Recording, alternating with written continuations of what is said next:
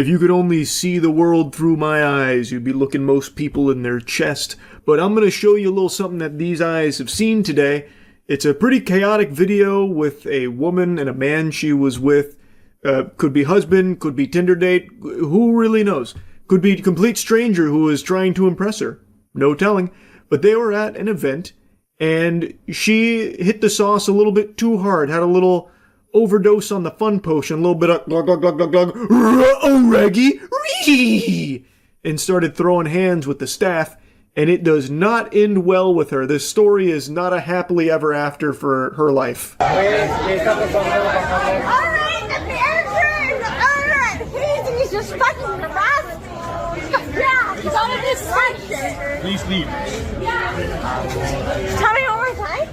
Please leave the restaurant. I did not touch it. Oh, he's a liar. So the background here is she's a little too drunk and she's starting to hallucinate. She is now accusing someone of harassing her, which apparently did not happen. The guy's even saying that didn't happen. She's got her phone out to record her POV, so you already know she's fucking delusional. It is crazy, astonishing, just how often people that are making complete fools of themselves, just absolute clowns, will be the ones to take out their phone and start recording it as if they're in the right, thinking people will be on their side. So she's got her own POV. Well, it's not even really her POV because she's holding it like up here. It's probably looking like straight at the ground, but she's just off her gourd right now. According to a bartender that was at the center of this fucking pandemonium, couple came in at around 9 p.m. and immediately there were concerns raised about how intoxicated they were.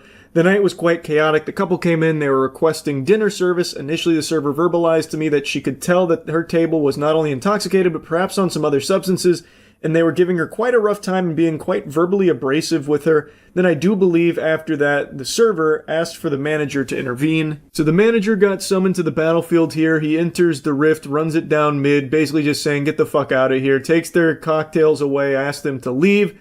And when he brought the cocktails back to staff, he said they had enough to drink, we shouldn't serve them anymore.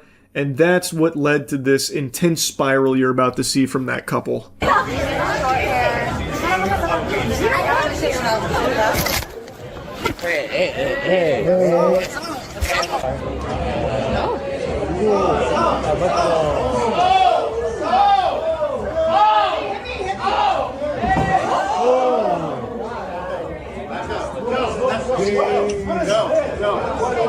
She tries to slap the phone out of someone that was filming her, which is odd because she wasn't exactly shy about filming this herself, but I guess she doesn't like the angle that that stranger was catching her at. I don't really know what the thought process was there. Obviously not a whole lot of thoughts going on in there in the first place. Right now it's just her seeing red and on a rampage. Right now she is just like in Kratos Spartan mode, but she's super drunk, so she's throwing wet noodles instead of knuckle sandwiches. And she gets physical with one of the staff back there, and the boyfriend's trying to, like, separate her from them. And as he is doing that, she then aggroes somebody else there trying to attack them, and they were not playing games. This was not Weenie Hut Jr. anymore, so she actually got hip-tossed. You can see the staff pick her up, well, not fully pick her up, but take her and throw her down straight to the floor, and you hear a big thud. She just got potato sacked. It was almost like a perfect little hip toss there, and she was too drunk to really feel the impact, but I know that shit hurt the next morning. She probably felt like she got hit by 5 different fucking freight trains.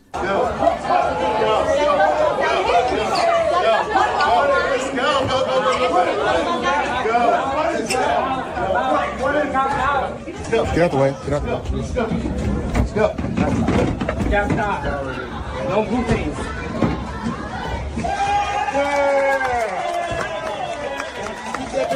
Now the goober she's with is trying to get involved, so he's starting to get physical with the staff. You can see him kind of like loosely shoving them a little bit, kind of bumping and grinding on them more than anything. And eventually they both get dragged out of the establishment. The guy was getting absolutely manhandled. He tried to get physical and then ended up just getting like fucking little broed here to headlock. And then she gets taken out in like a pseudo full Nelson and people are cheering for them getting thrown out. That's how you know you are in the wrong. That's how you know you are a giant asshole, when people are applauding your exit. So they get forced out of the establishment here, but that's not where this is curtains. It doesn't wrap up there. It only escalates because these two are now even more upset and even more combative.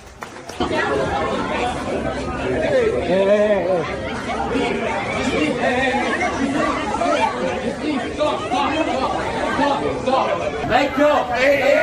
Let go! Let go! Let go! No, let go right now, please. You want me like this? Yes, please let go. Oh, you want me like this? Please let go. Please let go. I'm not touching your boy. Okay, stop. No, he got me Stop. down. No. Hey.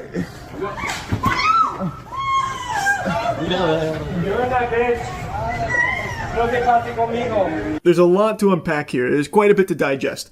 So they have now been forcibly removed from the premises because they were obviously disruptive, violent, aggressive, combative. They're now outside and she grabs a fistful of hair, refusing to let go. She has got it firmly grasped here like SpongeBob. And as she does that, her boyfriend, or whatever goofball she's with there, whatever his relationship is to her, he is now gripping onto her like this, yanking her back as he is getting pulled back by somebody else. So it's almost like that stereotypical scene in a movie where like someone falls and like 5 people grab each other's arms trying to catch them. It is that, except people desperately trying to get these 2 fucking colossal losers to get out of there. And unfortunately, it's still just not enough. She is a force of nature fueled by pure alcohol in her veins. She's still going Insano style, and this time she's breaking free. She's going off the fucking leash here. It's sicko mode now. Because the employee whose hair was being grabbed her phone, saying, she wraps my hair around her hand and just pulls on it for dear life. It was quite painful. And that she only let go when he took her phone out of her hands and threw the phone to distract her to get her away from the restaurant. Like throwing a bone at a dog that's attacking you. So that's exactly what happens. He threw the phone and immediately she's like going right after it, so charging back towards them. And so she got tripped. And my God, it's like all the momentum stopped. Not like she was, really breaking any land speed records for her 40-yard dash or anything. She was kind of drunkenly waddling over there. But when she was running and got tripped, it was textbook form. And then she just drops like an anvil, like a piano being dropped in a cartoon. She just hits the ground so hard instantly and starts calling the wambulance. She starts immediately crying in a Peter Griffin death pose.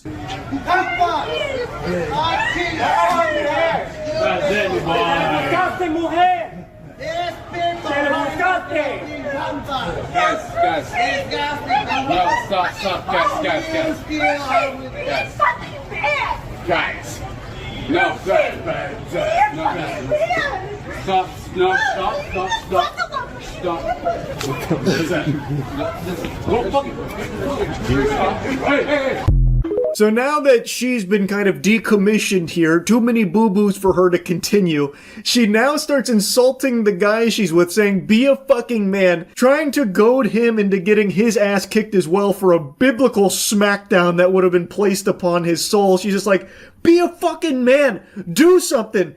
And you can just kind of see the gears turning in his noodle. You can kind of almost hear his heart breaking, like, oh no, if I don't do something, she's gonna break up with me. But if I do something, I'm going to be broken in half. What a conundrum, no!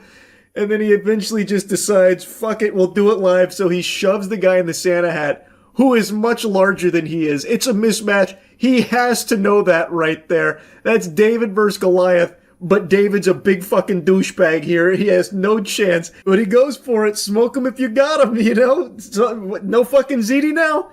So he pushes the guy in the Santa hat. And I swear to God, there might be a longer cut of this, but I bet that guy in the Santa hat could have picked him up like Bane to Batman and broken him over his knee. He had no chance there. But that girl, she was whispering the siren song in his ear, and by whispering I mean shouting drunkenly, fucking trying her best to make sure he is also bruised, bloodied, and broken.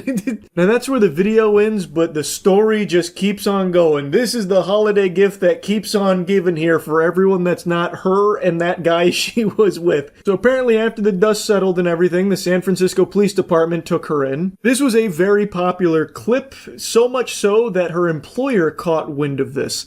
Her name is Shireen Afkari, and she worked for a popular fitness tracking app named Strava, where she was a senior manager of growth marketing and retention, and has now been released from the company. They made a statement on Instagram saying, "We are aware of an employee who exhibited extremely concerning off-hours behavior. We don't condone violence of any kind, and this does not reflect the standards we expect of our team.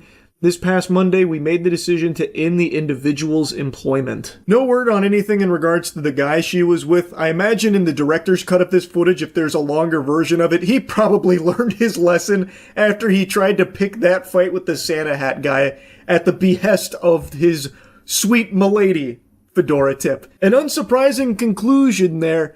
She really did go pretty hard, but you know, surely it was worth it. I bet that was an unforgettable night out that she can't remember at all.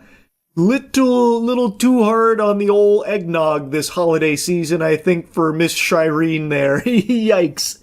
Anyway, that's really about it. See ya.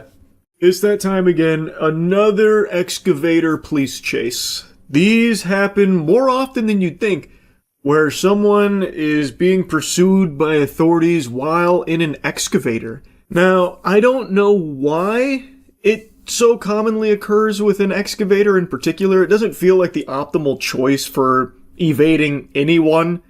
Genuinely anybody. Fucking geriatric grandpa with his walker could catch up to an excavator.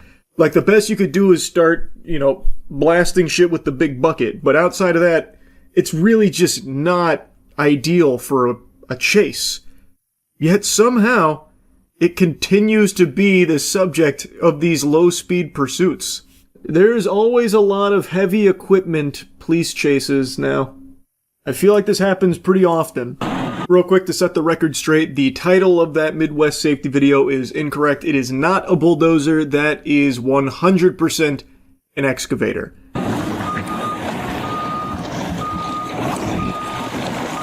There it is. Hey, stop! The kaiju. You can't stop it. Stop the car!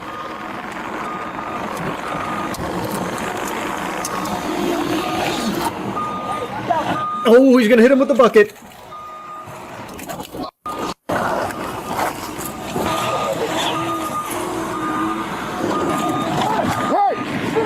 Put it down! Stop it! Stop it right now! You see what I mean? These puppies are built for power, not speed. You are watching it at fucking full throttle. That is pedal to the metal excavator action right there, and it's not exactly zooming around, It doesn't have a whole lot of get up and go to it. But what it does have is the ability to 360 degree, like a fucking owl's head there, swinging a big old heavy bucket, which collides with that truck there and manages to shake the officer off of the cabin. It's bulletproof glass. He thought of everything. Get out! Activate the turbo boosters. How are they keeping up with his speed?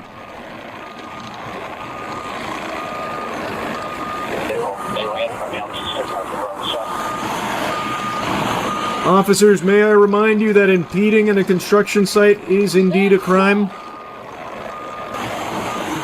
Clear the way, he's got a job to do.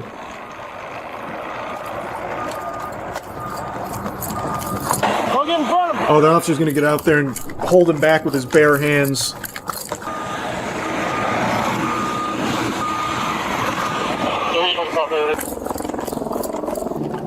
Man, how far away did the officer park?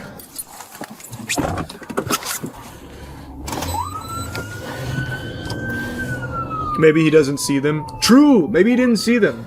They didn't have their lights and sirens on. The cherries weren't activated. Now he probably sees them.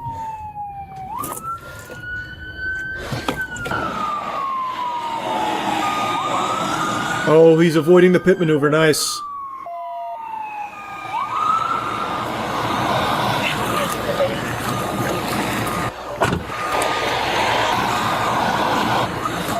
Get the spike strips out. We'll try and bust the tracks. No, you're not. Show me your hands. No, you're not. Wait, who is that? Those building employees? Are they implicated in this? I feel like they just came out to watch the chase. Some cars try to block them in. Also get canine this way.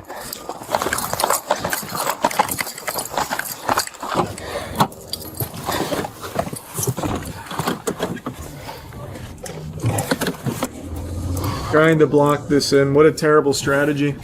He's gonna go right through you like a knife through butter. Look at that speed. You can't stop that. This is the one thing the officers could never plan for. They have no countermeasure.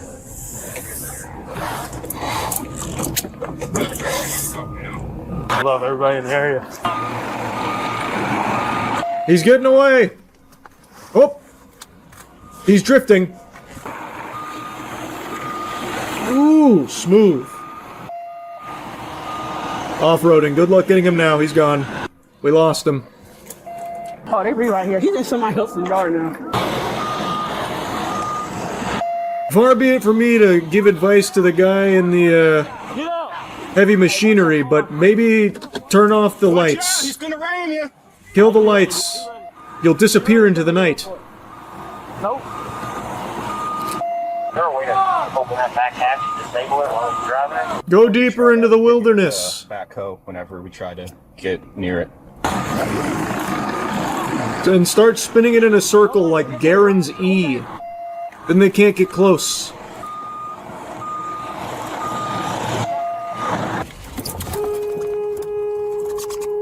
What the fuck did it? Oh, I thought the... Wait. Wow.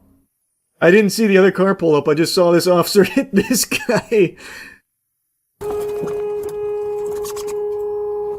Dumbass.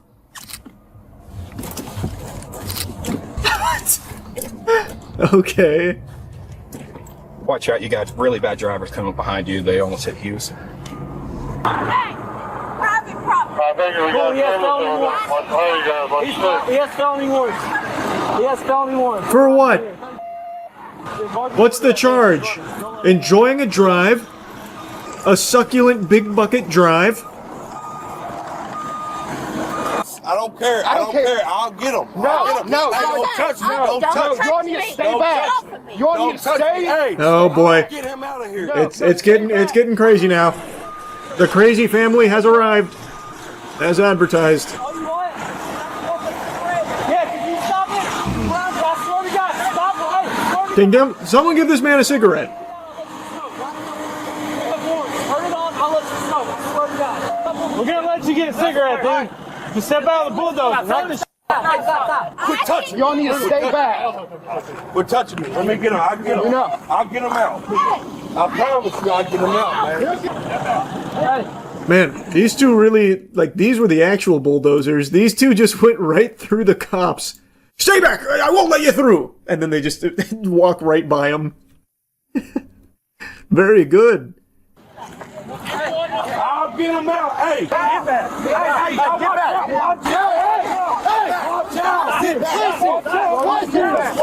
Alright, let's calm it down a bit. Let's take the temperature down here. No need to be yelling. Jacob, we're not. Come on, step out. Easy enough. He just didn't know you guys were there. I'll let you smoke. Man, this is just so much commotion. Holy. There's so much yelling. I was just curious if he somehow got back into the vehicle. How is there still 3 more minutes of this? Let's go. The cigarette strat not patched yet.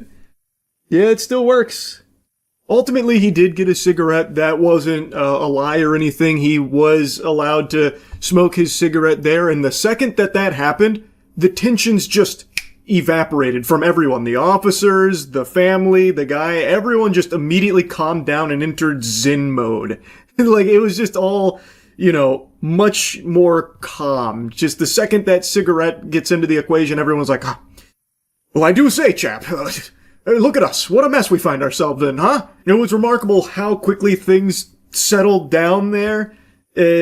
Now, he did still end up getting arrested for, everything there, like the fleeing, and the officer says that the bucket did actually hit him, like he got hit by the arm when he swung it around, and took a picture of like an injury or something that he had there and showed it to the others. Of course, I don't know the extent of that. It didn't really look like the bucket hit him, but it was also extremely fucking dark, so can't say for sure.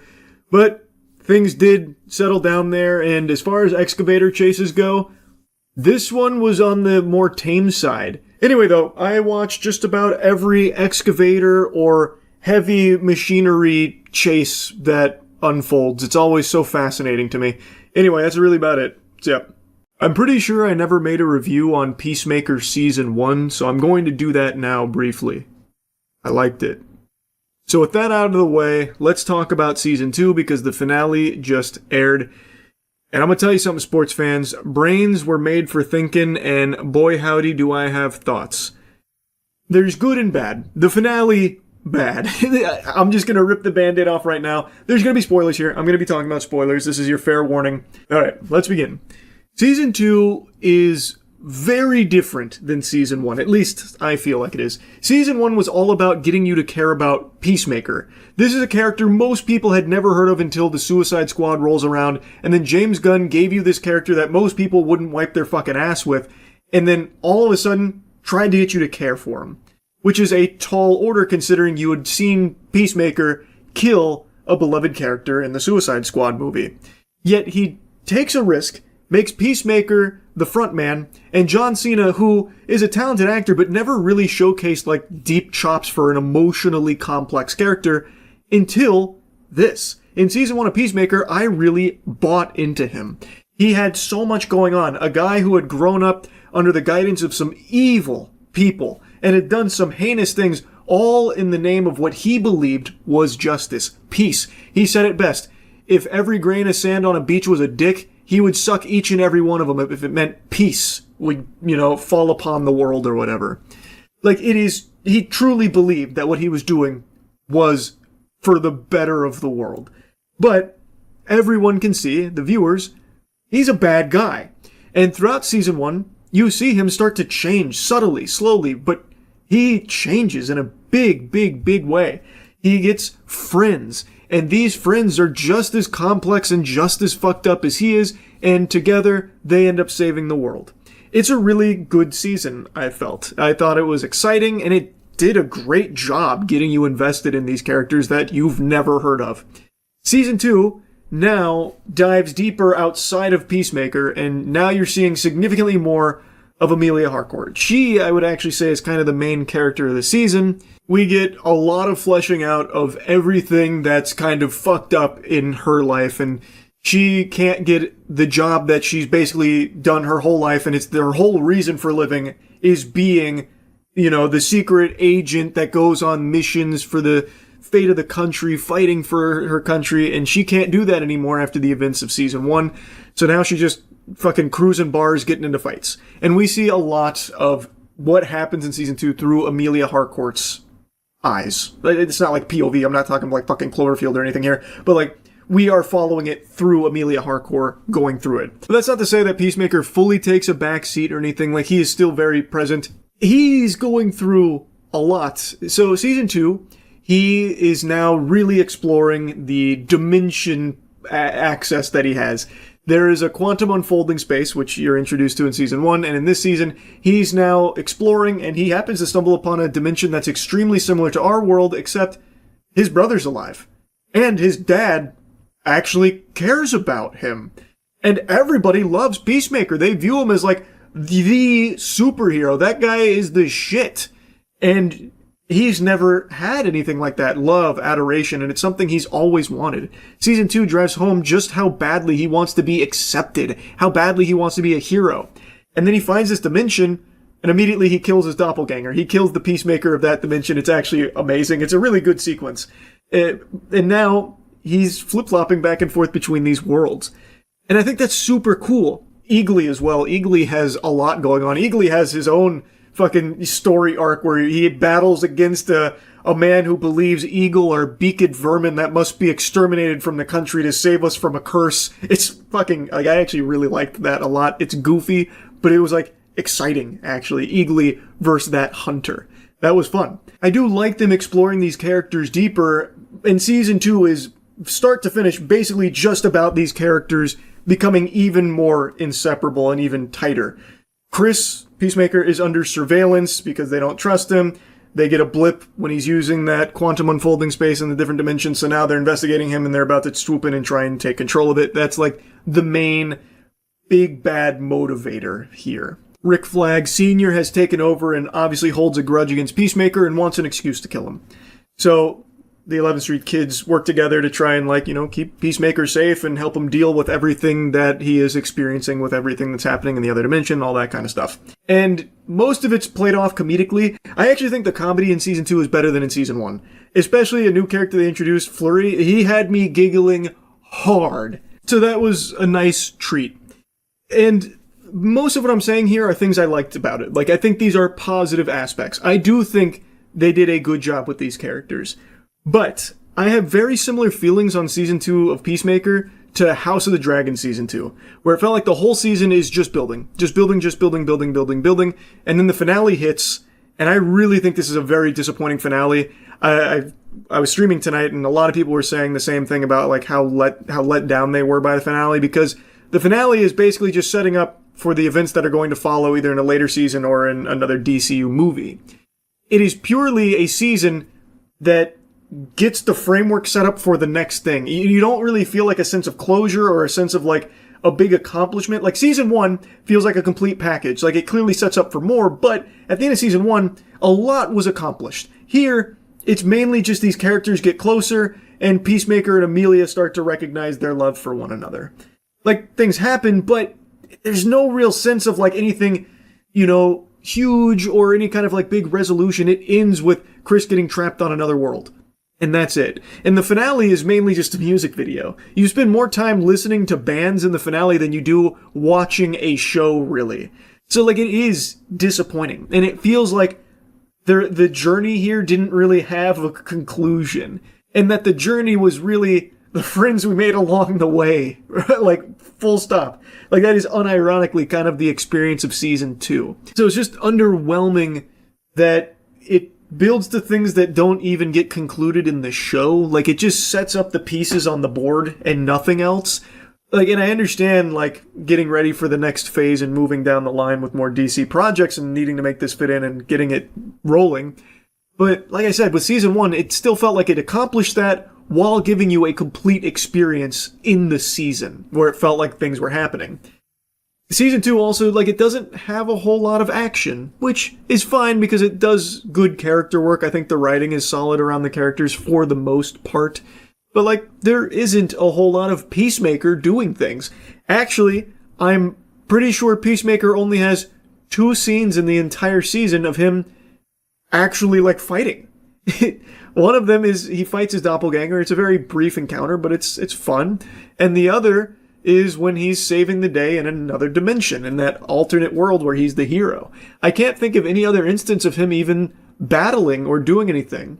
Actually, that's not true. He fought Judo Master, again, very briefly in the forest when he was running away. So, like, he just didn't get a whole lot to do, and that's kind of the same song and dance for every other character. Outside of, like, developing them further as, like, friends and, you know, all the fucked up baggage that they're carrying and learning to come to terms with it and move forward and be stronger from it. Outside of, like, those character struggles, there's not a whole lot of things the characters get to do, like, actively do. So overall, it's just a little disappointing, especially considering the note that Season 2 leaves off on with the finale. The finale is, like, shockingly weak. So, I didn't dislike Season 2, like, I still did enjoy it. It's not bad, but it is, I don't know, it feels a little undercooked. Like, there was definitely a better meal that could have been served with all of the things that they had, like all of the ingredients. I think they were too focused on like setting things up for the next, either season of Peacemaker or the next like Superman movie or something like that. I think it was a little too thinking about the future that it kind of neglected what would make a season successful, like Peacemaker season 1. So I think it was a bit of a step back overall, but I didn't hate it. Anyway, though, that's just kind of how I feel about Peacemaker season 2. That's about it. See ya. Stop everything you're doing. You've got to check this out. I know that sounds like I'm trying to peddle cigarettes to you, but you really got to put your peepers on this puppy here. This is something fascinating. I just saw the wackiest robbery attempt. It wasn't really a successful robbery. It plays out like a skit. Like if you were playing pretend with your boys in middle school. It is so odd. It's like if a soccer mom picked up a hobby of crime instead of wine. I need you to and tell them that I am Rebecca Peterson and sorry. And that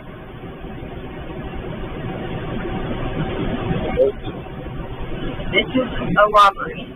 Now this is how you do character introductions. So she marches in, fee-fi-fo-fums her way up to the counter, brandishing a firearm, and introduces herself. She says that she's Rebecca Peterson. Now at first I thought that was like a fake name and she was trying to frame someone she didn't like, the local book club or something that she attends. I thought she was like, oh, it is I, Rebecca Peterson, committing this armed robbery. Let the police know that Rebecca Peterson committed this robbery. Because I'm pretty sure she said, call the police and let them know Rebecca Peterson made this beat, committed this crime, that kind of thing. But it turns out that is her name. She is Rebecca Peterson. So this is extremely polite. Excuse me, sir. You are being robbed by Rebecca Peterson. It's like some fucking Princess Bride shit here. And the way she's moving from side to side there, I think she's trying to dodge the camera. But I also don't understand why she's bothering, nor do I understand why she's bothering to put her hoodie up when she's still giving her full name to the cashier to identify herself with. See, it seems like at that point, goose is already cooked, cat's out of the bag. Why even bother trying to dodge the security camera? Okay. Put it down. Okay. Yes, listen. Cashier is cool, calm, and collected. He's like, all right, I understand. Now put the gun down. And she does. He hits her with the Jedi mind trick, disarms her just like that. There's a robbery. What is that? Down, down. I'm telling you right now that there's a robbery. What robbery? Oh my! Yeah, she snapped out of the hypnotism attempt there from the cashier. Lets him know once again, putting her foot down. This is a robbery. We're not playing games here. It's not Weenie Hut Jr. And then just does a fucking desk pop there. Blasts the stand, which obviously frightens him. So it's not a fake gun or anything. She did come in here with a loaded weapon, and she'd been pointing it at this guy the entire time. That is some pretty scary shit there. Now, with the way she's acting, she's making it sound like she's placing an order, like, pardon me, one robbery. Please.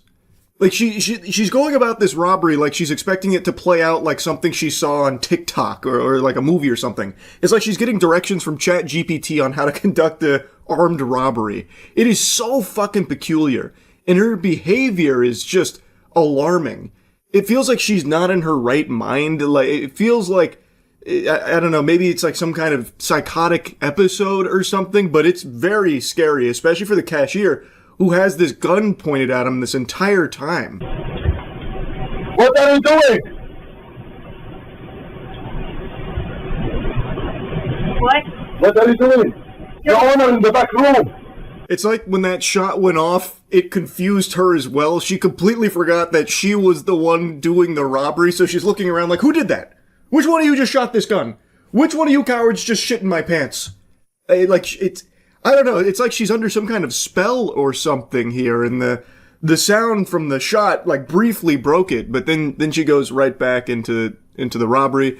The cashier's like, the store owner's in the back. Go to the back. The store owner's there. That's the guy you want. If you're robbing us, you got to start over there. The robbery. Yeah, the owner in the back room. The owner in the back room, run! I also love that he grabs a cardboard box as his, like, ballistic shield. Like it's straight out of Rainbow Six Siege.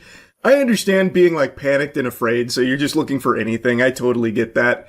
But I love his strategy of, the owner's in the back room, run, what are you doing? What are you waiting for? Go, go, go, go, go! He's getting away, go, go, go! That is a classic Looney Tunes strat of, he went that way, Doc. That way. He's over there. Go, go, go. What are you doing? Go, go. What's that over there? That kind of thing. And it actually works. So she's like, oh, okay, you're right. All right, I'm going to go over there now.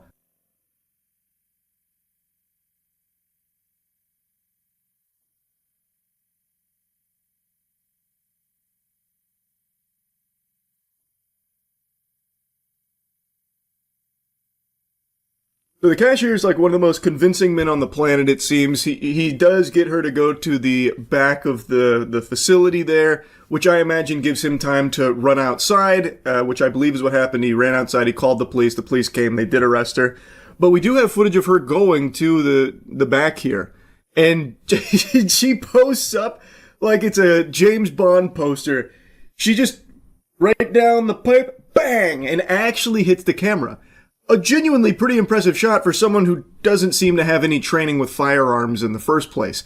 She was clumsily able to hit the camera on the first shot there. Apparently, after failing to locate the owner in the back counting money like Scrooge McDuck, she then fled the scene. So she got into her car and allegedly tried to escape that way, but police were able to track her down. They picked up her scent somewhere along the way. They were able to apprehend her, and now she is currently awaiting arraignment and all that. So, a very peculiar set of circumstances. The clerk also made a statement saying that he tried to remain calm and like calm her down because he saw that her mentality was not awake, which I think he was very correct on. It definitely does appear that something has gone awry. It doesn't seem like she's all there. It does seem like it's some kind of, like, psychotic episode or something, which, very sad stuff, but very scary for the clerk there, because she did come armed and willing to fire. She was letting that shit air out. She was clapping it. She fired a shot right at the checkout. She fired a shot at the security camera. Luckily, no one was hurt. She's now facing charges of attempted armed robbery, wanton endangerment, brandishing, assault, and destruction of property. Which sounds about par for the course based on everything we saw on the surveillance camera here. This whole thing was just really bizarre. I had to just yap about it a little bit when I saw it earlier today. I don't know if it was like a mental health crisis or drugs or what, but man, the clerk there must have been fucking terrified when that gun went off. I also read in another article covering this from a local agency that he was covering for a friend's shift when this unfolded. So I don't think he's going to be super willing to to do that anymore going forward. But anyway, yeah. Just wanted to yap about this a bit because I was stunned with the footage I saw. That's really about it. So yeah. I just saw Black Phone 2, so I'll give you a review of it, but as you can probably already guess from the title, it's expanding to a bigger topic of unnecessary sequels. This is now the third sequel film I have seen in just the last 4 months that is completely useless. That is just a blatant cash grab off of a successful one-and-done movie. The triforce of slumber that I'm talking about with these snoozers is Nobody 2, Megan 2, and now Black Phone 2. One thing all three of these have in common is they're not horrible. Like, they're not really bad movies, but it is just so clear when you see them that they had to reach deep into their ass and fiddle around with their colon to pull this poop out here to try and find a way to bring it back so that way they could guarantee some ticket sales. Because those movies, Nobody, Megan, Black Phone, were all pretty successful and well-liked. And, you know, if something is liked, it means it can be monetized thoroughly until you fucking hate it. So, Hollywood doesn't like to leave money on the table. They had to try and find ways to milk these properties for all they're worth. Get in there and start fucking tugging on those udders till they fall off. So now Black Phone 2 comes out. Just like Megan 2, it's kind of a completely different movie set in the universe. Megan 2 went from like a thriller to a goddamn like Spy Kids action movie. Black Phone, I actually just watched it again. Well, I don't even remember if I watched it the first time around, to be honest, because I didn't remember anything from it. But I just watched it literally an hour and a half before seeing the second one, so everything was super fresh. I think it's a really good movie. I'm guessing I just didn't watch it when it came out because I probably would have remembered it. I watched it today. I liked it a lot. It is a missing persons thriller. It's not really a horror movie, but it has like some supernatural elements that integrate like a little horror to it. But more so than anything, it is a missing person thriller where a kid is kidnapped by the Grabber, whom they're trying to make a horror icon now, which I think is so fucking cringe, trying very hard to ham-fist him into like horror culture. But this kid is kidnapped by the Grabber, as he has kidnapped other kids and killed them, and he is now trying to figure out ways to escape. And he's getting some phone calls on the phone where he's being held captive from the dead kids, his previous victims, that are giving him little breadcrumbs, little pieces of the puzzle on how he could possibly get out. It's a very cool movie. Black Phone 2, however, has nothing interesting like that. It's kind of like Diet Freddy Krueger meets a season of Stranger Things. Again, it's not bad, and there's some cool shots in here. I'm gonna get into spoilers. Here's your spoiler warning. That's out of the way. This one is much more of just a generic horror movie. Finn is no longer the main character, it's Gwen, which is fine, and I do appreciate that they don't just have Finn move on, as if nothing happened to him, like he just doesn't go, back to normal life lickety-split. He is still struggling with all of the trauma that he experienced from the first film. I think that is a very good extension of his character. It's set 3 years after that, and Gwen is now getting these nightmares, these dreams, which she had in the first film, and these dreams have expanded into something far more sinister, where she's seeing these 3 kids that were brutally murdered at a camp that her mother just happened to work at, and she's also connecting to her mother through these dreams. And that's an interesting expansion of the character from the first Black Phone, the mother, who had the same abilities that Gwen had, that apparently drove her mad and caused her to kill herself. And we get a lot more lore about her, which I do think is cool, but that's not the bulk of the film.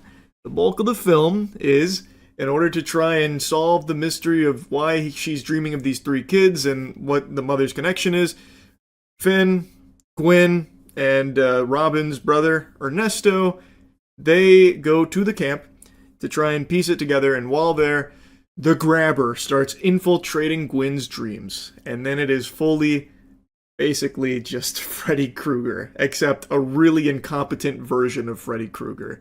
All of, like, the fear and the eeriness and anxiety that the Grabber could cause in the first film, like, all of the tension that would build every time the Grabber was on screen is just gone in this one. Now he's basically someone cosplaying Freddy Krueger. So every time Gwen sleeps, she's encountering these kids, which happen to be the Grabber's first victims. And I hate this direction that sequels like to go, because again, they have to scrape the bottom of the barrel, because well, the movies that sometimes they're making a sequel on were movies that were fucking fully closed off and benefited from some mystery, some unanswered questions. This one, of course, does what a lot of them like to do, try and flesh out the evil presence, when a big part of what made that presence so effective was not having those details about them. This movie fleshes him out a little bit. He worked at that camp with their mother, and also another character that is now working at the camp in the current day and age. His name is Mondo. And we learn that the Grabber, he was nicknamed Wild Bill Hickok. So Bill killed 3 kids at the camp, hid their bodies, and now he's escaped hell and wants revenge. So he's going to kill Gwen to get back at Finn. And he also just wants to kill as many people as he can. Spoiler alert. He's very bad at killing people in this movie. He kills nobody at all. Despite having all that power and everything, basically what he does amounts to just picking people up and throwing them a little bit, or like choking them poorly. He swings his axe a few times, but he's like extremely terrible with his axe, so he doesn't kill anyone. He hurts somebody once, like he cuts Gwen's arm with his axe once, and then he just gets fucking blasted with a spirit blast that Gwen is able to use because she eventually realizes that she's dreaming, which means she can start to influence these dreams. So then she gets like a huge force push on him. And this is why I say it gets a lot like Stranger Things, because now she's fighting him like that. It's just so much weaker than the first one, and it's so clear that this is a movie that was made solely because they knew people would go see it off of the goodwill the first one built up. Now, these dream sequences are shot very well. I actually love the style where they make it all grainy and foggy, where it does feel very ethereal. And it's got like this really ominous noise going on. Like, I do like the way they distinguish, reality from the dream on screen. I think it looks cool. And I know this is directed by the same guy, so it makes sense, but it very much reminded me of those scenes from Sinister where he's looking at the tapes. Like, it was, an eerie feel to what you were seeing. But I think it was just so undercut by having Gwen be like, you fart-knocking, shit-biscuit, fucking dweeb, loser pussy, as she's, like, battling the grabber in the dreams. I don't know. I don't think it worked very well. Now, I think that's a fine extension of Gwen's character from the first film, because she said that same kind of shit in the first one, but she wasn't doing, like, psychic battles with a demon in the first movie. Here, it just feels so goofy. Like, almost that the grabber's not even, like, a scary presence to them either.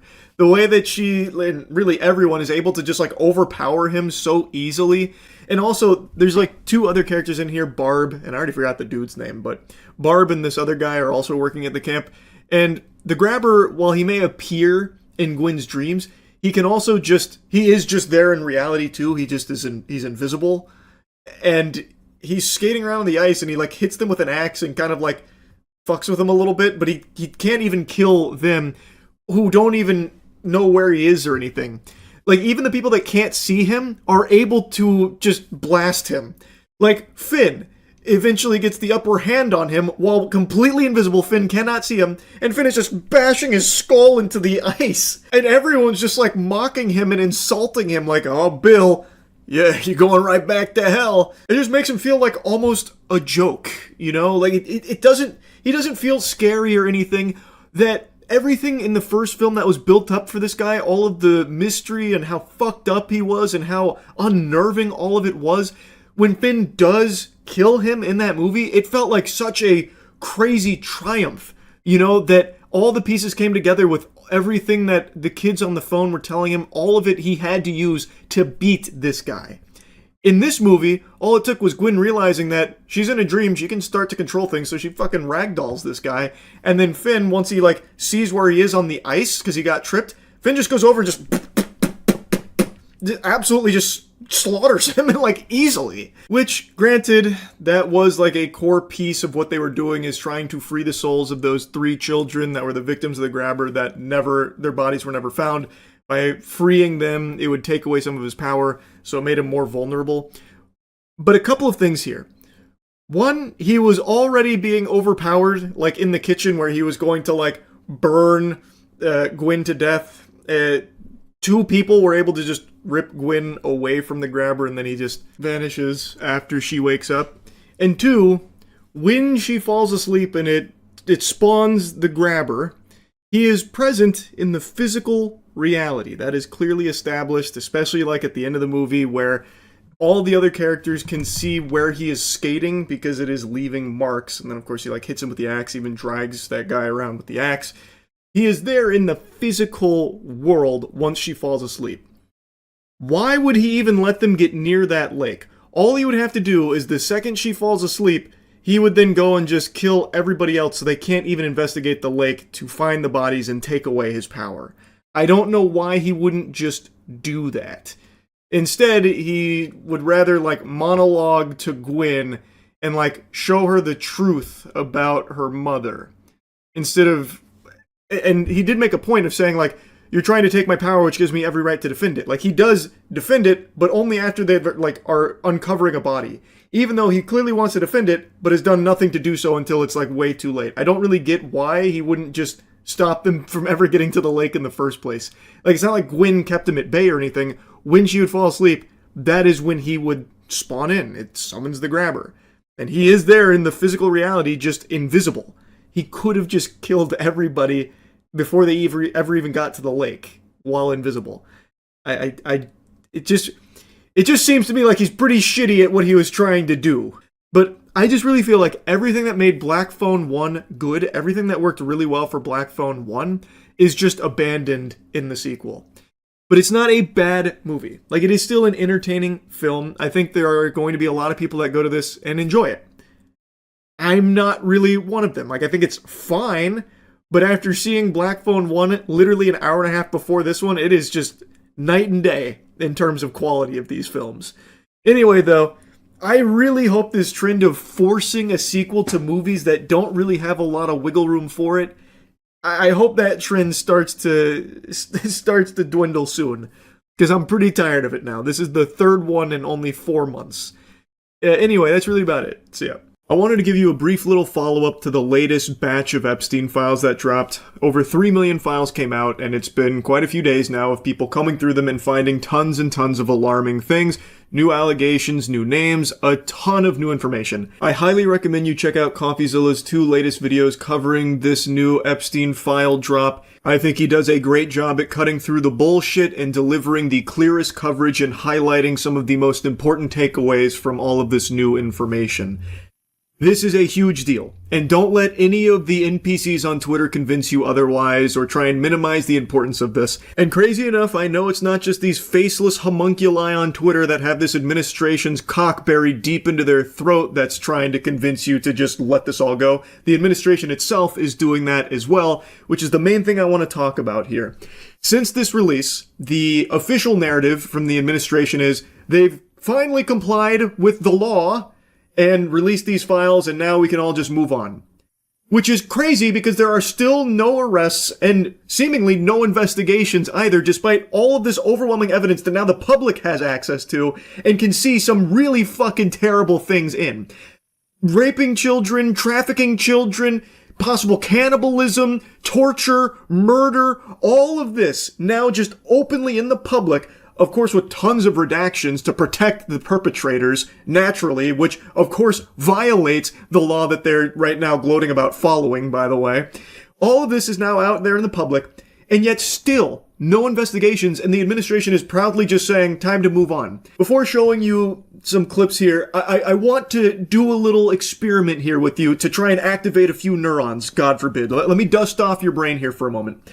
Let's say that you have drank the Kool-Aid to such an extreme degree that you believe all of these Epstein files are a bunch of hooey when it comes to the Republicans that are named in there, like Howard Lutnick or Donald Trump. Let's say that you think that all of those are make-believe, there's nothing in there that holds any water, it's a fucking, wild goose chase, it's all fake.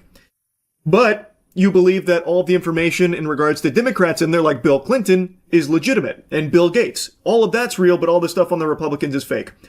Let's play ball with that. Let's say you're right.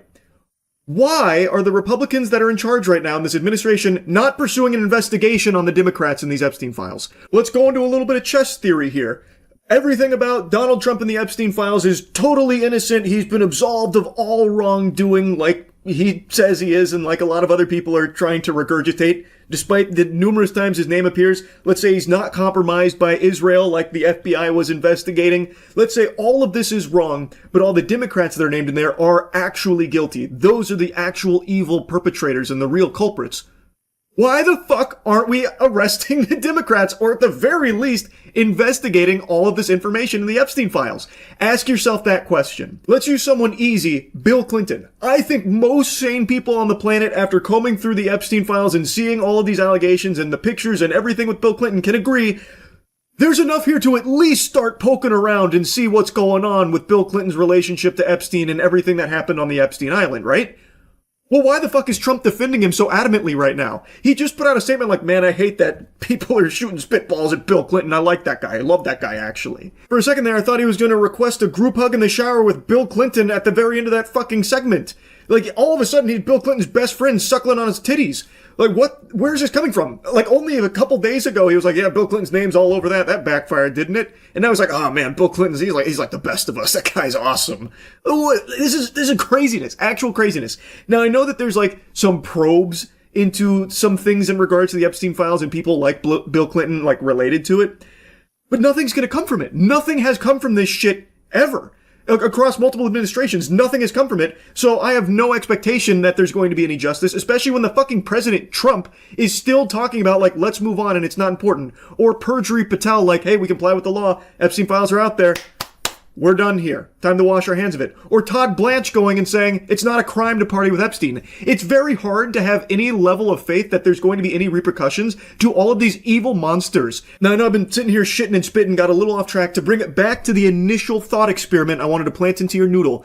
If you believe all Republicans in these Epstein files are innocent, but all Democrats are not, ask yourself, why are the Republicans that are in charge right now not actually investigating or holding any of these Democrats accountable and punishing them, pursuing charges, or anything of the sort? Why does it seem like the actual narrative is the Epstein files are out there, we're done here? Even though, by the way, the official stance only a few months ago is that the Epstein files aren't real, it's a Democrat hoax, they don't exist, that kind of thing. After, of course, Pam Bondi said they were on her desk. After, of course, they had actually given the Epstein files phase 1 to some fucking right-wing influencers who have been hush-hush crickets ever since. Anyway, if the Democrats in the Epstein files are guilty, why are they not being investigated? Let me offer you a little game theory here. It's because the Republicans in the Epstein files aren't actually innocent.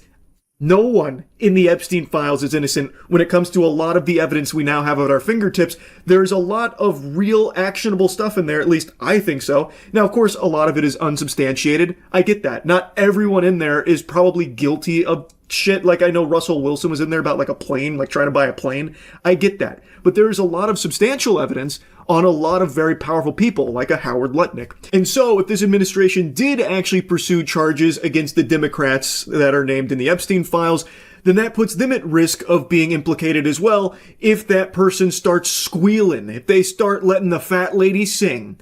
That's why I believe they are not pursuing any kind of real investigation or anything at all for anyone associated with the Epstein files.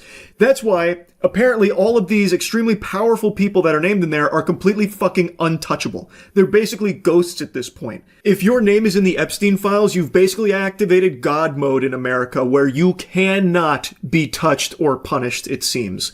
And I think that's also why the previous administration wasn't touching anything in the Epstein files, because again, if they went after the Republicans that were named in the Epstein files, that opens them up to also being implicated there as well. Because clearly, this was more than just one party. Both Republicans and Democrats are named a lot in these Epstein files. So it'd be a fucking disaster for both parties, which is why it's been such like a fucking hot potato that hasn't been touched. That's what I believe. Now anyway, I think any sane person would agree that this is a huge fucking problem, that no one is getting arrested for this. But unfortunately, the powerful politicians that govern us are not sane. So they are to our face spitting on us, telling us to just move on and that it's not important. Here's those words from Donald Trump. And you tell me something else. No, I think it's really time for the country to get onto something else. Really. You know, now that nothing came out about me, other than it was a conspiracy against me, literally, by Epstein and other people. But I think it's time now for the country to maybe get onto something else. What would you say to people who feel like they haven't gotten justice, Mr. President? Something that people care about. Yeah. Oh, move on to something that people care about. So you don't care about child sex trafficking, the raping of children, the potential cannibalism, the torture, the murder, all of that? That's not something you think American people should care about? That's not the important stuff? Well, what the fuck is the Trump phone, which is probably coming out any day now, supposed to come out in like August of 2025, by the way. Still no expected delivery time on my Trump phone device. Crazy. They're saying maybe March now. Fingers crossed, any day, no doubt. How can anyone sit there and not be revolted by that statement? Again, if these Epstein files absolved Trump, which I don't see how anyone could mental gymnastic that explanation into reality and truly believe it. But again, even if he is completely squeaky clean here in the Epstein case, everyone else isn't. There's plenty of people that aren't. Why does he want so badly to just move on from this? Why does he want to bury it? He should be like really gung-ho about getting all of them arrested. And in fact, actually, one of his big promises when he was campaigning is that's exactly what he's going to do. But promises made, promises broken. That's the new motto. That is exactly what's been going on. He campaigned about how important the Epstein files were to release and like actually get justice for the victims and punish these heinous, evil people. And then the second he gets into office, he's done everything in his power to not only deny the existence of the Epstein files, calling them a Democrat hoax, but also doing everything he can to prevent them from coming out. And it has just been a complete circus with these. And now that they're here, and people have all of this evidence with so many names and so many bad people on there with a lot of things that I do think would warrant an investigation, he is saying it's not important and that we need to move on. That is actual craziness. Do you have regrets about how it's been handled? Look, like any other hot topic issue, the American public and the world had a great interest in this. And what we did under President Trump's leadership is produce the most transparent DOJ and FBI in history. 3 other administrations had the opportunity to do this, and we produced everything we legally and lawfully could. We worked with our partners in Congress, we followed the statutes and the court orders, and we produced, 3 million some pages? So I think we got to the result in the right way. Could we have gotten there faster? I'm not really sure because of numerous court cases, multiple protective orders, multiple court sealings. And so now we've produced everything we can while protecting victims' rights and This fucking dweeb, this insufferable dork. So here's Perjury Patel taking a victory lap here about how they did everything right when it came to the Epstein files, which, by the way, under oath, Kash Patel said that there's no evidence that there were like any, clients, no list. He said plenty of things that have been completely disproven with these Epstein files being released, but he's not facing any perjury charges, and to my understanding, no one's even pursuing it. Super weird how Perjury Patel just gets away with it. But here he's talking about how they did everything right in the right way, which is not true. They did everything they could to not release these files every step of the way. They're already like 2 months late, basically, close to it. And also, the redactions were supposed to be reserved exclusively for the names of victims. They have not been used for just victims' names. That has been proven beyond a shadow of a doubt. That is a violation of the law that had been signed into place when it came to the handling of the Epstein files. And pretty much everything he says there is just a lie. That is what Perjury Patel does, just lie. But the sentiment he's trying to express is now that they have the 3 million some files out there, they've done what they were required to do, and now we need to move on.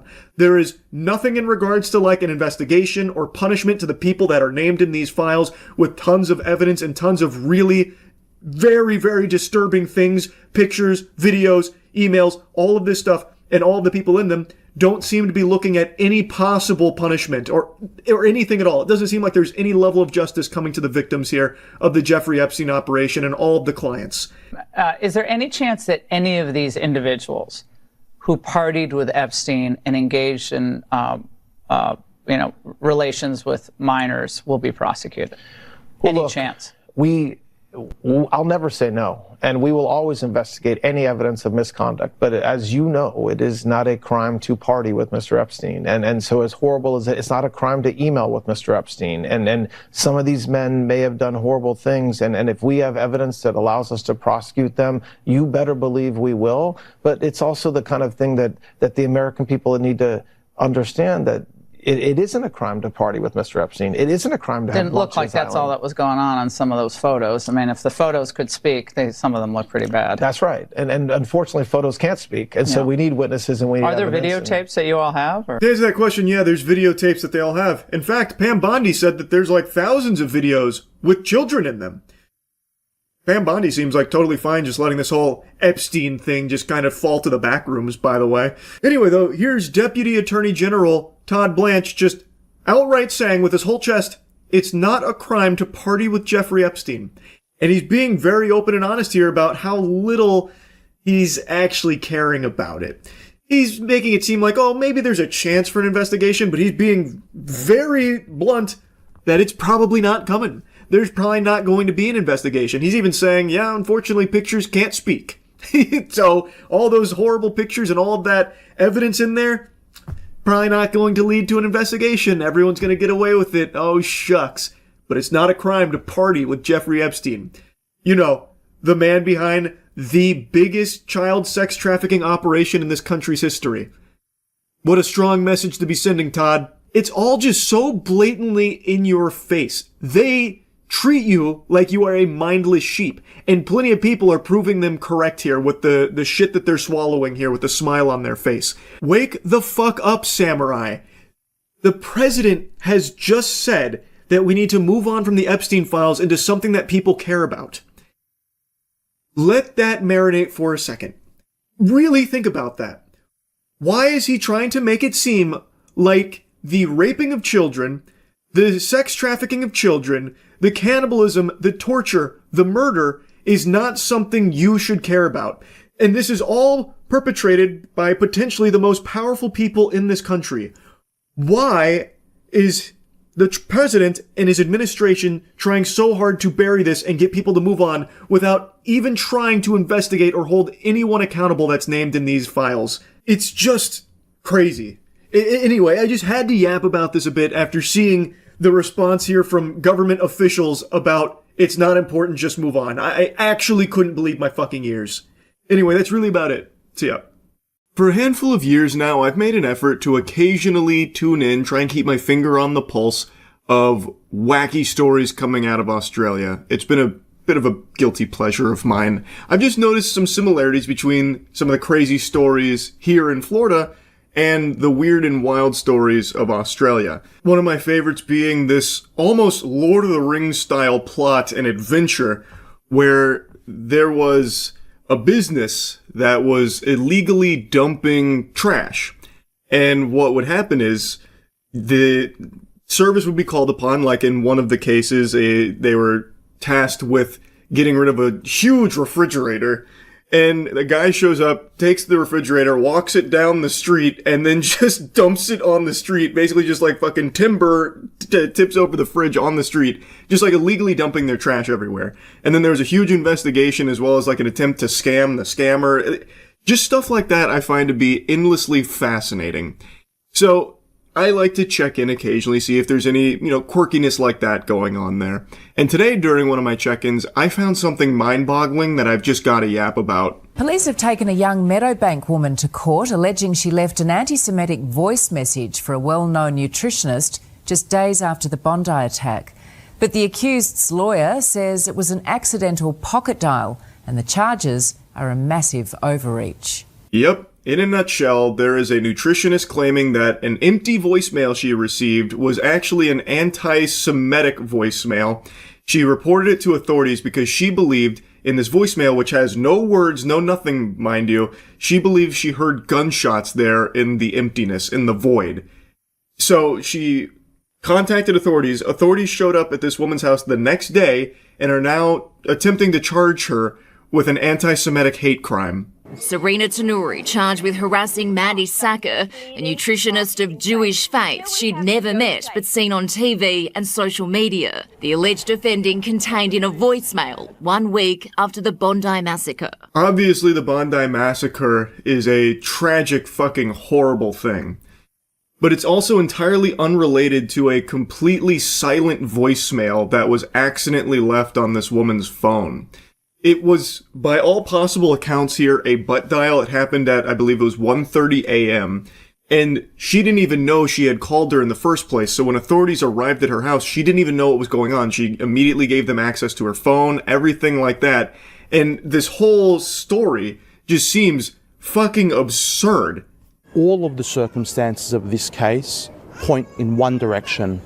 It is an accidental call. Serena's lawyer noting his client, who works at Bunnings, has a severe intellectual and cognitive disability supported by the NDIS. She's not anti-Semitic.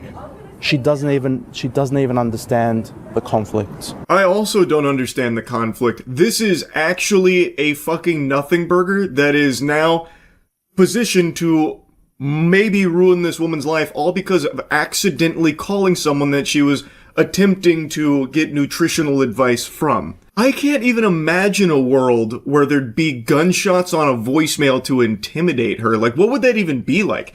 She calls her up and then lets the voicemail play for 4 minutes, and then I guess at one point just like Yosemite Sam breaks out fucking, akimbo revolvers to scare her. Like, what the fuck is that? That would never happen. Or like maybe she's assuming that the gunshots she heard in the voicemail was her maybe playing like a soundboard of gunshots, or like, I don't know, playing audio from Apex Legends or something for gun sounds. Like, why would she think that there's gunshot sounds on her voicemail? That doesn't even check out logically.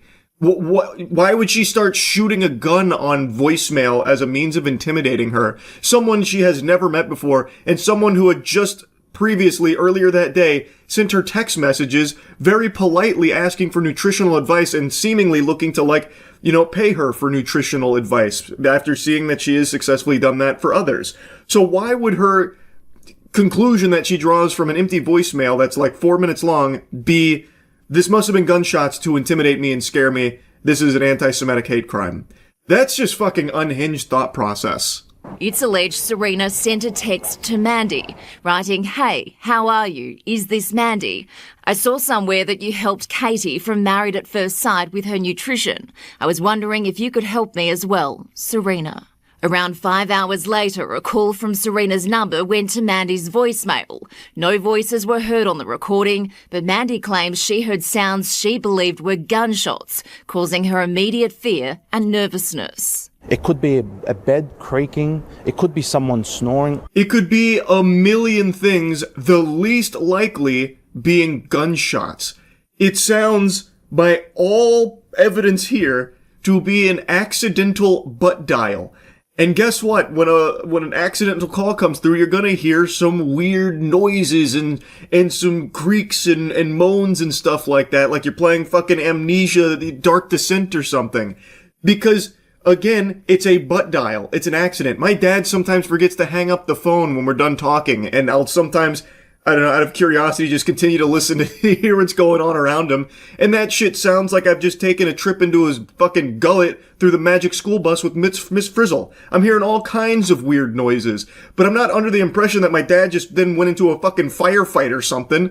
Like, I don't know how you even jumped to that conclusion that those noises that you were hearing in the background of an empty voicemail were gunshots.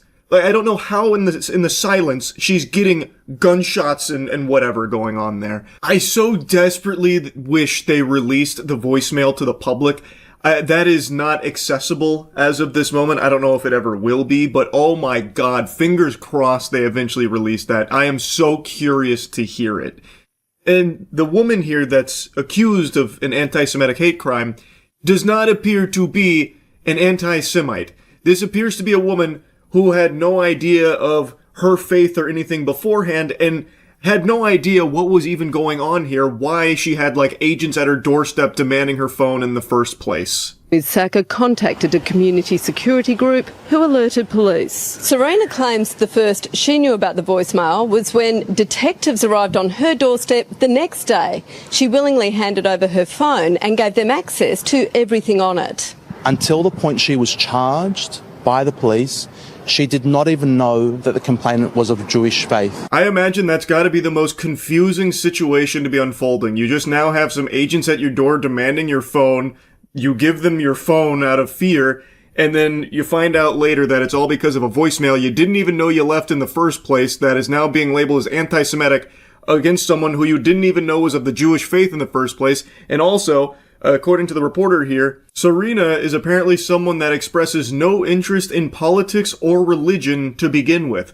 So it makes even less sense why Serena would be leaving a anti-Semitic voicemail in the first place with gunshots on it to try and threaten someone that she was trying to look for help from. Nothing adds up about this. I don't understand why there are now potential anti-Semitic hate crime charges being pursued against Serena over actually fucking nothing. I have to imagine some of the authorities have taken a listen to that voicemail, right? Wouldn't they want to employ some level of common sense like, that's probably not gunshots. Like, that could be a million things, and gunshots probably isn't one of them. This woman has no history of, like anti-Semitic hate or anything like that. I don't know. Maybe this isn't really something we should be putting time and resources into to, attempt to ruin this woman's life over what seems to be, by all evidence, an accident in the first place. Like, why is that not happening there? This makes me feel like if I traveled to Australia, walked down the street, closed my eyes, and just started pointing at people saying I imagine that they said a slur to me, I could get them in trouble. Today, the newlywed pleaded not guilty to using a carriage service to menace, harass or offend. In these sensitive times, her lawyers stressed they weren't critical of the complainant. I just hope police use some common sense here. You and me both, man. I would hope common sense will prevail here. Unless that voicemail is really damning, which I doubt. It seems like a fucking butt dial at 1:30 a.m., and she started, like, fucking hallucinating gunshot sounds in it. I do not think this was an anti-Semitic hate crime where she left a voicemail starting, shooting guns on it to scare her for some reason. The 26-year-old, who has also been hit with an AVO, pleaded not guilty today. The case is listed for next month, when a decision will be made on whether the charge is dropped or if the matter goes to a hearing. And you were very shocked to hear you being charged from police? Especially like with my mental health. Just wish people could understand. I'd never heard of an AVO before. I thought this was like a separate charge she was also given here for this voicemail. But I looked it up, and it's an apprehended violence order. And in Australia, it's used to protect someone they believe is in need of protection from, like, harassment, stalking, that kind of thing. So I'm assuming, based on the way the reporter presents it, saying that Serena got hit with an AVO, it means that they believed Mandy was in potential danger from Serena doing something. So now they've served her an AVO to protect Mandy from Serena, all because of an accidental fucking butt dial at 1:30 a.m. when she was looking for nutritional advice. Quite the circus, I would say here. I'm hoping the charges get dropped and that it doesn't go to a hearing for some reason, because I truly cannot imagine a world where this is an actual anti-Semitic hate crime where she was shooting a gun on voicemail to scare a nutritionist she was looking for advice from. But I guess we'll see. I'm very curious to see where it goes in a month here, to see if it does progress further. Hopefully it doesn't, but we'll see. That's really about it. So yeah. Everyone's talking about the steam machine and soiling their britches, speculating on what the price might be. And it's been a big conversation in the gaming space that I want to weigh in on a little bit here. For those that don't know, the Steam Machine is Valve's latest device, their foray into console gaming. They recently had the Steam Deck come out to great success, and now the Steam Machine is their latest. It is apparently a pretty beefy piece of hardware, aiming to deliver 6 times the power of the Steam Deck, capable of running games at 4K 60 FPS. Linus also recently made a video covering the Steam Machine, going over a lot of its capabilities and pretty much everything about it. It is very interesting, and the community's already started calling it the Valve Gabe Cube, which I think is adorable. Don't know if the name's going to stick or not, but I do fuck with that one.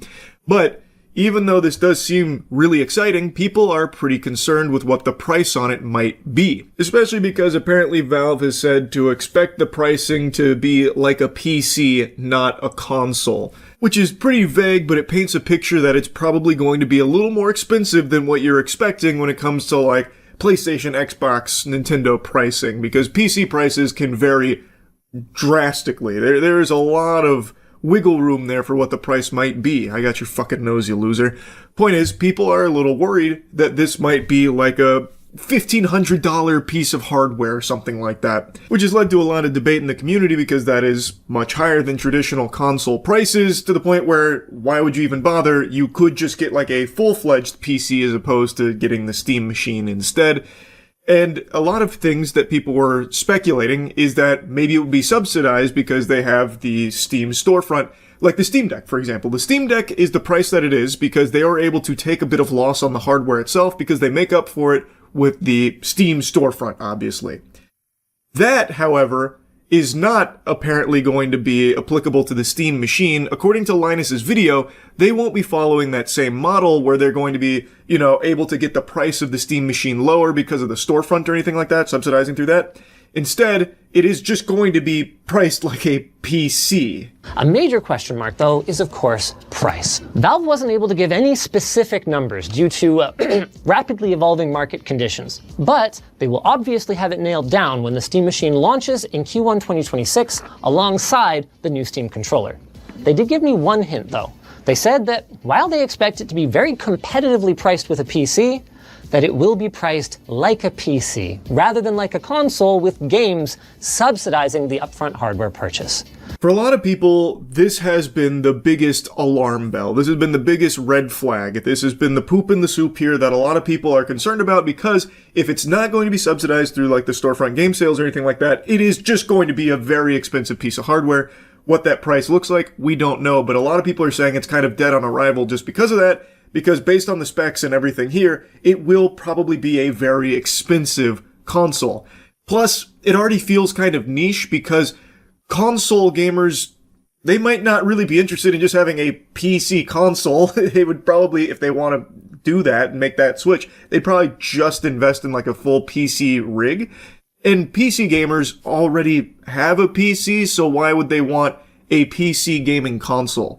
So it's been like this weird back and forth, and we don't really have definitive answers on a lot of this speculation or anything. The only definitive answer we do have is that the best PCs in the universe come from Starforge. So if you're looking to get a better PC yourself, go to Starforge and check out the options, see if it feels right for you.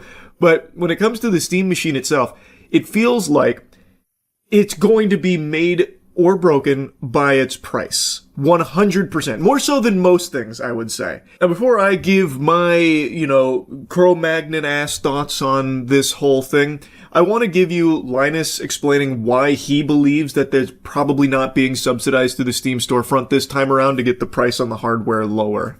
They wouldn't say why, but if I had to guess, I'd say it's partially to avoid stepping on the margin opportunities of their potential partners for Steam games and Steam software, but also because they recognize that the Steam machine is a full-fledged PC, capable of being used as a full-fledged PC.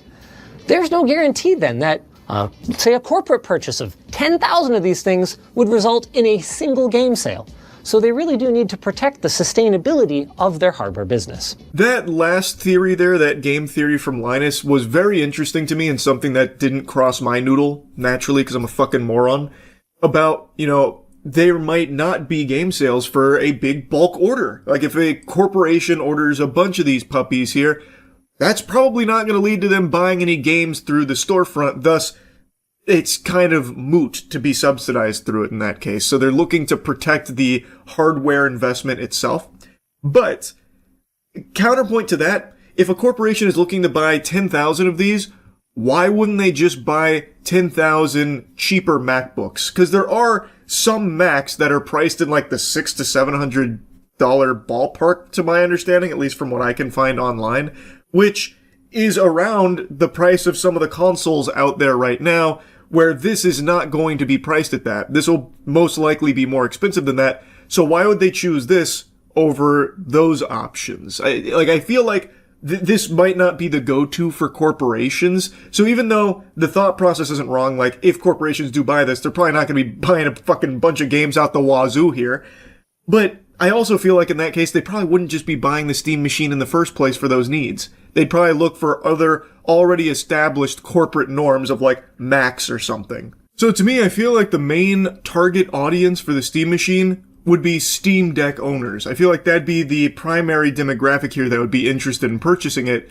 But if the Steam machine is north of 1,000 clams, who in their right mind, save for those that maybe had just recently got a lobotomy, would actually want to pay that much money for the Steam machine when you could instead just spend that money on a more powerful PC? Like, yes, this is a pretty powerful piece of hardware, but the options in this price range, if it actually is like 1,000 plus, like a lot of doom and gloom people are saying it's going to be, the options in that range are more powerful than what you would get from the Steam machine in the first place. So if it is in that ballpark, why would anyone be buying it? You know what I mean? And I do agree with the sentiment from a lot of people that it lives in a confusing limbo where it's a little unclear, a little muddy who the actual customer is supposed to be.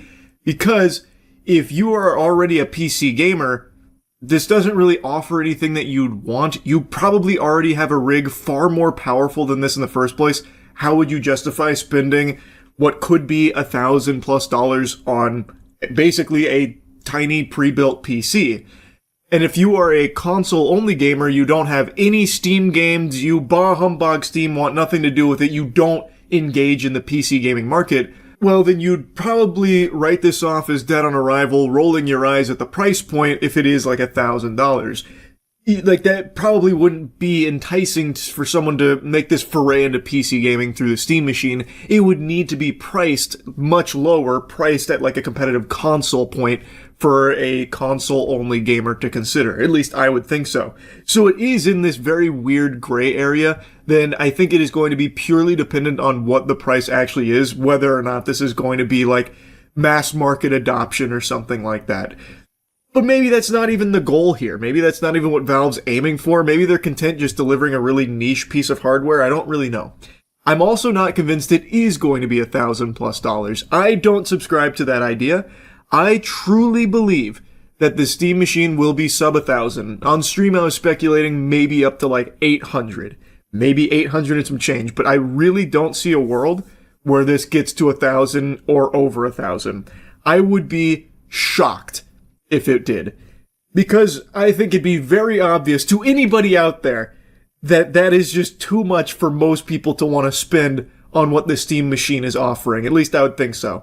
I say that, but then again, fucking Apple has the iPhone Pocket, which is like $250 sock to put your iPhone in, and that's sold out. So there really is just a chance for anything to be extremely successful regardless of the price and regardless of the offering. And it's not like the Steam machine is a bad product here, but I just think it is going to be really, really dependent on the price point here, whether or not this is something that gamers will be flocking to pick up. And I am just very curious to learn more information about how it will be priced. It releases relatively soon, so hopefully we'll know in the next, month or so. That'd be really nice. But yeah, it's been a very interesting conversation surrounding the Steam machine. Like I said, personally, I don't think it's getting to $1,000 or more. I really think it's going to live in like an $800 ballpark, which is still very expensive, and that's still going to be a very tough decision for consumers to make on if that is something they want to pay. So I guess we'll see. I think time will tell. Hopefully pretty soon we'll know. Anyway, that's really about it. So yeah. I found a clown that I'd like to share with you all today. It's a fascinating little rabbit hole that I've stumbled upon here, and there's quite a few years of lore built up here, and it's pretty deep. I'm talking like Warhammer 40k levels here. And it's all revolving around one goober named AJ Thakor. However, he doesn't really like to go by that name. He wipes his ass with that nomenclature. He'd rather be referred to by his preferred Xbox gamer tag, Ace Rogers. I shit you not, I am not making this up. He prefers to be addressed as Ace Rogers. And the incident that put this on my radar is actually kind of old. I just saw it today, but it happened in 2024, which in internet years is basically ancient, prehistoric really. But it has led to a discovery of one of the more fascinating losers I've seen. I'll kill you. I will kill you. You know I'll kill you. I will kill you. I will kill you. I got it. Ace Rogers, I'm in place. I'll kill you. To your face.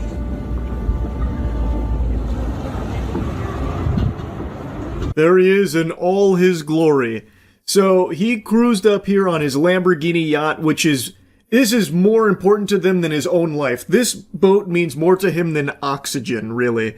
And he was denied access to this private dock. A worker had turned him away, letting him know that he didn't have permission to dock there. And he just immediately had a fucking freak out. He blew a gasket right away. So he starts seeing red, and he starts threatening to kill this guy. And the worker doesn't even really seem to take him seriously. He just hits him with one of these and just lets it sit and linger there. And it just makes him even more upset. So as he is driving away, he gets so upset, the rage bubbles over so much that he takes his pants off and starts wiggling his wiener at him. He starts shaking his cock. He goes whole hog and just starts like helicopter dicking his flaccid cock around.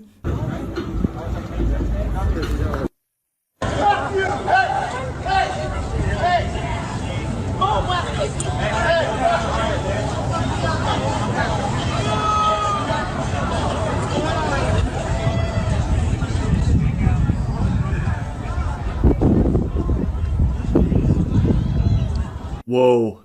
You're witnessing a true alpha maneuver right here. Damn, that was hardcore. Holy shit. According to the worker, by the way, there were like women and children around here. They are just in public. You can see people walking around behind him. Like, it is just out in public. Then he has now just exposed his genitals in front of everyone there. I'm always so shocked to see that being like a common tactic used in like a heated argument where you just get naked. Like, checkmate! Look at this! This is my dick! I win! Like, I don't really understand, but, you know, maybe I'm just not to, you know, grandmaster level here like he is of being a top-tier yacht owner. But what I will tell you is, I went through and censored that myself, which is why I can see my handiwork there with the black bar. I had to go through and, like, frame by frame, try and censor his penis. And I truly think that I was wrong and was way too charitable saying he was helicopter dicking, because I don't think his penis even makes it into his hands. It was a very unimpressive size there. There were times where it didn't even look phallic. I thought for a second there I was watching him play with his clitoris like he was DJing himself. So, very interesting maneuver here, and it did land him in some hot water. He was charged with a few different things, which of course he pled not guilty to. I do think ultimately he was slapped with a misdemeanor charge of indecent exposure. I haven't found like the verdict on what that was or not, but what I did find is that he was interviewed 8 months ago, shortly after this, by CBS, and he is just genuinely one of the most unlikable guys you'll ever hear. He is so desperate to appear cool, and his whole personality is him being rich. But from what I can tell, he made his money a long time ago, and has since just kind of been belly up in every endeavor that he's tried to dip his toes into. Everything he's tried to fit his cock into, the condom's just been too big, biting off more than he can chew, so he hasn't really found success like he did over a decade ago. So he still rides that high and does clearly still have money, and he's made that his entire soul, is just having money and just trying to make himself appear cool for it. What, let me get your name so I get it right later. Ace Rogers. Ace Rogers, is that what you prefer to go by as opposed to AJ? Only the cops call me AJ Thakor, and we don't need anyone calling the cops. Okay. This guy actually looks like a Halloween costume for just the most insufferable douchebag imaginable. He is a cartoon character. And his whole personality is like it was written by like a really lazy writer to just make someone that everyone would hate. But this is actually him. So he does not like to be called AJ Thakor. He just wants to be known as Ace Rogers. It's like a name I'd see on Summoner's Rift or something. What the fuck? He is not a very young guy, by the way. And he is actually going around with this mentality. By the way, that briefcase of money that he puts there, that's his own prop that he brought. He wanted to make sure he could flex some money in this interview because he can't be seen without it. It's like makeup for this guy. It is all that he has.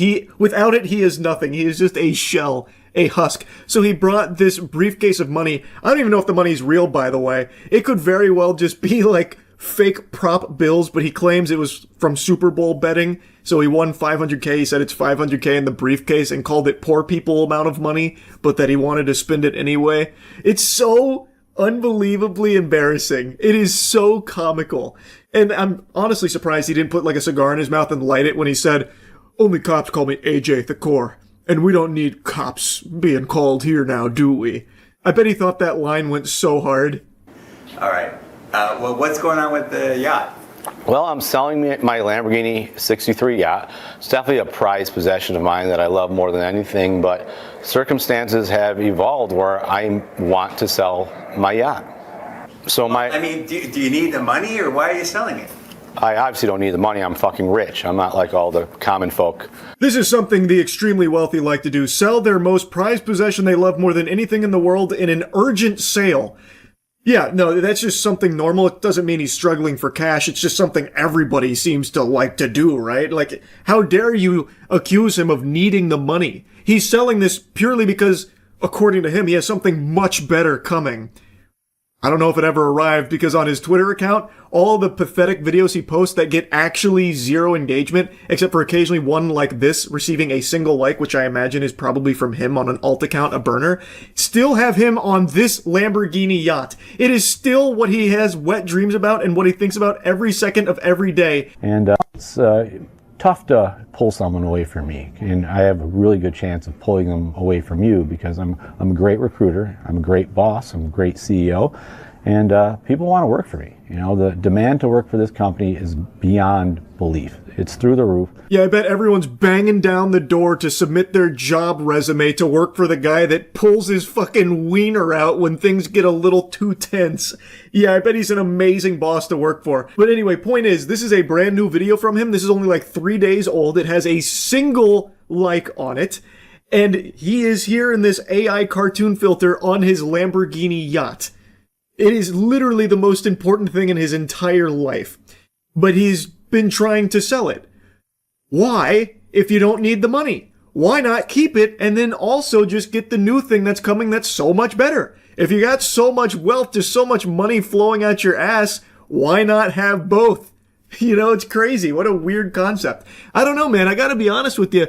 I'm just getting a sneaking suspicion that you needed the money, which is why you're really trying so hard to sell this yacht.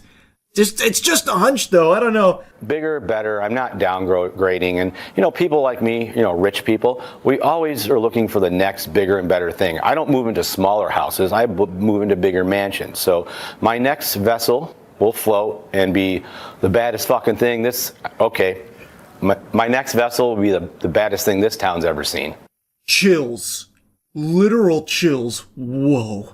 I can't wait to see it, AJ. Excuse me, Ace. I truly cannot wait to see it. Pick him up, and this guy's like, no, you can't do that.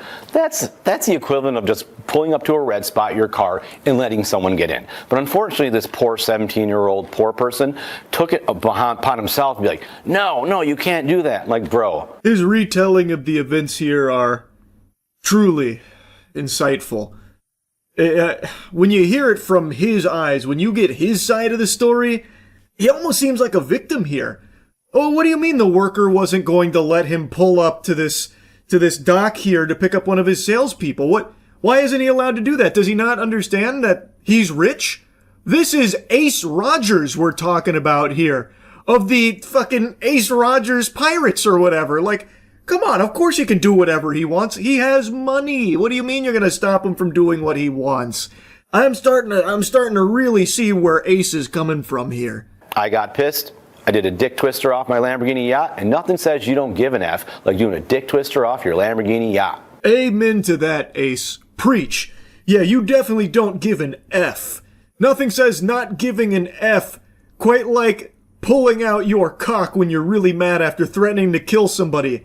And also being completely unable to be seen without money in your person. He won't even do an interview without having money be visible. This is a guy who gives more fucks than anyone I've ever seen in my life. He cares so deeply and is so insecure. He is desperate for people to perceive him as cool because of his money. So his whole persona, his whole being has just become poor people that, plebeian this, poor that, I'm rich, money that there is just nothing left. There is no humanity left in this guy's body. He is just this embarrassing shell. What happened with the case ultimately? It's still going on. It's pending. Now it's 2 misdemeanors, man. I get 2 misdemeanors are like frickin' Tuesday around here. Damn, mic drop. Yeah, those misdemeanors don't mean anything to a cool guy like Ace Roger. Like he said, that's just a Tuesday for him. He accumulates those indecent exposure charges like they're Pokemon cards, I guess. When looking up his name, there was a couple other things that came up as well. It seems like he's just been a public nuisance for quite a while now, and no one has a single positive thing to say about him or their experience with him. And it is embarrassing how someone can get like this, because he did make a lot of money. Like, he is, by all accounts, set. And yet he does everything in his power to showcase just how unhappy and miserable he is, and tries to put on this strong face, this facade that he's like happy. But meanwhile, he's melting down at 17-year-old workers when they tell him no to parking his yacht. It's just so crazy. What a pathetic loser. So yeah, I had to show you a little bit from AJ Thakor here. Very interesting little rabbit hole. And there is still some other stuff that I didn't really dive into here when I was looking him up. There's no point. This is by far his crowning achievement here. This is his legacy. This is what people will remember AJ Thakor for. This yacht meltdown that he had that led to him just going fucking wild and free with his cock out there in order to, I guess, win the dispute somehow. It's craziness. Anyway, that's about it. See ya. What a great day to have ears. I just heard something incredible. Typically, I'm pretty quick to spit on Twitter. If there was a leaderboard for Twitter haters, I imagine I'd be towards the top percentile there. I get up extra early to insult that platform. But I've got to give credit where credit is due. They just implemented an amazing system that allows users to see where accounts were created, like where they're based out of. And I genuinely think this is one of the best changes that platform has seen, especially in the current day and age. I'm sure by now all of you are familiar with dead internet theory. I probably don't need to rehash that. I've even made a whole video going over it. This kind of change to that platform, I think, paints the clearest picture for the reality that we live in for the current cyberspace climate. Tons and tons of accounts that are preaching things about like American politics or this and that have now been outed as being foreign-based, not actually American. And of course, that's only one of many things that have spawned as a result of this change, all of which I think are extremely positive to real people that try and engage on the World Wide Web. Every single day, and I've gone over the stats before, but every single day, people are led to believe that they're interacting with one another when they go to a social platform like Twitter. But the reality is, according to the data, 60% of all internet activity is bots. It's not real. It's fraudulent. You are not interacting with a human, most likely. You are more likely to be interacting with just some kind of fucking rage bait algorithm or something that's constantly like poking you, pushing your buttons to keep you engaged because it's making them money somewhere in the pipeline. Now, to clear up some confusion, it's not doxing its users. I've seen a lot of people crying foul, trying to force feed farts down people's throats about like how this is a huge violation of trust. And I think you guys know me by now. I am someone who preaches the value of privacy, which is unfortunately just completely dead in the modern day and age. No matter what you do, privacy has completely vanished at this point, and people have welcomed it with a smile on their face.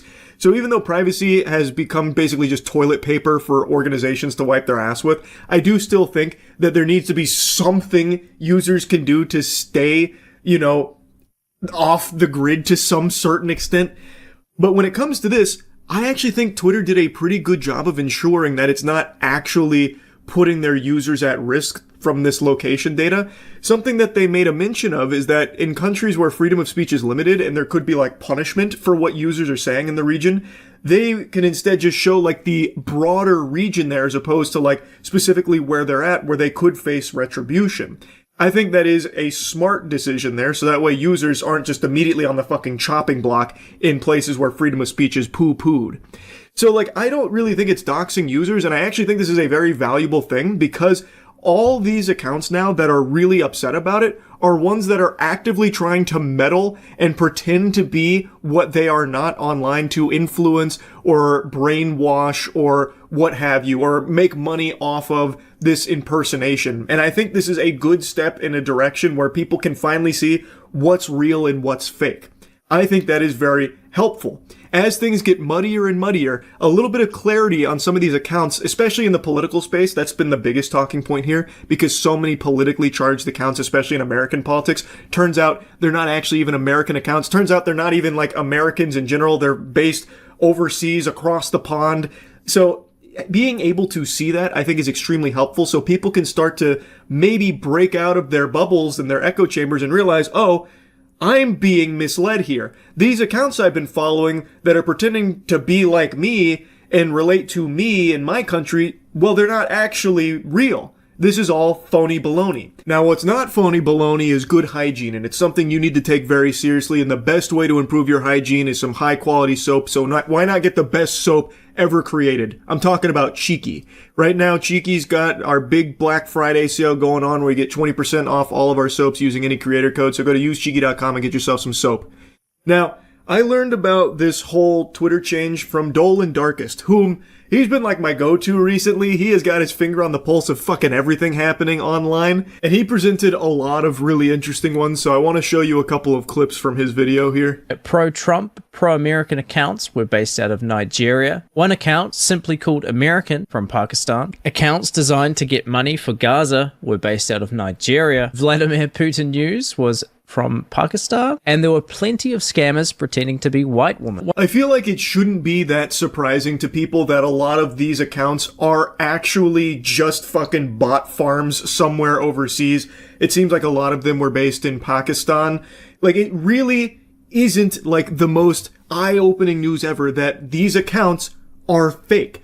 There is a business here where they are fanning flames, keeping people fearful, latched onto their titty, suckling their milk because it's making them money.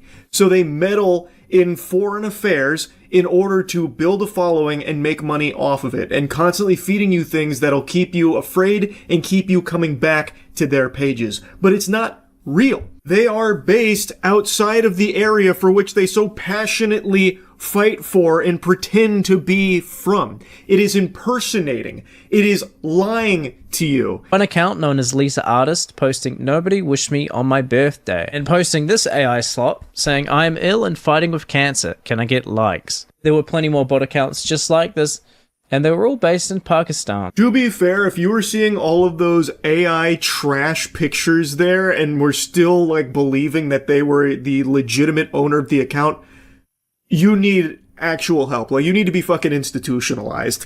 Like, even before this changed, it should be blatantly obvious to you that that is a scam. Those are fake. I don't know how much more clear it could be. But here's even more clarity there. So just in case you were fucking delusional, like, you know, Bugs Bunny dropped a piano or like an anvil on your head like it was a cartoon and it made you fucking stupid that you actually thought those were really the women behind those accounts. Well, hopefully this will clear up the confusion around that. Mariah Carey's account was based in Israel for some reason. Philippa Fransson from Sweden tweeting out, "I'm proud to be white." Turns out they are from India. And the list goes on. One anti-Trump Democrat account that claimed to be living in New Jersey was actually from Kenya and deactivated their account after this was exposed. Worth mentioning briefly that there was allegations that when the update first rolled out, the official Department of Homeland Security's Twitter account said that it was based in Israel, though they said that this was fake news, like it was the result of a glitch or something like that, and now it displays that it's based in the United States. Though don't know for sure, and none of the articles have been able to verify if that truly was what was displayed in the beginning. I guess we'll never fully know, but thought it was worth putting in here anyway because it was something that was a big story that arose from this change. It's been pure chaos, pandemonium, as users have the rude awakening that a ton of these accounts they see every day, or maybe even interact with, or maybe really support, well, they're not all that you thought they were. Turns out there's a lot of underhanded tactics and a lot of shadiness going on here, if you can believe that. I actually think that the head of product at Twitter really did kind of sum it up best for why they felt the need to push a change like this forward. This is an important first step to securing the integrity of the global town square. As much as I find that vomit-inducing that they try and call Twitter like the global town square, like it's kind of cringe, that's a really good point. In order, like, if you are going to treat it like the town square where everyone congregates and talks and yaps and exchanges a lot of things, keeps everyone abreast on what's going on, well, there needs to be some level of trust, and that's just completely gone as the town square has been infiltrated by bad actors impersonating and pretending and scamming and misleading.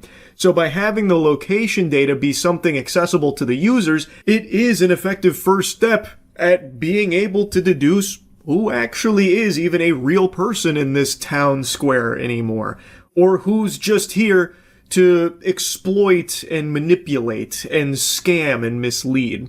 I think one of the most insane multi-layered scams to come out of this. Last year, a few OnlyFans accounts went viral on Twitter because the models were pretending to be trans in order to get attention when they were actually cis women. Well, as it turns out, these OnlyFans models were actually Indian and African men pretending to be white women who were pretending to be transgender. That one had to be the silliest one that he brought up there. That one is just kind of like a wacky plan. That is quite the scheme there. So, like I said, I actually do think this is a good change to the platform. I really do. So yeah, I just wanted to yap about it a little bit. That's it. So yeah. If you're watching this, then I'm already dead.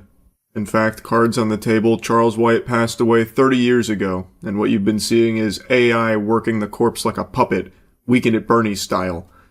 Grok, put Charles in a bikini. This concept actually isn't that far-fetched. There's been a lot of discussion over the last 24 hours about Meta's patent on AI that can run a dead person's account, continuing to post and chat on their behalf, and even replicating online behavior and video calls. It can do messaging and video calls. Even though the person is deceased, their online behavior will carry on as if nothing is wrong.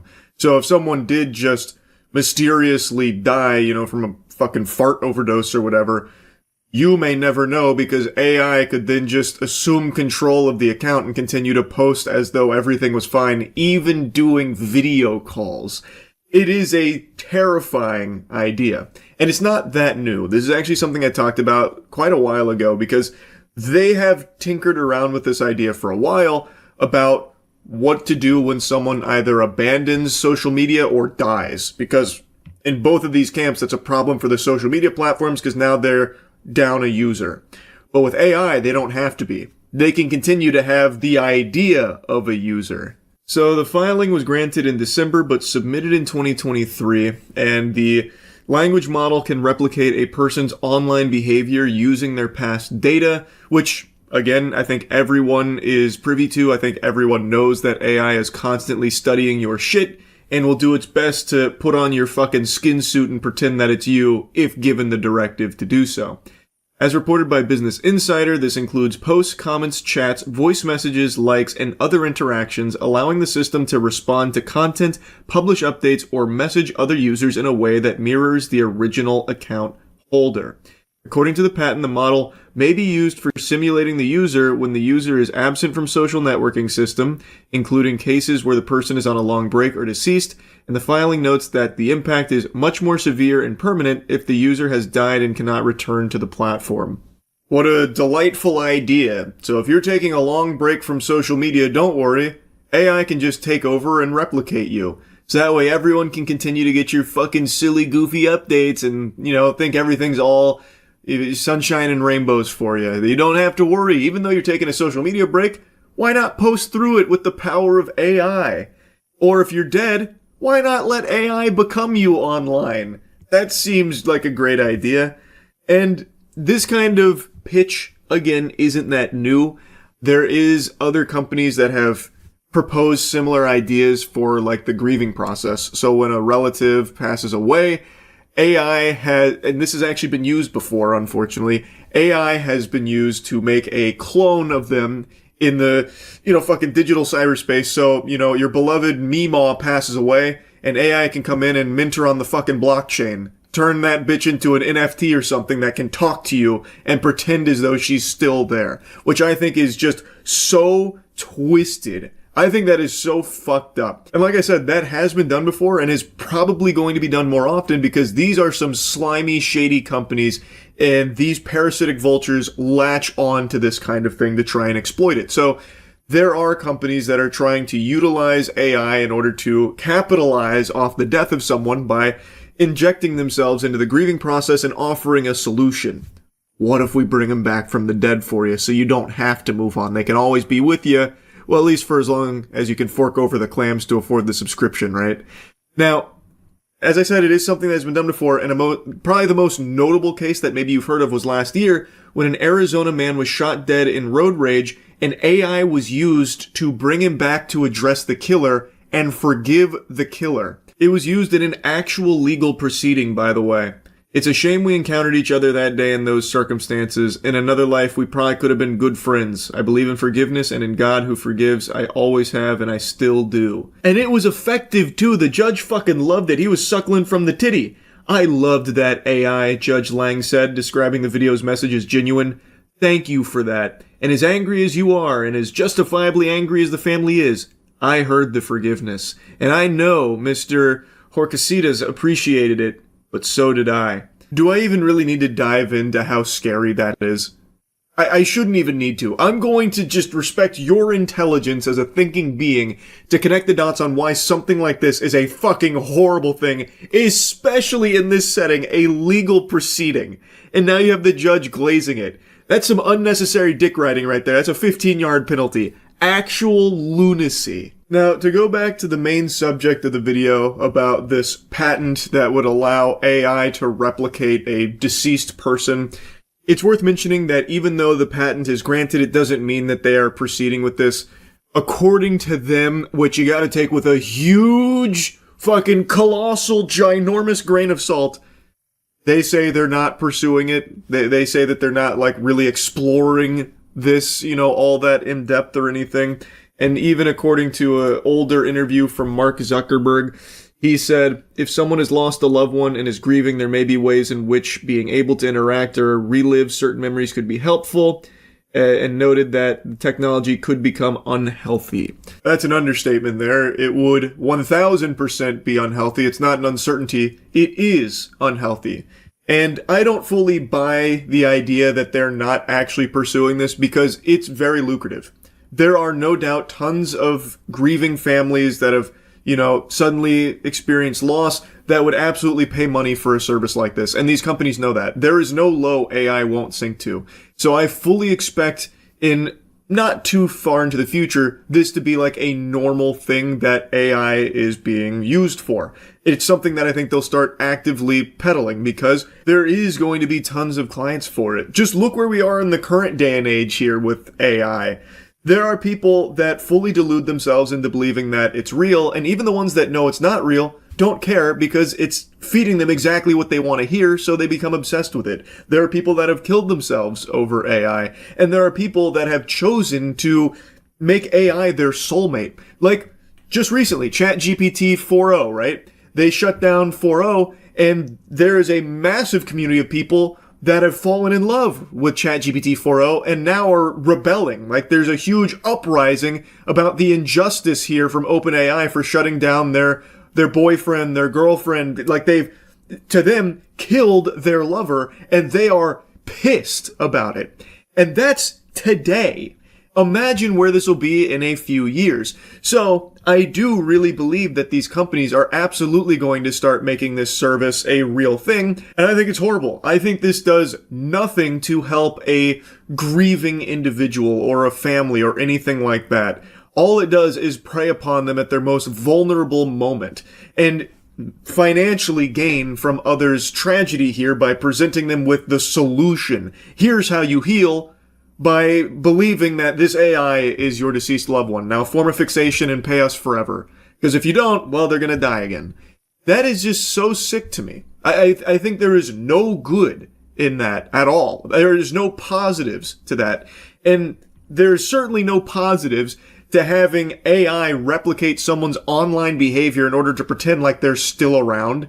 That's so fucking stupid. And if you want to go a step forward, it can be used as an incredibly diabolical tool. Like, let's say, for example, a chemical outbreak or something leads to the death of an entire, small town. And, well, the responsible party, that's going to be a real big blemish for them. That's going to be a huge problem. Well, thanks to AI, you can now just have AI come in and replicate the online behavior of every single one of those people, and no one would know they're all dead. like people on the outside have no fucking idea what happened over there. Unless, of course, they physically went to location or something. But yeah, obviously that one's a little more out there. But you see what I'm saying. Legitimately, there is no benefits to having AI pretend to be someone that is dead. To pretend like they're still alive and posting and doing video calls and chats and interacting with online content, posting their own content. That shit is just terrible. There is nothing good that comes from it.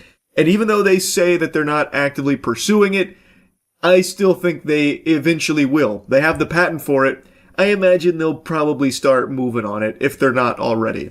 Anyway, just wanted to yap about this a bit. That's it. See ya. I look like I'm being exposed to dangerous sunbeam radiation. Look like I'm turning into Adam Warlock. I don't know what's going on with the light. I haven't been able to fix it, so I think we're going to probably just have to deal with it, but I'll give it one more try. Oh. Also, no. Maybe? Any better? I'm glistening. Nope. That still didn't fix it. I look like I'm suffering from jaundice now. Well, out of my hands. Anyway, big thing going on right now. There is a burger mogging battle. Finally fixed the lighting. It was bothering me too much. It all started with the McDonald's CEO embarrassing himself, where he posted that video, which was supposed to serve as a marketing component to the Big Arch Burger that was being released, where he was talking about how excited he was to eat it for lunch, and then when he goes in to take a bite, he actually takes like maybe a couple of morsels of the sandwich into his gullet. It genuinely looked as though he was afraid of the goddamn thing. I love this product. It is so good. I'm going to do a tasting right now, but I'm going to eat this for my lunch, just so you know. So here we go. First, holy cow. I don't even know how to attack it. Got so much to it. Oh, there's also some crispy onions on here as well. I see those kind of coming out. All right, the moment of truth. That is so good. That's a big bite for a big arch. I swear to God, if I threw the Big Arch Burger on the floor, I bet a Roomba would probably show more excitement sucking it up as opposed to the fucking CEO of the company that produced it. He struggles to even call it food, he just refers to it as product. Naturally, everyone was making fun of this, clowning on him, because it does feel like, you know, he was held hostage by terrorists and forced to eat the Big Arch Burger here. It doesn't seem genuine or authentic, and it's actually incomprehensible that they not only filmed this, but then watched it back and said, yep, that looks good. Our CEO really looks enthusiastic about this product. Send that bitch out. Let's go. It's going to get everyone hype about it. However, it did actually work as a marketing campaign because it got everyone talking about the fucking Big Arch Burger. Granted as a punchline and jokes, but it did get the word out, and it even started a trend. It started the burger mogging battle, where other fast food CEOs have been scrambling to one-up here and use it as their own marketing tool to showcase that they actually really like their product. Burger King was the first to hop aboard this train. Not bad, right? Only one thing missing. A napkin. Burger King CEO really did kind of come in here from the top turnbuckle and Gangnam Style on the McDonald's CEO. This one feels a lot more candid. It's not set up in like a fucking studio-like setting with lighting and like a whole ensemble faking that it's your lunch and then being really reluctant and frightened to even bite your burger. The Burger King CEO just comes in here and bussy maxes. He's like, oh, fucking new Whopper? Can't wait. Oh. And it does come across more authentic. Granted, it is still staged. He just happens to be doing a better job at appearing human and appearing as though he actually wanted to consume the product. And I gotta tell you, his acting here is pretty impressive. It is not an easy role to play. A Burger King fan. That is tough. I think even like the highest paid A-list celebrity actors would struggle to fake enthusiasm for a Burger King burger to this level. Because it's damn near impossible. It's fucking Burger King at the end of the day. Now, all cards on the table. Yesterday, we did post that video trying the Big Arch Burger versus the new Whopper. I do think the new Whopper is better. I think it is a better burger. And you know what? If Burger King does keep trending in that direction of actually trying to make improvements, all power to them. I have been probably like the biggest Burger King Scrooge imaginable. I find extra time in the day to shoot spitballs at Burger King because I think they serve up straight sludge, radioactive gruel. But if they are willing to make changes to the Whopper, for example, to make it better, which I do think they did, that's great, and hopefully they keep going in that direction. And as far as the burger mogging battle goes, I think Burger King definitely slapped McDonald's, but that's not where this clash of the titans ends, because then the Wendy's CEO wanted to hop aboard. These fresh, never frozen beef, our Applewood smoked bacon, our brand new bun, our square burger cooked on a flat grill, amazing, absolutely wonderful. That's a burger. This is exactly the way a great hamburger should be. You got to top it off with the fries and Frosty. Excellent. Now that is straight business right there. He is kind of flexing the ball knowledge on Wendy's here. Unlike the McDonald's CEO who struggled to like even explain what's on the big arch burger, it looked like he was confused, like, oh, there's crispy onions in there. Of course, pickles, right? Naturally. There's also some meat in there, or meat substitute, whatever fucking using. Like, it seemed like he had no fucking clue what was even in his hands. He didn't even register it as food. He just kept calling it product. Whereas the Wendy's CEO immediately just starts dropping the lore on the burger. And it seems like he scarfs it down. I will say, though, there are cuts. So maybe he started spitting into a trash can or something. We don't know. I don't imagine that's the case, but I gotta tell you, one continuous shot would have done wonders here. It's already set up like ASMR in the first place. Just let that shit ride. Just let it all hang out. And I do think it was a nice cherry on top that he did do the classic fries into the Frosty tactic. That is a Wendy's classic. That is iconic. So that was cute of him to slide that in. I think of the three, his is probably the most well rehearsed, but I still do think the Burger King CEO's piece just feels more natural, where it just actually looked like he wandered in the kitchens like, let me try this shit. Let me see what this is all about. I like it. His is much more like calculated business. And there's nothing wrong with that. I think it's still good and significantly better than McDonald's. And then we get a really wacky entry in here. The A&W CEO threw his hat into the ring here. Full disclosure, I don't think I've ever eaten at an A&W. We don't have any here, or rather, I don't know if we do. Because I don't know a single human being in my life that has ever said, let's get A&W. I want some A&W right now. Can we place an order? And I've never driven by one or anything either, or at least I didn't register if I did. So I don't know fucking anything about this chain. Alan from A&W here with, you heard about it, here it is, the Teen Burger. We love this burger product, which most people call a burger. I want to interrupt real quick here and just briefly pause. Just to make a mention that name needs a little workshopping. The Teen Burger. I decided to go to their menu to see like what naming scheme would lead them to think that that's a good idea. And it looks like they named their burgers like Papa, Mama, Grandpa, Double Buddy Burger, and then there's a Baby Burger, and then a Teen Burger. Kind of a peculiar naming scheme for the burgers. I would say probably worth maybe hopping back in the think tank and brainstorming a bit on some different names. Teen Burger and Teen Sauce in particular are just fucking weird. I'm going to do a tasting right now, but this is actually my lunch. So let's see what we got going on here. Look at that. It has a unique bread that some people would call a bun, but really the star is what's inside. I mean, we've got the lettuce, which is green, and pickles, which make it taste pickly, and the teen sauce, the iconic teen sauce.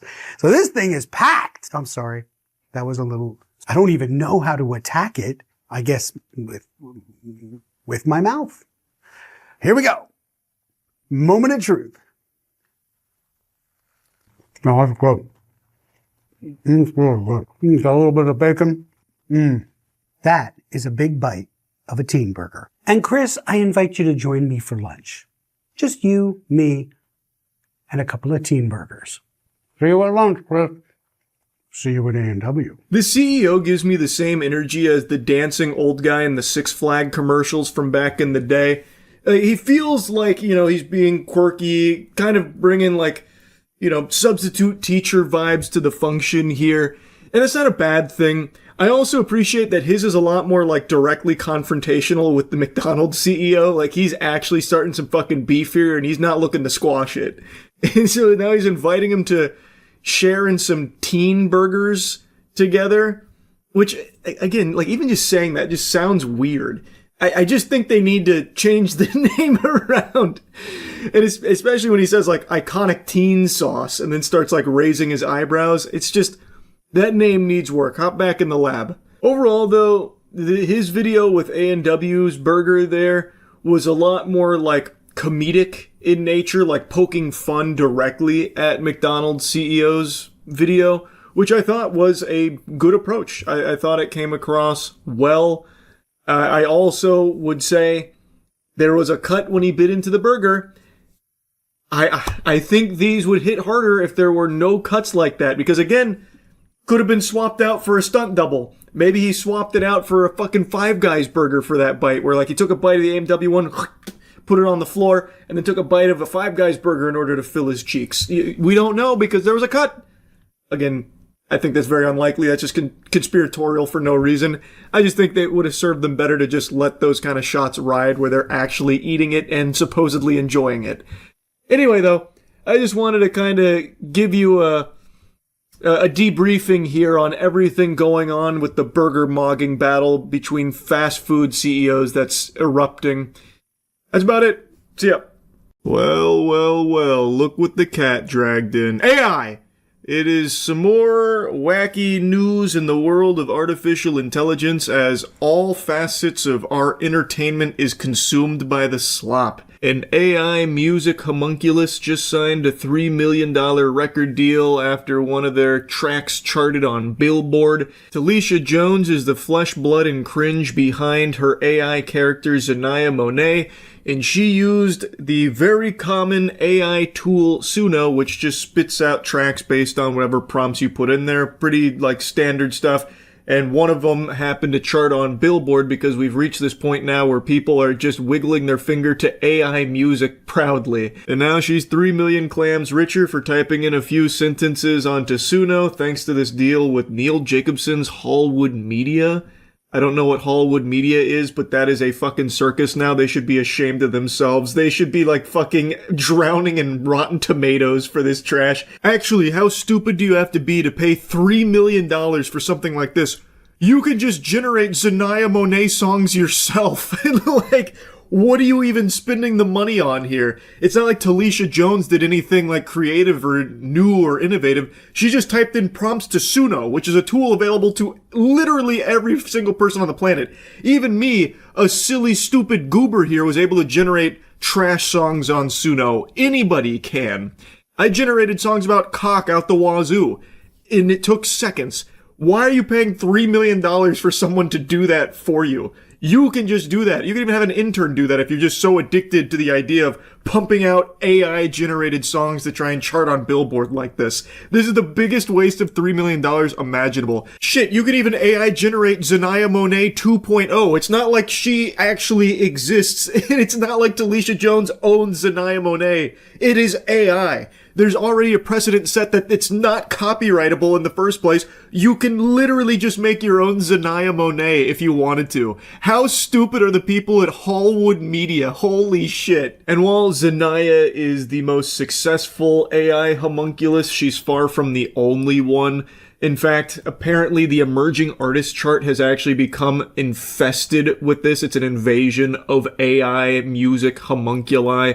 Zanaya is the most successful with that multi-million-dollar contract that Talisha Jones gets to just rake in the doubloons for, which kind of shows the music industry's whole asshole here with the direction they want to push it. The reason so many of these AI homunculi are starting to chart and everything is because now they are being actively pushed because there is nothing that can match the speed at which they can fart out music. Where in this case, with Zanaya Monet, apparently the process is Talisha Jones comes up with a theme and then just has Suno run wild with it. Apparently she's contributed a couple of lyrics here and there from what I read, but it's mainly just Talisha Jones thinks of a theme, feeds it to Suno, and in seconds it spits out a track. And then just rinse and repeat this. You can pump out 40 tracks in like an hour and a half, and you don't even need to have your brain on for it. There is no human being on the planet that can match that. And in the current day and age where people just want instant gratification, just stimulus, any kind of stimulus at all, it doesn't matter to them. This is exactly what the record industry wants because it is basically free. It is extremely cheap to just have all of these being shit out all the time, and people will listen to it. Like, they will happily listen to just AI tracks because They just want something on. Doesn't matter what, doesn't matter where it came from, as long as it sounds like music, they're happy campers, it seems. So, this AI homunculus push in the music industry is great for the upper echelon vampires of the industry, where now they can just funnel some resources into just shitting out AI Suno tracks and it will chart on Billboard. It's fucking crazy. It is so sad how quickly this is all just going straight into the dumpster. I legitimately think we're getting pretty close to the point where music industry is going to just stop hiring human beings altogether, because what's the point anymore? If people don't care if it's like actual art or anything, if they just want the noise, well, AI is significantly cheaper and significantly faster. If you have a human being signed to your label, it's significantly more expensive. There's significantly more human beings you have to hire to help work on it, audio engineers, stuff like that. It takes a lot longer to produce like an album, whereas here, it's a couple $100 for a subscription to Suno, and that's it. And then you have endless albums that you're able to churn out at lightning pace. You could churn out one a day if you wanted to. And since people are willing to consume it, they don't really care if a human being produced it, I guess. They don't care if it's like actual music or art or anything. They just want the noise. Well, you're not going to beat AI in that department. So I do truly believe that we're not far off from it being mainly the Billboard charts dominated by AI tracks. I think it's getting to that point. And I'm not even talking just like AI assisted tracks. I'm talking like Zanaya Monet level, fully AI generated music charting on Billboard. And that sucks. That really fucking sucks. Oh well, I guess. Jesus Christ. Big stinky. That shit is awful. Anyway, just wanted to talk about this a little bit. That's it. So yeah. There's a new body cam that just dropped today that's got a lot of people talking because it features an extremely big Minecraft YouTuber named Popular MMOs. Hey, wake up, man. I don't got all day for you. Wake up. Wake your ass up. Weed and a ton of fireball. Homie is messed up. Just put your arms like you're praying. Look on what? Like you're praying. Yeah, this man like palm stuff. No, I'm about to get chased! You won't believe who it is, Sarge. It's YouTube boy. It's really sad to see someone spiral like this. Yeah, it was a really bad call to try and run away from the cops, especially in the condition he was in. He was way too fucking hammered. He was in a different dimension. He had left the corporeal realm. So when he tried to run away, it was in slow motion. He was looking like a claymation out there at 5 frames per second. So not the best call there for sure. One thing I found really weird about this, and you see it a bit at the end of the Sizzler reel where the officer goes, "It's YouTube boy," sounding like the owl from the How Many Licks Does It Take to Get to the Center of a Tootsie Pop commercial, is that these officers seem to fucking hate the idea of YouTube as a career. Like, it's not something Popular MMOs himself brought up where he was like, dusting his shoulder off. "Yeah, I'm a YouTuber. You can let me go now. Yeah, I'm a big deal." Squeezing on his own nipples or anything. He didn't bring it up. They found out, and then they start making fun of him for it and just kind of insulting it. They were just bullying him for YouTubing, like being a YouTuber. I half expected them to take him to a toilet and give him a swirly, or like an atomic wedgie while calling him a dork. On March 20th, 2024, officers in Jacksonville, Florida receive reports of a man sleeping on a residential street. What they don't expect is to find one of YouTube's most popular former stars, who turns a simple wellness check into a chaotic encounter, leaving another mark on an already unraveling legacy. You going to jail again. You can Minecraft that. What? That doesn't even make sense. He can Minecraft that. What in tarnation kind of hogwash? If you're gonna try and come in here with your, huge quip at the end, at least have it be something sensible. "We're Ender dragging his ass to the slammer," or something like that. Better than this garbage, because this was nothing. This was literally... Hi there. I just came home from picking my sister up at the airport, and there's a man kind of laying in the road. Any drink or drugs, weapons involved that you know of? I do not know. Do you think he's trying to harm himself? I think he might be dead, or I don't know. An officer arrives to find a man lying on the pavement beneath a streetlight, dressed only in shorts and a t-shirt despite the chilly 45-degree weather. So 911 received this call from a concerned citizen expressing that they thought this person might be dead. I half expected them to roll up and encounter a Peter Griffin death pose, but that was not the case.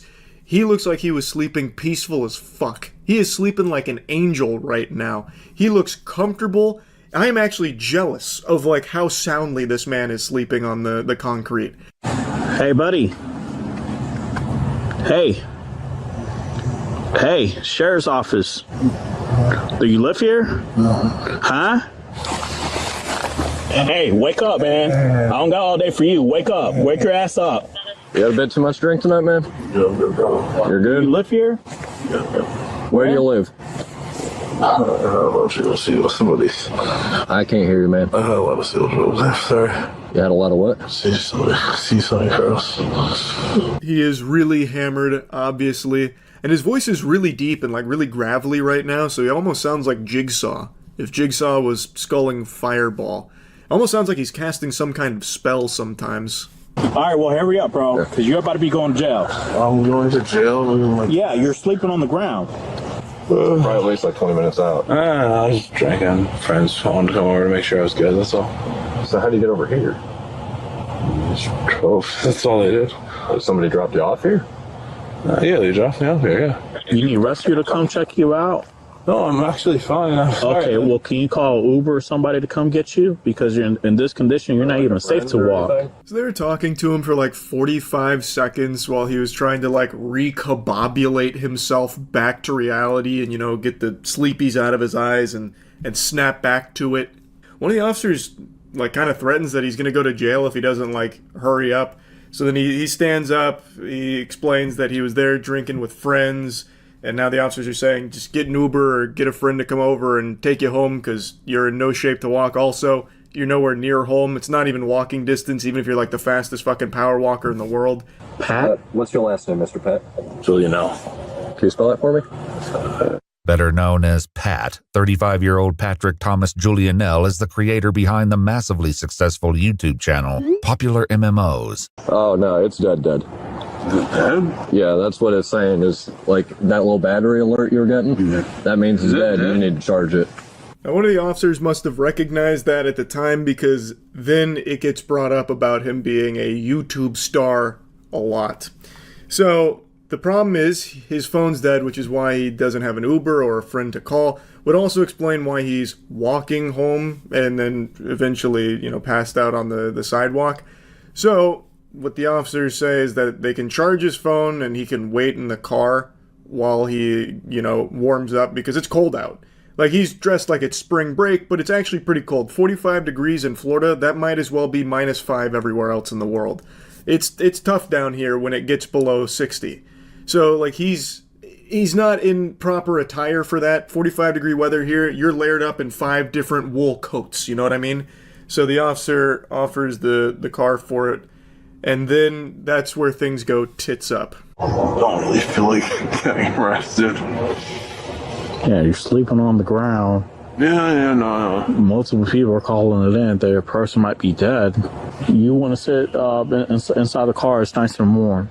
I just don't want to go to jail again. Pat is no stranger to the justice system. On May 16, 2021, he was arrested on charges of domestic battery causing bodily harm, but the case was later dropped. According to multiple news reports at the time, Julianell posted a statement on Twitter shortly after the incident that has since been deleted, claiming the accusations were false. I vaguely remember bits and pieces of that story. I only recall little tiddlywinks of the details there, but it's brought up here because Pat made a mention about not wanting to go to jail again, so I guess EW followed up with what the previous time was, so they mention it here. Place your bag on top of my hood. I just got to pat you down before you go inside my car. Place your phone right there. Okay. Just real quick, just put your hands out. You don't have no weapons or anything. You don't have anything on your bag that should be worried of. Any drugs or anything? Huh? No, it's just cold. Do you mind if I search your bag real quick? Officers allow Pat to warm up in the back of the cruiser while his phone charges in the front seat. The officer gives him some pats for Patrick and then invites him into the back of the vehicle to warm up, but not before asking if he can search his bag, which Pat gives them consent to do. Big blunder here. He got put in the scholar's mate because they find marijuana and alcohol in his bag. The alcohol's not a problem, but the marijuana was. I'm guessing he forgot it was there, or he was just so intoxicated he didn't really know what he was agreeing to, but that's about to change everything. Weed and a ton of Fireball. Homie is messed up.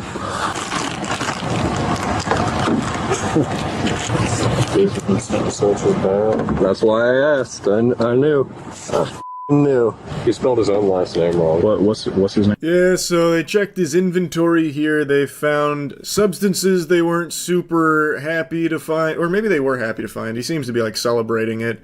And then one of the officers mentions he spelled his own last name wrong, which he's extremely fucked up. It's not super surprising. It's just really sad.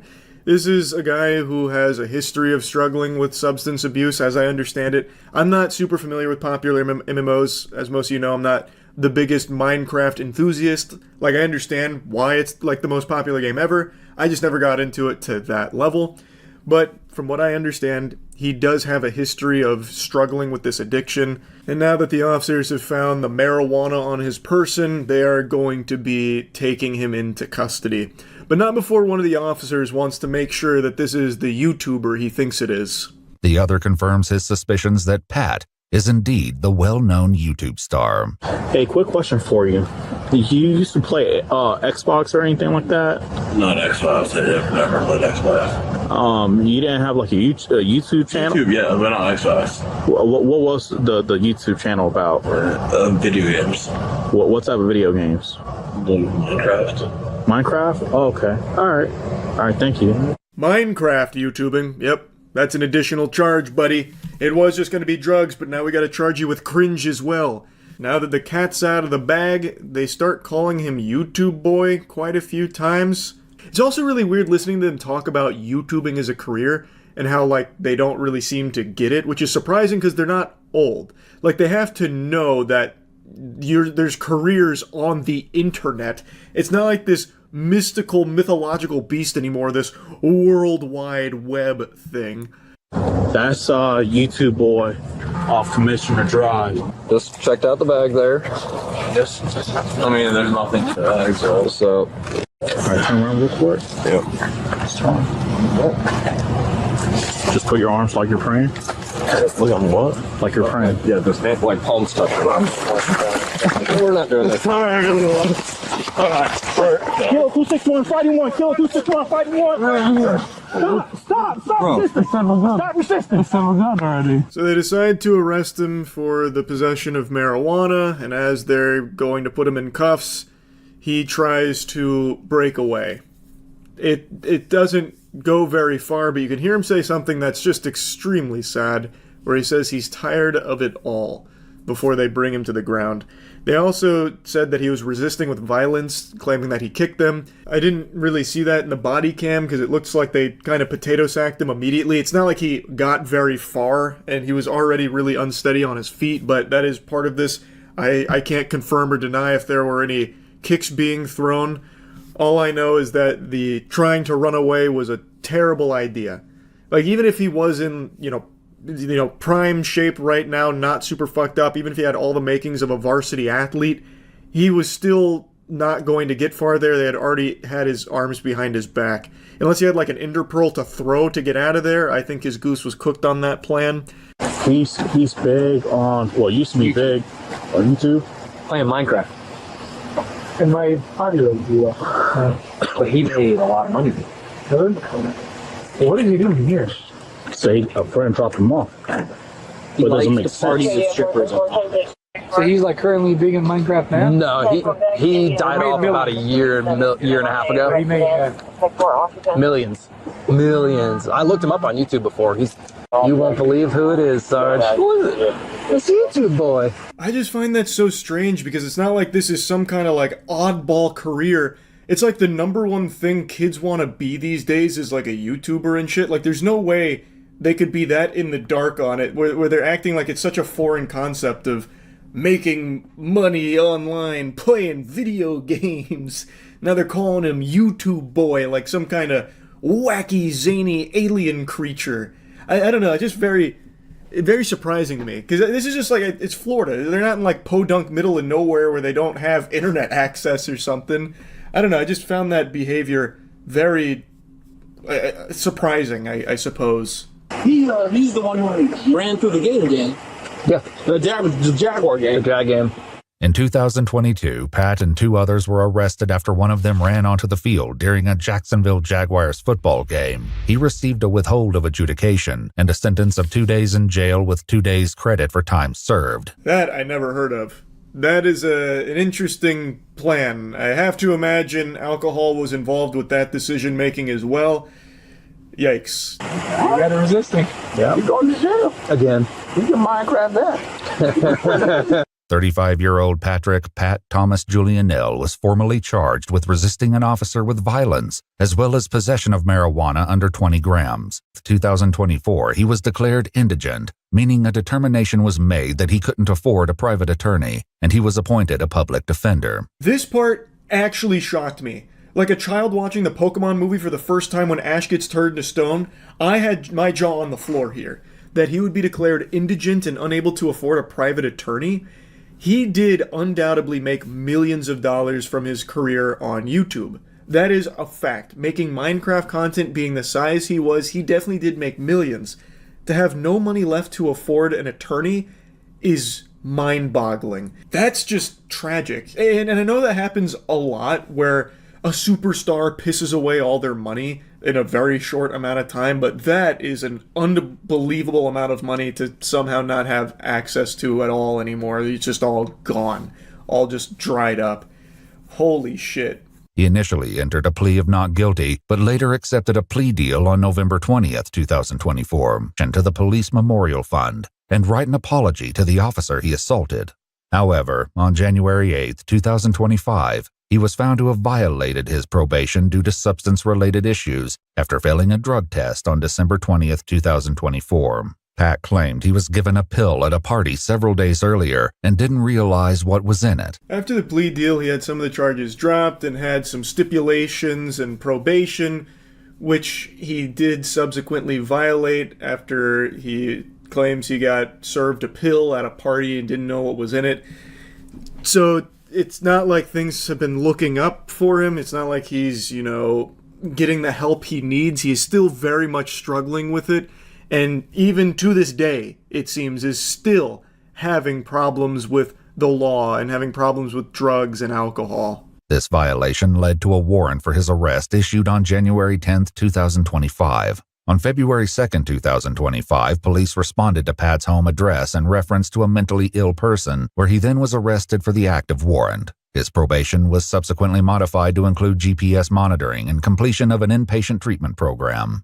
On May 12, 2025, a warrant was issued for his arrest due to a second violation of probation, when he submitted a urine sample which tested positive for marijuana and alcohol. Yeah, so it is still an ongoing issue, a huge battle he's still engaged in here. It needs professional help for sure, because it's ruining his life. His life has been circling the drain, it seems, and it's fucking rough to see.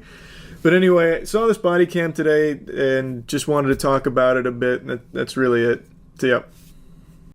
So I just saw Him. This is a movie that a lot of people are clowning on. It's not doing too hot right now. People are taking their turns spitting at it. And now that I've seen it, I'd like to weigh in. Is everyone blowing it out of proportion, or is this film really as bad as everyone claims it is? Kinda. It's not a good movie, but I don't think it's, unwatchably horrible. There was real potential here. The concept alone I find kind of fascinating. A football horror movie. There are so many elements you could explore there, from, CTE and stuff like that, and then play with the audience's perception of it. And I've seen other people mention this, but you also have, the built-in goat, where it symbolizes something more satanic, and maybe exploring, what it would mean to sacrifice everything to become the best at it. All things I feel like would be a fucking easy touchdown here for them to explore with this movie, and kind of expected them to, but it doesn't. It's a film that doesn't really have anything that it wants to get across to the audience at all. Most of the movie is kind of just a bunch of scenes thrown together without really giving you any reason to care about, even the main character and what he's going through. Which is a shame, because the performances across the board are really strong, especially Marlon Wayans. I actually thought he did an amazing job as the villain here, but there's nothing really fleshed out about it. There's nothing to care about, and there's nothing to get invested in story-wise. It's kind of a mess. And most people are saying the same thing, style over substance. And that's very true. It is a stylistically good movie. Like, it actually does show real potential. The cinematography is extremely interesting, especially when they do, like, these X-ray scenes. Then they get, like, really, like, visceral with it. It's very cool. Like, I actually thought they did a great job with some of, like, the wild scenes that they showcase. But it just doesn't go anywhere or contribute to anything. And then the second half, well, not the second half, the last like 30 minutes of the movie is dedicated to just getting rid of all of like the abstract and all of like the mystery of it and just beating home what it all is. Spoiler alert, it's like cult ritualistic shit.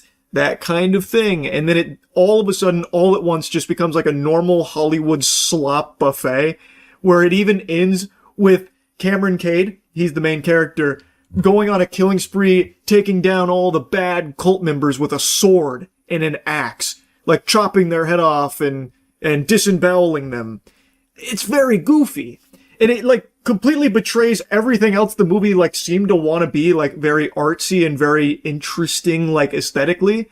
But again, like it just feels like this film didn't even know what it wanted to do with this concept. And it is a good concept, just poorly utilized. Also, I think a lot of people are extremely misled with this film. I've seen a lot of buzz about how Jordan Peele fell off. Man, is he washed? Because the marketing for him has Jordan Peele's name all over it.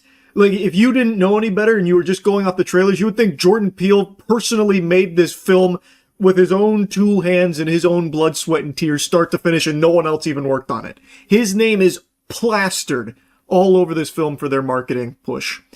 But he didn't direct this movie. He is a producer of it. He had, from what I understand, no hand in the actual making of this film. He was a producer. So this is not a Jordan Peele film, but because his name is like attached to it, they decided to go hog wild with that as like its main marketing hook. It's pretty shameful. It's very misleading. So a lot of people, I think, probably expected this to be a Jordan Peele movie, but it's not at all. Anyway, though, to lay like the foundation of what the film is even really about, Cameron Cade is the next up-and-coming great. And there is a football player named Isaiah White, played by Marlon Wayans, who is the undisputed GOAT. He is the best to ever play the game. He is football, damn it.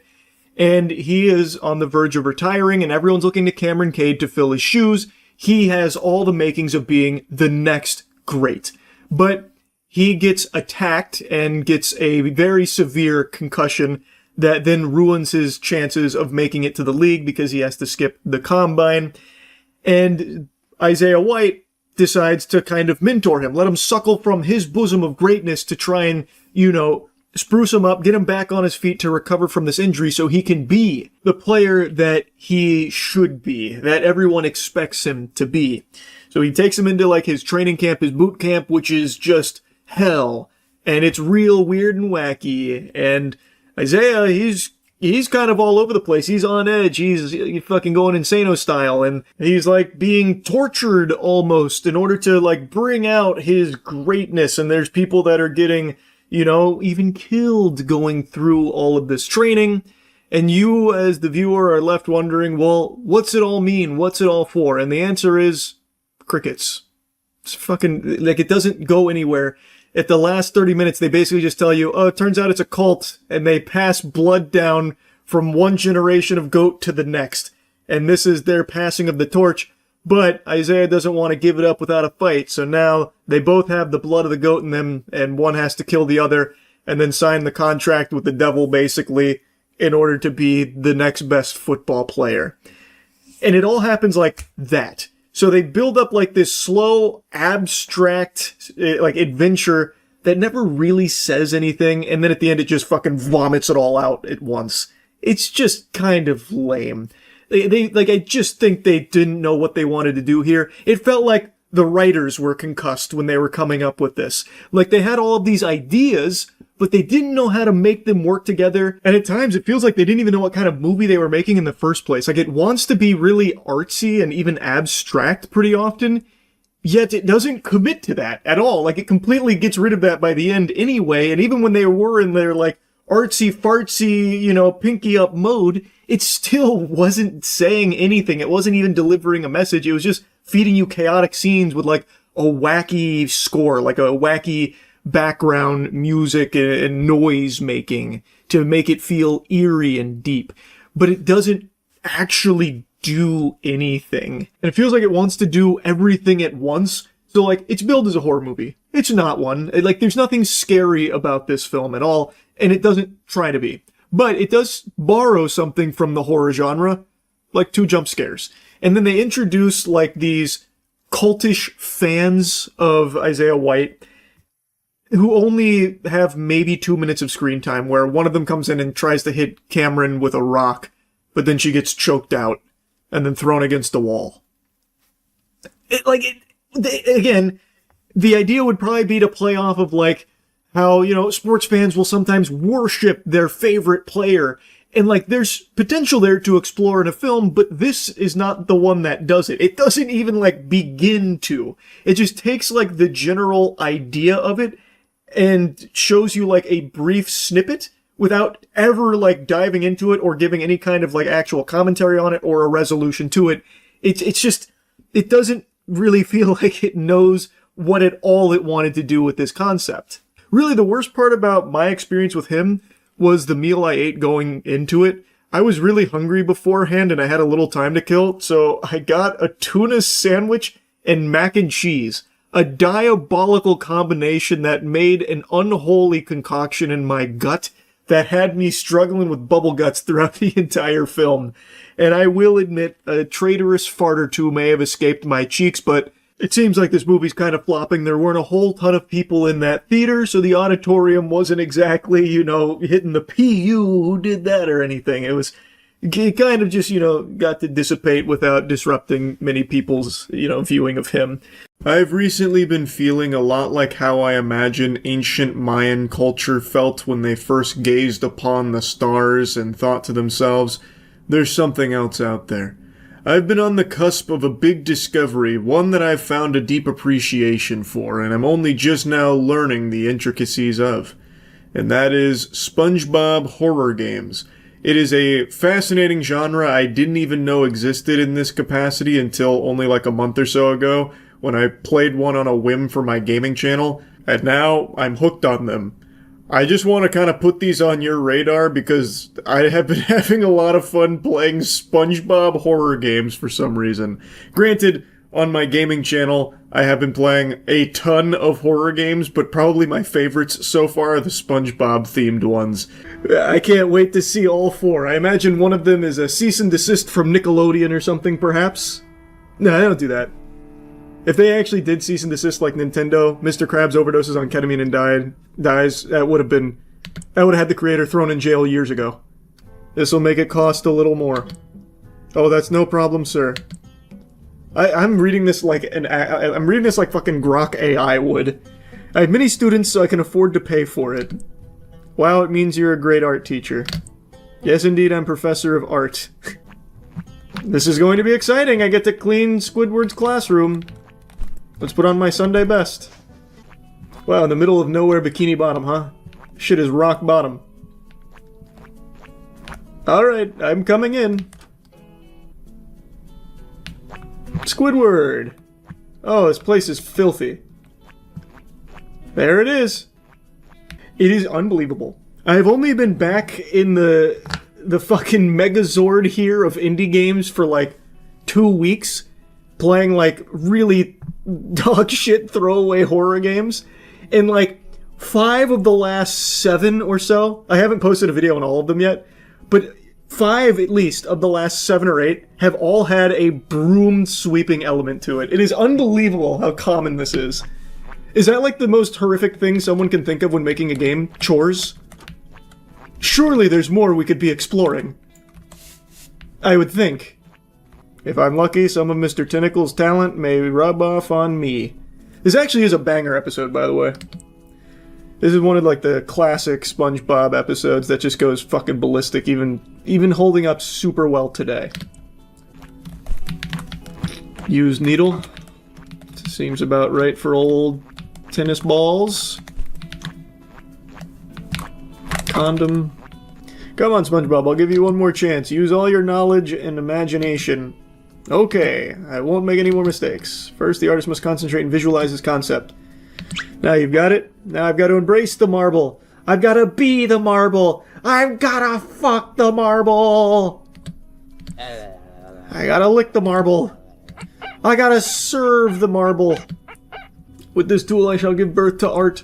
Hit it gently. Yes.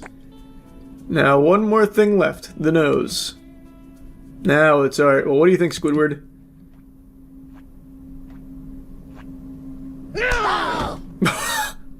Asshole.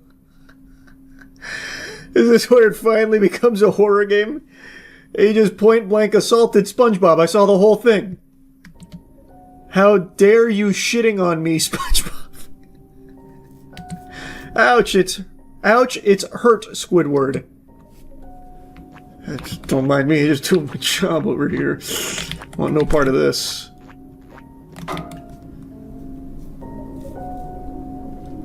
Fuck you, SpongeBob. Give me a beautiful sculpture. I'm sorry, Squidward, but I can't imagine like before. You son of a bitch.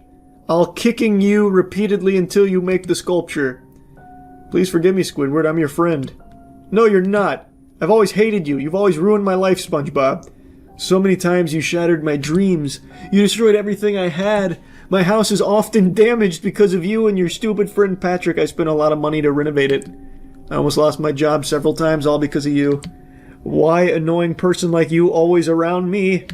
You become my neighbor. You work where I work. You're everywhere, you asshole. And now you also come to my art class. You arrogantly flaunted your skills in front of me. What do you really want, SpongeBob? SpongeBob's eyes roll into the back of his skull and he fucking sheds his mortal skin like his flesh suit and becomes this transcendent cosmic Lovecraftian horror.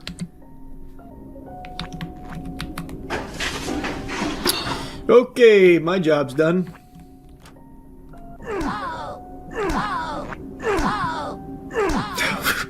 Jesus! He's got SpongeBob stun locked. I'll just put this back. I'm not going to intervene.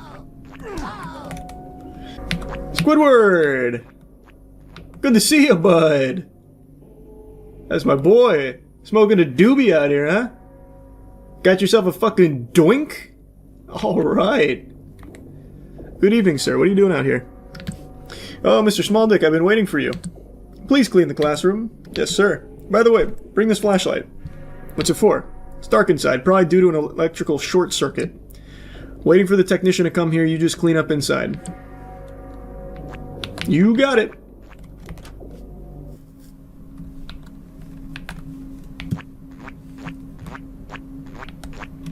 Doesn't seem too filthy to... well... a couple of broken pieces here. Good Lord, SpongeBob, what has he done to you? Oh, God. Well, he should be able to regenerate. He's immortal. SpongeBob, he's dead! What's going on here? Who did this? It was that old Monty P. Moneybags, wasn't it? If you're still alive, then I'm going to have a really big problem. I must kill you immediately. Damn, this is bad. Left mouse to fire the gun. Okay. Where is he? Shit. Ah! I did it! I defended myself! Jesus. Idiot, you're dealing with the wrong person! Gun will always win against chainsaw. Go to hell, you motherfucker. This must be one of the 4 endings. This is my chance. But no. I already said no more crime. And lying to an art collector is a crime, damn it. And murder, it was in self-defense. That's not a crime. So I will be honest, it was Mr. Squidward. This crazy squid is responsible for all this.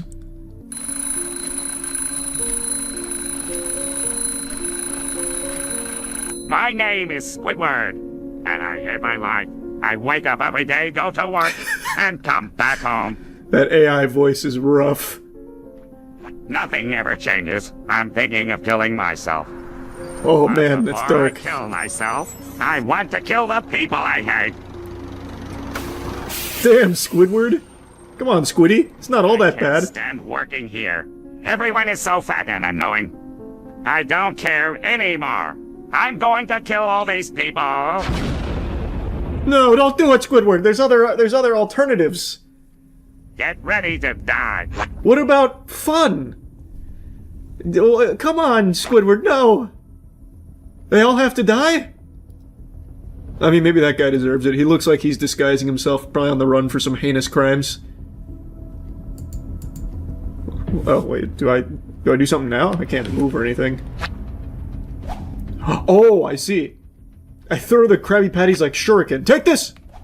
No! Oh, God. I one-tapped him with the Krabby Patty. Get out of here! You've made Squidward unhappy. Oh, you bastards. I just find it hard to believe they're responsible for it. They're just hungry customers. Even in death, she couldn't let go of the Krabby Patty. It was too delicious. He knows what's coming, but I'm out of objects to throw. Oh, I see.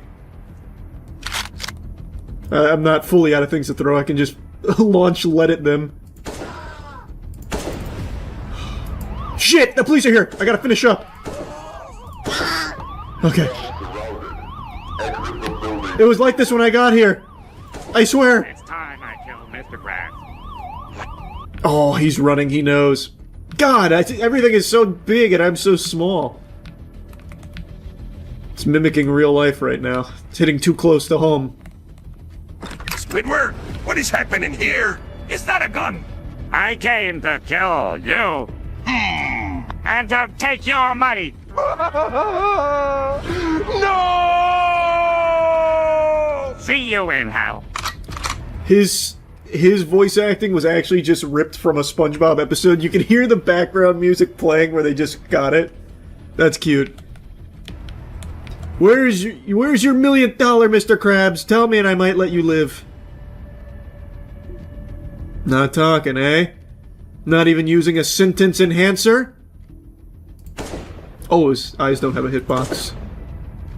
I gotta pop him right in his fucking nose.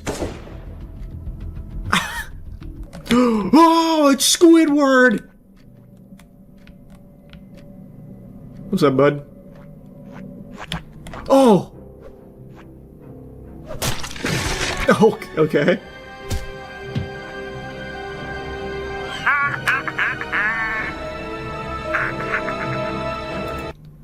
Damn, Squidward, he means business. That was one hell of a move he got me with. I'm coming, Pat.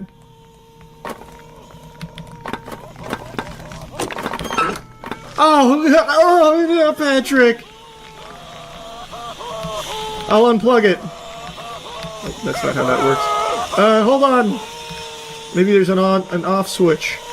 Also, you're not strapped down. Why don't you just move? Just move!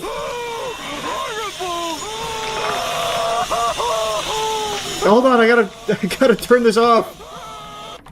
Oh, here we go. Here we go. Oh, there we go. Shut the power off. Finally, I'm free! I got circumcised again.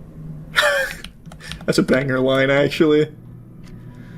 You and me both, Patrick. Double dipping on the circumcision, am I right? Anything here? No. This must be for SpongeBob's sauna. Gary, no! Gary, why? What the fuck, Squidward? What did Gary ever do to make your life miserable? That's alright. I mean, I guess I kind of get it.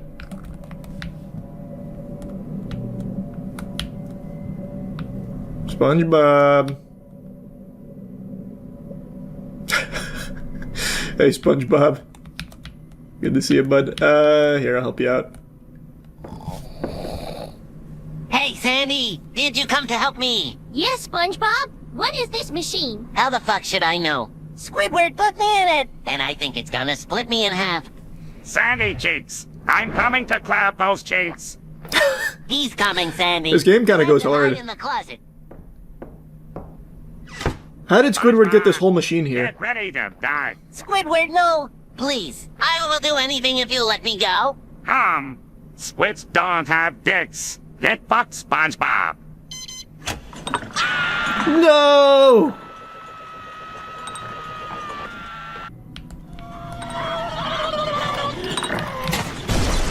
There we go. There's one. Oh, that's gonna just set SpongeBob on fire. No, wait! I can go get more water and extinguish the flames. I gotta wait for Squidward, though. Sorry, just... Can you calm down? You can see I'm actively helping you.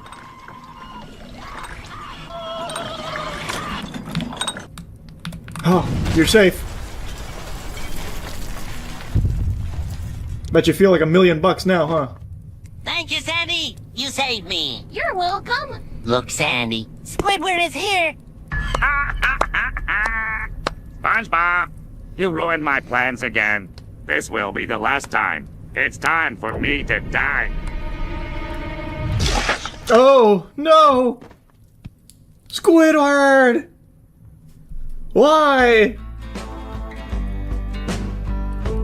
This one focuses on the hash-slinging slasher, and it's sure to make me very frightened. I'm hoping it can put some poop in my pants. Let's get after it. This one's for Bikini Bottom. Nice. We did it. Put valuables in safe. Ah! The spatula for a hand. He's here to fuck my ass. Jackpot. What the hell? Oh no! Get back here, scoundrel! The hash-slinging slasher's gonna kill him! Anchovies! This is definitely a valuable. That's the secret formula.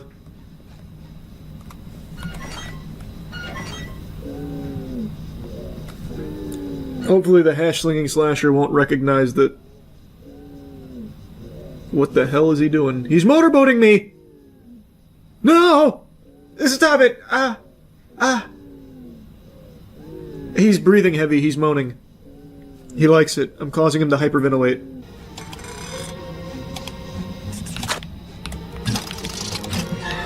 No! He got me! Wow, this is a really... like, chopping lettuce in real life is faster. Holy shit.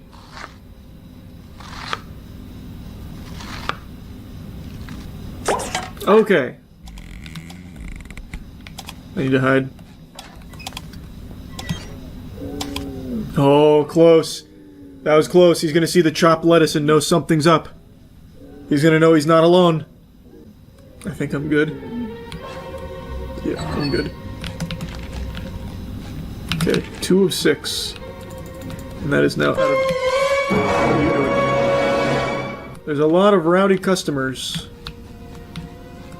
I've got the red pan. I've got the red pan. I've got it. I've got it.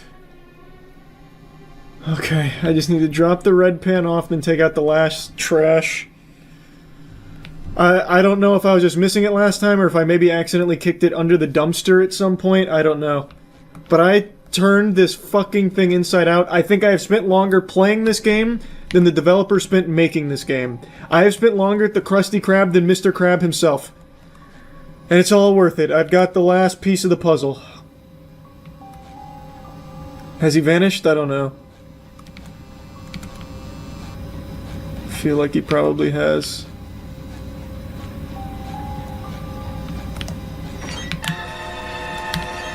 That was scary. That was extremely scary. Wow.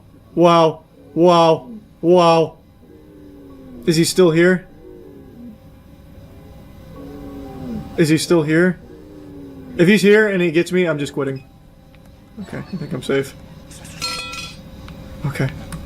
Last thing. Last trash. Come on, baby. Alright, we're free. We're free. We're free. Oh my god. Forever! Forever! Lock main entrance. I'm just going to wait until he spawns and leaves. I'm not taking any chances. I'm immediately going against what I just said, but I don't know, because he might not spawn. Someone's trying to call me and lure me in.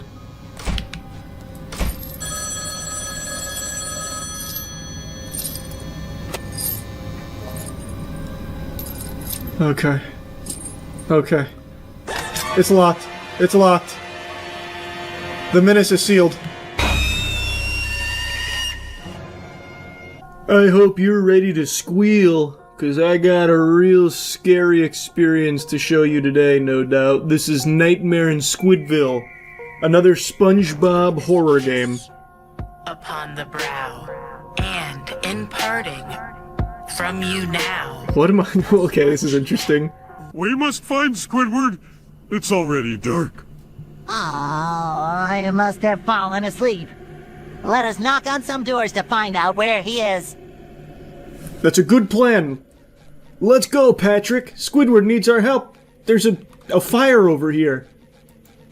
Maybe some cult activity. Maybe they're burning him at the stake. Squidward, I'm coming. Hello, have you seen Squidward? Nobody home. I have no clues to go off of. They didn't leave a ransom note or anything.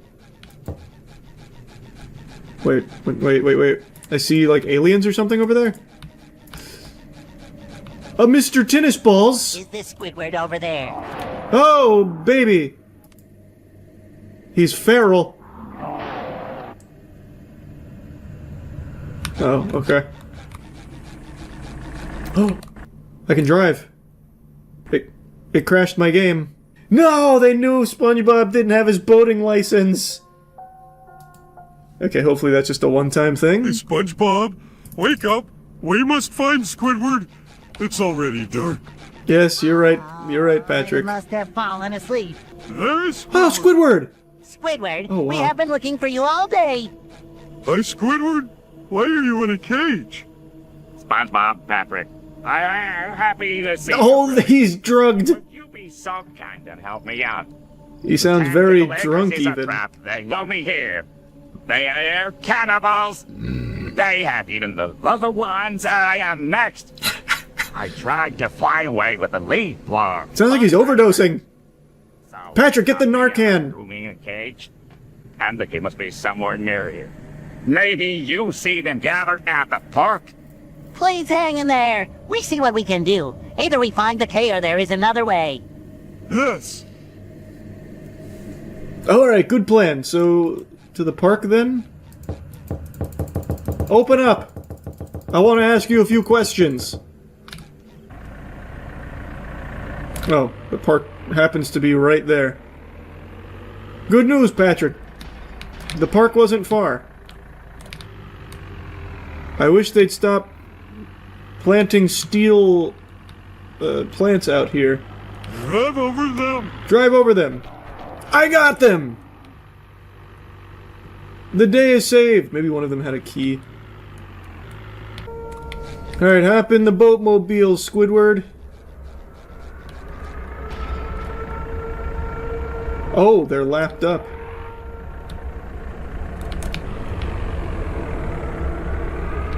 They've started the air raid sirens over there. Not on this side, though, just over there. They know there's been a jailbreak.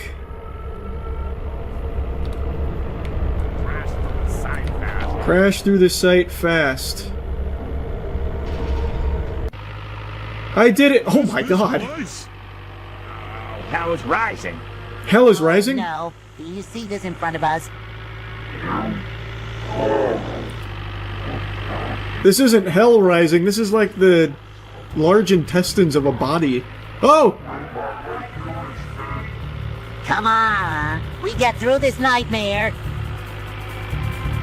We can do this! Okay, how long does this go for, you think?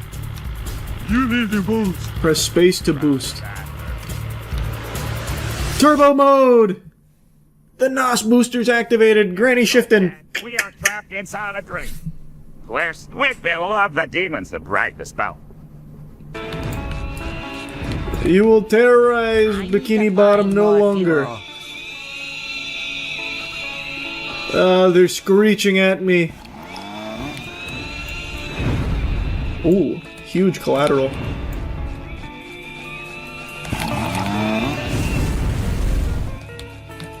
What a wonderful sound.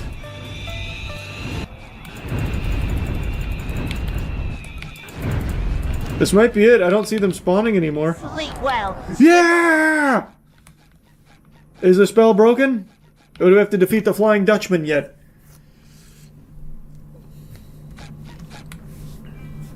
Thank you, SpongeBob. You saved us. Oh, God. That's the end of the game, I see. Well, well, well. Look what we have here. 8:30 p.m. on January 7th. The sacred date that was prophesied by the Conformity Gate enthusiasts as being the release date for the secret 9th episode of Stranger Things. The real finale. But bad news, sports fans. Still no pickles. Episode 9 is not here. Still seems to be misplaced. Perhaps they're scrambling to get it to us right now, or maybe this whole thing was a load of big fucking baloney. And in fact, if you check the Stranger Things Instagram account, The Real Dirty Dan, they are even seemingly trying to squash it themselves. All episodes are now streaming, like they're all available. There is no episode 9, despite the multiple days of cope, people coming up with crazy evidence to suggest that there's a secret episode, and this is all part of the Duffer Brothers' genius scheme. It's Vecna's final ploy. But now, as the sun sets, reality begins to wash over Conformity Gate like a plague, where they have to come to the hard realization that the Duffer Brothers just kind of fumbled. That's about all she wrote there, or all she didn't write when it comes to the Duffer Brothers, with all the fucking plot holes here for season 5. And it sucks. You know, it doesn't feel good. It's not like I wanted to say I told you so. Now, of course, I'm not above doing that. I'm 5'6". I'm barely above this desk right now. But, you know, I did tell you so, as did 98% of the people on this planet, but that 2% that really latched on to the titty here of Conformity Gate, it was a sizable movement, like thousands and thousands of people. It got big to the point where a lot of people genuinely did buy into it, thinking that there's really a legitimate possibility that there's a secret episode airing tonight. But that's just not in the cards. That was never on the table. Something similar happened with Sherlock, apparently, but I don't remember that. What I will say, though, is that some of the theories were very entertaining, so at the very least, I think some people at least were able to squeeze a little bit more joy and whimsy out of this whole Conformity Gate thing in lieu of, like, a disappointing finale. And like I said, it's not even the worst finale in the world. It did what is oftentimes the most unforgivable sin, and it was mid. It was just okay at best and left a lot to be desired, which is oftentimes worse than just being outright fucking terrible. So a lot of people were trying to come up with an explanation that isn't just like, it's a little flat. And in doing so, I do think they cooked up some very interesting, thought-provoking ideas. Most of them, though, however, I do think were just really grasping at straws. It's coming out January 7th because if you look at this clock and then close your eyes and then fall asleep and then hit yourself in the head with a sledgehammer, you can start to connect the breadcrumbs that the Duffer Brothers have very intentionally, subtly laid for us to find. Oh, it's chef's kiss. It's great.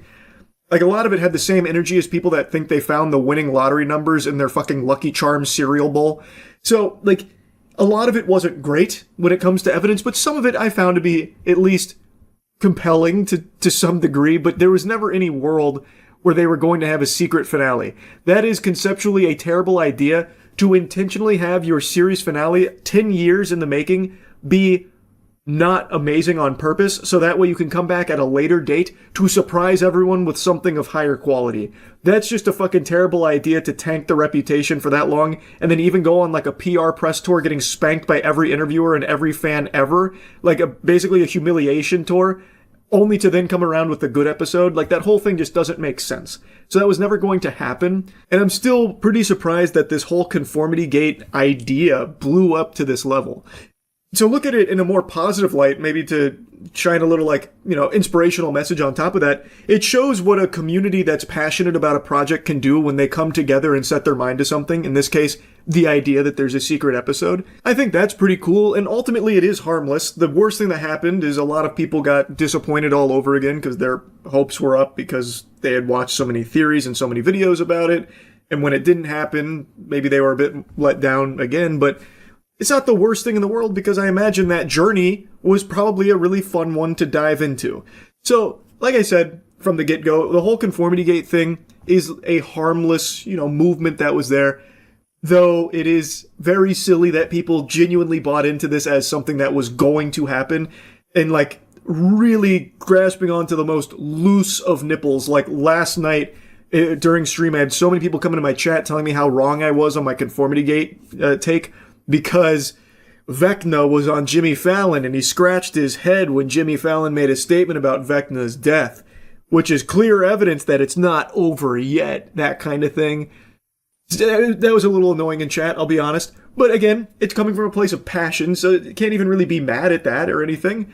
It's just, maybe going forward, just set your expectations that it might be fun to dive into these fan theories, but it's probably not accurate if it pertains to a secret finale or anything in that regard. That's just not going to happen in any product. It's just not. That being said, though, I think fan theories are sometimes significantly more interesting than the actual lore that the writers come up with. Best example is Darth Jar Jar. I think that is the finest bit of fan theory ever cooked up. Also, Snowpiercer taking place in the Willy Wonka universe. I do love fan theories, and Stranger Things has a very interesting set of fan theories that, unfortunately, were kind of proven wrong throughout season 5. I'm talking outside of Conformity Gate, but I really do like diving into that kind of stuff for products and IPs that I really like. I think it's very interesting, and honestly, I would really like to see writers kind of lean more on that. They can see these fucking fan theories and shit. I would like if that sparked some kind of inspiration in their noodle, well, maybe we use this in some way, or maybe we can flesh this out in some way, and that's a pretty good idea. I think that'd be very cool. I don't see that happen super often, but it would be nice to see maybe occasionally for some of the more high quality fan theories. But now I'm getting off on a side tangent here. Overall, Conformity Gate was a lot of fun to watch from an outside perspective without ever really believing in it.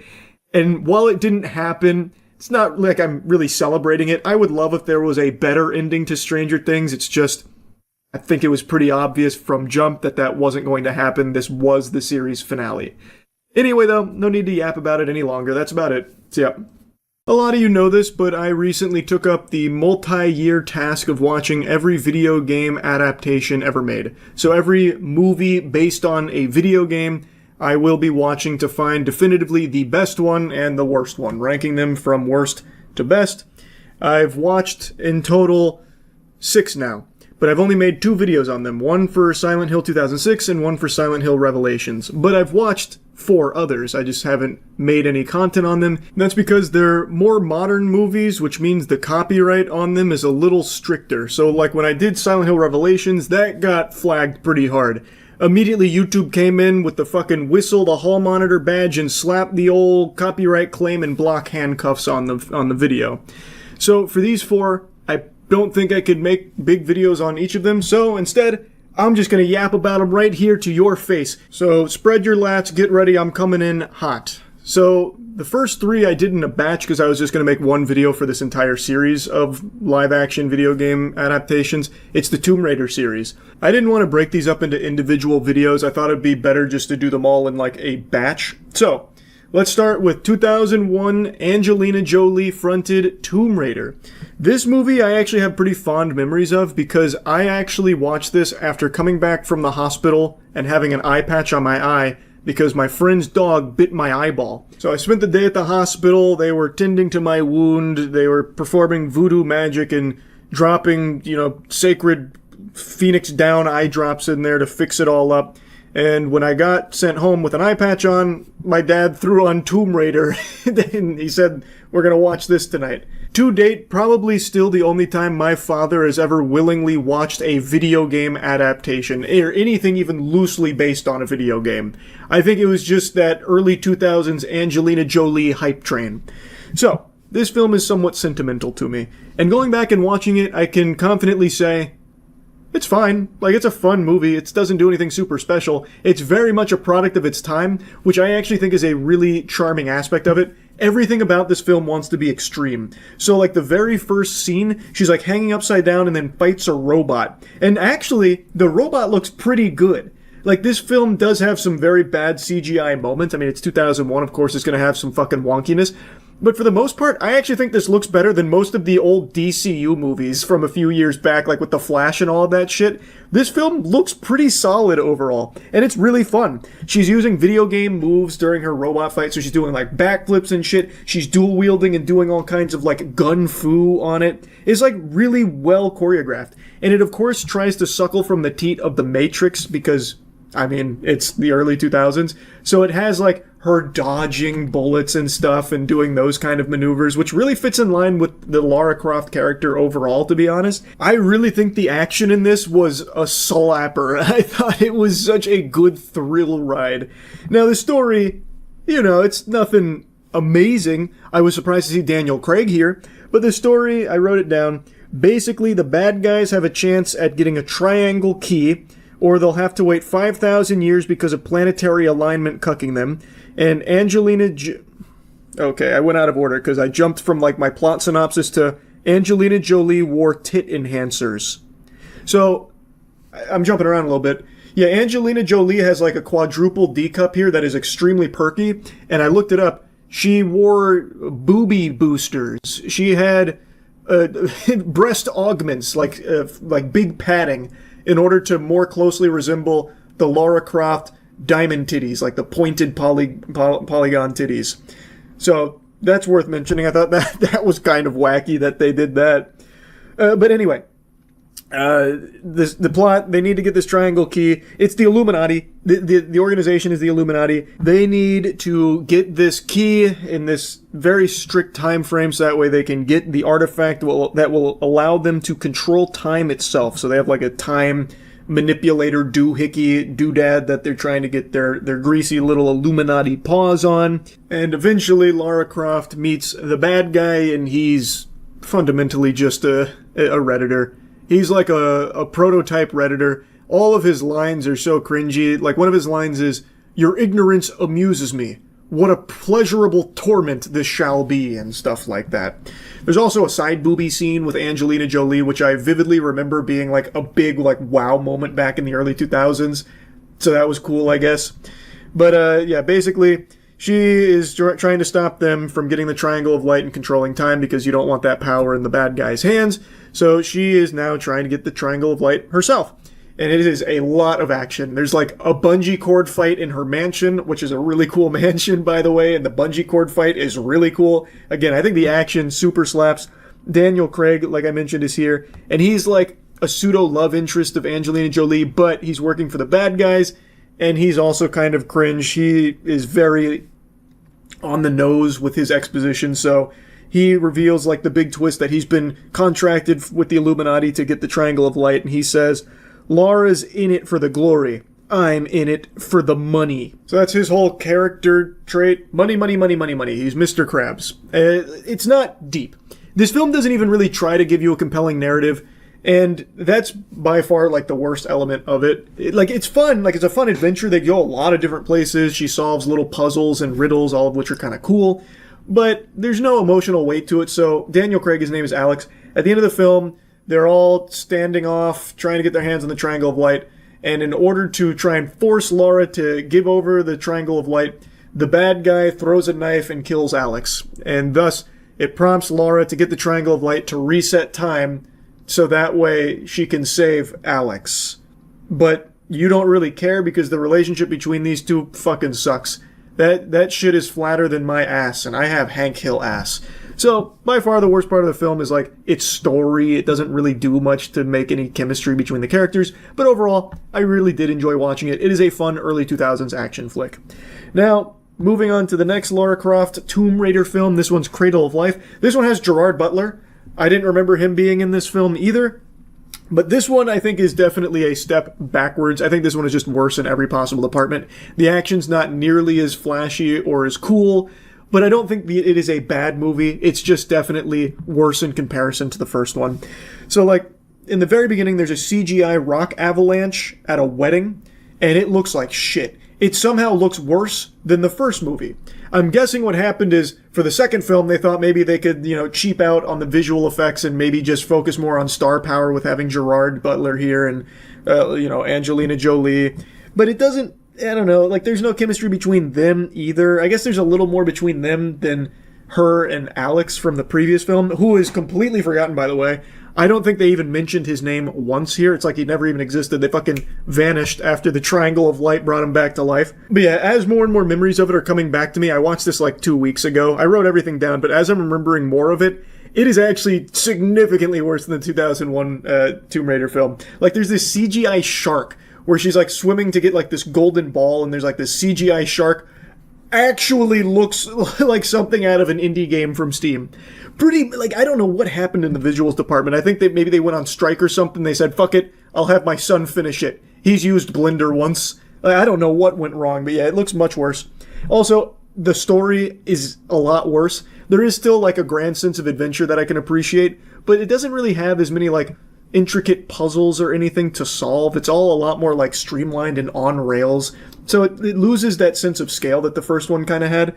And I also hate the villain in this one even more than the last one. He's even more cringe. So this guy is like a world-renowned super genius turbo megamind galaxy intellect, but he uses his mind for evil. He turns to a life of crime where he becomes a bioweapons trader. And he likes to release poison weapons to the world just to watch it all burn. So he's giving like this speech about how he just likes to see the effects of his bioweapons, his virus. It's like some shit out of Umbrella Corp, really. So he's giving this speech and he's talking about how, he released enhanced Ebola, like super Ebola, and wants to sell it for $100 million to some bad guys. But he doesn't even really care about the money. He more so just likes people using his super Ebola and all of his other, engineered viruses just to kill people for the sake of it. But he believes that there is an even more potent bioweapon out there that he wants to get his greasy paws on. Pandora's box. That's the main item that must be retrieved by Lara because she doesn't want that falling into his hands. So MI6 gives her a huge exposition vomit sesh. They diarrhea out tons of info on the bad guy. I didn't write his name down, so I don't even remember the bad guy's name. But he really is that forgettable. He's kind of just a fucking loser. But he wants to use Pandora's box to kill the whole world, because Pandora's box in this film is a plague. That is what is in the box, and he wants to unleash it to destroy the planet. That is his entire mission, his whole goal. And Gerard Butler enters into the fold. His name is Terry, because Laura needs to team up with Terry because he's the best tracker she knows. He's like the most equipped for this mission. But he's in jail. He gets a deal from Laura to get him out of jail as long as he teams up with Laura, and the two then go try and get Pandora's box to stop the bad guy from having it. They drop out of the battle bus into China, and they find this underground group, the same group that she fought after the CGI sharks when she was getting the golden snitch. They confront the group. They're called the Sheiling, and Lara Croft kills one of the guys, and then they drive motorcycles on the Great Wall of China. And then after they escape the Sheiling, after causing a ruckus, Gerard Butler, Terry, reveals how he's still really salty that their relationship didn't go anywhere. These two were once romantic. Almost in love, you could say. But then, things went cattywampus and he's not happy. And Laura, she does not trust Terry. Yep. I did a really bad job at writing down the plot synopsis here. It's all over the place. But yeah, I wrote this down and it's true. Terry's basically the exact same character as Daniel Craig. Like, personality-wise, he fills the same role. Literally like a one-to-one carbon copy of Alex. I have to imagine Daniel Craig just had other obligations, so he couldn't be part of this film. So they're like, all right, we'll just write a new guy and forget about Alex. Yeah, I don't know. It was interesting. But anyway, the reason their relationship crumbled is because he left her and abandoned his country, but he regrets it. Anyway, though, I don't know why I'm getting, like, even deep into this, because it doesn't matter. It's not fleshed out. It doesn't feel natural. There's no real chemistry between them. Again, it's very stale. Ultimately, the big part of this film, the action, is still intact and still fun. Like, the gunfights feel very much out of a Tomb Raider game from the PlayStation. The choreography is still pretty hype. It just looks worse than the first one. It does take a step back in its visuals, but I do appreciate that the action is still flashy and it is still fun. What ultimately happens, though, is they get to Pandora's box. They fight some shadow guardians, which are like these tree demons. So they fight like these, almost like tree imps. They just kill the shadow bad guys, and they're forced by the main bad guy to lead him to Pandora's box. And then she fights the main bad guy who likes bioweapons, and she throws him into a pit of acid that Pandora's box is sitting in. So he starts just melting and dying next to Pandora's box. And then Terry and Lara are face to face with the box. Lara obviously wants to leave the box, believing that this plague is too powerful for any one man to have. Terry, on the other hand, wants the box because he wants to sell it for money. He wants money. Remind you of anyone from the first film? So he says, I need this because I want to sell it. And, well, that's not gonna fly. So she refuses to let him, and so he slaps her and gets ready to shoot her, but then she beats him to it, shooting him. It's supposed to be emotional, but all movie these two are just not clicking, so who cares? Wasn't a hard choice is what I wrote down. It's very true. It wasn't a hard choice, and who cares?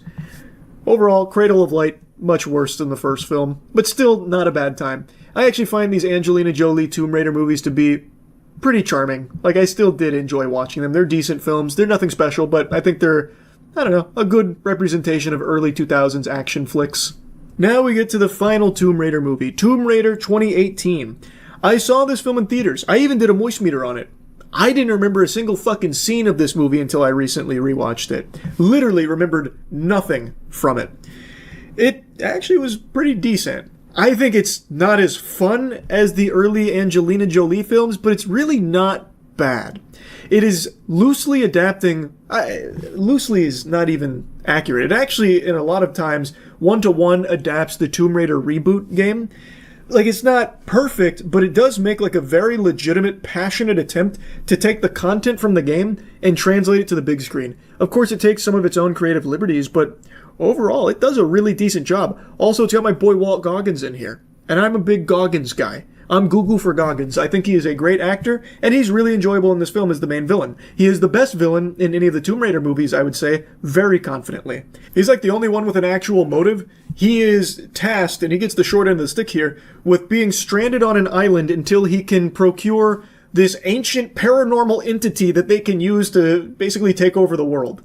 This new bad organization. Well, I mean, not exactly new bad organization, but the organization that is the puppet masters to him. He is not allowed to leave until he can find it, but it takes him years to find it. Many, many years. So he is just stuck there, unable to leave, and he just so desperately wants to see his family again. And he will do anything to get back to his family.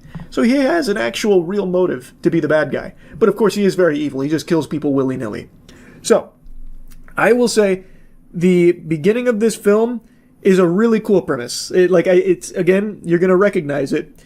So, Himiko is an old ancient ruler who spread death with a touch but got imprisoned on an island by her generals, and Lara's dad has a map to it and leaves Lara behind to go unleash her. So her dad wanted to pursue Himiko, and this ancient organization also wants to pursue Himiko for much more nefarious purposes. You see, Lara's dad is doing this because he wants to find a way to bring his wife back.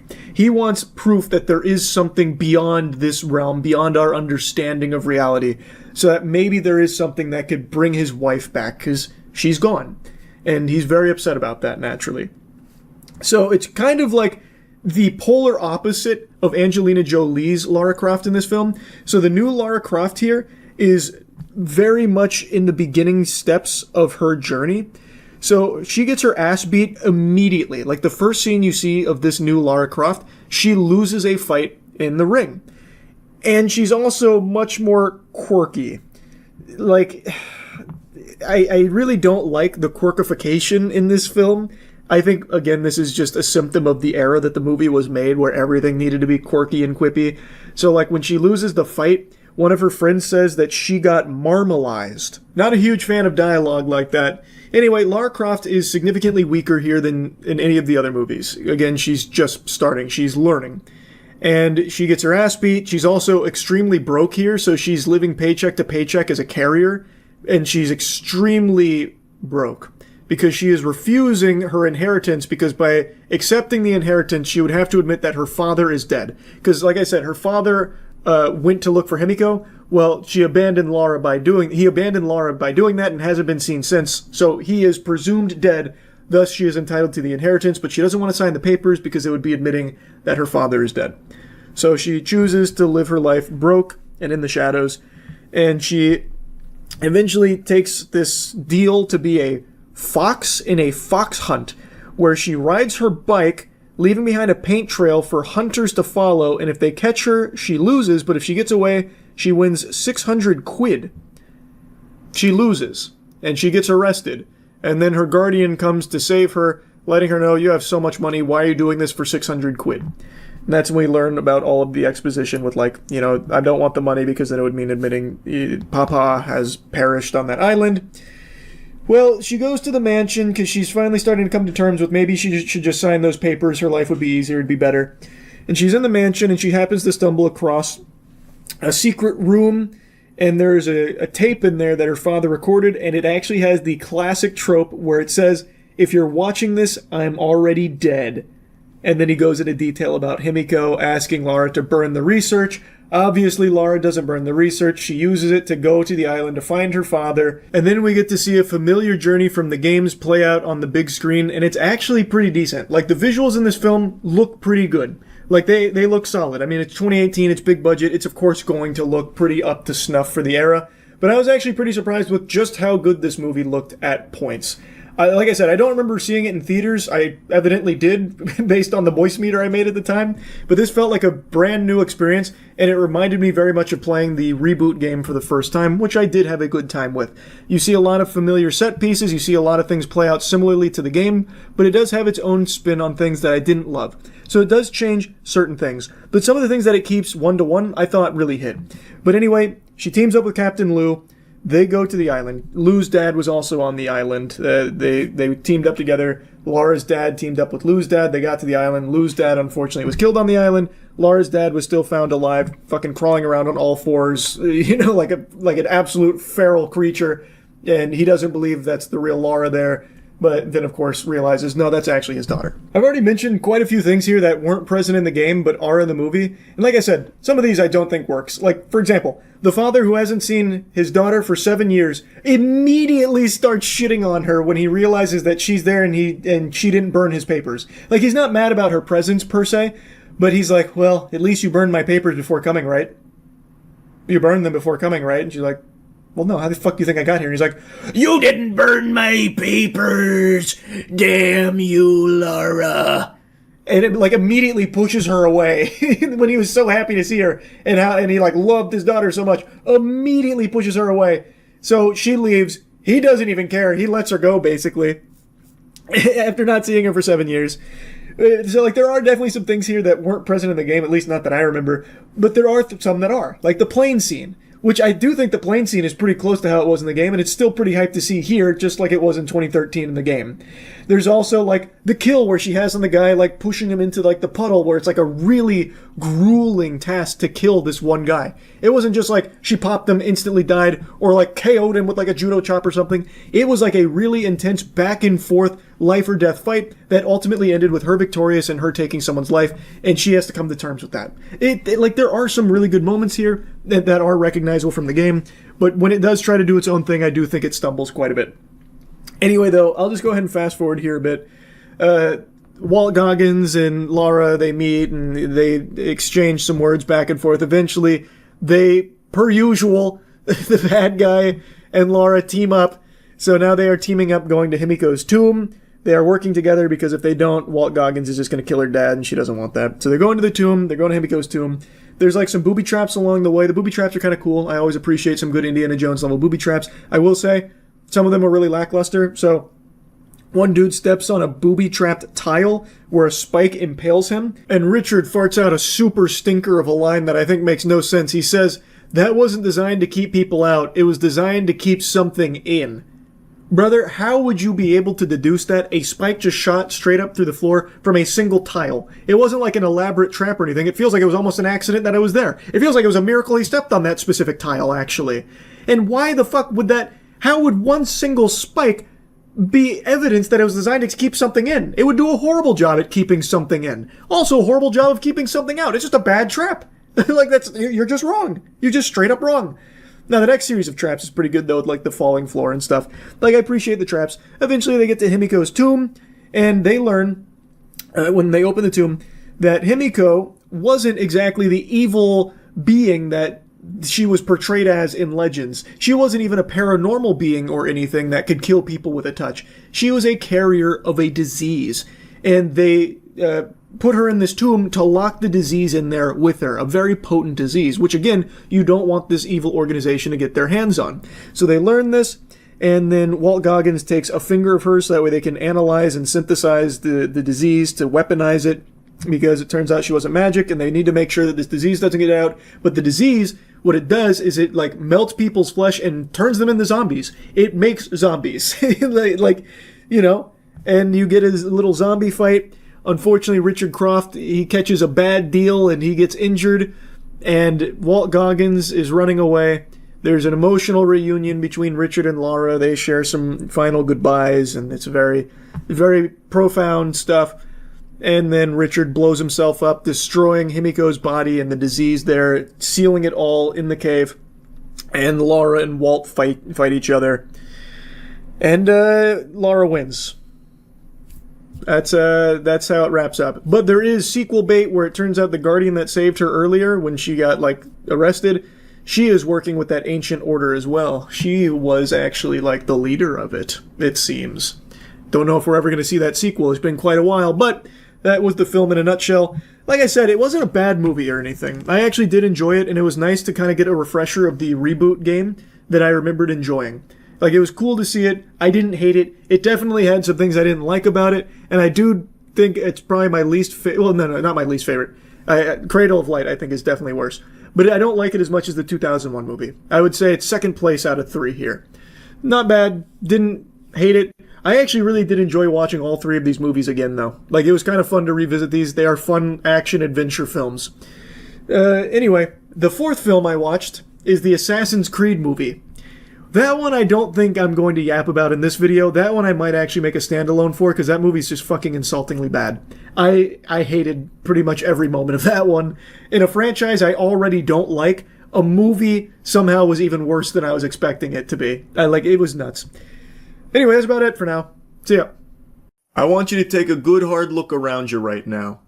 Are you surrounded by concrete walls and bars? If the answer to that question is no, it means that you're not in jail. Congratulations. Good job, bucko. You enjoy that fresh air? That freedom? Would you be willing to trade it for a couple of views on TikTok? I imagine most of you politely decline that offer. However, there is a handful of fungal parasites called TikTok pranksters that enthusiastically pump their fist and say, yes, absolutely, I will make that trade. A trade that's worse than the fucking Mavericks getting rid of Luka. There are TikTok pranksters who are totally remorseless and willing to trade their freedom for a couple of views on TikTok. And today I just learned about the most egregious example of this. Alexis Martinez Arizala. You don't know his name. You'll never know his name, but you do know, most likely, what he did recently. Alexis was that brain-dead goober, that bumbling, drooling idiot that did the AI prank on the officer, where he showed him an AI-generated video of that officer's patrol car being broken into, and then got arrested for it. This video kind of popped off because everyone was clowning on this guy for a dog shit AI prank. I talked about it a little bit, but I didn't really follow it because I just assumed this would be business as usual with these parasites where they get a slap on the wrist, thrown back into society for them to just continue to be this miasma of cringe that haunts every fucking facet of civilized society for their TikTok clout. But it turns out I was actually wrong. You see, this dumb asshole actually went above and beyond the Call of Duty here for garbage pranks. He did this AI prank multiple times to such an extreme degree that he has been extradited from Puerto Rico and is facing serious charges here in Florida, and according to Atozi's video, could carry up to 12 years in prison. So let's go ahead and show you the most viral stunt that he did here, his AI prank on the officer. We are told he's a South Florida native, but U.S. Marshals actually caught up with him in San Juan, Puerto Rico. You're actually in here. Here's the video circulating on social media that shows 4 men in suits entering a Seminole County deputy's patrol vehicle. They were going inside of your car, in and out. An online prankster recording the moments he walks into Academy and shows it to the deputy. The deputy, clearly convinced, runs out to the parking lot, hand on his weapon. So you probably just left it unlocked. It should have been unlocked. I hit the button. But this video is fake. It's a deep fake, to be exact. What a classic gut buster there. Haha! Gotcha. You thought your car was being broken into. And he doesn't just do it to officers, by the way. He actually does this to normal civilians as well, terrorizing them with these same kind of AI fakes that he makes of them and doing like crazy shit or having their things stolen or even their spouse cheating on them. But this officer one did get him arrested. And something that got pointed out in the reports is that the officer was on edge approaching the vehicle thinking that it had been broken into, so he did have his hand on his weapon. If there was just a completely innocent civilian that happened to be near that police car with the officer approaching it, there is no doubt in my mind, and also other officers chimed in and also echoed the sentiment, that that would have been a situation where the officer would have probably ended up detaining that completely innocent person solely based off of this AI video that this fucking loser made. So, and that could have, who knows what could have happened there. It's extremely dangerous. James Copenhaver agrees. The former detective says this deputy did everything correctly, but things could have ended differently. What would have happened if some bystander would have been stopped at this patrol car, tying his shoe or what have you, and this deputy approached? Pretty good chance that person's going to probably be put on the ground at gunpoint because the deputy doesn't know what's going on. That guy is totally right. The entire basis of this prank, like the punchline, is making the person you're harassing fearful. In this case, it was the officer. Like I said, he does it to normal civilians as well in similar fashion with their shit being stolen. But he's making the officer afraid that there's now people breaking into his car, fucking playing musical chairs in there, patty cake. You got Mike and the Dirty Boys maybe having an orgy in there, who really knows? He's just showing him this video that is convincing enough to make the officer believe that his car is being broken into. So if there is just some person out there for whatever reason near his vehicle, maybe stop tying their shoe like he mentions in that example, there's a chance that person gets, held at gunpoint or something, and maybe even taken to the ground, all based off of this TikTok prankster's garbage. It is just dangerous, no matter how you spin it. Deputies say 22-year-old Alexis Martinez Arizala posted the video on his social media accounts to gain attention and create viral content. He was arrested Friday in Puerto Rico and is now facing 4 charges, 2 of which are felonies. It needs to be bumped up to a felony. That would help curtail some of this stuff and start putting people in jail for it. It's not fun and games. It's serious business. I couldn't agree more. There needs to be real serious consequences for this type of shit. It's not pranking, it is harassment, and in some cases, in other pranksters, just assaulting people as well. Like, there needs to be legitimate punishment there, otherwise it's going to continue to snowball as it currently is and has for years. They just, for some reason, play softball with all this shit, just giving them like a light little spank on the tuchus, a little tush slap there saying, all right, now don't do it again, mister. Here's a stern talking to, we expect better. And then, of course, it doesn't do anything. So they don't get punished. Other people see that there's no repercussions for it, and they want the TikTok attention too, so they start emulating it. This guy didn't invent AI pranks, by the way. That prank he's doing on the officer is an AI prank that's been around for over a year now. I made a video on it I think 5 months ago now from someone else doing the exact same shit to civilians. This is just the first guy that was dumb enough to do it to officers and get himself arrested. So they are just emulating what they see got others' attention because that is what they so desperately crave. They need it more than oxygen, so they'll do anything for it. And they see those pranksters didn't get in trouble, so they do it themselves. But if Alexis Martinez Arizala does spend 12 years in jail and the rest of the pranking community sees that there are actual repercussions for this kind of shit, they'll stop. They will stop. So yes, I do think they need to be going to jail. I 1000% think that Alexis deserves some time in the slammer here as a great deterrent from other people trying to do similar shit or worse shit to keep one-upping and elevating, because that's how it goes. Someone might see this, and if he gets let off easy, they'll be like, okay, I'll take it a step further. That's how you keep ending up with pranks like this. Officials say he's now facing multiple charges, including fabricating physical evidence, making a false report to law enforcement, unlawful use of a two-way communication device, and knowingly giving false information to a law enforcement officer. And a whole stack of charges. On top of the charges I mentioned earlier, he's also facing a felony tied to tampering with evidence, along with additional misdemeanor charges. But based on Florida law, one of the biggest charges he's currently facing is tampering with or fabricating physical evidence, which is a third-degree felony. And that alone can carry up to 5 years in prison, along with probation and fines. Pretty serious charges that he's facing here. He's looking down the pipe of quite a few years in the big house. So how's he taking it, you might be asking yourself? Like a champ. Like a true hero. I don't regret anything. It's been 2 days. This is video of 22-year-old Alexis Martinez Arizala shortly after his arrest. Charged with providing false information after San Juan investigators say he showed an officer a hyper-realistic AI video depicting someone stealing the officer's cruiser. But hey, I don't regret nothing. His arrest came 2 weeks after deputies in Seminole County say he pulled a similar stunt. He reiterates that he regrets nothing. All of this is worth it to him. Potentially many years in jail is worth it because he got some TikTok views. Fucking insanity.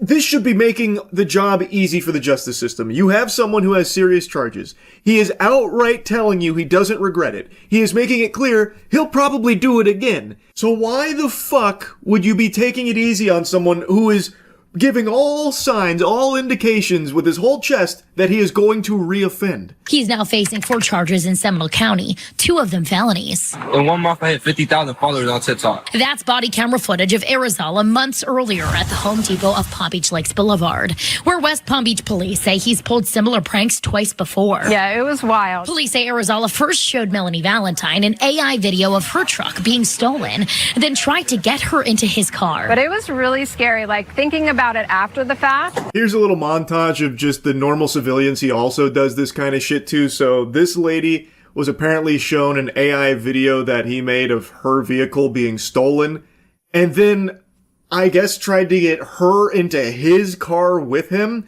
That's some super creepy psychopath shit right there. So he didn't just stop at like, your car got stolen. I'm kidding, it didn't. It's AI. He didn't even stop there. He's like, no, you gotta get in my vehicle now. Come on in. Get in my car. We gotta chase it down, don't we? Come on, get in. What a fucking weirdo.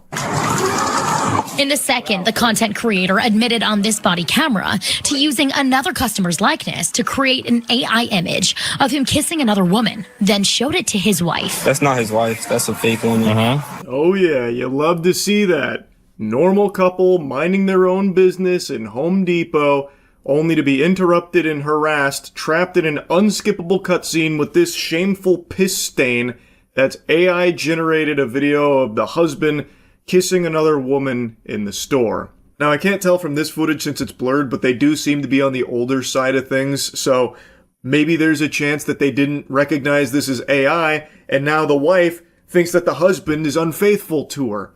Like, it's just, this isn't even, like, entertaining. It's just fucking sad. In a third stunt, police say he startled a West Palm Beach gas station clerk. I just showed him an AI video of like a body just getting attacked, a fake body. He was arrested that night for resisting an officer. Bro, are y'all serious? But not for any crimes related to his AI use. This one sounds fucking insane to me. I can't piece it all together and can't find the original, but from what I can gather from this, he AI generated a video at that gas station of a body, presumably a dead body is my guess, that scared the gas station clerk and was designed to scare him, which is what led to all of this here. What's even the prank there? Aha, I made this gas station worker think someone was fucking dead. Haha. I can't even fathom the type of unlovable, greasy loser that actually likes these kind of pranks. Just sitting there clapping, giggling. Haha, that's so naughty. That's so savage. Anyway, I won't bother torching you with more of this guy's trash. He is facing some serious charges, and I can only sit here, fingers crossed, hoping that they don't play softball with him. He has literally said, puffed out his chest like a real tough guy, and said he has no regrets. As if he did anything worthwhile here. He did AI pranks. And now there's a chance he just threw his whole life away for it. And I really hope that they do seriously punish him to serve as a nice deterrent from other losers like this guy trying to do the same shit. Anyway, that's really about it. So yeah. I love aliens. I love UFOs. You know I keep my finger on the pulse of anything related to extraterrestrial activity. I've even set up my own homemade tuning fork so that way I'll know if there's any big three-titted alien babes that are cruising through. The thing is, I wasn't even going to bother talking about this latest batch of UFO files because they are just completely worthless. There was tremendous amounts of hubbub about declassifying these files. This is the truth. We're going to drag you kicking and screaming. You're not ready, but we're going to make sure you're ready. Swallow your vegetables anyway. Here it is. Cosmic beings, UFOs. And then what they actually declassified was just that. Nothing. Nothing is what they declassified. There is genuinely nothing interesting in there, yet they continued to hype and glaze it up. It's just trash. There's nothing even worth talking about. Yeah, there's the star shape entity thing, but that's really it. Everything else is stuff we've already seen a bit about, and others are just completely embarrassing. Why was it uninteresting? There was just nothing substantial is the problem. Just more bleh. I don't know, man, that artist rendition was pretty convincing. Ooh. Actual site photo with FBI lab-rendered graphic overlay depicting corroborating eyewitness reports from September 2023 of an apparent ellipsoid bronze metallic object materializing out of a bright light in the sky. It's pretty thought-provoking. Also, if this is what FBI lab-rendered graphics look like in 2026, that's pretty insane. You gotta give them time to catch up, man. Technology's advancing quick. They're still on that GeoCities vibe. It takes time. That shit needs DLSS 5. It's from a game in the 90s. Is it? They just grabbed an image from a game? An old 90s game? So yeah, the alien files weren't anything super cool. Still nothing. It's still no pickles. Oh, I didn't even read the statements they said about it. This is unprecedented transparency in what the US government knows about UFOs, Hegseth said, adding, these files hidden behind classifications have long fueled justified speculation, and it's time the American people see it for themselves. We can't handle this kind of truth, man. You gotta keep this under wraps. This is gonna cause a nationwide panic. He's right. Dagnabbit, he's right. From a game that was on 7 floppy disks split across them due to file size. This was probably very innovative for its time, if that's the case. Don't copy that floppy.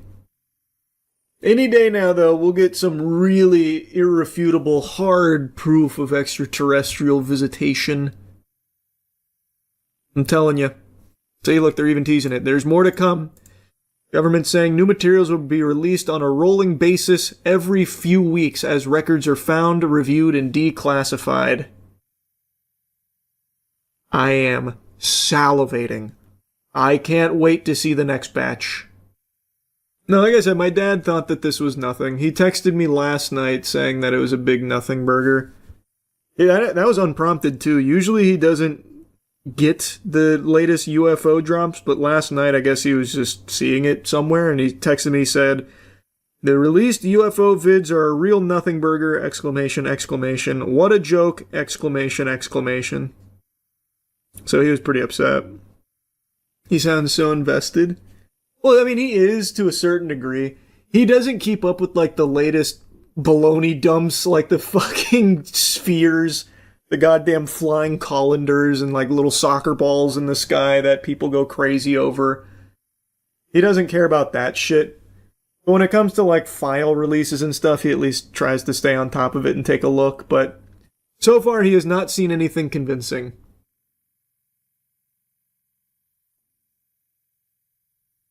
So he's not active in the UFO subreddit. He is not. He certainly doesn't like that very much. They're hiding the real UFO pictures like Bubble Bass hiding the pickles under his tongue. Brother, I've got bad news. I'm gonna rip the Band-Aid off. There is none. Like, I'm sure they have some, like, wacky files and stuff, because they had so many old school weirdo projects, like the MK Ultra stuff. They also had all of these, like, astral projecting projects that they were doing, the CIA was conducting with, like, the psychics and stuff, which is why, like, a year ago you saw those articles about the declassified CIA documents confirming that there was giants on Mars. But if you actually look at it, what they were doing is they had these drug-induced maniacs go in, fucking blindfold them, and try and, like, guess cue cards that they were holding, and then they'd tell them stories about how they astral projected onto Mars and had conversations with giants. Like, you're not going to find anything, like, actually convincing when it gets declassified, because they did some fucking nut job shit in the CIA back in, like, the 60s and 70s. They were actually trying to do, like, Marvel X-Men stuff. And then they wrote about it as if it was, like, successful. So, like, ESP, mind readers, astral projectors, time travelers, they had all of these kind of wacky programs. They also killed a lot of people. Well, I mean, in the pursuit of mutants and superhumans, that's to be expected. The gay bomb, too. Oh, the gay bomb is a classic. The gay bomb actually is a classic. The thought being drop a bomb that would cause all the dudes to just start fucking each other and not fight anymore. The enemy is gay now. But they still shot at us. I do love that thinking, though, like, that's gonna somehow be a really effective weapon. Like, let's just assume it works. Let's assume they did create the gay bomb, they deploy it, now all the soldiers have sex, they all blow their load. Then they go right back to what they were doing before. So you bought yourself, like, a couple of minutes where they're fucking, and then what? It was a truly baffling proposal. Might backfire on your own army. Oh, can you imagine transporting the gay bomb, but it springs a leak? Then the plane crashes because everyone's fucking themselves ferociously. No! We made the whole plane gay! No, it's gay! Shit! The one thing we couldn't plan for! No! Yeah, it was interesting stuff, man, I'm telling you. Those declassified files and the ones that we keep getting have some really wacky projects the government looked into at the very least. Some actively pursued. Oh, point I was making, to tie it back to the alien stuff, I do not think they have anything, like, groundbreaking in regards to aliens. Like, I don't think there's alien bodies, alien weaponry, alien craft that they've ever recovered or anything like that. Surely they have, like, unexplainable aerial phenomena, like stuff that they've already declassified, like the tic-tac, that kind of stuff, which is interesting, but I don't think it's extraterrestrial. I don't think they have anything, like, that's gonna make you go, oh my god, aliens are real and they were here. Because I don't think aliens have ever been here. Because if they have, we would have never known about them. They're not gonna get all the way here and fucking crash. That's not going to happen. The technology that they would need to get here, it would be unthinkable that it would somehow malfunction here. You can't even begin to understand and comprehend the technology that would be necessary for a different species to make it here. It defies our understanding of everything. But you can't debunk that Tic Tac, can you? I can't. I don't know what it is, but I just don't think it's extraterrestrial. I don't think it was aliens in their cruiser. Just because I can't explain it doesn't mean that that's the default correct answer. You can't tell me whether or not there's poop in my pants right now. There's no way. You can make a guess, but you don't know. I know I've made a lot of videos recently clowning on driving streamers who are addicted to streaming while behind the wheel of a vehicle and hardly paying attention to the road, jeopardizing everyone's safety out there, and in a lot of cases, crashing.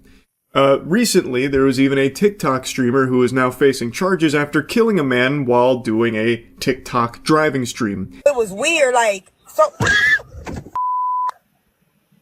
Who was that? You okay? Oh, What was that? This is Tynesha Roten. As you can see, she was too preoccupied with her stream talking there. Maybe too many roses and galaxies capturing her attention, wasn't looking at the road, and struck and killed a pedestrian at an intersection. His name was Darren Lucas. This kind of shit gets my blood boiling, which is why I've been yapping about it so much recently, because it's only becoming more and more common. It's been normalized to just stream in cars now for a lot of people, and it's just incredibly dangerous and can lead to situations like that. In many of these cases, the streamer is too focused on their chat, interacting with them, jingling keys, doing the song and dance to keep the chat engaged, and they're just focused there, not on the road. So at that point, they're no longer even operating a vehicle, they're riding a fucking missile, which is why we've been seeing so many videos of them crashing, causing accidents, or in that case, killing people. Is this guy doing? Wait, what? What are the ones for?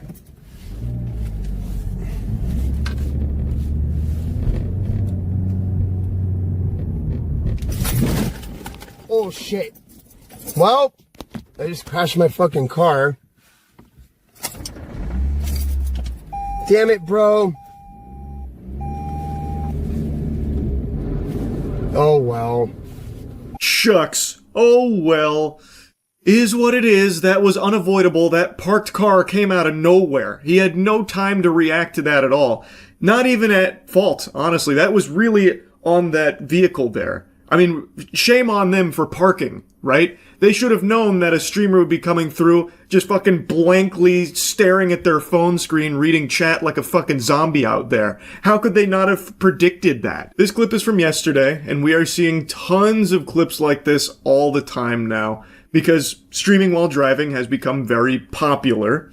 Now, in this case, this streamer was clearly reading his chat. Moments before hitting that parked car, he even said, "What are the ones for?" indicating that he is looking at chat, not the road. He made no effort to turn away from the parked car despite ample opportunity to do so. It was like the most easily avoidable collision if he even glanced up from his phone for even a split second. Fucking SpongeBob SquarePants is more alert than this guy.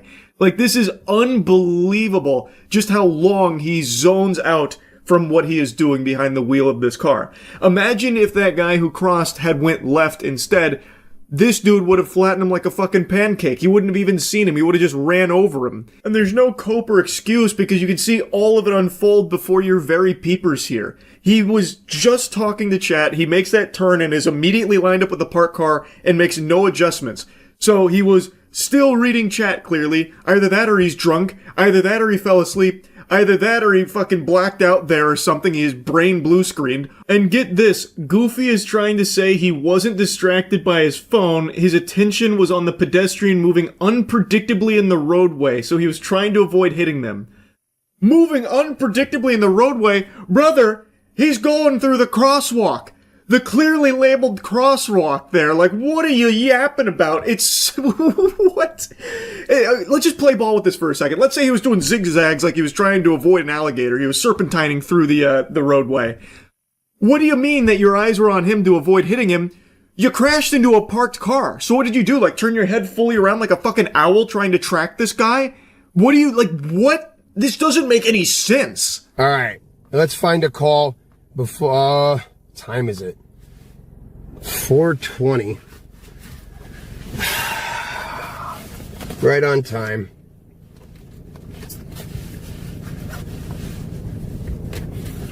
No, what is this guy doing? This is the longer clip that makes it even more clear this guy wasn't moving unpredictably through the road or anything. And in this longer clip, it actually sounds like he's fiddling with something in the passenger seat, trying to get something out, and then making a reference to 420. So some people were speculating maybe he wasn't just like, you know, fucking laser focused on his phone. Instead, he was too preoccupied trying to light up or something.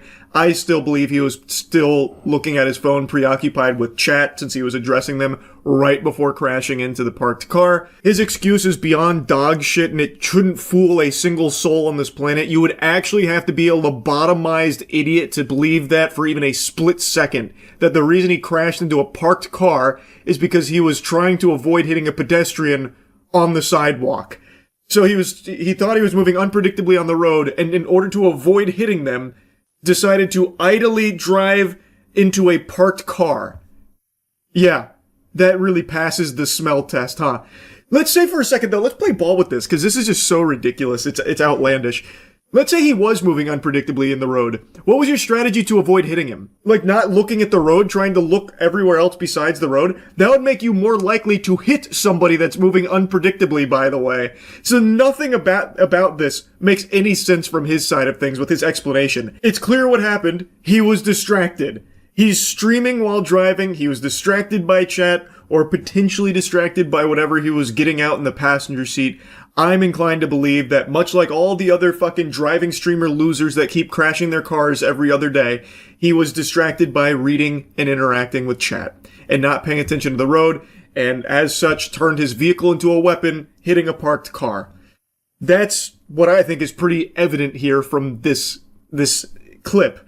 Now, what I want to also mention that adds just a cherry on top of this is this streamer earlier in that stream had made a citizen's arrest on a hit-and-run suspect. Get on the ground! Get on the ground! Citizen's arrest! Now! Get on the ground! Lay on the ground now! Lay on the ground! Got you! Don't you move! I will tase you!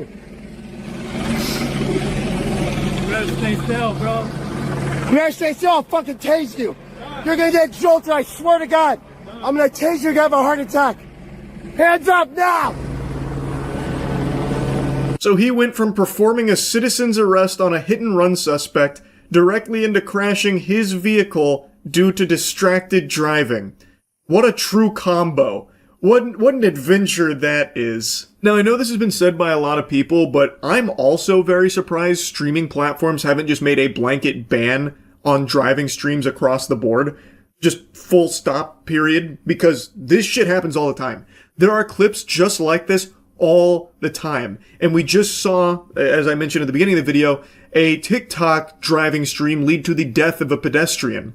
Like, I am just really shocked that it is still just an allowed piece of content to stream while driving. It is dangerous. Adding a distraction like chat while you are driving on the road trying to entertain as opposed to trying to safely arrive at your destination, it's a recipe for disaster, as we are seeing time and time and time again here. So I am surprised that it isn't something that is just immediately frowned upon on these platforms. But yeah, anyway, that's really about it. So yeah.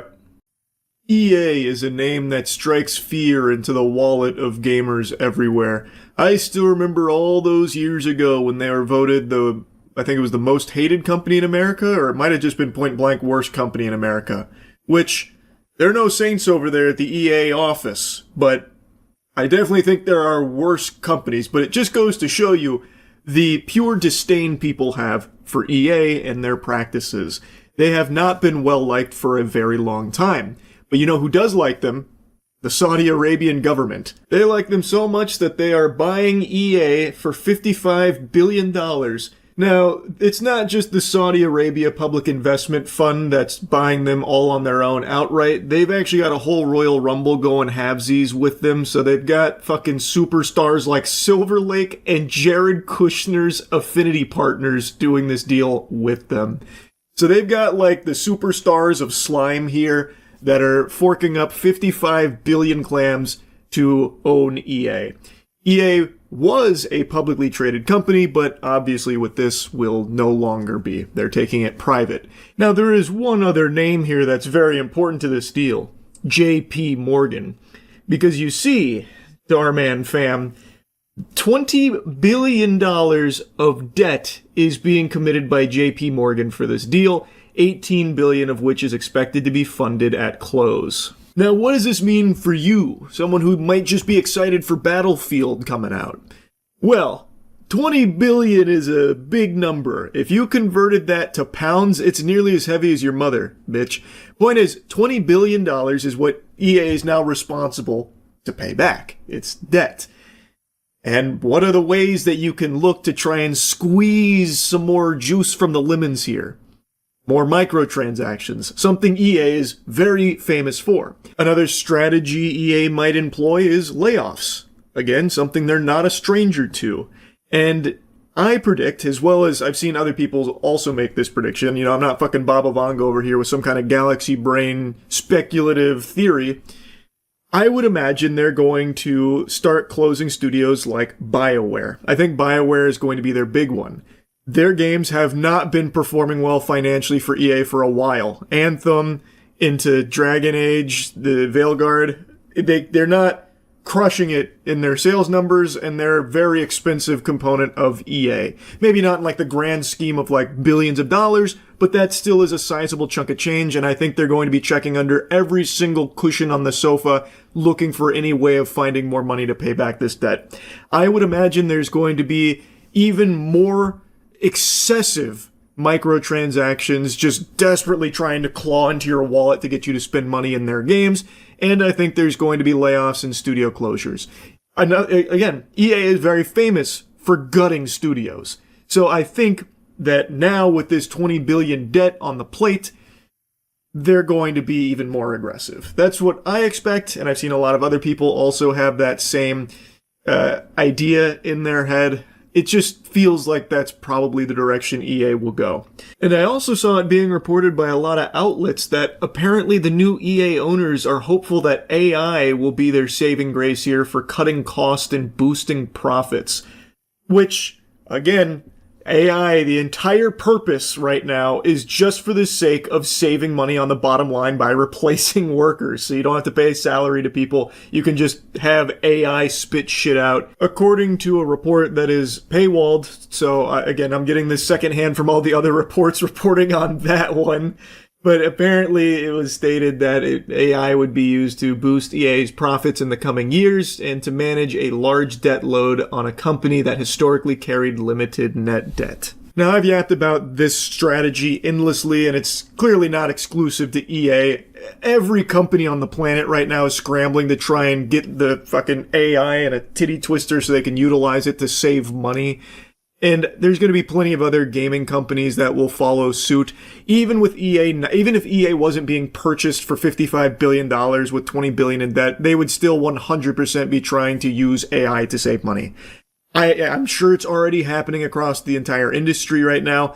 In fact, I've got a little tinfoil hat conspiracy theory that Ubisoft CEO is actually just AI.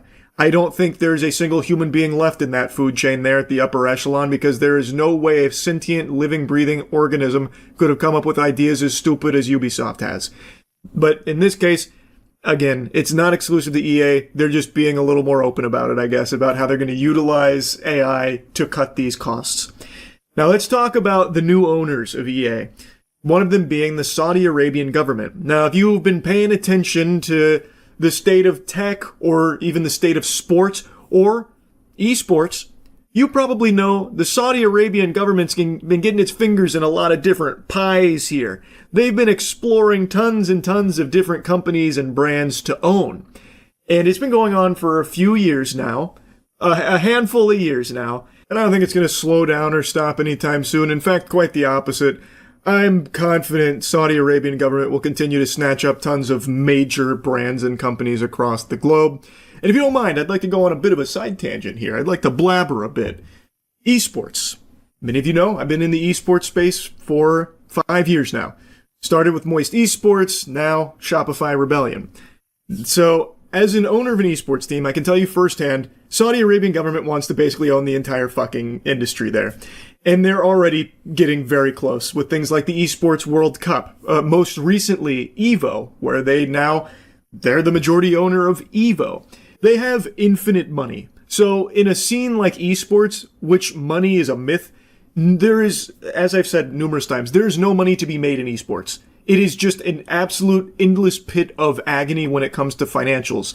Me, it's fine bleeding money there because I'm doing it under the idea that I'm going to lose this money, but I'm investing in it because what I get out of it is fun. I love the spirit of competition. I love esports. It's why I had Moist Esports, and it's why I now have Shopify Rebellion, so I could expand the esports space and have more things to watch and support more players. I love it. But any business that wants to get into esports hates it because you just lose money. And the Saudi Arabian government obviously noticed that, so what they did is they put the chemical X into the sector, money. They've given tons and tons of teams tons and tons of money to support things like the EWC and to own things in the esports space because, well, without them they're not making money, so they feel they absolutely have to play ball. I, of course, have seen this firsthand, but have declined all of that mumbo-jumbo. I haven't been shy about it. I've told you straight up numerous times, I don't watch the EWC, I don't support it at all, I don't watch it in private, nothing. I think that shit sucks. I'm sure I don't need to tell you, but the Saudi Arabian government's got a whole host of issues, human rights violations out the wazoo. I'm sure I don't need to go into a ton of detail into the nitty-gritty. And honestly, just the whole idea of a government deciding that it wants to get its grubby paws around an entire industry and own the entire sector outright, that's fucking terrible no matter what. So yeah, I don't like this at all. I hate what's happening in the esports space where every organization, every game, every brand basically has to suckle the teat of Saudi Arabia in some way, shape, or form. I don't like the direction. Now, of course, I understand why it's got to that point because there is just no money there, but it doesn't change the fact that I don't like it. Now, we have had players on our teams participate in like the EWC because, as I've always said, we don't take player winnings, so them winning doesn't bring money back to us or anything, and I'm not going to get in the way of any of our players going and making their own decisions on how they want to like make a bag or something. That is entirely up to them, all power to them, and there's no ill will there at all.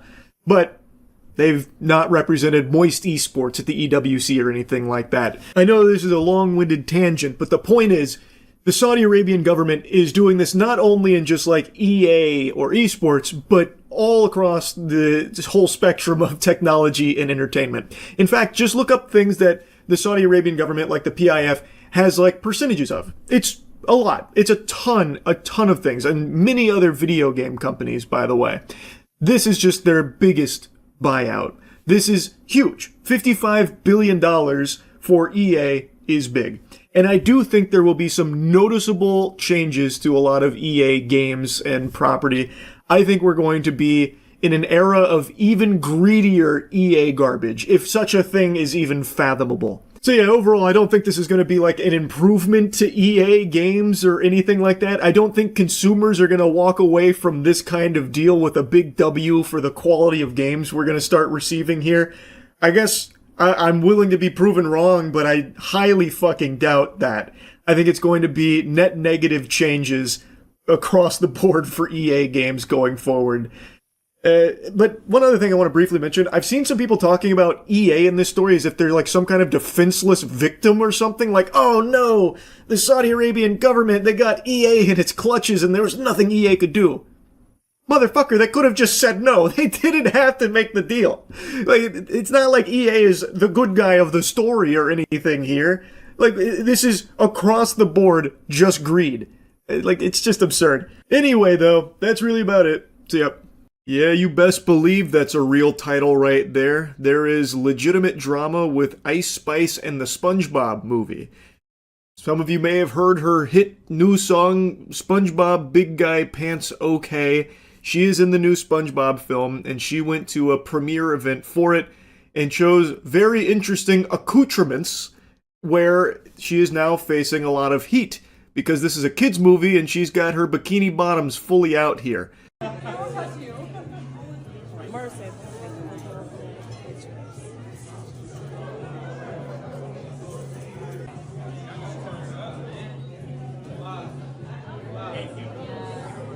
This clip is pure poetry though, that much I will admit.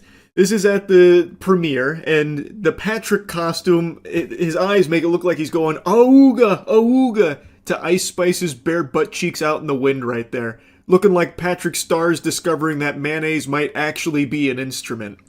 Now, you're not going to believe this. If you're standing up, you need to sit down. There were children at the premiere for the SpongeBob movie. Can you believe it? A kids movie having kids in attendance for the premiere? Who would have thought? So a lot of people are criticizing this choice of outfit as inappropriate. And I agree. I think it's a really weird choice to wear a sheer dress with a thong where your entire ass is out at the premiere for a kids movie to an event that is attended by kids. I don't know what goober signed off on this wardrobe choice, but he was getting a little too goofy there. It is, I think, a pretty baffling decision. And speaking of baffling, you know what else is going to boggle your mind is the incredible Christmas sale at Gamersups that starts today. You get a free gift with every tub, so go to gamersups.gg and use code MOIST. There's a link in the description. Get some goof juice. It'll help elevate your game. Ice Spice might even fall in love with you if you do. And I want to immediately come in here and lat spread real quick and dispel a rumor that I'm seeing taken hold, an insidious fib that's a load of dirty barnacles that a lot of people are sharing as though it's the truth, where there are people unironically claiming that Ice Spice didn't wear this to an event that was attended by children. She wore this to a SpongeBob 18 plus only influencer event for the SpongeBob film. Even just saying that sentence burns my lips. Like, hey pal, did you just blow in from Stupid Town? You think there is a SpongeBob 18 plus only event? That's the dumbest shit I've ever heard. What the truth is that she wore this to an event for the SpongeBob movie that was attended by influencers, but it was not exclusively for 18 plus. There's pictures of her in this outfit at this event with children, like this right here. Apparently that is a 15-year-old influencer that she took this photo with. There is even video where she is talking to a room about the SpongeBob film, and you can see a bunch of kids in the audience, and she is wearing this dress. Sorry, I'm out of breath. Yeah, enjoy it. I've never seen the film, so this will be my first time too. There's a couple other clips of her talking, and you can see that there are kids there. So I don't know where this lie is coming from, that it's only 18 plus at the Ice Spice SpongeBob premiere event. That is the most outlandish statement ever. I don't know where that information came from. Maybe Plankton's trying to toss around a bunch of horseradish, but wherever it started, the genesis, it's not true. They're schmeckeldorfing you with it.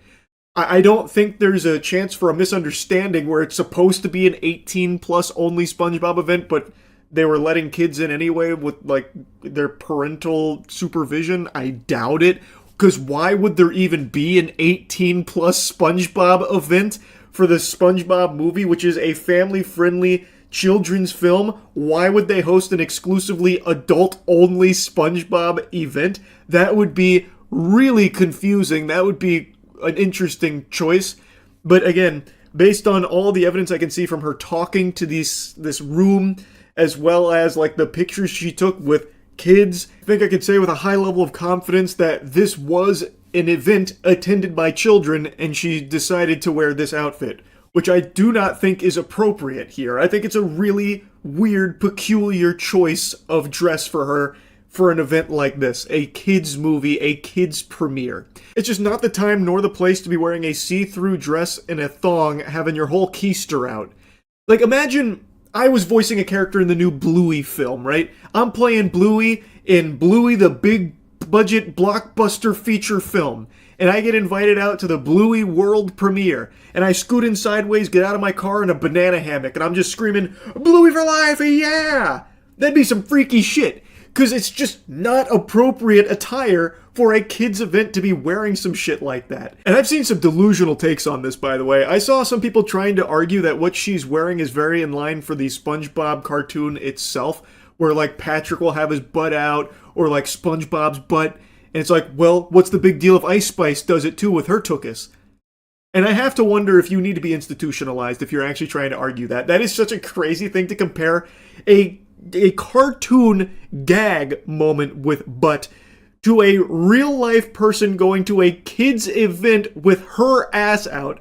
And this is a performer who is well known for sexual content in the first place. I think it's a very odd fit to have her be in the film in the first place. I said that the second that song dropped, I thought it was odd that they choose Ice Spice to do the big guy pants okay stuff when one of Ice Spice's biggest shticks, like her main thing and something she herself talks about, is how overtly sexual she is in her lyricism, in her dancing, and in her attire. It is weird that they'd even choose Ice Spice in the first place for it. But even going beyond that, the fact that she still maintains that at a kid's premiere is just not appropriate. And it's not comparable to SpongeBob or Patrick having a gag moment with their butt. That is a crazy thing to try and compare a cartoon to real life like that. That is unhinged lunacy, and you need to be evaluated. Then I also saw a lot of people saying, well, if you have an issue with this, you must have an issue with the beach too, because there's girls in bikinis at the beach. What if a kid sees that at the beach, huh? Where's the outrage there? And that is also a weak, stupid argument. That is swimming attire at a place where swimming takes place. Let's say there's an Arthur event coming up and they want to get excited about Arthur coming back, so they bring out a bunch of kids to a big premiere event and they bring out their celebrity speaker and they come out wearing a bikini. That's inappropriate. That's weird. Why did they decide to wear a bikini to a kid's event? There's no swimming or anything taking place. That doesn't check out. That's fucking peculiar. That's inappropriate. It's just that simple. I don't think this is that deep. I don't see how there's any kind of debate. You can easily just recognize that maybe dressing like this for a kid's movie and a kid's premiere event just doesn't make a lot of sense. It's not a good idea. And I saw people trying to argue that this is one of her more modest fits, so she should be applauded for that. You're really going to sit there and try and tell me with a straight face that there is literally nothing else she can wear? It has to be really revealing with her whole ass out type clothes? I find that hard to believe. Surely there were other wardrobe options, I would imagine, that would have made far more sense for an event like this. Anyway, just a pretty wacky situation here that I wanted to yap about a little bit. That's about it. See ya. Yeah, I actually haven't been this giddy about something since Jack Doherty got arrested for 12 hours. I played a Courage the Cowardly Dog fan game last night, and it is a beautiful love letter to the best cartoon ever made. Most of you know Courage the Cowardly Dog is one of my favorite shows ever, and this game was actually really good. Very fun, even if you don't know what Courage the Cowardly Dog is. But man, this game was special. This had me feeling all types of things I didn't even know my 31-year-old jaded soul could feel. It had all my neurons activating and tickling me pink. It had me on a nostalgia trip, had me feeling like that gif of Neil deGrasse Tyson going through the fucking cosmic wormhole. It was amazing. So I just want to show you some clips from it. If you want to see the whole playthrough of the game, it's on my Moist Critical Gaming channel. You should go subscribe. I play 1 billion games a day. Huge shout out to the developer El Gato del Tejado. Absolutely fucking crushed it, and everyone that worked on it. This is a game made in Dreams, by the way.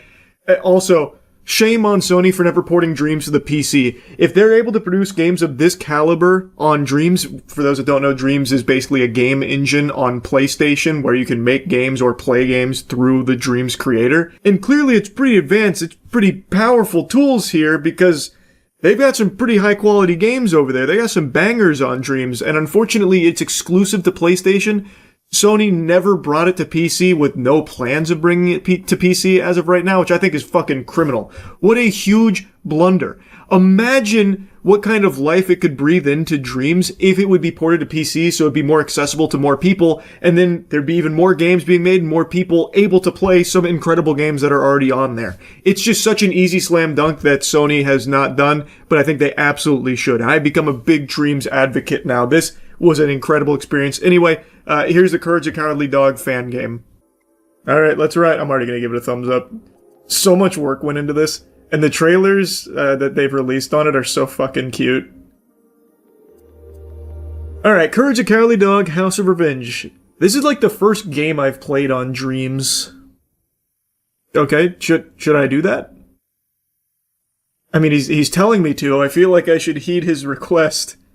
November 22nd, 2002, the Bag family disappeared under mysterious circumstances. The missing individuals were Muriel Bag, Eustace Bag, and their dog. The whereabouts of the family remain unknown. It was that damn Dr. Gerbil, I already know it.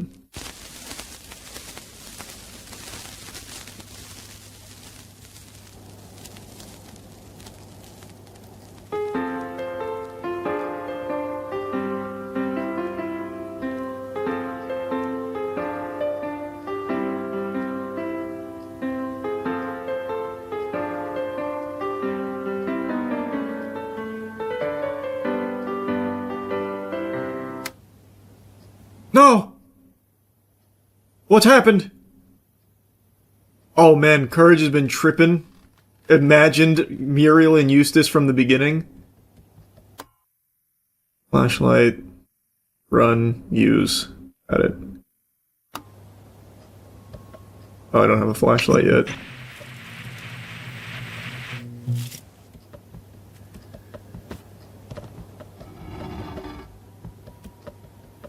Muriel, I'll save you. I need a flashlight. Oh, no speedrun tech there. Oh! It's the alien ducks. Duck Brothers. I remember that episode.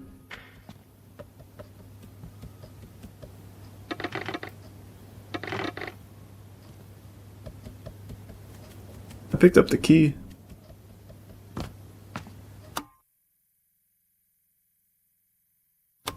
I have to do it from inventory.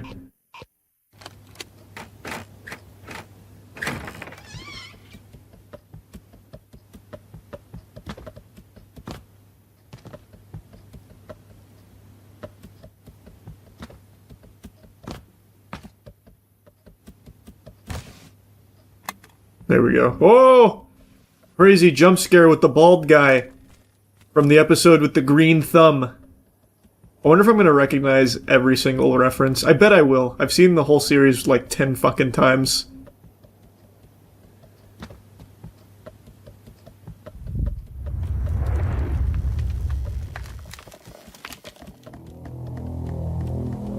Oh, Freaky Fred! Oh god, no! He's been very naughty. That episode's actually kind of fucked up. From that episode is where I learned the word ebullient. It's when he's being taken away back to the insane asylum. And he's saying goodbye to everyone, and he says, Eustace's ebullient charm. And then he, I think the rhyme is like, his ebullient charm, something something, what's the harm if I was a tad bit naughty? And I always thought the word ebullient was so fucking cool.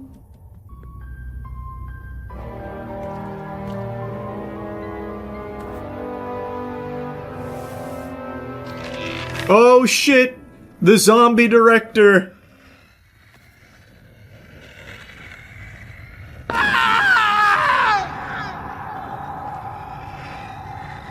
This is so cute, man. Holy. Don't remember those guys from the show. What the fuck? Is this one of Kat's pranks again? Salami guys. Oh god. There's so many.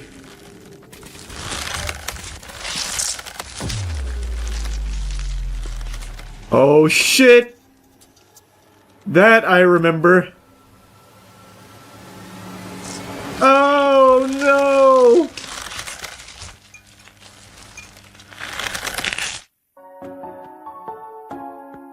Abandoned as a pup. Aww.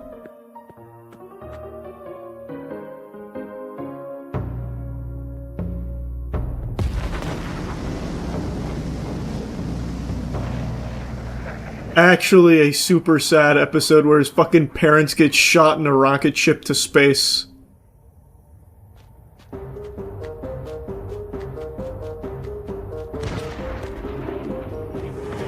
The Tower of Doctors are lost! If I remember correctly, this episode was actually nominated for something. Maybe an Oscar, I don't recall. Such a good episode. It's my favorite in the series.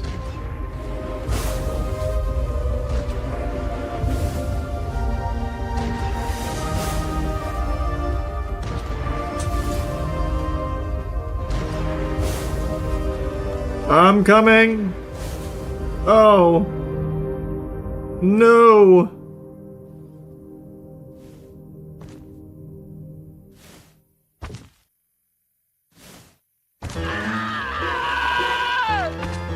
Nice. The big toe. Yeah, see? Oh, I don't need to avoid those. I can just run right into them. Just fucking blast through it. Oh, that's episode 1 of Courage. With the shadow.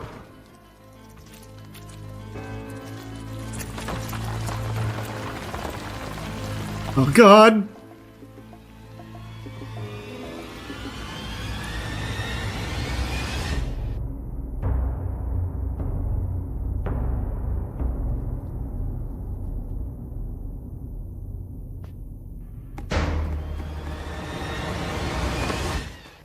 Ah, home sweet home. This is gonna be the tornado. Little Muriel.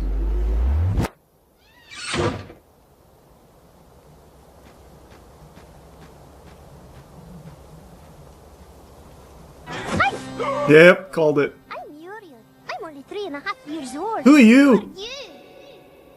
I wanna go swimming. I want a new doll. I want a new front tooth. I want a tea party. I want a party dress. Play with me. Play with me. Play with me. Too much macaroni.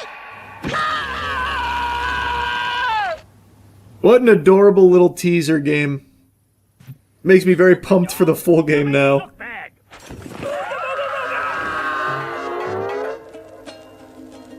What a nice love letter to the show.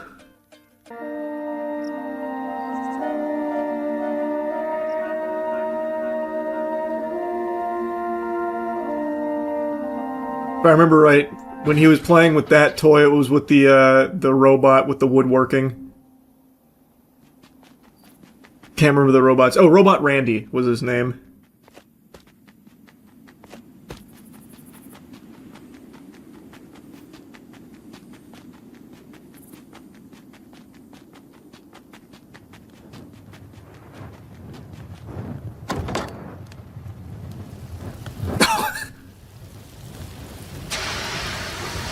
Attaboy, Eustace.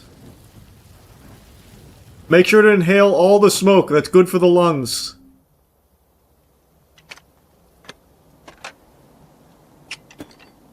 Huh? Know what I have for you? Eyeballs. I knew it, yep. Yep, I recognized the audio. Hey, stupid dog! Bring me my socket wrench!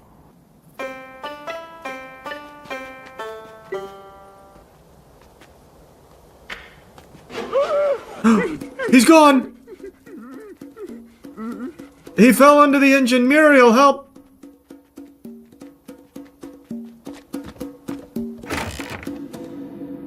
I wonder if this game has cool speed tech like fucking BLJs or something.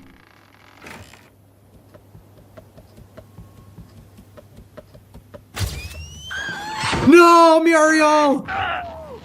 Muriel! Muriel! Hurry, go get help. Hurry! I recognize that audio. That's from the episode with his brother's box, Horse's box. When he finally gets the box open, it's the fucking arms that get both of them, and they're trying to the arms are trying to drag him into the box. That's when she says that line. And then she says, "Did you hang the clothes?" What a good dog. That's the scene. Oh, fuck!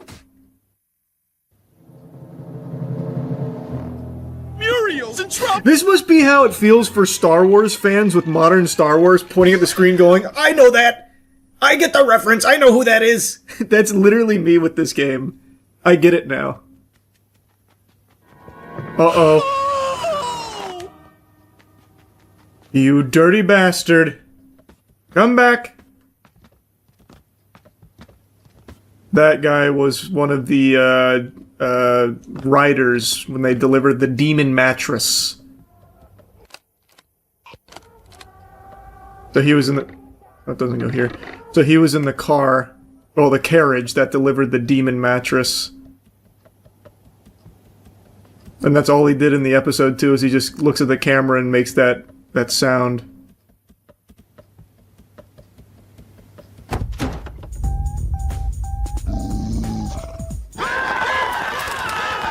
Uh-oh. He's gonna kick my ass! Oh, I thought I could run around here. I still gave him the slip. He's... Okay, I didn't expect that. Okay, let's go into the basement. I've really underestimated this guy. Search found. What? 1. Pleasant conversation. 2. Move out of the house. That response is from an episode about the house being haunted. I can't remember which one. Peru, your choice. Personally, I think that one's Eustace's mom, with the ghost that's haunting her. You twit. Paris, Clark. What Dickens is going on? Why? What do you want? Oh shit, we're already going inside? Into the cyberspace? We're going to meet the worm with the cold.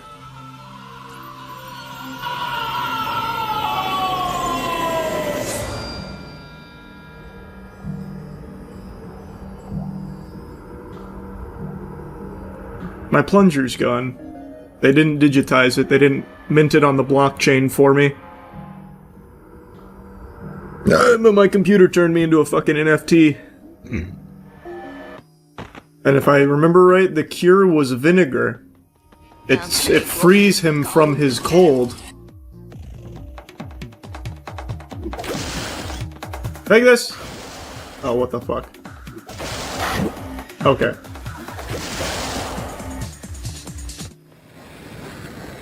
They're piecing me up there. Achoo! I'm sick, and now I gotta deal with you.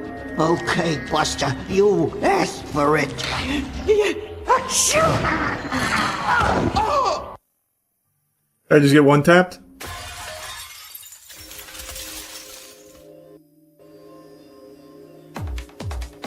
Oh. This is the boss fight.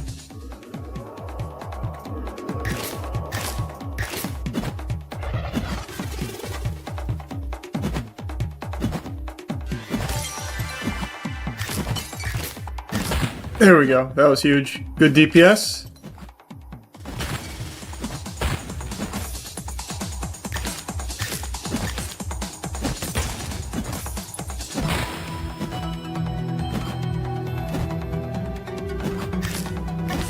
Oh, I almost took damage there.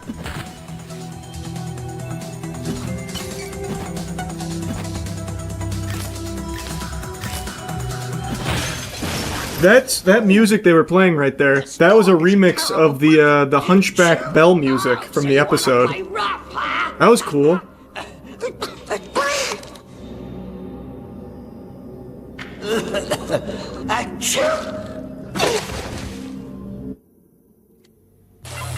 The amount of times you've glup shittoed in this game makes me think you made it. I know, like I said, I recognize fucking everything Courage the Cowardly Dog related. This is, like, legit my ultimate glup shitto. Oh, the magic tree of nowhere. That was this one right here.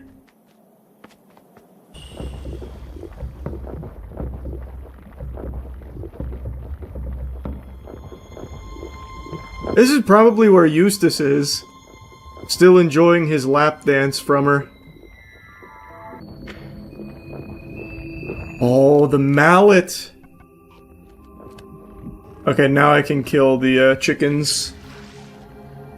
And I guess I can bonk the fuck out of her, I suppose.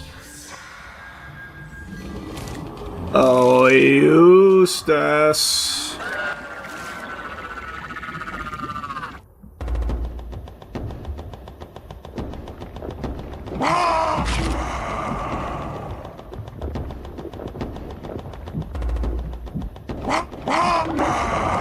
Okay, that just stuns her. Oh! Man, I really concussed her.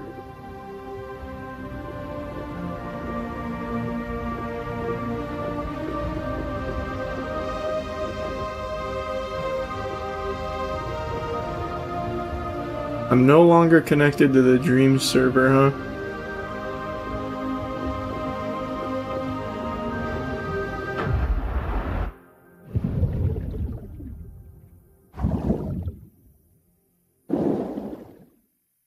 There's no time to rest on laurels when we must Prepare the choral. Singing helps the work goes faster. And pass the plaster. Yeah!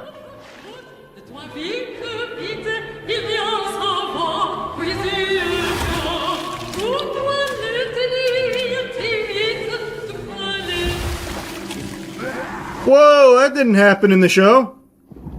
What the fuck?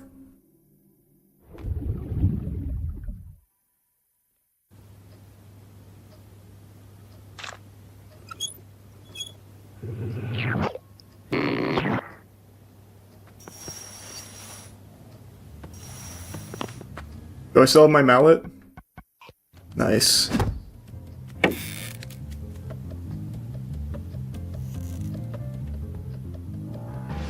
Oh, Velvet Vic! Yeah!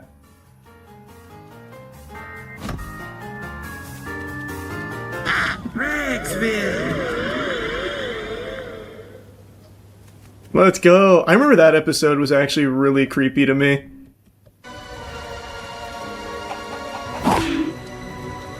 I'm pretty sure I've killed every chicken.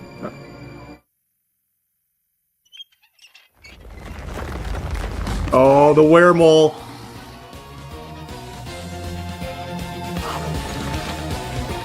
I can't pull out my mallet.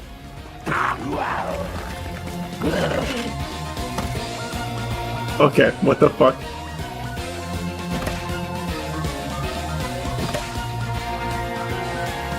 Oh, I'm cooking him. We're both feeling it. Hold on here. Let me just heal. Just in case. Oh, shit. Oh.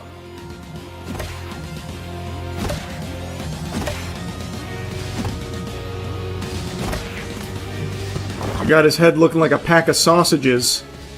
Or pack of hot dogs. So I guess you could find a pack of sausages, maybe.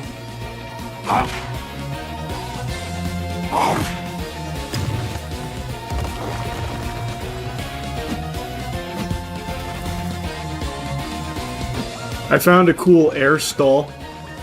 That's good tech. Oh, he didn't like that.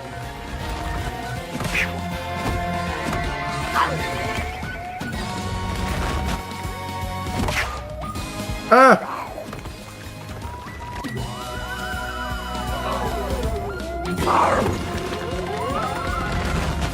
What the fuck? How'd that hit me?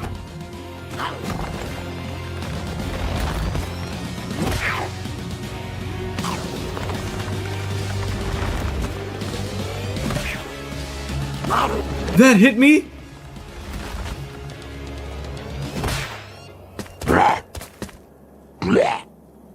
There we go, crushed bones. Well, it's not crushed yet. I'm gonna hit it with my mallet. My boy, I'm here. I've got your medicine.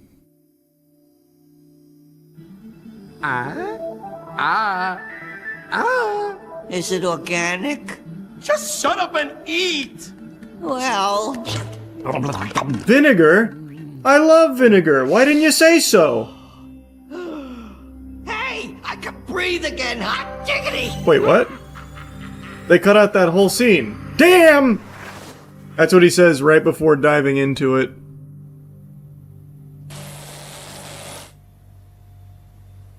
Right? Doesn't he? I'm almost positive. Crowbars for the barn. Good. Robo Eustace! It's like Mecha Godzilla.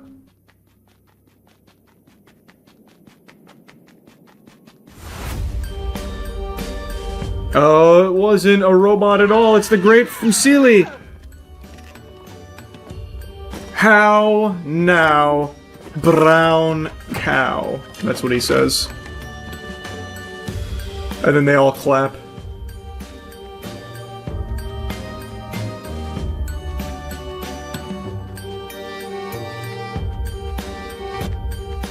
I flanked him.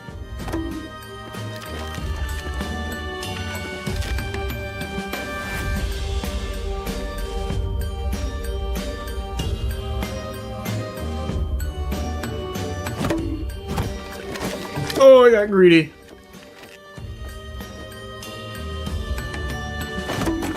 Yeah, okay.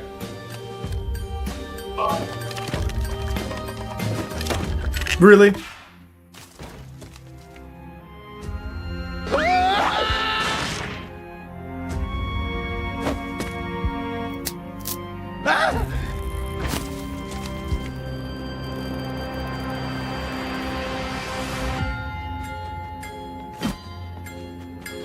Come back here!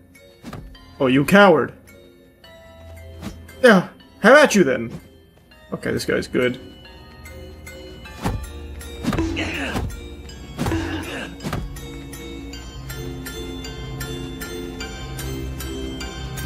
Oh, what?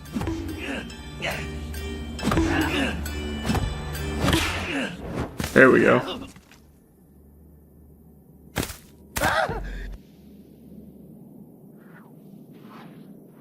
How the fuck does the ace of spades help me now?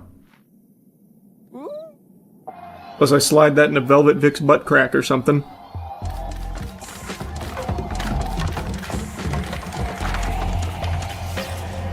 No! They've turned him to dust. And now he's a tiny little puddle. I've got a bucket. Oh. Interesting way of carrying the ladder around, I suppose.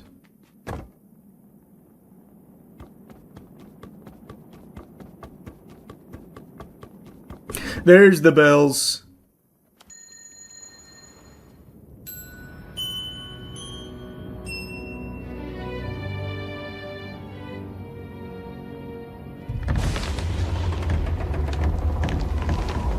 There he is.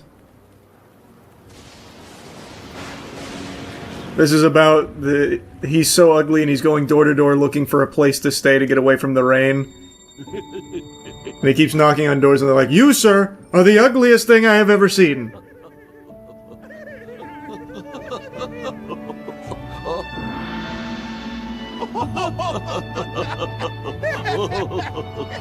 Hey, Schlep.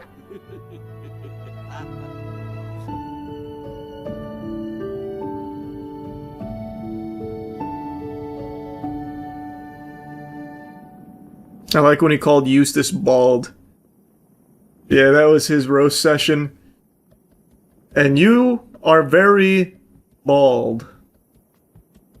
You are extremely bald. Are you bald? Yes, you are bald. Hello. Benton Tarantola! Oh, he's about to perform the resurrection. Excellent. Let's roll camera.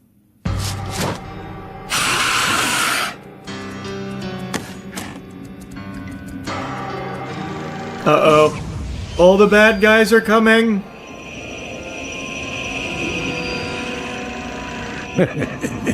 This is going to be great.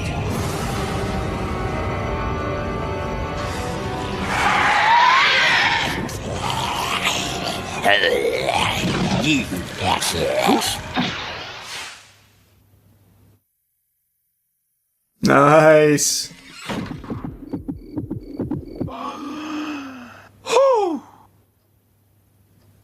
Okay. Oh shit! Oh, what the fuck? Ah, I'm actually stuck. Okay. Not that way. Got it.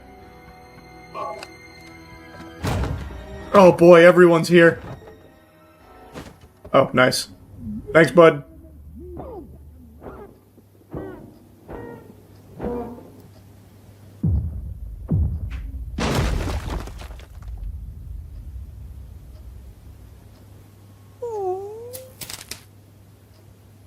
Can I hit you with a mallet? Oh, Jesus!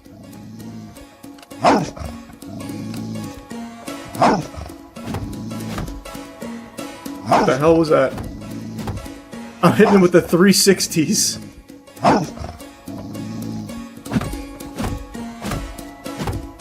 Wait, what is going on with my mallet right now? I've got like a crazy slide going.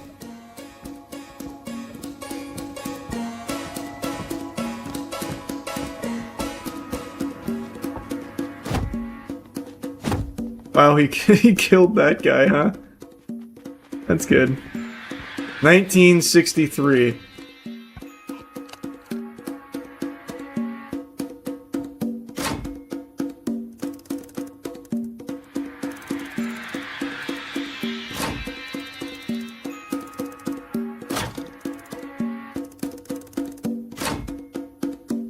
We're in.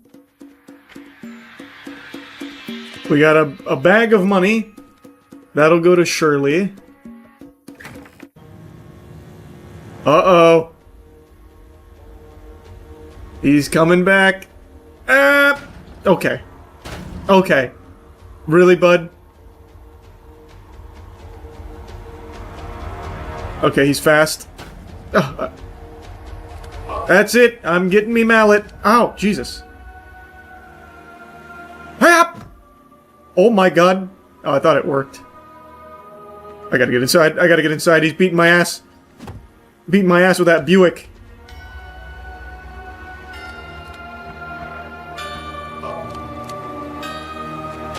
Oh.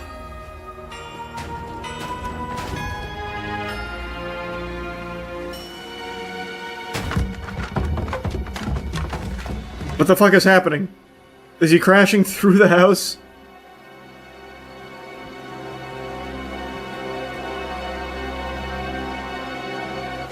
Where'd he go?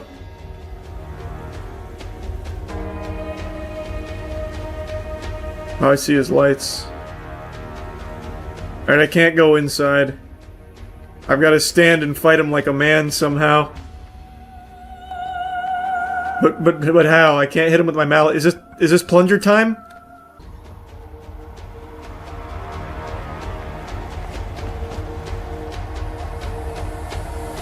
I got him!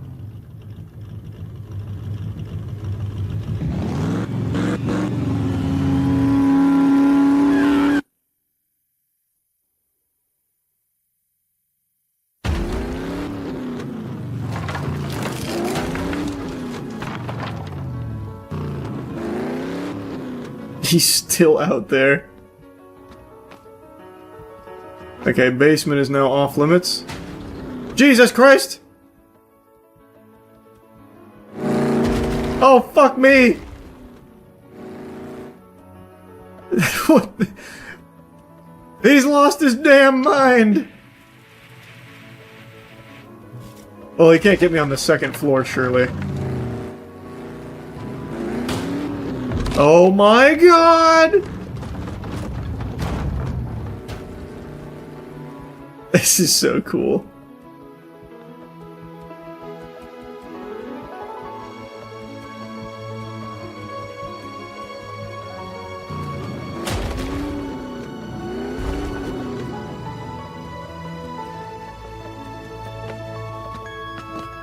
Okay, can't get upstairs.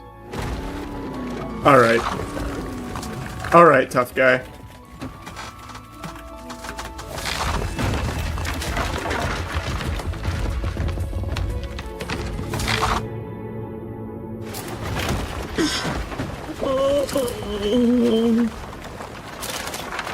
Oh no! What do I do?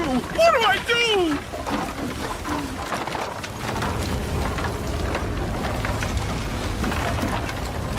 Nothing a little WD-40 and duct tape won't fix up.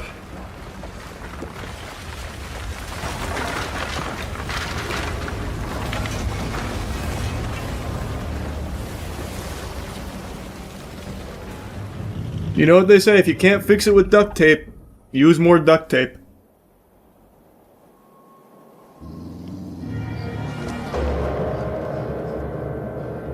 Nice, good teamwork.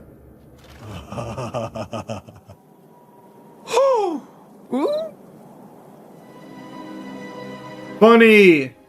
There we go. Muriel didn't even get kidnapped or anything, she's just hanging out. She was just sleeping. I have a bad feeling about this. Well, my name is Ivana. And it's not. It's not. It's the demon mattress. Oh! Oh, we're gonna have to do the exorcism chant. Closer. Closer. Closer.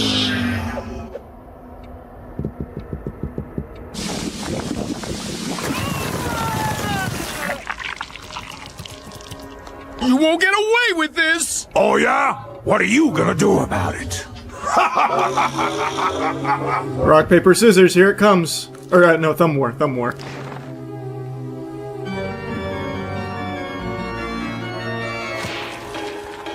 Oh, wait, what the fuck?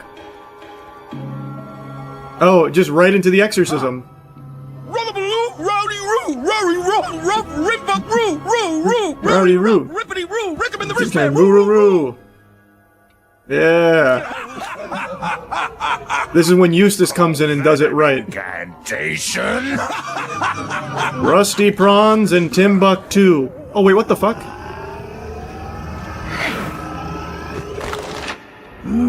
Oh, wait, I had it backwards. Eustace blows it, then Courage does it. That's right. That's right. Rusty Prawns and Timbuktu. Kick him in the dishpan. Woo, woo, woo. Plunger. Oh my god, it is the plunger.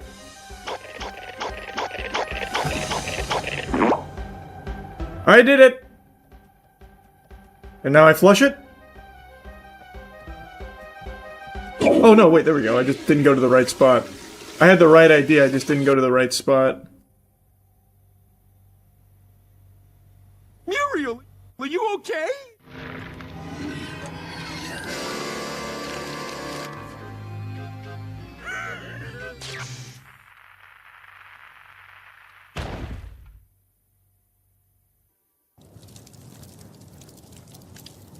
Okay, I will unleash forces. These are powerful forces. Very powerful.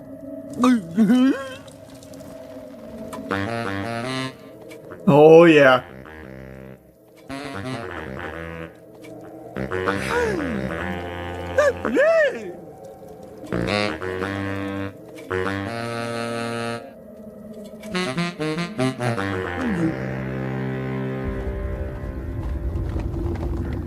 So it begins.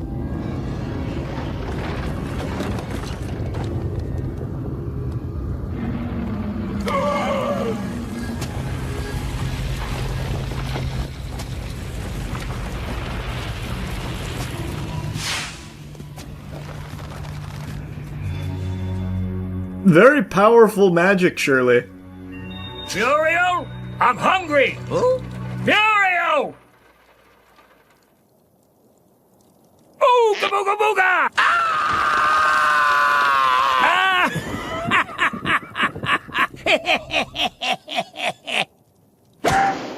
Ow! What did I do?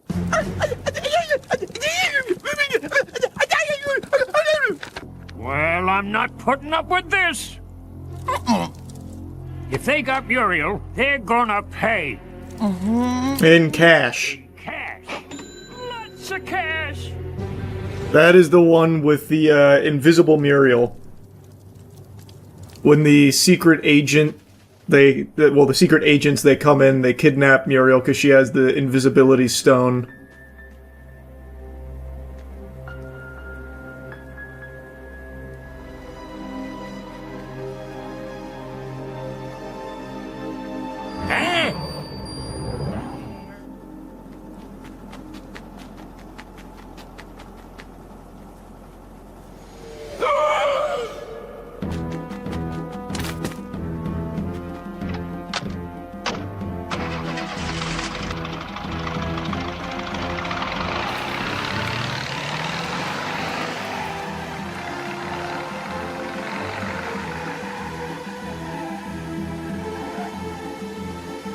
Oh, fuck! Fantasy Flan! God, that was so good. Holy shit, that was so good. Like a jar of peanut butter in the top shelf cabinet in my kitchen, I just can't get it. I truly don't understand what is going on with Twitch that just leads them to making the worst decisions so brazenly. Like, they have to have the orb of confusion somewhere in the office up there, and it is just wreaking havoc on their brains. It is incomprehensible. There is a streamer, her name is Nina. She has on stream, on Twitch, twice now, sexually assaulted people. I'll show you the clips because it is textbook sexual assault.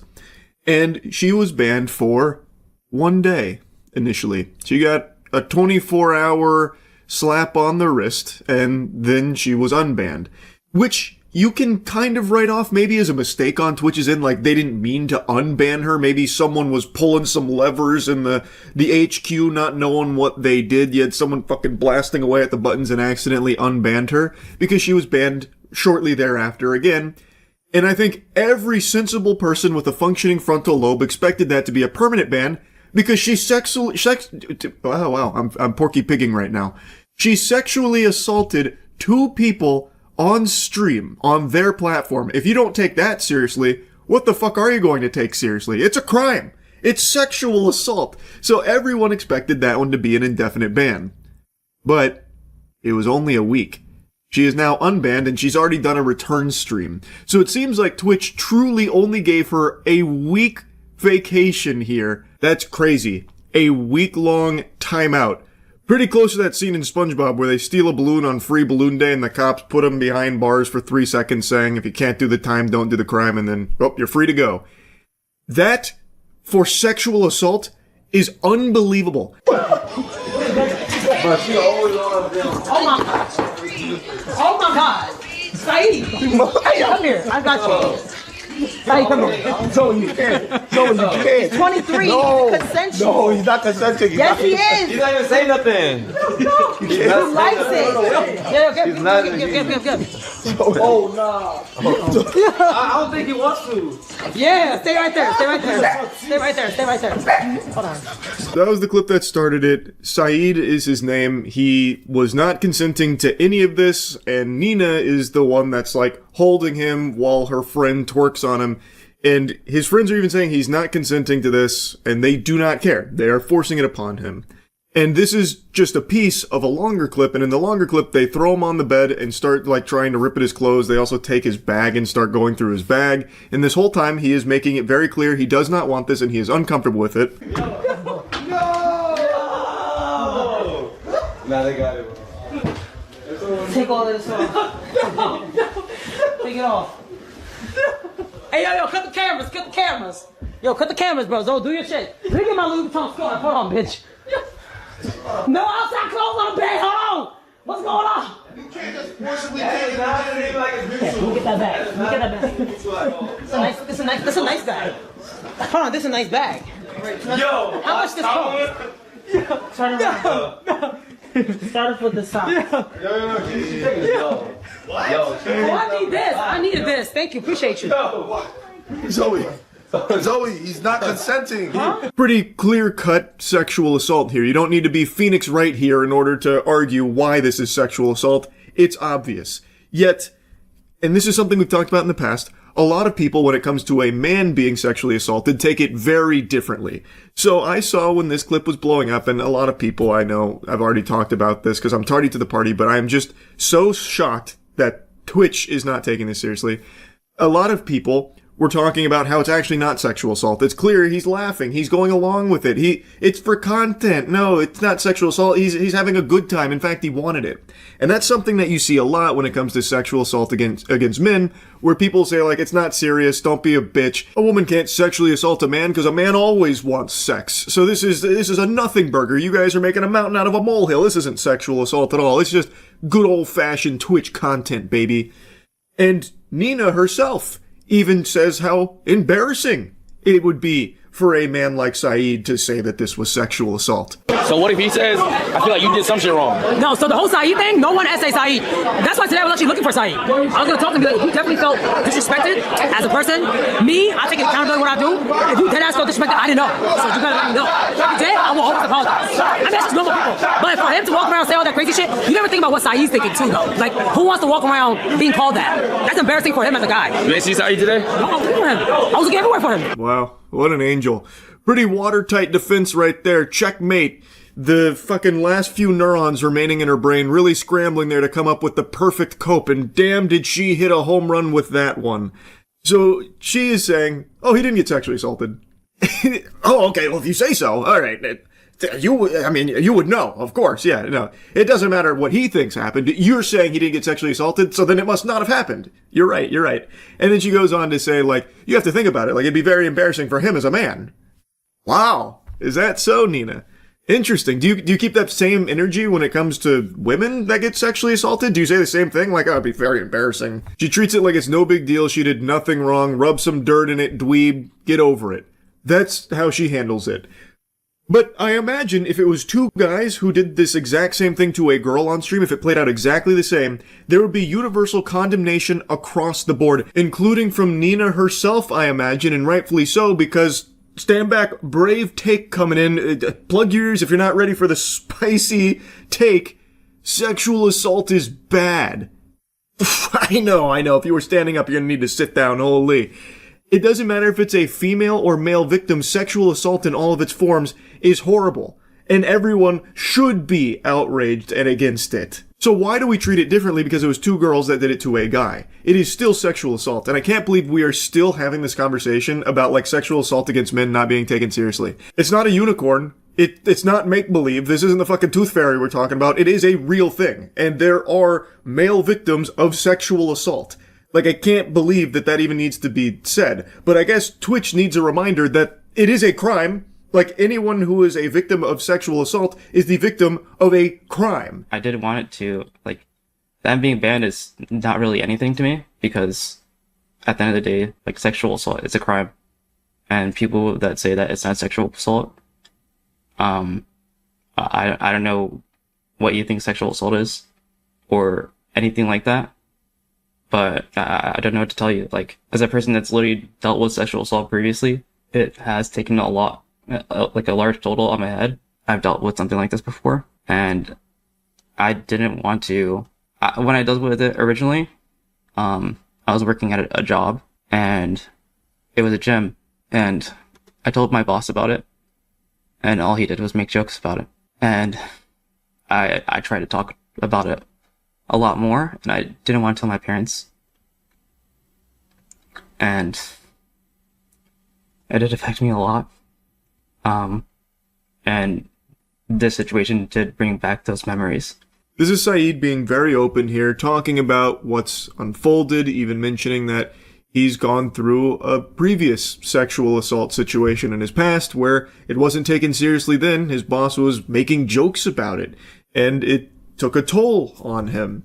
And now, in this case, it seems like Twitch itself is not taking it seriously and treating it like it's a joke, considering Nina was only banned for a week. They slapped her in detention for a week, and now it's all sunshine and rainbows for her. She's back streaming again. And let me tell you, in her return stream, it's very clear she's learned her lesson. I think the week-long, benching here from Twitch has really helped put it all into perspective for her. You can see how apologetic she is and how remorseful she is for her actions. Let me tie, right? Oh, what the fuck, yo? Why you always hitting me? Stop with those punches. Oh shit, I can't touch you no more because I have to make a sign of NDA. Sorry, I forgot. Yeah, that's gonna be tough, bro. It's gonna come up 3 months later. I won't come. Oh, me punch you? You want me to punch you? Are you okay? Did you send that NDA or no? You sure? So I am not sexually assaulting you. No. I am not. You consent to this. Yes. You fully am okay with this. Yes. You will not use this clip against me later in 3 months later. Never. Or 9 months later. No. Or 6 months later. No. No? Hey, chat sees this, bro. Ready? Alright. Okay. Ready? 1. You asked for this. Nod your head. 2 times. Did you get it? Okay. Wait, can I say something? Damn. Wait, can I say something? Damn. Listen, can I say something? This seems like a real hoot and a holler. Man, she seems like a lot of fun to be around. So, I don't even know why she even threw out the word NDA. She has no idea what that is. I bet if you ask Nina what a non-disclosure agreement is or what it's for, she would just fucking blue screen.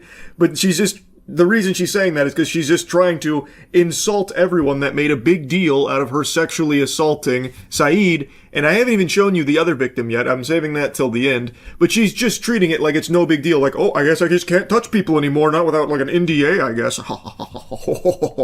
And then this dude over here, this goober, I don't know if he's hiding his face out of embarrassment or shame, but if that is the case, I'd see why. Because that's pretty pathetic to be begging to be punched by this lady just for a crumb of attention. But yeah, that was her return stream, a real highlight moment from it. Some other really great tiddlywinks are when she's being mad at her friends for switching up on her after the sexual assault clip surfacing, where she was mad that they didn't fight tooth and nail for her honor, even though her actions are indefensible to a normal, sane person. So obviously her friends aren't going to go to bat for her, I imagine, or at least they shouldn't. Like, I don't care if you're her best friend, you should be able to come out and say, like, yep, that's fucked up, that is sexual assault. I don't support what's happened there. And she's getting mad that people did exactly that. Like, her friends were like, nope, that's unacceptable. She expected them to just be like, no, you guys are misunderstanding. And then she goes in to be, like, upset that they weren't texting her to get her side of the story, even though there's no sides. It is sexual assault, no matter how you spin it. You can try and feign ignorance until the cows come home. It doesn't change the fact that what you did is still textbook sexual assault. Just because you are a woman who did it to a man doesn't mean that it doesn't count. You ready? Yeah, go ahead, Nina. Alright. Okay, Fred. Actually not that bad. I know. Concentrating on the button. Okay, girl. No, Nina. Oh my. Wow, you have the best masseuse, Toast. That was good. Wow, she is so bold. My spine. You love to see it. Alright. So bold, so bold. Yep, keep it up. Push. Yep.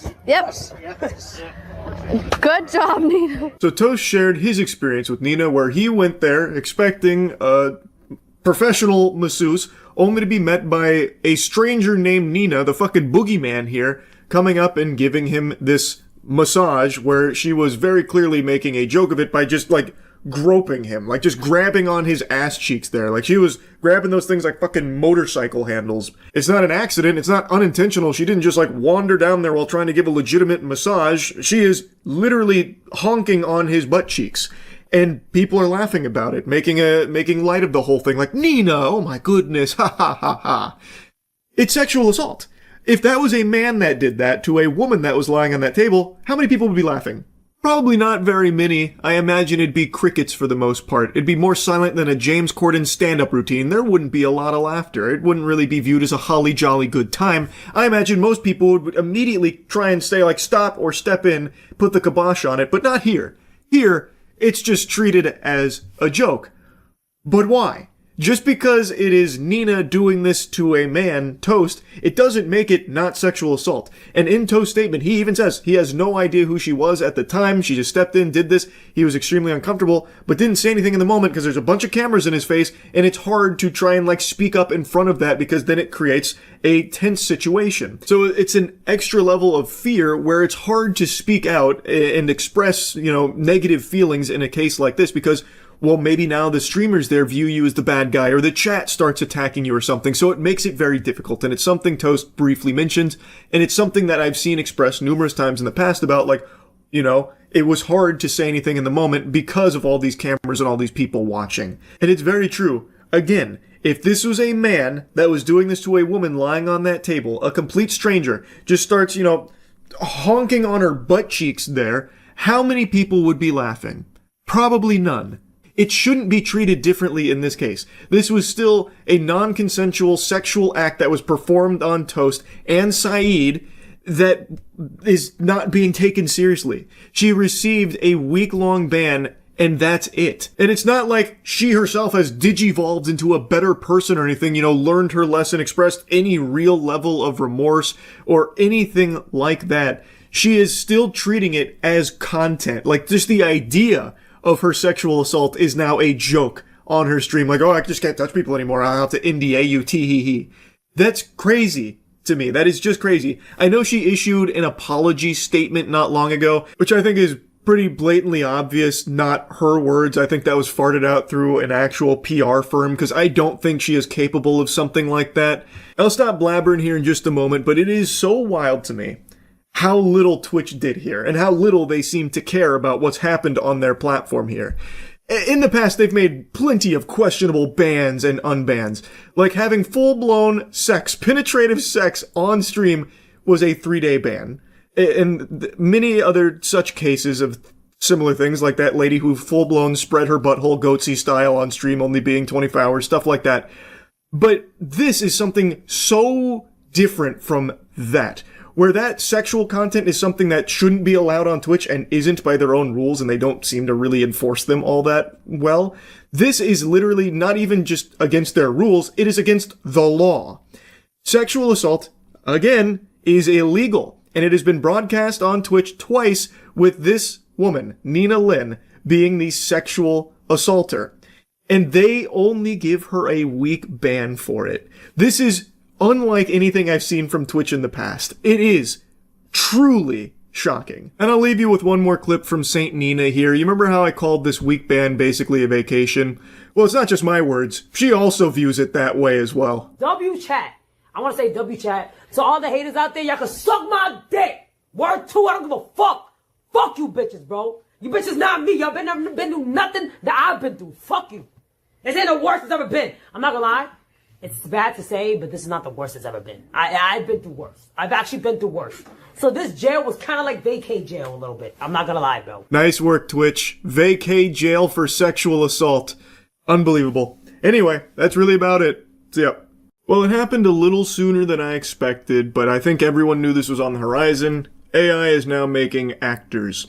And the first AI actress is about to be signed by a Hollywood talent agency, it seems. Meet Tilly Norwood. Like if a Sunday roast went to drama school and got BAFTA optimized. But can she cry on Graham Norton?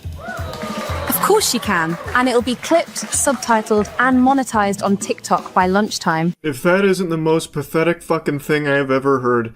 So this is an AI-generated video to announce their AI actress Tilly Norwood. Her 5-second bursts of acting in this comedy sketch were so impressive that she is now being eyed by talent agents, according to Eline Vandervelden. I don't know who that is, but that sounds like the name of a character from a Duke Nukem game. So, at the Zurich summit, apparently there were agents, fucking falling over themselves to sign Tilly Norwood, the first AI actress. We're all going to hell. Got recommissioned, didn't it? 3 seasons and a podcast. By an AI commissioner. That's right, baby. 3 seasons and a fucking podcast. This is a certified LeBron scream if you love Tilly Norwood. Moment. Tilly to the moon. I've said it for years. She is an underrated gem. Ever since her debut in Funky Fart Blasters Volume 8 Deluxe, I've said Tilly Norwood has what it takes to make it in Hollywood. Be damned to the flesh and blood machine future.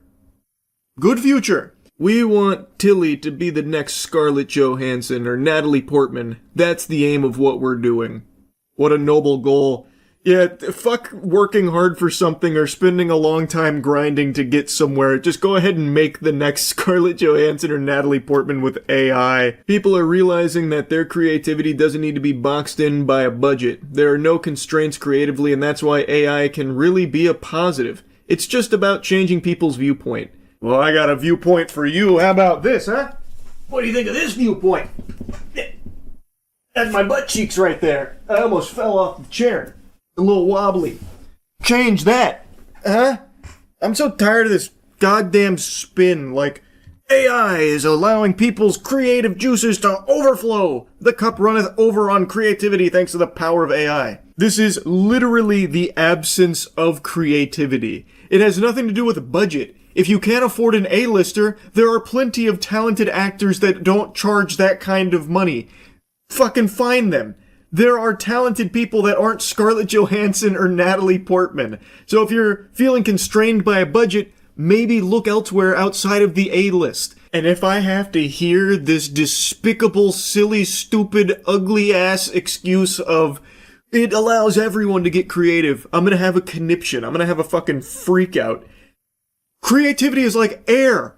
It's free. It's all around you. The only difference is you need to learn how to be creative. So, like, if you have some ideas in your noodle floating around and you want to, like, draw them, learn how to fucking draw. If you have a story you want to tell, learn how to write. If you have an idea for a character that you want portrayed, well, learn how to cast for someone that fits that. Now, don't worry, they're addressing the elephant in the asshole here about, not too long ago, AI was seen by many in the industry as a negative and something to push away at all cost. Remember the US writer strikes? Yet today it is being embraced by an increasingly large swath of industry, partly because it offers a way around the seriously tough economic conditions that producers in particular are operating in. I like how they start this by saying not too long ago, as if this viewpoint has passed. This is still the prevalent viewpoint. People don't like everything being replaced by fucking AI slop. But I will say I appreciate their honesty, the going full mask off there about the whole goal of it, to just save money on the bottom line and nothing else, to cut corners and save cash.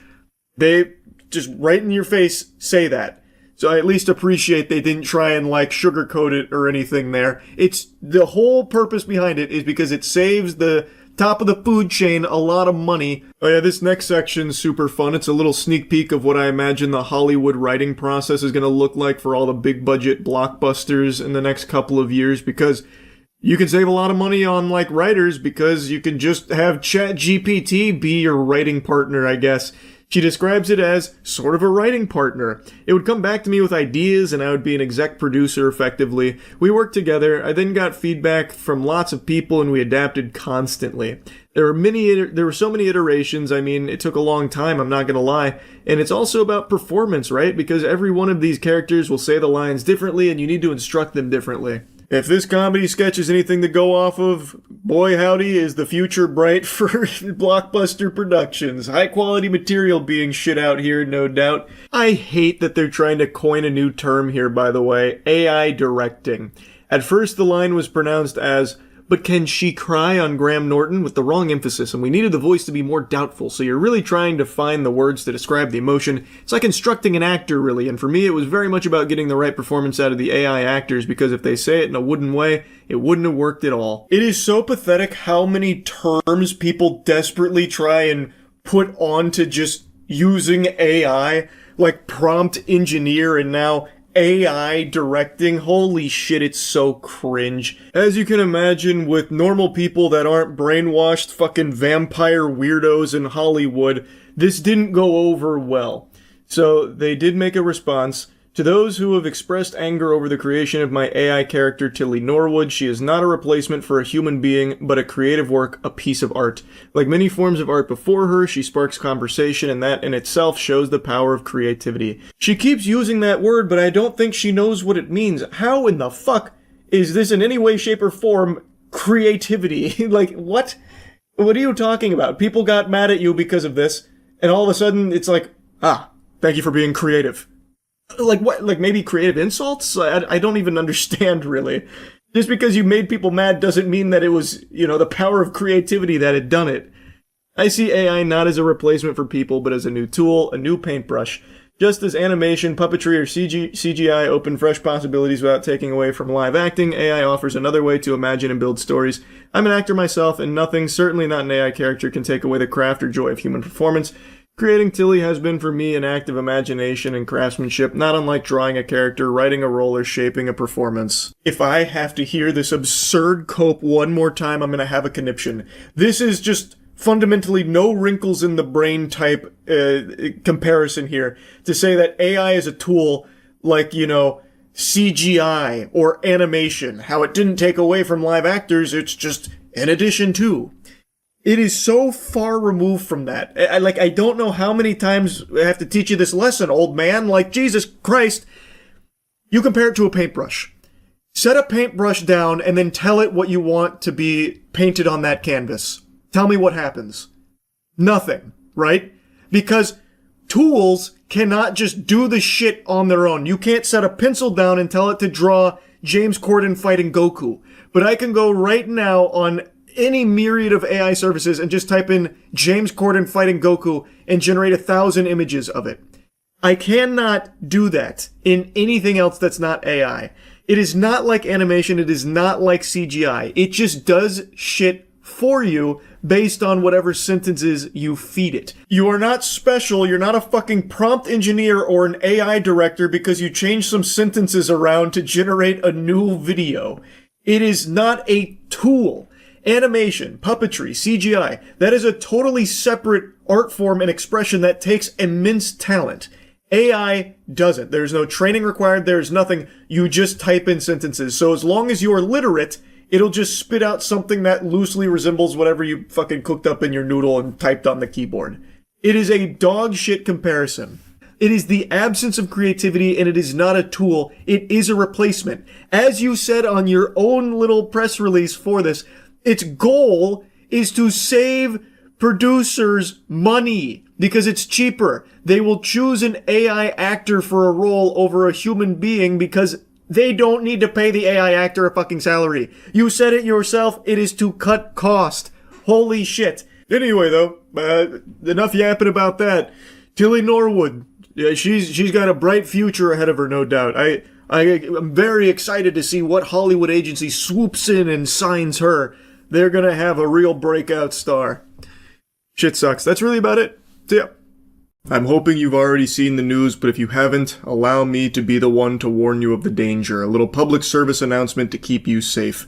If you plan on attending a WNBA game anytime soon, make sure you pack an umbrella, because it is raining dildos in the arenas right now. We've just had our 4th incident of an airborne dildo being ODST shock dropped onto the court. It's become a trend where rowdy spectators are sneaking dildos into the arena to launch them onto the court, and it's become so big, in fact, that there are now bets on some markets wagering on if a dildo is going to be thrown, if so, what color, what quarter. It's pandemonium out here. They've even implemented a no-bag policy, or not a no-bag policy, something to that effect of where, like, they're really cracking down on security, yet somehow some ne'er-do-wells are still mysteriously sneaking these dildos in. Of course, the most obvious speculation people have, they've theory-crafted that the meta is most likely they are kegeling the rubber cocks in their own buttholes. They're utilizing their prison wallet to sneak the dildos into the arena. However, we do know there have been 2 arrests that have been made. One, Delbert Carver. Side note, I've never even heard of the word Delbert before. It reminds me of the Angry Beavers. Like, his name is pretty close to just being dildo in and of itself. And then another one, the one that's gone most viral, is an 18-year-old named Caden Lopez. And Caden actually broke the magician's code. He divulged the method he used to sneak the dildo past security undetected. And it's far simpler than the speculation. He just put it in his sweater pocket and then unsheathed it and threw it onto the court, then left. But got tackled by a volunteer and held down till police arrived. Now, Caden here is an interesting case because he's got a weaker throwing arm than your geriatric Meemaw. He has an arm built like a wet noodle, it sounds like. He was unable to throw the dildo to the court, so what ended up happening is he threw the dildo and hit a man and his 9-year-old niece. So he's looking at assault charges on top of it, as well as a couple of others, and the man who got struck by it was pissed. And I think understandably so. He brought his 9-year-old niece to a WNBA game. The last thing you're expecting is a fucking railgun dildo coming right at you and your 9-year-old, you know what I mean? So he's actually, like, looking to have Caden kind of, facing some big punishment for it.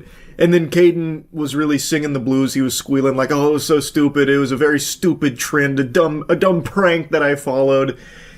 I'll go ahead and show you all the incidents so far real quick as a little montage of what's been happening. Oh, look out. Something just came onto the floor. Start in the third quarter. This guy had 3 quick turnovers. Hayes gets blocked by Maya Caldwell. Something flies on the court, actually, from...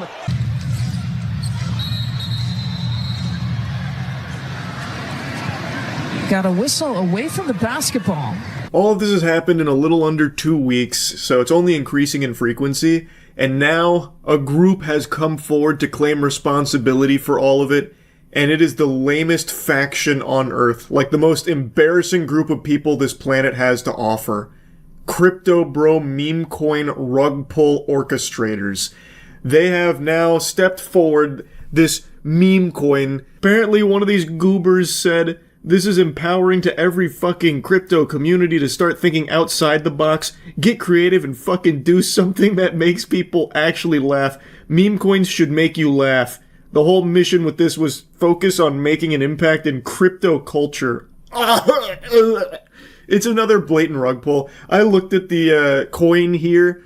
I'm not convinced that they're actually behind it. I think maybe one person associated with them maybe did it at some point. But this really seems like just the classic big trend. Let's make a pump and dump meme coin around it to make a couple quick bucks off of the dumbest people on the fucking planet. Again, if you put money into a meme coin, you 100% deserve to lose it. I shed no tears for that. So anyone that loses money on this crypto rug pull, that's inevitable. That's your prerogative. I'm not your fucking dad. You lose all your money doing it, that's fine. Just reading them talk about this shit is just so shameful. I feel like I've wandered into the anime club while they're LARPing. Like, look at the way he talks about the community members here like they're some kind of martyrs and heroes, like on the front lines putting their lives on the line. Listen to this, he literally says that. There are community members out there putting their fucking lives on the line, so the least you can do is retweet. Then begging people for crumbs of attention to their shitcoin so they can rug you. Oh my god. Now, I don't know if they're actually behind it. Maybe a member did throw one of the dildos, but I don't think everyone that's throwing dildos is associated with this coin trying to like pump it up or anything. I think they're just really trying to strike while the iron is hot. We have seen this exact same play millions of times with crypto, where something gets popular and then thousands of meme coins spawn from it, hoping that people will just mindlessly dump money into it to try and make a bag off it, but then inevitably it rugs. And they did confirm that Delbert Carver, at the very least, was not a member of the community. So again, not everyone that's throwing a dildo here is associated with the meme coin plans. It is crazy just how big this has become, where now all of a sudden, with all these moving parts, it ties back to a fucking crypto shitcoin scam. And yeah, I just thought this was a pretty crazy story I wanted to touch on briefly. That's really about it. So yeah. I've made quite a few videos on those really expensive alpha male classes. They're not classes, they're like retreats where it teaches you how to be an alpha male.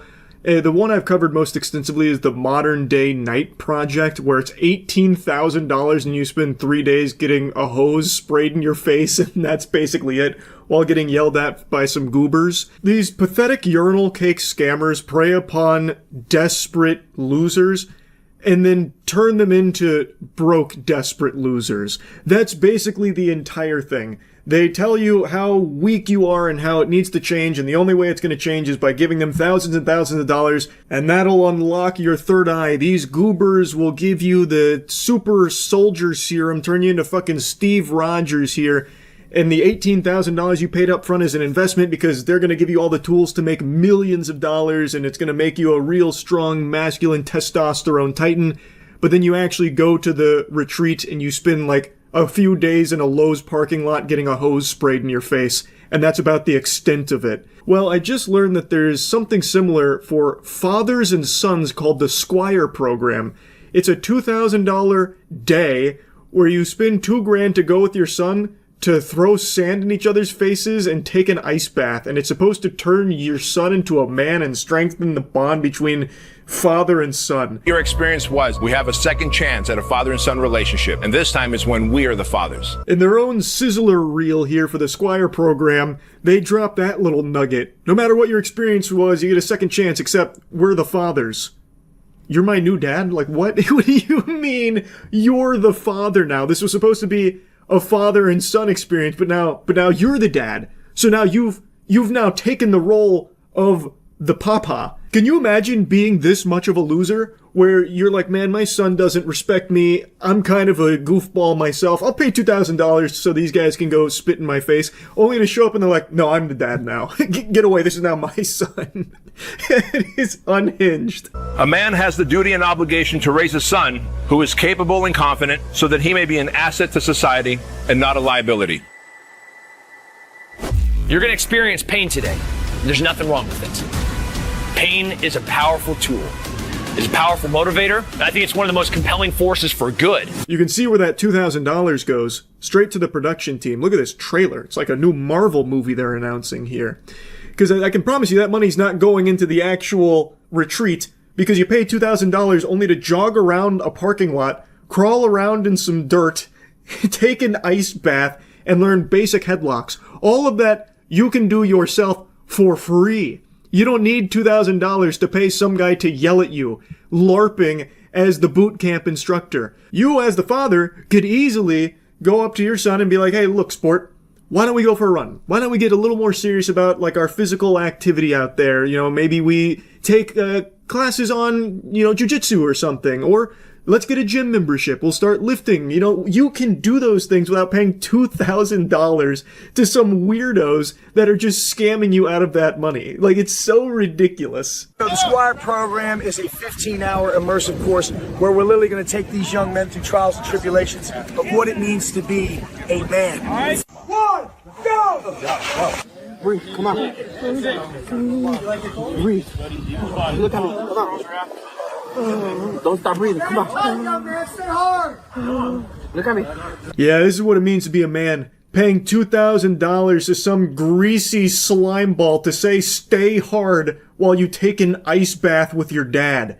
If I only had a nickel for every time in my adult life being a man I've had to take an ice bath with Pops. Jeez, right? Man, there's nothing I wouldn't be able to afford.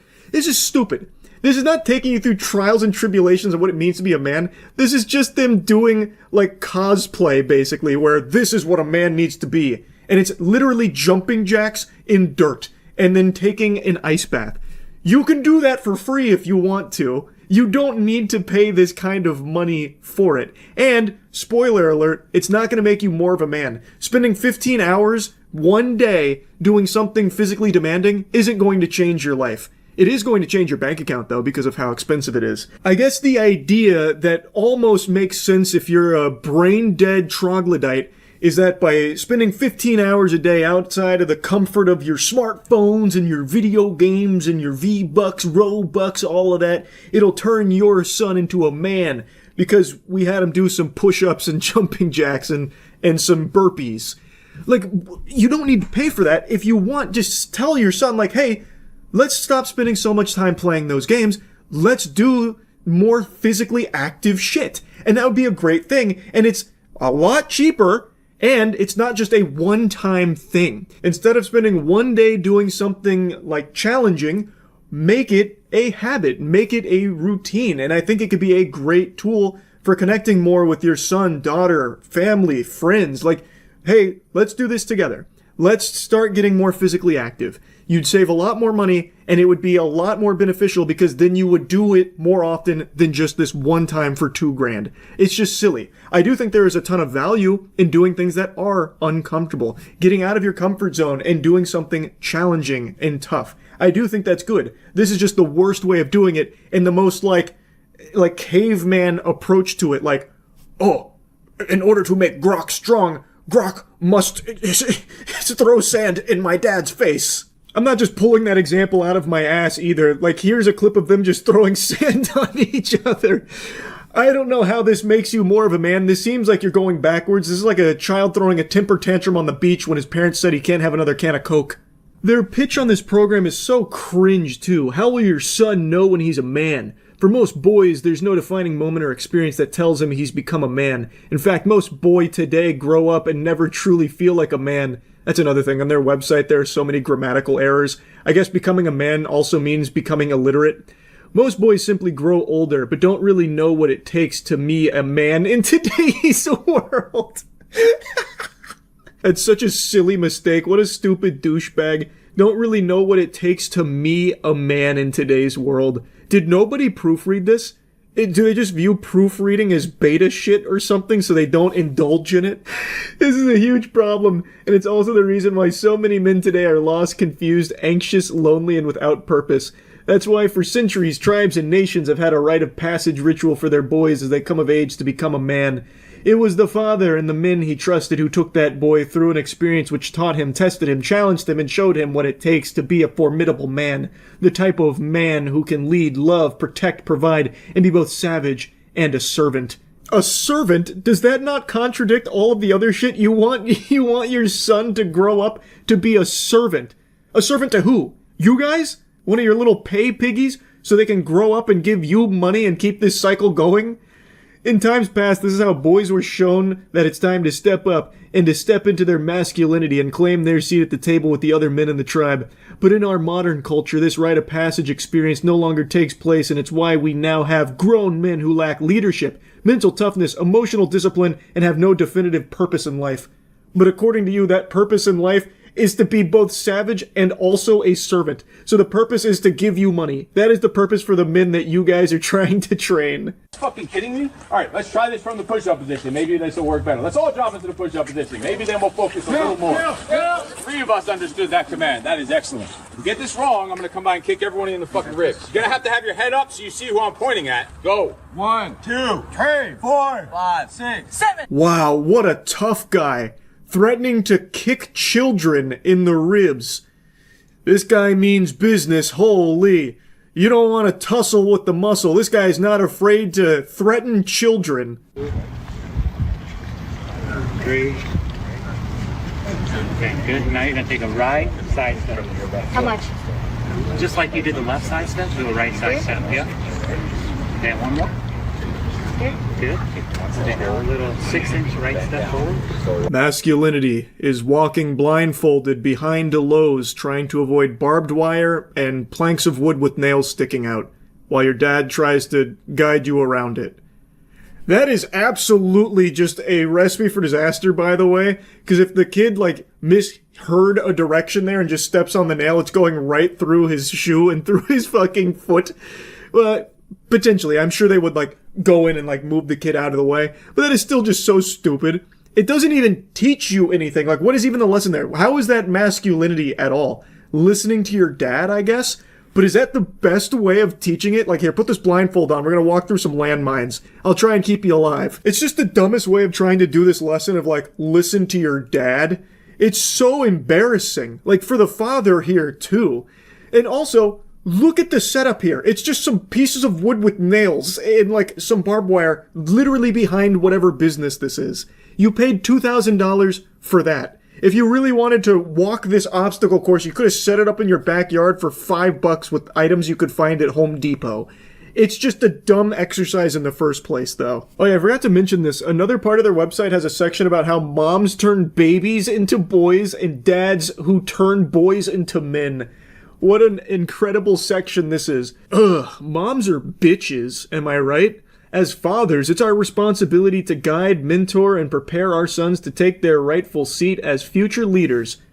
Oh, and servants also. You mentioned servants a minute ago.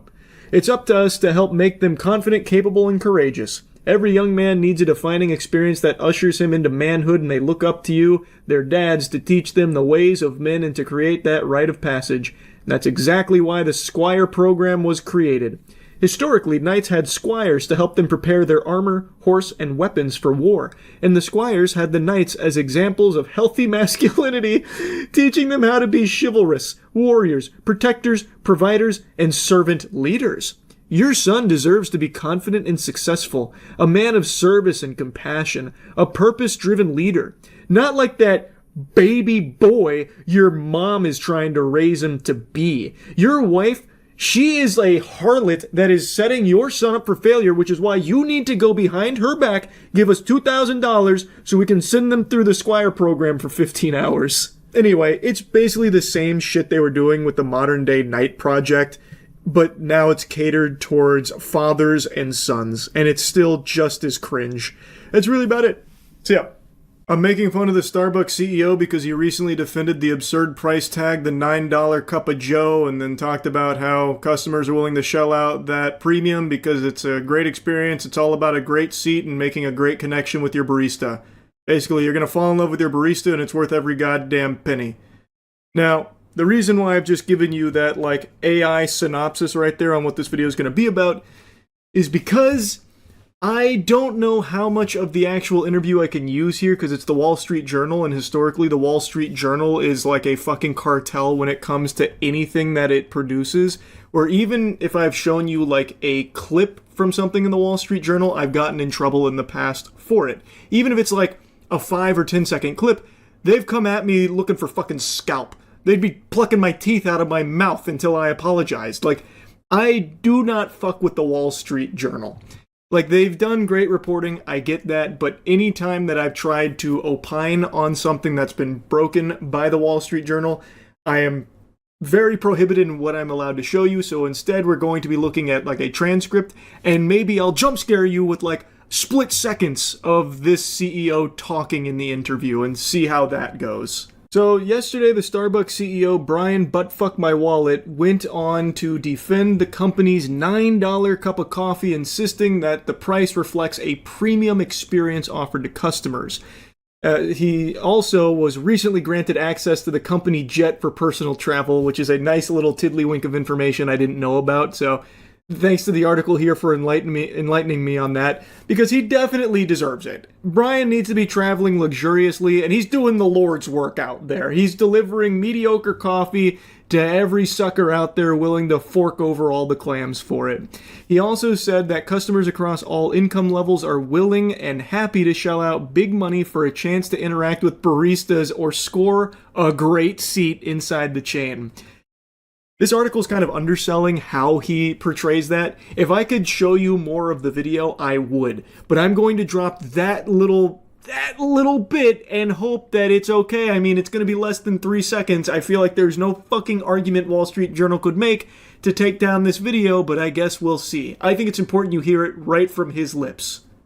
That value is to be able to have a great seat, have a great moment of connection with a barista. Son of a bitch, I tried everything, but I couldn't get it to 3 seconds. It's 4.5, but it's under 5, so I should be safe. I should be protected. I don't think they can roll up with the goddamn Pinkertons for me showing 4 seconds here at the very end of the interview. Well, at least of this segment of the interview. So he's talking about the value you get, about the great seat, which I will slam my fist on the desk and shout, objection. What great seat. It's fucking Starbucks. It's like the most sterile, generic environment you can ever find yourself in. You sit down in a swamp-ass throne and you maybe tinker away on your laptop or something while drinking some mid-ass coffee. What great seat are you talking about here, Brian? And I can't make a lot of promises to you about what you'll encounter in your life, but I can make one promise that I know 100% with certainty will never happen, and that's you forming a special connection with your barista over going to Starbucks and getting yourself a coffee. That doesn't happen. I don't know what he's talking about. Do they have like intimacy coordinators on staff at Starbucks where they try and like get the baristas excited to maybe fall in love with a customer or something after serving a pumpkin spice latte? I doubt it. They are workers looking to just do their job and go about their day, not be bothered, not be harassed, and not have this expectation that a customer is going to come in there and form some kind of special connection because the CEO said so. That doesn't happen. It will never happen. I don't know what he's talking about. This guy must have just fucking did some ayahuasca or something. This is some baloney. And also, Brian looks AI generated. I know that is low-hanging fruit as a critique, but literally this guy looks AI generated. He has like that blurry-ass zoom background there, and he himself pops like a Pixar character. This shit doesn't look real. Brian looks like a fake human being. Anyway, out of fear, I'm not going to show you any more from the actual interview, but Brian does go on to drop some premium nuggets. What we're seeing is people, they want to have a special experience, and regardless of what your income level is, in some cases, a $9 experience does feel like you're splurging. And then what that means is we have to make it worthwhile, right? And then in other cases, people believe, well, this is really affordable premium experience, because they're saying like, well, it's less than $10 and I get a really premium experience. I don't know what dimension this guy lives in, but it's so detached from reality. Out of touch doesn't even begin to encompass this. This is just like actual mental illness. This is delusional. He needs to be institutionalized. He needs to be medicated. What is Goober even yapping about? What premium experience? Every Starbucks is exactly the same. They're copy and paste. It's a place where joy goes to die. I wonder if you can tell that I'm not the biggest fan of Starbucks. I wonder if that's coming through loud and clear. I have never had a positive experience at one. The food is at best. I'm not a coffee drinker already, so they have nothing to offer me, and every time I've tried coffee from there, it's even worse than other coffees I've tried elsewhere. There's nothing premium about it. That's like saying that the shitter at the AMC movie theater is premium because you're comparing it to a gas station toilet at the local Shell. Like, it's still trash, man. Like, there's nothing premium about it. It is like the most by the numbers, formulaic, nothing new establishment you could ever venture into for your coffee and overpay for. You're paying $9 for a normal experience of just going and getting some mediocre beverage. There's nothing special about it, and there is certainly nothing that Starbucks does to make it worthwhile for $9. That is just expensive. I don't know who he is citing when he's saying, and then people look at it like, well, this is really affordable for a premium experience because it's less than $10. Nobody says that. No, not even an NPC that you programmed would say that. Because it's not. There's no premium experience, and there's nothing affordable about it. It's expensive. And also, it speaks volumes that he can't even justify the $9 price tag on the merit of the beverage itself. Instead, he is relying on these ancillary things like, $9 may feel like splurging, but we have to consider the entire experience of going into the Starbucks. That's what's most important, the ambiance. That's what makes it worth it, the premium experience. He can't even just say with his whole chest that our drinks are so good and so high quality that they warrant a $9 price tag. You're paying for the highest quality coffee on the planet. Because that's not what you're paying for. You're just overpaying for mid-shit.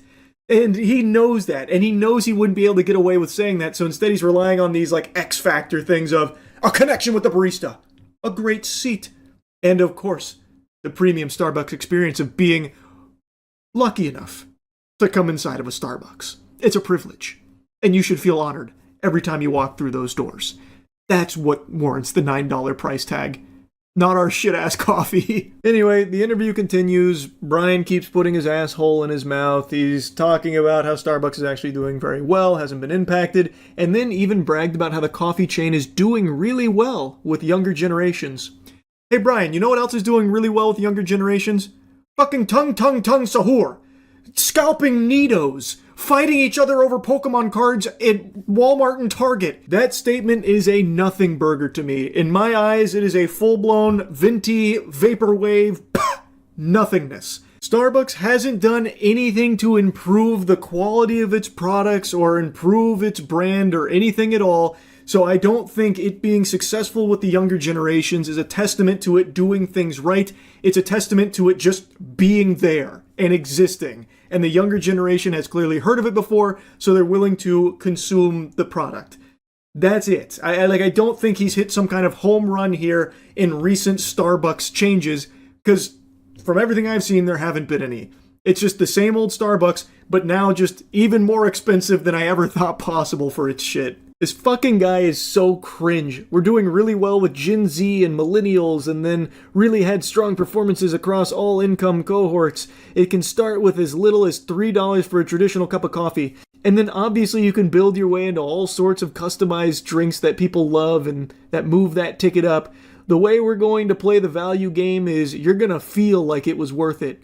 Who walks away from Starbucks saying, holy shit, all that money I wasted was worth it? That was a premium experience. Who does that? What kind of actual loser has that kind of parting thoughts? Like, man, $9 down the tubes? But what a fucking experience. Oh my god, I think the barista might want to have sex with me. I think the barista wants to marry me. It just doesn't happen. There's no premium experience. He insists customers value the experience over discounts or flashy one-off promotions. Oh, that's what everyone says. I don't want to save money. I want to make sure when I go to Starbucks everything is exactly the same and there's a chance of a connection with the barista. Please, don't help me save money with discounts or anything. I want to waste maximum amounts of money here at the same fucking Starbucks as always. Yeehaw. I'm sure, Brian. I'm sure. Anyway, I won't blabber on more about this guy. Just another painfully out-of-touch CEO I had to clown on. That's really about it. See ya. Kevin O'Leary has quickly become one of my least favorite people on this planet. He is unfathomably cringe, and yet he is still extremely vocal and can't stop chirping about his 40,000 acre data center in Utah. He's doing this nationwide humiliation ritual where he's going on like every platform imaginable, just be clowning himself publicly. He is an embarrassing specimen. He is a disgusting fungus worm man who can't help but yap and squeal about garbage that he is just truly clueless on. Like, he is actually an observably dumb person. And he continues to try and LARP as an American, despite not even being a U.S. citizen. He is Canadian. He has not even bothered to become a U.S. citizen. Yet he's willing to go around preaching about American values and trying to, like, dictate how policy should be. He's singing the blues about, oh, this is so bad now. People don't support my 40,000 acre data center in Utah. Those aren't real Americans. Those aren't real patriots. Those are Chinese spies. When he himself is not a fucking American. He is a fraud. This guy is a actual miasma of cringe, filth, and greed. And also, he is a billionaire. Why hasn't he just done the $1 million enema infusion into Trump's butthole to get that nice golden toilet paper to be just a citizen through money? He hasn't even bothered to do that. Genuinely, I can't fucking stand this guy. He is just trying to pillage and loot this country through his projects, most notably his 40,000 acre data center that's being brute forced through in Utah. And he just recently went on a couple of platforms and continued to make a fool of himself, so I'm going to shoot spitballs at him now for that. This guy is just more fake than Kristi Noem's husband's tits. This guy, there's not a single genuine real thing about him. Elevate Strategies, also a cell operating inside of Utah. Gabby Finlayson. Gabby, what are you doing? And who's paying you? Well, hi, hello. It's me, Gabby Finlayson. Yeah, because at the end of the day, who would want us to stop building our electrical grid? Which adversary would want that? There's only one. It's China. So what I think is happening, and I got my guys to go a deep dig into the IP addresses, and here's what we found out. This is fascinating. We found 2 cells inside of Utah. Elevate Strategies. Gabby Finlayson. Gabby, what are you doing? And who's paying you? So what I'm doing right now is, after getting this data, I'm calling out Gabby, operating in Utah. So, hi, Kevin. We are Elevate Strategies. This is Utah. You might not know it because you're from Canada. This is where we live. It irks me to no end. It is nails on a chalkboard painful listening to this slug man, Kevin O'Leary, utter the words "our." Having those words leave his filthy, corrupt, contaminated lips that are used solely to kiss ass drives me up the fucking wall. What do you mean, our? Kevin, you're not American. Why are you saying our electrical grid? You are not on the team, bud. You're not even on the bench. You are not in this at all, Kevin. You can't speak for Americans. You aren't one. You don't even bother to try and become one either. It is a complete disregard for this nation. You use it solely to line your own pockets. You fucking suck, man. Now, he's trying to call out Elevate Strategies, which is an organization in Utah, and he's saying that they're actually Chinese spies, and he thought he had like this gotcha moment, this dunk where it's like calling one of them out by name, Gabby. So come, Gabby, I'm shining a light here. Show yourself. And I guess he was expecting, a fucking Chinese operative to step forward, or just complete radio silence and crickets, but what he got was the actual organizers here, Gabby herself, coming forward and talking about their goals and what they are doing in Utah as people that actually live and work there. This isn't some fucking grand conspiracy to try and stop these benevolent saints from bestowing upon us plebeians the gift of data centers. We have so many data centers that are blowing up across the country. Well, not literally. Don't worry, BlackRock's already taken that into account. I yapped about that yesterday. I mean, like this explosion of data centers being built. Like they are pushing for data centers in every single location imaginable. You'll probably find some data centers in your fucking thoughts too. They're starting to put them there as well. Like they're actually going everywhere. And we have the information from the data centers that have been operational for a while that it is a terrible deal for all of the normal working people. The normal civilians get butt fucked by this. Their energy bills go through the roof. They lose water quality. It's just a complete contamination to their way of life in their local communities. And again, it doesn't bring jobs. I've mentioned this a lot. I've yapped about this endlessly, especially over the last couple weeks. One of the biggest data centers in this country only employs roughly 150 full-time employees, and normal average-sized data centers run as lean as 20 to 25 employees. They are not giving jobs to the community, so the community sees none of the upside. It doesn't benefit them in any way, shape, or form. I know I already mentioned it, but because of the huge energy demand for these data centers, it then inevitably has the consequence that all of the local community members have their energy bills fucking skyrocket, and of course there is the impact on water and all that. But then there's also something that's starting to develop now. It happened very recently. I talked about it yesterday. NV Energy, an energy supplier to Lake Tahoe residents, let them know that they're just not going to be giving power to the people anymore. They are now going to solely focus on delivering power to their local data centers. So now 50,000 residents in Lake Tahoe are now at a risk of not even having power because NV Energy just decided it's more lucrative to just solely work with AI and basically fuck you to all of the actual human beings that rely on them for the energy to live. So now they have to try and scramble by 2027, only a year, to find a new power supplier to these 50,000 residents. It's actual insanity. Normal people do not want data centers, and they are doing all they can to fight back, albeit unsuccessfully because of the intense corruption, especially in like Utah, where 3 people, one of them even fighting for hell, saying for hell's sakes, grow up. People that are literally just going against the will of the people, deciding to brute force it through because they get some doubloons out of that deal most likely. However, I would like to highlight a successful one that has recently unfolded where recently in Missouri, the council that pushed through a data center initiative, all of them got voted out in a landslide defeat, and now they're setting their sights on the mayor who allowed this to happen as well. This is exactly how it should be. If you are not going to actually represent the people in your community, if you are going to go against their interest in order for your own greed and exploitation, you lose your job. You lose that position. That's exactly how it should be. That's exactly what's happening in this Missouri community. So hats off to them, and I hope to see more of this shit continue. Anyway, back to clowning on Kevin O'Leary. Before we get into anything too serious, this is the very scary, very intimidating man that is threatening us. We are not taking the criticism of anyone who is wearing flip-flops and a suit on national television. You know, it's not every day you get called out by first and last name on Fox News by a Canadian billionaire trying to ruin my state, but here we are. Kevin is such a quirk chungus Reddit loser. He's wearing pink flip-flops with his suit and a Utah national security hat, because he's cosplaying as this big, rough and tough guy. It's like if you went into a character creator in a video game and intentionally tried to make the most insufferable looking asshole you could think of.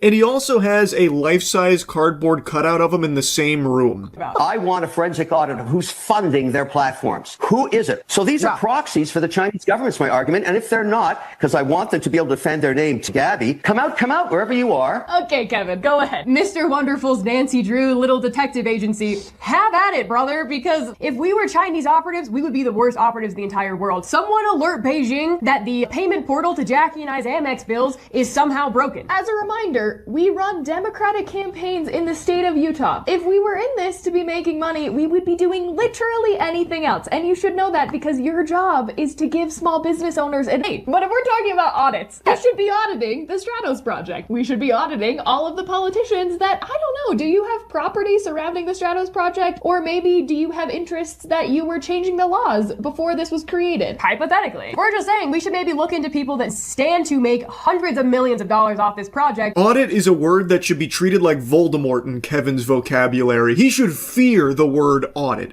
Because if anyone actually gave a fuck about Kevin's business dealings, they would uncover some extremely shady shit, I imagine.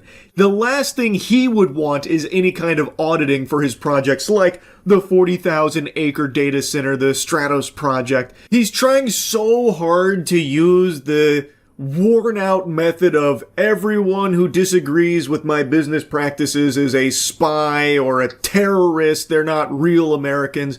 But it doesn't work, Kevin, because data centers are so unanimously hated by real people that actually live in these communities that you are infesting that this just doesn't fly. Because, again, average ordinary people are directly impacted by this in a wildly negative fashion, and they do actually go out and try and fight against it. So when you, a foreign billionaire, come over and start stepping all over them, insulting them and saying that they're not real Americans, they're being paid by China or being bussed in and aren't actually representative of the real enthusiasm true Americans have around data centers, it just doesn't work. People see right through the lie. He also just can't help himself but to go on this humiliation ritual where he makes it abundantly clear that he is just actually a stupid imbecile, like a bumbling moron. There's always this perception that if you have as much money as Kevin, you must be smart, but Kevin is doing everything he can to show that that's just not the case. To stop advancement of technology with the uncertainty it brings has always been a dilemma in capitalism and in America, and it's a fair comment. But how is this capitalism? If taxpayers are paying for some of it, how is that capitalism? That seems... I think that's no different than building an apartment building downtown in Austin. You can get incentives for that too, and that's just part of how it works. You can debate How is that capitalism? How is that free market? If politicians are handing you other people's money to do it, how is that capitalism? Well, capitalism is built into the Constitution, which I think was genius. As I said, he's been going on like every platform imaginable, and every time he finds a way to look dumber and dumber. So throughout this interview, he continues to like flounder. He was also then asked about like, well, what jobs is it going to bring? Because Kevin keeps talking about the millions of jobs that this is going to bring. People just don't see the vision. And he couldn't actually name any jobs or actually explain that thought process of his. And also, it looks like he's fucking zooted out of his mind. Why does he keep zoning out? Is he blue screening in the brain? Is he seeing a ghost or like a big floating pair of titties? Like, what does Kevin keep looking off into?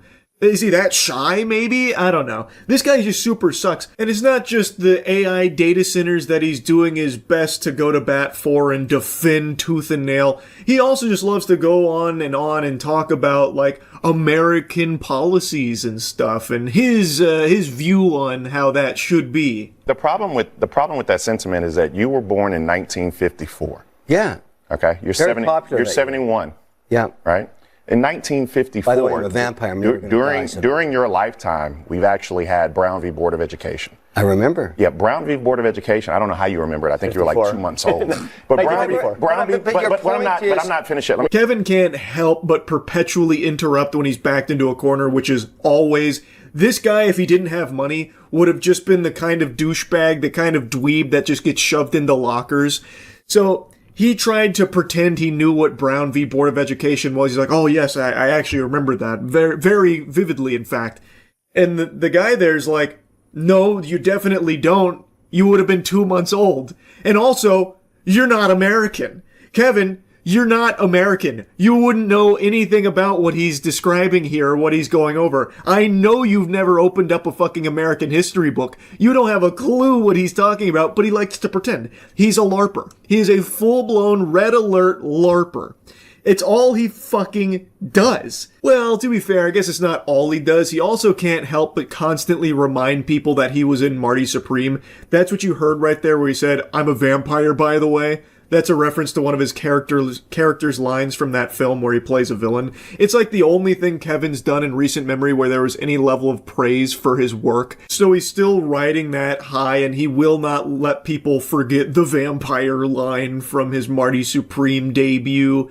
It's actually a SpongeBob ripped pants moment. He just keeps doing it. I ripped my pants. I'm a vampire. Fucking loser, man. I hate Kevin O'Leary.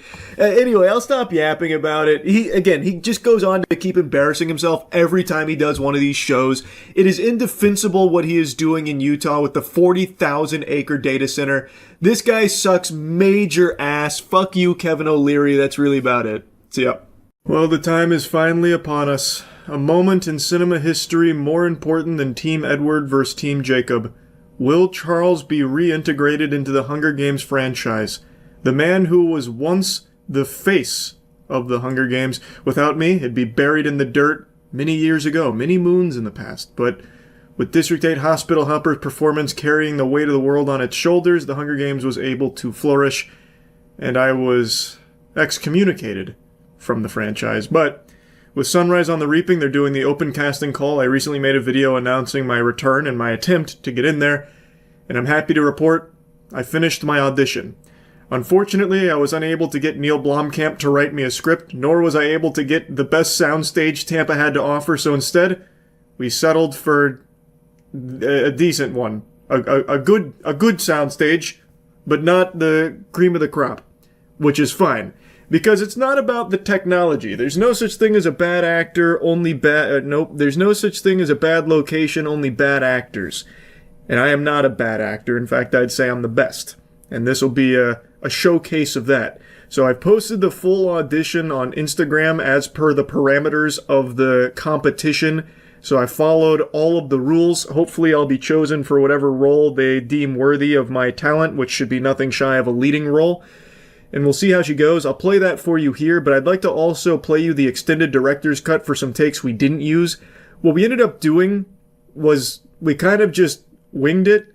Like, we had a general premise for what we wanted to do. It was kind of just going to be like this wide array of different scenes as opposed to marrying ourselves to one narrative. Instead, we told every story ever made in a bunch of different backgrounds.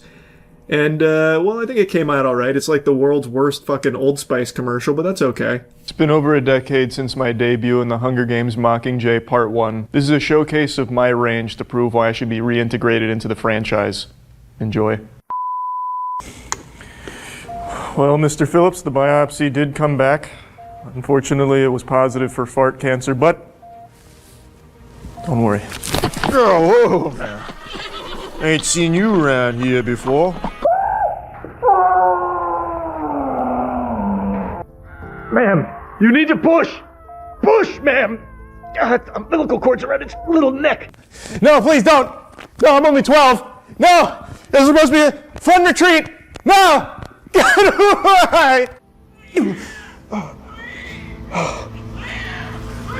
Congratulations, Mom. No! My God, this baby, it looks just like me. Wow. I know it's my own performance, but inspiration is inspiration, you know what I mean? In 1 minute, I was able to make you feel things and connect to these characters we created. And really, at the end of the day, it's kind of the most important part of acting. Just tickling the soul a little bit, you know what I mean? So that's the actual edited down audition to fit within the minute-long scope of things. But I wanted to show you a few takes we didn't really use because I think they're just as good, if not even better, in some cases. This is a showcase of my range as well as me doing a stunt choreographed performance from High Wires. If you're watching this, then I'm already dead. Yeah, I practiced my Bushido.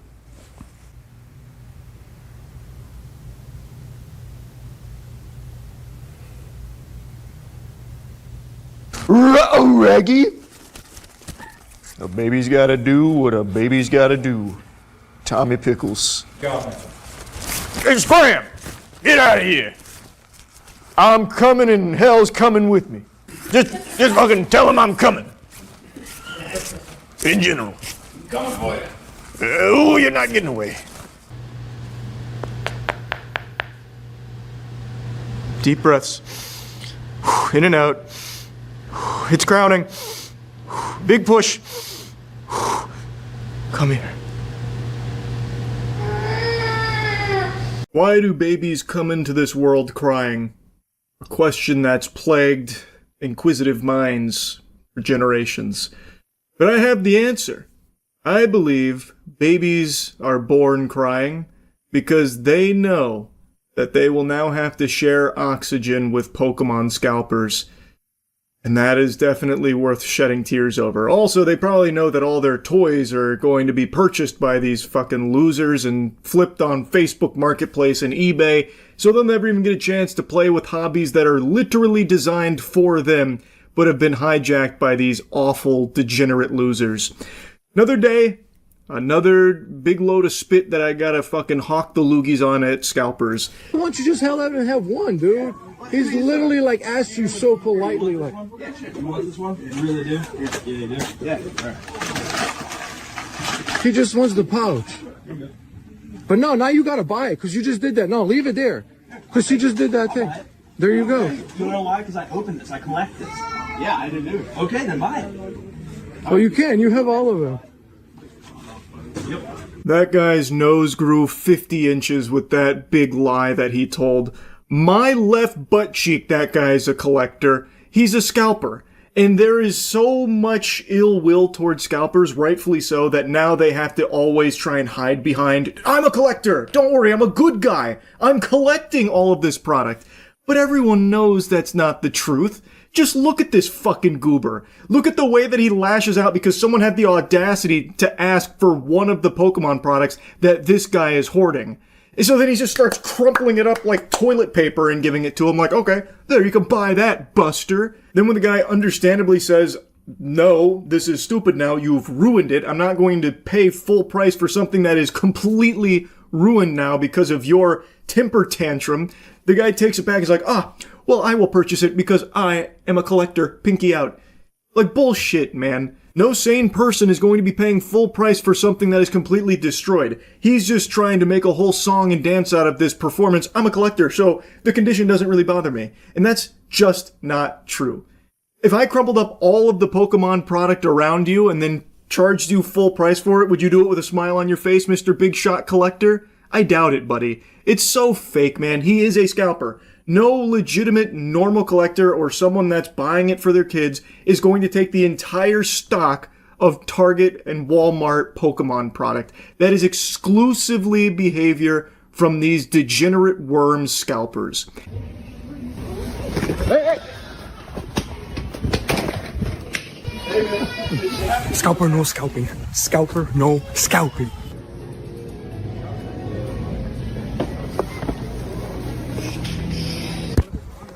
Scalper, no scalping. I'm not normally one to get behind TikTok trends, but this one, I gotta tell you, put a smile on my face. Just taking the Pokemon product from scalpers' carts. Hey, you're not gonna get any fist wiggling from me over that behavior, because these scalpers truly think that because they put it in their shopping carts, it's theirs now. They planted the flag and now it's theirs, and you're stealing from them if you take one of those products, which is just goofy. That is just not true at all. In fact, you can make a much stronger argument that these assholes are actually stealing from the rest of the community that wants to get product either for their kids, for themselves. Unfortunately, that's more uncommon than saber-toothed tigers. That shit is fucking extinct right now because the only people that get their hands on Pokemon product from like Walmart and Target are these scalpers because they literally camp out and wait overnight for it on every restock and every drop. These unemployable, loveless losers literally wait hours overnight just to be the first in the door to get their hands on a couple of boxes of Pokemon product to ensure that nobody that actually wants to engage with the hobby can get it. It is just these scalpers, but even still, I got no issue with someone going in there and taking a box of Pokemon product right out from their grubby, greedy little paws there in their shopping carts, because there should be buy limits in place, and I'm pretty sure there are in most places, but they circumvent that and wipe their ass with the rules because scalpers just do anything they can to hoard Pokemon product. So this guy's done 2 videos like this. This one made me laugh the hardest because the guy chases him down and fucking slips and falls. I don't know if the TikToker dropped the banana peel Mario Kart style and just had him spin out and eat shit, but he was feeling it, man. He had his like head buried down, walking slow over the cart afterwards too. It actually gave me a bit of a belly laugh there. And it's not just that TikToker that's doing it. Other scalpers are now getting in on that action of just taking from other scalpers' carts. It's pure fucking pandemonium. That reminds me, have you seen that scalper clip of the guy who grabs a box right from the employee before they stock it, and then once he reaches the counter, he begs another scalper for one-piece TCG packs? I have not seen that one. That sounds on par for pathetic scalper behavior, though. Nice. Oh, but you cannot do that. Yeah, come on. What do you mean? I'm gonna pay. I'm gonna buy it. Oh, buddy. I'm gonna pay for it. Okay, you're not allowed to take that box. Okay, can you I? can get what you want inside it, but you can't take the box. All right. Yo, could you not touch my? Yo. Can you not? This guy has the gall. Can you not touch my box? Brother, you just took this off of the employee's dolly. And now all of a sudden he's claiming ownership of it. What a loser. Normalize taking shit from scalpers. First come, first serve, bro. Yeah, but I was there first. Bro. Watch yourself, bro. Watch yourself, bro. I can hear this guy's a dweeb. Watch yourself. What are you gonna do? Cry to mommy about it? The chutzpah. Wow! What a dork.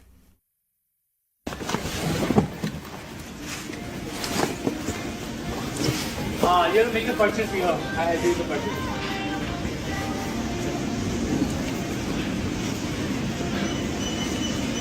Fucking insane. Guy already got everything. So insane! Bro, you gon'... Oh, wow. Ooh, you...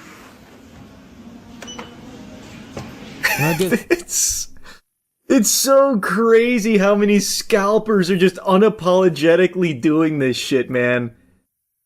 Ugh. I haven't seen one in the wild yet, but I imagine it's because I go to Walmart in the afternoon. These fucking vultures are there in the morning. The second restock happens. But to just go from, like, the restock over here to just another scalper with a whole cart full of product. Some packs of One Piece? I only got 6 here, man. No way. Sorry. Can I get one ETB? No, I need them all. Oh, just one. 2, 4, there's 4. Seriously. Man. Ooh, it's so cringe. Ah, it's so pathetic. His day is ruined. How can you be so mean? I know he wouldn't share his product with the other scalper, dude. What? No honor among thieves? What kind of madness? He's violating scalper code. I like how this guy says, I need them all. I only have 6. I miss being able to actually participate in my hobby. Haven't gotten a single card in months. Yeah, I mean, it sucks, bro. Blame these losers. I heard the more Pokemon you scalp, the worse your hairline gets. Was this craze still from the COVID era? TCGs blew up during COVID, but no. You can't blame this on, like, the COVID hysteria around cards. This is truly just the state of, like, everything. It's not just cards. There's scalpers for literally everything. Fucking Nitos, Burger King collabs, McDonald's collabs, Popeyes collabs, everything. That one was extraordinarily stinky. I could actually smell the fumes coming from the cameraman scalper here. Just listening to him speak was painful. He's in like a perpetual fugue state as he's bouncing around trying to grab Pokemon product to scalp. And then he runs into a bigger scalper. As Qui-Gon Jinn said, there's always a bigger fish. And then he starts groveling, begging for some One Piece cards. And then that fucking twerp is like, I only got 6. I can't part with any of these. I only got a measly 6. And then the rest of his card is littered with Pokemon. So you know no normal family is actually going to be able to get their hands on it because it's been cleaned out already first thing in the morning from these assholes. And of course, it's not slowing down. Some places are enforcing limits, others aren't. There needs to be limits in place. They need to stand by them. I promise you, the inventory will still move. You will still have Pokemon products flying off the shelves, even with a limit in place. you can just see the mile-long lines that are building every place that does have limits, so you can at least do the bare minimum of ensuring these scumbags can't just make off with the entirety of the inventory themselves. At least you can spread it out, and maybe there's a slim chance that an actual collector or family gets their hands on some. Limits should be normal when it comes to these products, because it's just completely fucking out of control from all these scalpers that are sweeping like a plague. Anyway, just needed to clown on them again. That's really about it. See ya. You ever been to a dog show with the sole purpose of arguing with the other dudes there about how your dog is the most exotic? What do you mean, no? What's wrong with you? You off your gourd or something? This is what sane, healthy people do. It is what it is. I don't give a fuck. Why? Because it's exotic. This right here, everybody has. This right here, nobody has. Exotic is something. I got the Ain't nobody out. got this though. Everybody got Bluffy. Nobody got this. And exotic got the smash mug, not the long snout. Long snout. How you figure? That's them two fingers. Snout. He could breathe. Wait. You got a tail? You got a tail? You got a tail? Oh shit. It's pure chaos here at the Westminster Dog Show. It's going nuts. There's blood and guts everywhere, and there will be no survivors. Like, this is like a lot of hostility here at the dog presentation. It's like listening to Bills fans and Chiefs fans arguing. All this while holding dogs that they're treating like pieces of jewelry. Specifically, the dude that looks like the Rizzler was set to Wumbo and then found cocaine, the guy that's really like fucking steaming. He just keeps going on about how exotic his dog is and how no one has it, as he's like showing it off like a luxury car. No high rear though. This ain't high rear. Stand them You up. crazy? Stand that dog up. Stop pulling that rear back. Not putting on rear, Pulling baby. that Come rear on. back. Let's do a side shot. Pulling that rear Side back. shot. Let's do a side shot. Let's do a side shot. Let's do a side shot. Buddy tries to call him out for high rear, looking to throw a flag on the play, like, nah, it's disqualification, rear too high. And then he's like, high rear, that's the most outrageous thing I've ever seen. I do say, my good chap, that is outlandish. This whole thing is so absurd.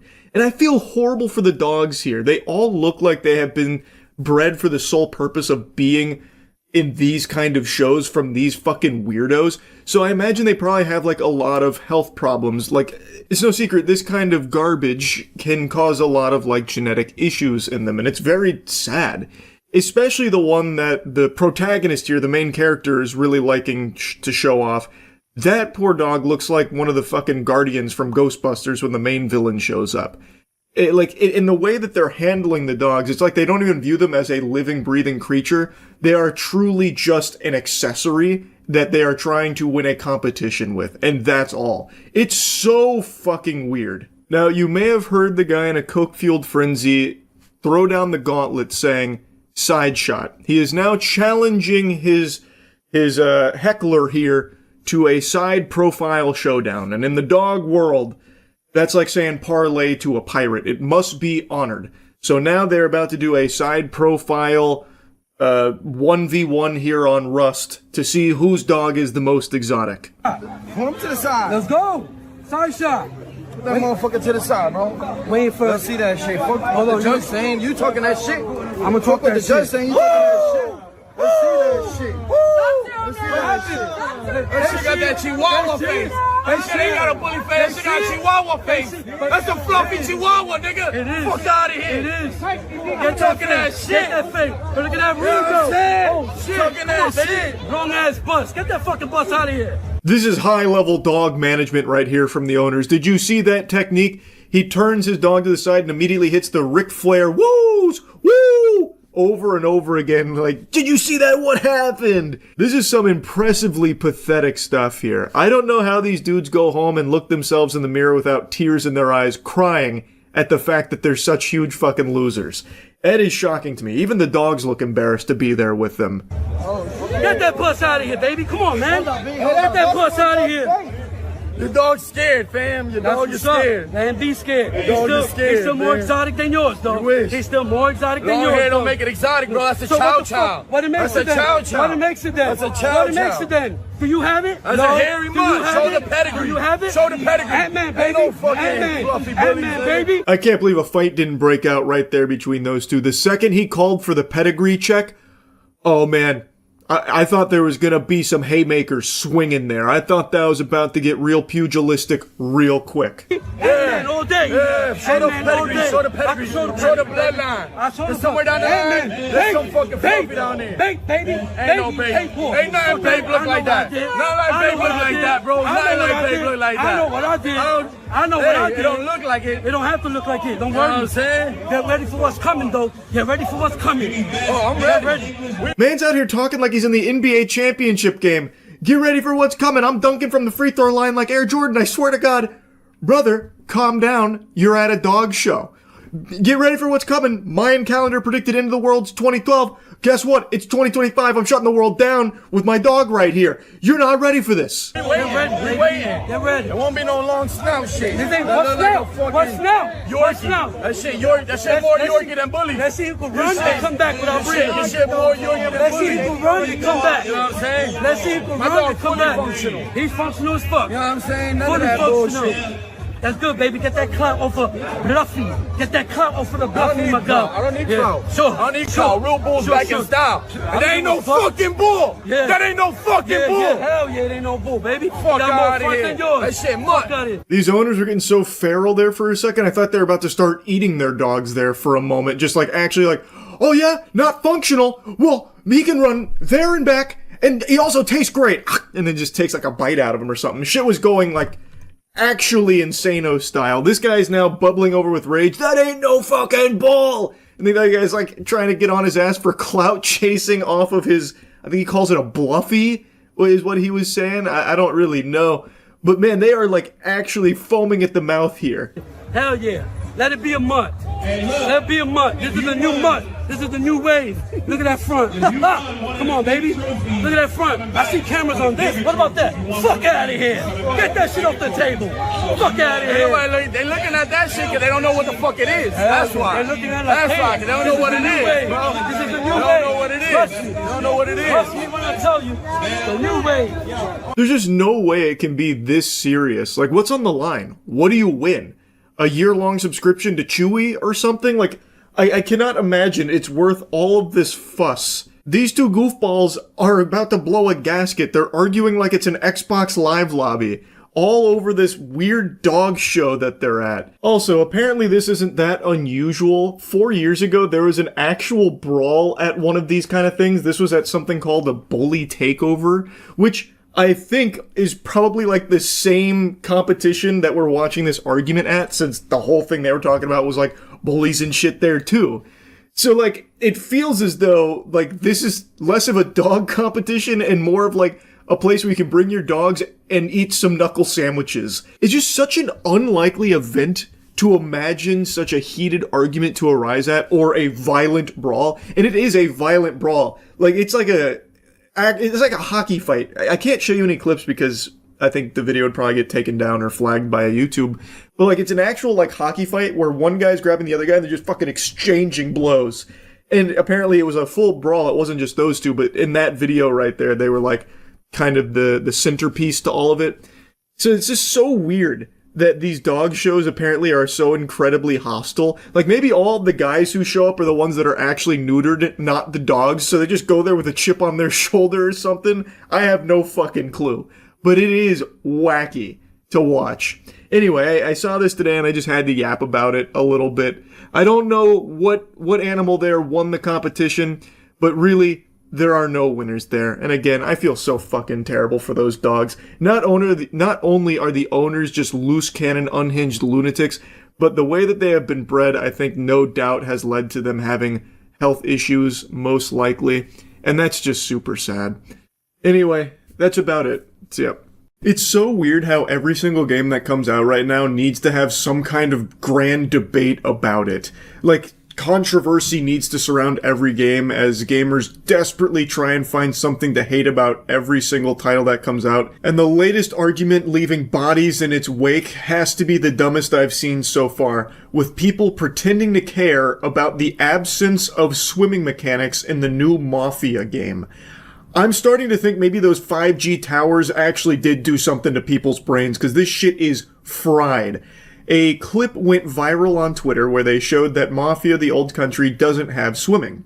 But it turns out it's also incorrect, and there is a swimming animation in the game. It's just this game doesn't use swimming. It's not an open world game in the first place, by the way, yet so many people were outraged and kept shaking their fist and planting their Dorito-crusted swamp ass all over this game's reputation, calling the developers lazy for not adding swimming. This is what's wrong with modern gaming. No swimming. They don't care about the detail. My immersion is ruined. Like, what are you, 6 years old? Your immersion? What, you need to see the character do a fucking breaststroke in order to clap in your chair and enjoy the game? Like, what the fuck? It is not an open world game. Some of the greatest games of all time don't have swimming in there. I didn't see anyone making a big hoopla when Elden Ring didn't have swimming mechanics and water levels. People just genuinely want every game to fail and will find the most outlandish things to pretend to be upset about in regards to them.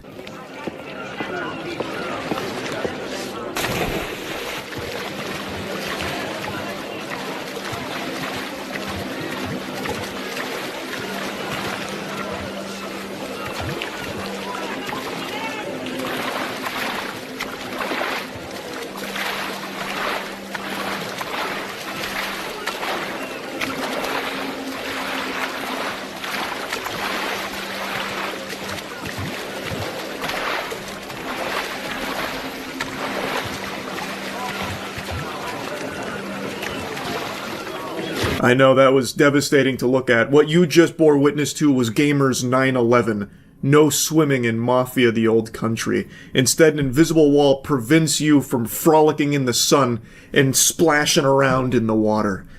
It's heartbreaking. It's horrifying, actually. I'm gonna have a conniption. Who gives a fuck? This is not an open world game. It is not a series that has ever been known for its swimming. In fact, in the entire Mafia franchise, there is one game that lets you swim in a limited capacity, and it's Mafia 3, the one everybody hates. Like, this is ridiculous to pretend that this matters to you. I don't understand. It's such a stupid thing to get up in arms about, especially because this game is doing exactly what a lot of people have been crying about wanting more of. It is a $50 game, by the way. It is not the overpriced $70 or $80 experiences now that we've been getting fucking shoveled down our throats. It is $50, meaning it is a reasonably priced AAA game, which is extremely refreshing. There's only a handful of these, like notably Expedition 33. And it is also a linear, single-player game with a huge focus on its narrative.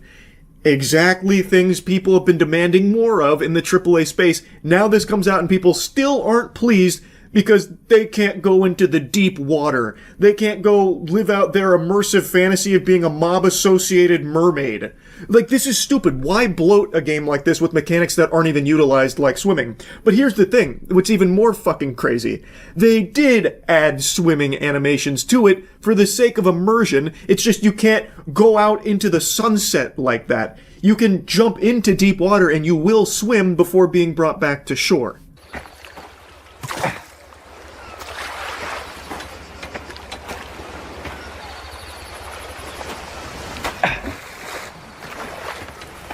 I forgot to turn my face cam off while watching that so you can get the real-time Charles reaction to seeing this riveting piece of information surface about the swimming animation actually being present in Mafia the Old Country, contrary to the popular belief spread around Twitter. And as with everything, it is impossible for people to admit that they were wrong, so when this information hit the mainstream, people said, oh, it's even lazier than I thought. Oh, so there is swimming animations, but it just fades to black and you're back on the dock? Oh my god, this is deplorable. I will never buy another game from this company ever. The laziness is palpable. They're getting paid to do fucking nothing over there. When this is like literally the exact thing tons of other games that are beloved do.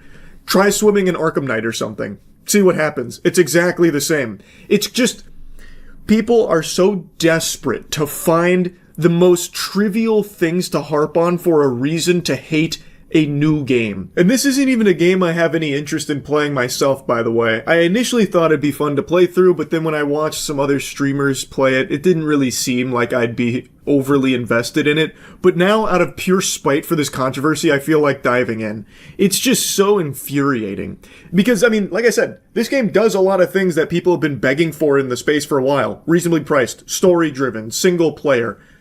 Like, it is people have been hoping for more of those, and now it's here, and it's still not good enough because the swimming wasn't up to their standards. It's just craziness. I find it hard to believe that these are real people. I just have a hard time coming to terms with losers like this actually existing. It's such a meaningless argument to have. Because even if let's say this game did have swimming, there would equally be a chance that it would have been controversial to have swimming because people would say, you can swim in Mafia the Old Country, yet they never use it in the game. What a waste of development time. What a waste of budget. Why even hire people to work on swimming in a game that doesn't use it? Bloat.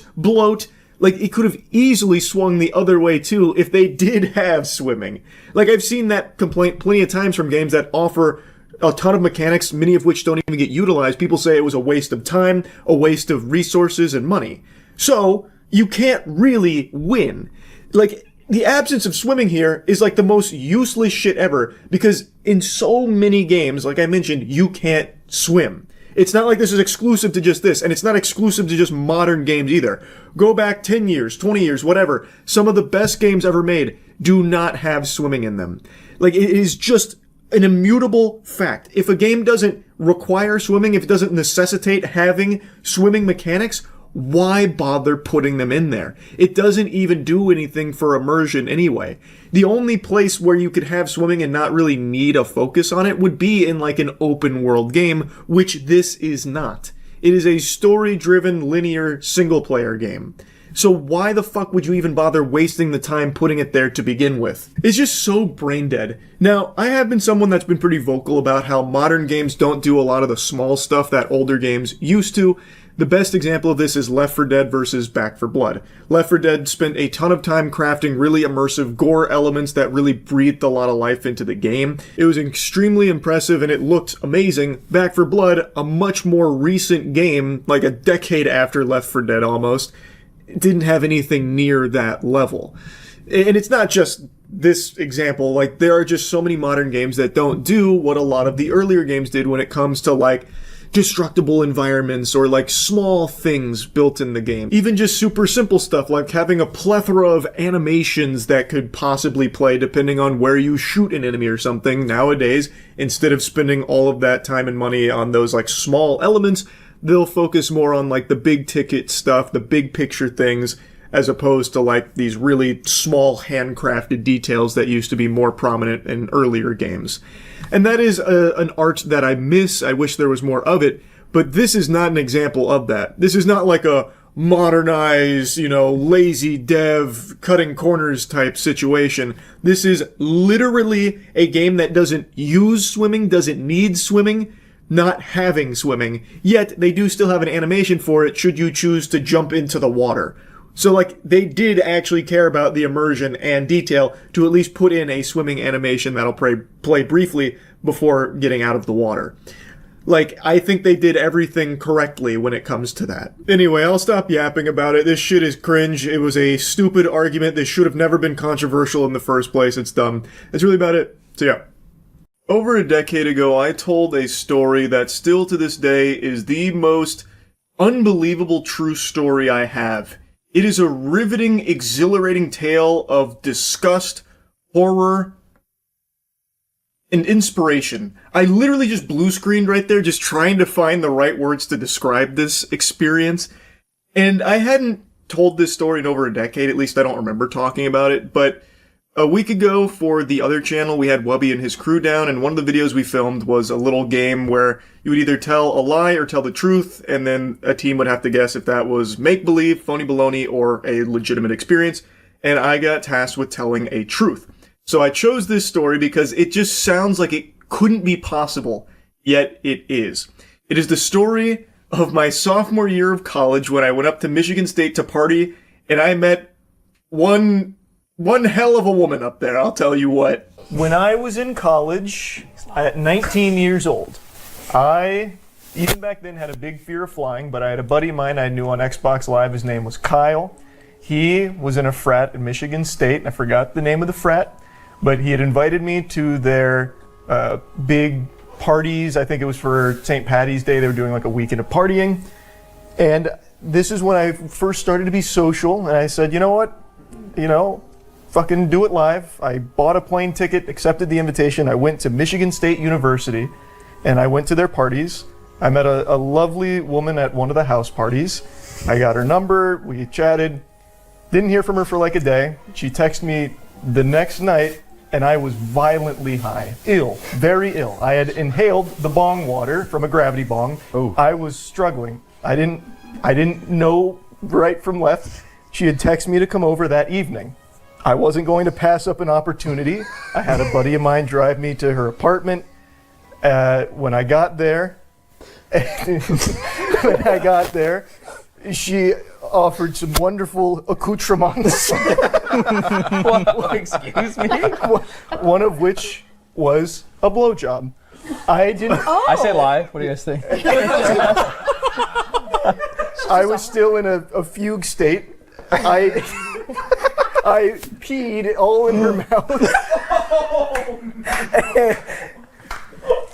and what the fuck? Of course, there's only so much space in this cavity, so she popped off. I peed everywhere in that bedroom. To which she said, "I can't do this right now." So she went into the shower to clean off, and I sat there in shame and confusion. Truth? I was so quick at the start of the story to think oh yeah, this is true. I didn't even have to think twice. It's so unbelievable. That last bit, I am praying for you that is a lie. I have so many questions. Yeah. I think we get quite a few. They grilled him. Yeah. Okay. So first off, the most unbelievable thing, you flew? Yeah, I did. I flew. Yeah. It was one of only, I think, 8 or 9 times I've flown. It was a solo solo flight. Because I was finally socializing. This was a huge opportunity. Did she gag when you pissed in her mouth? I think she thought it was cum at first. And then when it was very yellow, it became more apparent that it was not. Okay. Okay. But she did not throw up. This might just have you explain it again, but I'm very confused how that happened. Yeah. Were you hard? I mean, I have to be real here. Were you hard? Yeah. And then you just started. I don't think I've ever mixed that up. So you ripped a gravity bong, you said. Multiple times. And you were nauseous during it? Oh, I inhaled the bong water. I thought I was begging to... Right. Yeah, I was begging. I was begging to go to the hospital. And you were very hot. Very hot. It's just a common theme. Was this like a homemade plastic bottle one, or is it like an actual bucket? I don't remember at all. It was a weapon. You would remember that. I have a question. I know I'm not the question asking team, but did you say she said she can't do this? Can't do this right now. Right now. Do this right now. We'll come back. Also, I like how we said. One of which, out of the many offerings she gave, one of which was. Wait, how did it end? Did I miss that? She went and showered and then. We became good friends. Did you stay the night? Yeah. This is no. And that was the first time that you had met them. Earlier the party. Yeah. Yeah, but you met them that. You peed in a girl's mouth and it worked out to where you could stay in the home. Like that. Did she like it? No. Well, she said not right now. I think I'm on full. This is a lie. It has to be a lie. I think that this is How could we bring the beginning elements of this are probably true, but especially the end of it is there's no way. He potentially pissed into the carpet of a woman's home. Yeah. You don't stay after that. No. She don't keep you there. Was this? I don't care if you're the most suave motherfucker on earth. If you pee into someone's mouth and on their floor the night you met them, you're not staying the night. No, she was sober. This is so a lie. This is so a lie.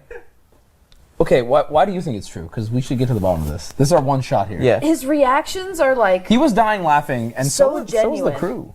That's why I think that some of it's true. Like bits of it. Yeah. But not. There's just 0% chance. I can't believe that he peed in a girl's mouth and then stayed and watched TV. And hung out. Yeah. Family maybe everything was Check this out. Check out Spider Ham. You'll never guess what Stewie said.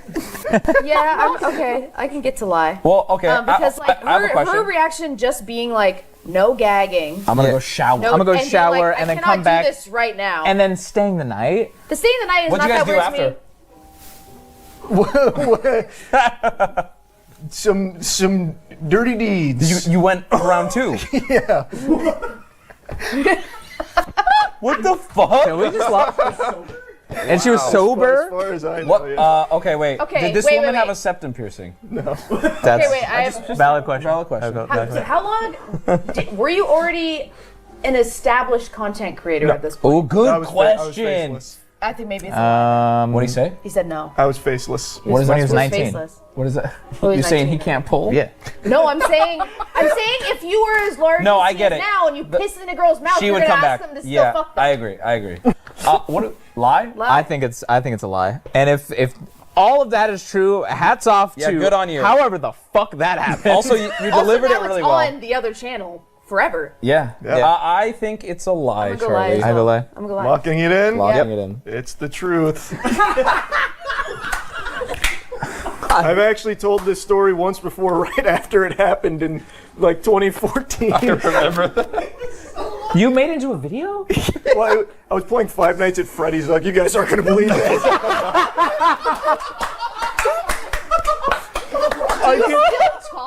No, she's married. She got married years ago. That's tough. Do not say her name. Do not. Every What were the other single recruits from? aspect I have of so that. many more questions now. She had sex with him after he peed in her mouth. She must have been a chill lass. That's so That's nice. one way to word it, That's yeah. so That nice. is one way to word it. She was a trooper. She really stuck it out for Yeah. you. That's awesome. I can't do this right now. I'll be right back. Just give me a second. Well, she really meant right now because she went and then came back and was like, all right, now I am. Don't pee in me I again. guess, I guess she thought that you were do just she goes, oh, you know, maybe not that, but So it was a college apartment. So like it was very cramped. Yeah. It was separate rooms. But since it was a college apartment like room, it's very cramped. So her bookshelf was right next to the bed. Jesus fucking Christ, dude. Harry Potter collection. Oh my fucking God. So I went back and checked that Five Nights at Freddy's video to see if there was any details I missed. And I don't remember keeping it so vague. So I remembered in that video when I was talking about it, it was a few days after it happened, and I was worried that if I mentioned drug usage, like about being high, it would get the video taken down or I'd be in trouble. So I do remember deliberately omitting that detail, but what I didn't recall until I went back and rewatched that video is that in its place, I made it seem as though I just stubbornly refused to pee, like crossed my arms. No, I will not tinkle. I'm gonna be a big man and get a blowjob with a full bladder. Which is just an unhinged mentality. But probably the biggest revelation from rewatching that was that I've misremembered what she said. I'm going to trust my word from almost 12 years ago where I said that she verbatim stated that she can't deal with this. I remembered her saying that she just can't do this right now because she went and showered. And I can only imagine what she saw when she came back. Just like dripping urine all over the place like a fucking horror movie scene with me sitting on the bed, cock and balls out, probably rocking back and forth with my eyes rolled in the back of my skull like a fucking exorcism scene. Because I did just have like a demon expelled from my wiener. She done sucked the urine devil out of me there. And yeah, we did hook up that night. And as I said in the Five Nights at Freddy's video, we did see each other quite a bit after that. Came over the following day, we did it all over again, sans the pissing everywhere. And then, even when I came home, we stayed in contact. I was desperately looking through my old photos because I had remembered I had taken a photo right after I broke my pinky playing pickup basketball, and I sent it to her. And I was like mewing, and I thought it was a really cool picture. Also, my pinky never fully healed. So that's why I have this like really fucked up pinky that I can't fully extend. And I sent her that. I don't even remember why. I think it was unprompted. And she was like, oh, that's pretty cool, I guess. So like, yeah, I mean, we stayed in contact. And then I remember a buddy of mine told me she had got married at some point or something. So yeah, definitely an experience I will never forget. She was great. And it's been a long time since I've dusted off this story. So it was a lot of fun to go down memory lane again. That's really about it. So yeah. I saw 2 videos today that really had me salivating to yap. The first one is an unruly customer whose entitlement is infuriating, and she squared off against an employee at Sonic who was just having none of that nonsense. Give me the receipt. I don't have a receipt. Then you can't get it. I need the receipt. Okay. I shop in here. I should come here every day. So you're telling me some bullshit, Andrew. Now, we don't have the previously on Dragon Ball Z explanation for what's led up to this. She starts filming in the middle of the confrontation. He's double fisting cups here. He's got 4 cups stacked on top of each other like they're fucking Lego bricks here. I'm assuming he confiscated them from this woman, who then goes back to this bench showcasing she's still got oodles more. She's got a whole collection here. And a couple of them seem to be kind of contaminated with what looks to be dirt and flies, so I think they're really old cups. I believe what's happened here, and this is just a hunch here, a little game theory, I believe she goes to Sonic with old cups in order to get free refills on drinks, because the employees would think that, oh, she's got a cup, thus she must have made this purchase, and she treats herself to these free beverages by using these ancient relics that she's probably had for years. She mentions point blank that she goes there every day. And I'm assuming she's always traveling with the One Piece here, all of these cups. And today she encountered the Zen Master, Andrew, who hit him with the Matumbo, no, no, no, no. He put the kibosh on it. And you can hear him say in the beginning, show me your receipt. If you don't show me the receipt, you can't get, and then he starts, and I think he was saying refill, I believe. So I'm pretty confident that's what's happening here. Andrew is not playing ball with this garbage here. He's not letting her just go in and just fill up these old fucking cups there at the beverages for free. And now she's making a huge stink about it. And she is recording this herself with no shame at all, believing that she's in the right, which is always just baffling to me. That delusion like this exists. I'm gonna call corporate and I'm gonna send this video. You think I give a fuck? Okay. Like, Andrew. genuinely, like, you think I give a fuck? Like, Okay. honestly, like, First of all, record he this, brings you the wrong cups of record cup. this, record this. I'm recording it. Shut the fuck up. Okay. Oh, now you're getting out of line. I love that the other dude chimes in. Wait a minute, wait now, you've gone too far, you've crossed the line. How dare you say, shut the fuck up to this angel over here who's hooting and hollering about no longer getting free drinks from these old cups she keeps fucking bringing in here. Andrew is 100% in the right. Even if I'm not 100% correct on, like, the actual situation here, I think her attitude is just so fucking awful. I hate that level of entitlement. I'm gonna call corporate. Ooh, oh no, she's alting. Like, come on, get the fuck out of here. I love how Andrew handled it. Just uncaring. I don't care. Shut up. Leave. Like, that's the way you have to sometimes handle people like this. It's really the only way. She threatens his job. Andrew hits her with one of these. And he is just not taking any of this horseradish. And he shouldn't. I cannot stand people that berate and harass and exploit employees working in the customer service field. I know I talk about this all the time, but it is just so low. It is just so shameful to act like this woman here. I hate this shit. And pranksters, I know I make fun of them till the cows come home when they do things like this to insult and treat these employees like props. And it's just refreshing to see Andrew's attitude during this interaction, just shutting this shit down right away, not playing ball with it at all. And I can only hope that he doesn't lose his job for it. This video blew up, so I'm hoping he doesn't, like, get fired or something. Because there is a reason why employees don't often, put customers in their place like this, because there is a fear of them losing their job. So in most cases, employees grit their teeth and just bear it. Just take the verbal abuse from these unruly assholes, these fucking degenerate customers. Anyway, I just wanted to commend Andrew here for this. This was a banger response to her, Karen freak out moment here over what I think is refills with all of the cups that she brings. Now, the next video I want to talk about is kind of similar in spirit. It is another unruly customer who is berating an employee, but this one goes on for an extremely long time. You don't give a fuck. Wait till you get fired. You stupid as shit, bro. I'm stupid. I bet you just got this job. You just got this job. You just got this job. She could have came in. She don't gotta pump shit, you dumb bitch. Shut up. You could refund our money, you dumb fuck, because you don't know your job, you fat bitch. Wait till the cops come, bro. Is it that big? You are stupid. Talking about hostile. Of course I'm gonna be hostile. I've been here since 10:30 waiting for your dumb ass. You ain't gonna do shit. You just gonna keep running your mouth and clapping and talking to your invisible friend. You wanna keep talking to your invisible friend. You don't know how to refund?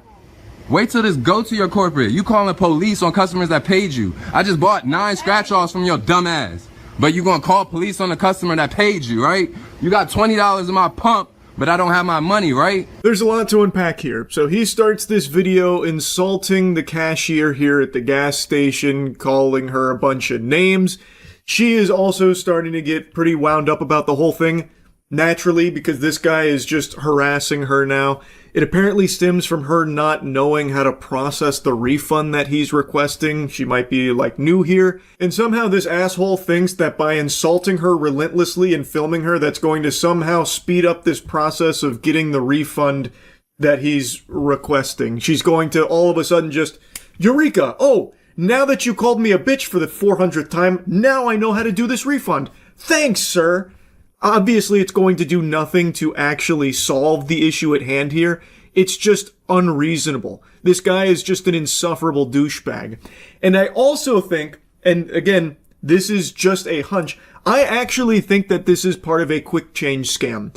He mentioned that he bought 9 scratch-offs and then also has $20 in the pump, and now he is just hurling a bunch of insults at her, trying to make her panic and make her uneasy. To me, that has all the telltale signs of a quick change scam. For those that don't know, that is something where someone will make like a bunch of small purchases very quickly to try and like overload a cashier into giving them more money back than they needed, because they lose track of what they're actually supposed to give back on the refund. So by him constantly insulting her and throwing out like a bunch of things about the purchases and how much money's over there versus these 9 scratch-offs, I need my refund now, that kind of thing, to me it feels like he is trying to overload her and get this refund, which will actually be more money than he spent on these smaller amounts.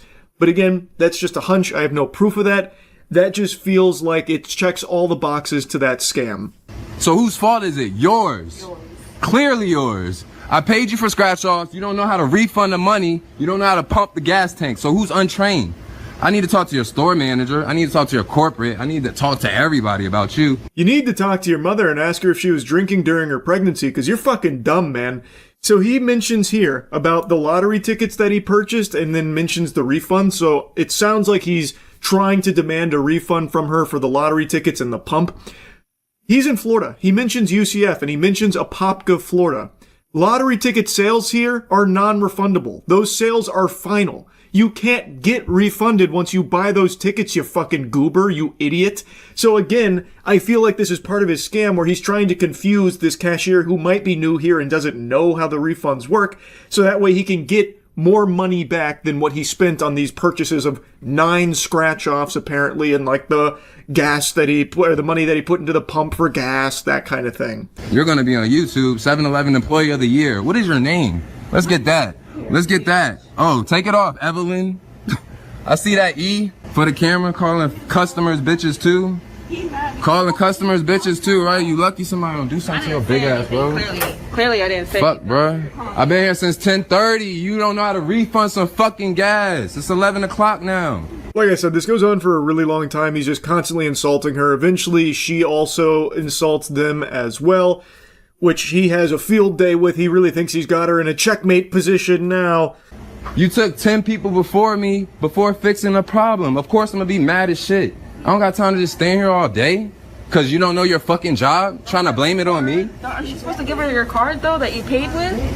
Bruh, she does not know shit and her employee left her. That's what's so fucked up. The guy left her and said, oh, she's gonna refund your money, sir. Don't worry. But she don't know how to do this shit, bruh. Get more tiddlywinks of lore here. It sounds like there was another employee here that this guy must have been annoying, and he eventually just said, fuck this, she'll take care of you, man, I'm out of here. So now he's set his targets on her, and she can't just walk out and leave. So now he's going all in, insulting and attacking her, and the girl he's with mentions his card. So it sounds like he paid with card for the gas. You can't pay with card for lottery tickets, so he definitely didn't use card for lottery tickets. You also can't get lottery tickets refunded, by the way. Not in Florida. So the only possible refund would be for the 20 clams that he mentions I guess got lost in limbo while pumping, or maybe there was a malfunction and it didn't pump. But since he paid with card, let's say that he didn't use the full amount of the 20 or something like that. Whatever went unused will go back to your card. Like, I'm very confused on what the issue is, if there even is one. If this isn't like an actual scam attempt, then I'm very confused on like what happened here. But regardless, the way that he's treating this employee does nothing to solve this problem at all, or help in any way, shape, or form. He's just an asshole. So I'm supposed to just stand here and just keep watching people get rang up, right? That makes sense, right? Go ahead, sir. I've just been here since 10:30. Get your shit, have fun. You feel me? That does not make sense, though. And then she's sitting here calling the police on me because I'm mad about it. So the police is on the way, cuz. What else is she supposed to do, man? Honestly, what is she supposed to do? You just stay here filming her, harassing her, insulting her. None of that is going to give her the tutorial on how to process your refund. So what are the other solutions? Like, what else is she supposed to do besides just call the police? She can't give me my money. She got me waiting for the police because she don't know her fucking job. Where did our money go? Wow. You're not gonna do shit. You're gonna lose your job. You ain't going to jail. If you do go to jail, it's gonna be when the cops come here and fire your ass because you won't leave. The fuck, bro? I'm trying to drive to UCF, not be in this fucking Opapka. Fuck, bro. What, I pay with cash? Pay with card. You take my car back and refund it, or you put the, like, bro, I worked in gas stations. This shit ain't that hard. One of the other customers is also pretty confused. You're saying, so you paid with cash? And he's like, no, I paid with card. So you're supposed to take my card back and refund it, or and you know, it's not that hard. Why didn't you finish that sentence? Or you what? You do what with it? You see, this is why I'm saying, like, I don't think that there's genuinely something that went awry. I do believe this is just part of the scheme where you confuse and overload the cashier, demanding this refund and a bunch of other things in order to make them give you a refund in an amount that is greater than what you should have received. I don't think that this is like a genuine problem that happened here. And again, even if it is, what he's done here isn't acceptable behavior. This shit is still foul. And it does nothing to actually solve a problem. All he does is just insult this woman for almost 4 straight minutes. And probably even longer, considering we're only tuning in towards the end of it. There's apparently a whole nother employee here who felt this guy's Karen-esque wrath. So it's just a douchebag, just genuinely an asshole. So both of them, call corporate, call them. I already called them. She's gonna get fired. I got this video quick. She took her name tag off because she knows she's in the wrong. I hope you have fun at 7-Eleven because it's short-lived. Damn, what a mic drop moment there. What a cool guy. So yeah, he sucks. I wanted to make fun of him and also commend Andrew in that first clip for how he handled that other entitled asshole customer. Anyway, that's really about it. So yeah. You already know what time it is. We're tuning in to a new batch of Pokemon scalpers getting into their little clown scuffles over some precious product that they can turn around and try and resell online. I'm only half joking when I say that Pokemon scalpers should be officially labeled as terrorists. Like, genuinely, if you are a scalper, you should be forced onto a registry, like as a national security threat. Because these are just violent degenerates. We already saw a young woman who was murdered in Chile for her Pokemon cards because they wanted to get their grubby little paws on her product so they could turn around and resell it. We saw someone recently shot here in America over a disagreement in the Pokemon vending machine line. We've seen oodles of fights that are showing no signs of slowing down. Yeah, get the fuck out of here, homie. I'm gonna crack you, homie. I don't give a fuck. What you gonna do? What you gonna do? We gonna fight. I don't fight. You don't fight. What you gonna do? What? You don't fight, huh? Why you touch me? Why you touch me? Fucking touch me, bitch. Hits him with the pepper spray and then boot scooting boogies out of there as quickly as possible with his one box there. It was all worth it, baby. So here's 2 scalpers throwing down the old clown fiesta, which has become commonplace at Pokemon vending machines or really anywhere that sells Pokemon product at this point. As I've said numerous times, it becomes a PvP-enabled zone, and people throw out all logic and reason, and they just start throwing knuckle sandwiches at each other. In this case, he brought out the pepper spray, so he just pepper sprayed this man and then ran away from him. These fucking losers will fight and fuck their way to one box of Pokemon product just to make like $5 off it online. There is no more pathetic existence than being someone like this. Guys, stop. Break it up.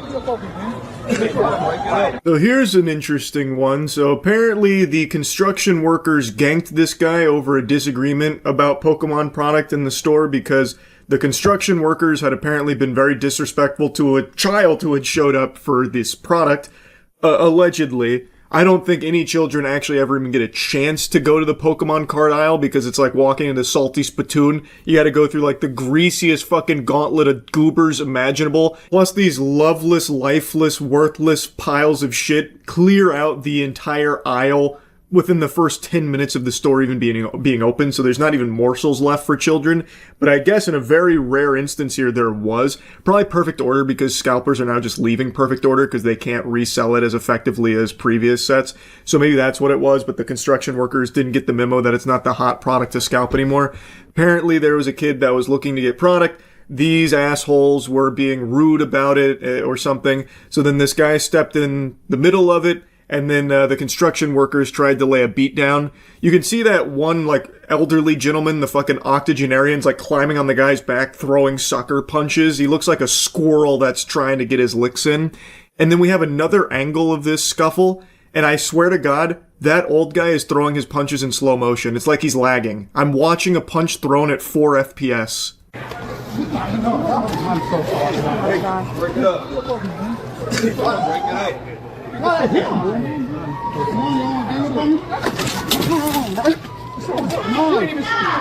on, bro. Come on, y'all. Come on, bro. You look up to my dad. He's talking about hitting a little kid, bro. I love that the douchebag that had to go 2v1 against this guy is calling the other guy a pussy. You just had to have your little sidekick, your little pocket-sized buddy there, wrapped around his back in order to try and get some of your punches in. And you're calling the other guy a pussy, even though he ate all of your wet noodle punches with no problem at all, and you have the gall to call him a pussy, even though you had to 2v1 him? Oh my god, these scalpers are sickening. Now, of course, there's a very real chance that the other guy is also a scalper, but at the very least, what he's saying seems like something a rational person would have an issue with. Like, hey man, you are cutting in front of this kid and disrespecting a child. This is a hobby for child. This is Pokemon cards. Like, he is calling sense into this. At the very least, I can respect that. And he held his own in a 2v1 here against these relentless, violent lunatics here. All over Pokemon cards, mind you. And I'm going to tell you something. Those 3 dudes, there's 3, but only 2 of them got involved in the fight. The other one was in the cuck chair. Those 3 dudes, I'm gonna tell you, probably aren't collectors. And they probably don't play the card game either. I don't think they're avid Pokemon TCG enthusiasts. I have a hunch that they might just be scalpers and they're here on their lunch break, so they decided to scoot on in and try and get some product to maybe make a couple of fucking doubloons after work, selling it to a local card shop for an extra $1. Like, it's just so pathetic. I went back and double-checked seeing if there was any more lore and context I could give of what led up to this. Apparently, it wasn't just, like, being rude to the kid or, like, cutting in front of him. They apparently threatened to slap a child at the Pokemon aisle for this product. Bro, that's a kid. It's Pokemon. No, bro. Come on, meet me outside, bro. Meet me outside. Come on. Wait for me outside. Both of y'all grab me. Wait for me outside. Ain't nobody grabbing you, bro. You acting for nothing, bro. Bro, I will go beat the shit out of you, bro. I will beat the fuck out of you, bro. Come on, bro. Come on. I'm telling you, bro. I will beat the fuck out of you, bro. Yeah, I don't think you would, though. You and Grandpa just 2v1 this guy and couldn't do it. So I feel like one-on-one would be even worse for you. You tried to tag team this guy and still couldn't beat his ass or anything like that. I don't know why you're talking so tough when you look like such a bitch here. Again, sucker punches from the back and still eating your punches from the front and handling you just fine. I think that guy probably would have won if he did actually step outside with them. It's just pure lunacy. There is no low that these scalpers won't sink to. If that is true about them threatening to slap a child over Pokemon cards, like, it's completely indefensible, man. These are such worms. Hands on, hands off. Get live. Pokey Streets in Meyer, baby. Let's go. Let's get them. Who's got them hands? Here we go. Pokey Streets. Let's get it. Oh, shit. Whose man is that? At first I thought this was at an airport or something. I thought they started introducing Pokemon cards there, which wouldn't even surprise me. Everywhere is, because they just fly off the shelves, mainly because of these fucking scumbags that constantly swoop in and camp out for hours waiting to get their hands on a box of Pokemon. But I believe this is at Walmart, and tensions are bubbling over because there was a chair that was left in line, and then when the person came back to get the chair that was holding their place in line, they came back with 8 people. So someone left a chair and then came in with an entire clown car of people here to scalp the Pokemon product. So then that led to an argument in there, and then things started to get heated. The guy filming's delivering some commentary on it like he's watching a sport.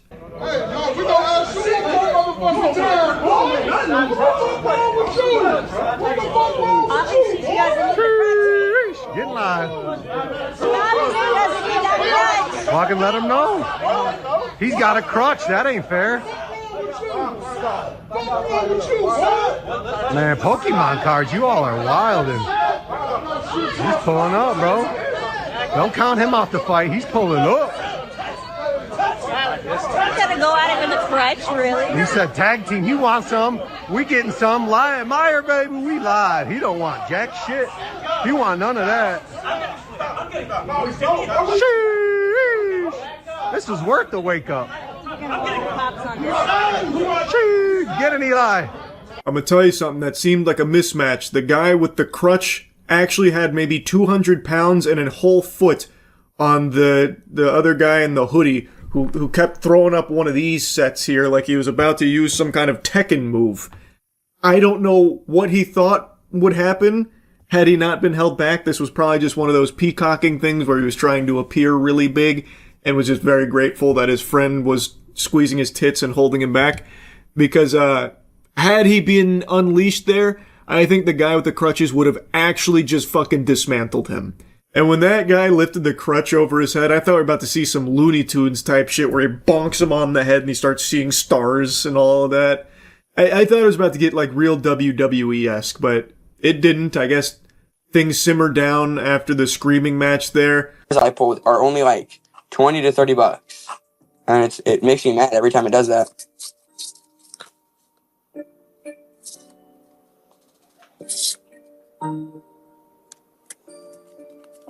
Hold on 1 second. I'm getting a notification. Hold on 1 second. Hold on 1 second, guys. Getting a notification. Here's a little bonus I wanted to slip in here because this clip blew up. This is a whatnot scammer. This guy is Clayton's Cards, and Clayton hatched a nefarious scheme. So this is a rip and ship. For those that don't know what that is, you pay the streamer to open packs for you and you get the pulls from it. So someone has paid for this pack and Clayton is going through the pack and then he happens to catch a glimpse of the hit at the back. You can see that there is a foil in the back, potentially a really big chase card. And Clayton notices this and the world stands still. Time ceases to exist. And he starts to cook a little bit. He starts to activate some neurons and he decides, you know what? I want it. I can't do this. So he does something where he says he's getting notifications and he pulls the entire thing off screen and he swaps out the card. This is a bait and switch. It's a pretty standard scam, but usually they're not as blatantly obvious as this. And also, you can see enough of the card here so people figured out what the card was. It is literally a $3 card.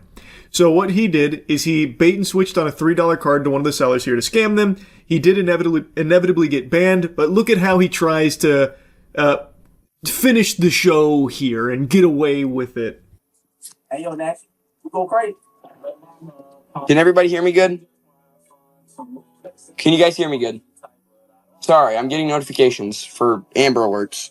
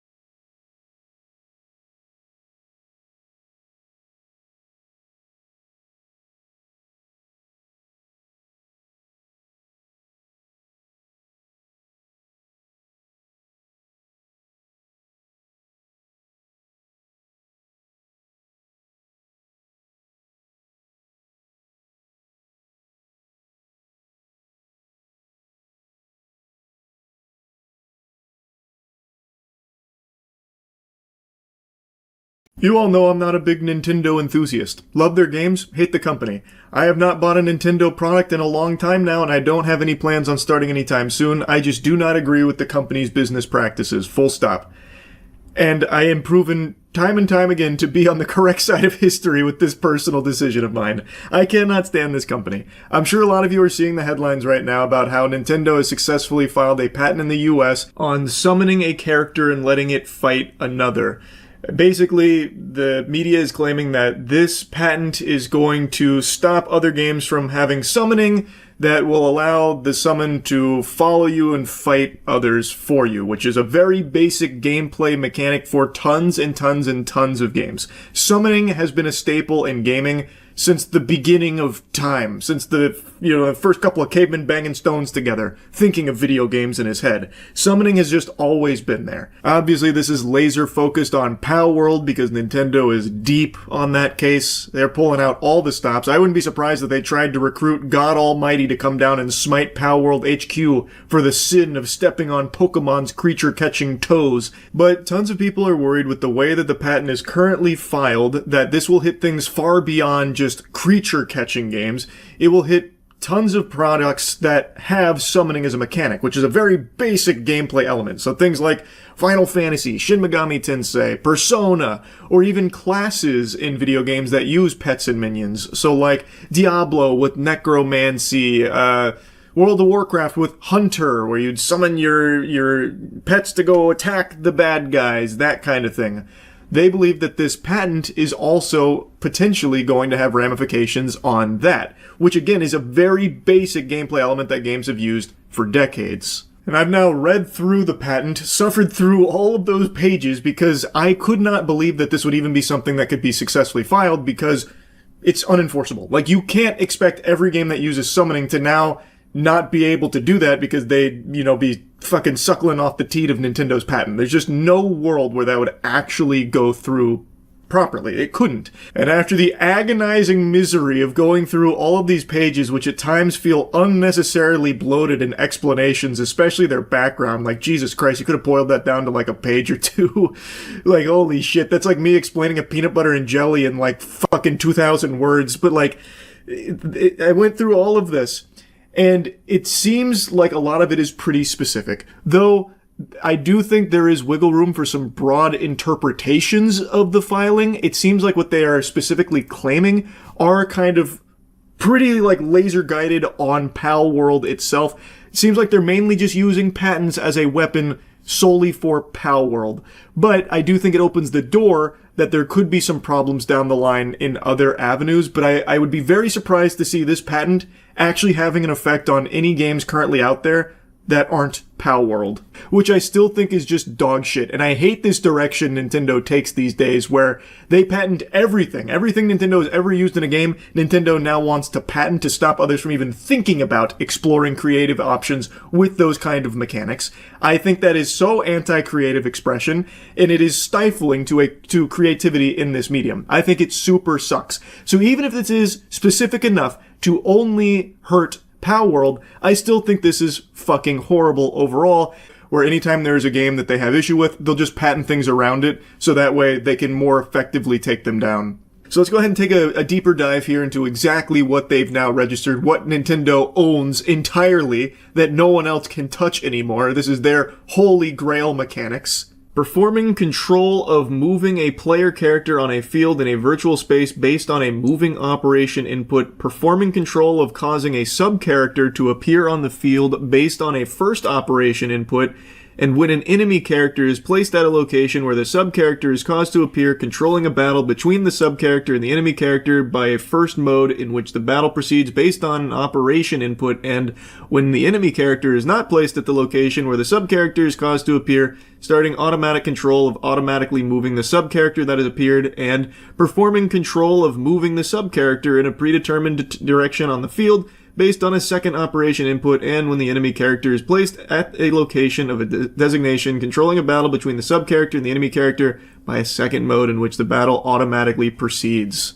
I know that jargon can be a little confusing and hard to understand exactly what it's saying. Unfortunately, that's just how a lot of patent filings sound like somebody overdosing while trying to explain string theory. This article kind of breaks it down into like what exactly it means. So like move character in virtual space, summon character, call it sub-character, by which means it's not the player character. For example, a little monster like a Pokemon that the player has at its disposal. Then there's alternating scenarios here where the sub-character is summoned in a place where there's already a character, so then it will fight. And then it is summoned in a place where there is not another character, so it doesn't fight immediately. The final step is about sending the sub-character in a direction, then letting an automatic battle ensue with another character. Then if you look at their flowchart, they have like the entire thing broken down here about the field processing. You move character, control enemy character, they come in contact. Basically it goes through what a battle looks like. So then throwing motion instruction, and then it goes through their checks. Is there selection target? And then if there is, sub-character will appear. Sub-character fights. Basically, if you read through this, it is like the Pokemon formula. This may be a look at the Krabby Patty and what goes on it here, but this isn't actually overly relevant to the patent and their claims in it. This is them laying out their flow as examples of their processing and how all of it plays out. That is not what they are specifically targeting. So that's figures 18 through 22, and they're shown as an example of how their processing is executed in these games. But the patent isn't aiming to just patent everything you read in that flowchart.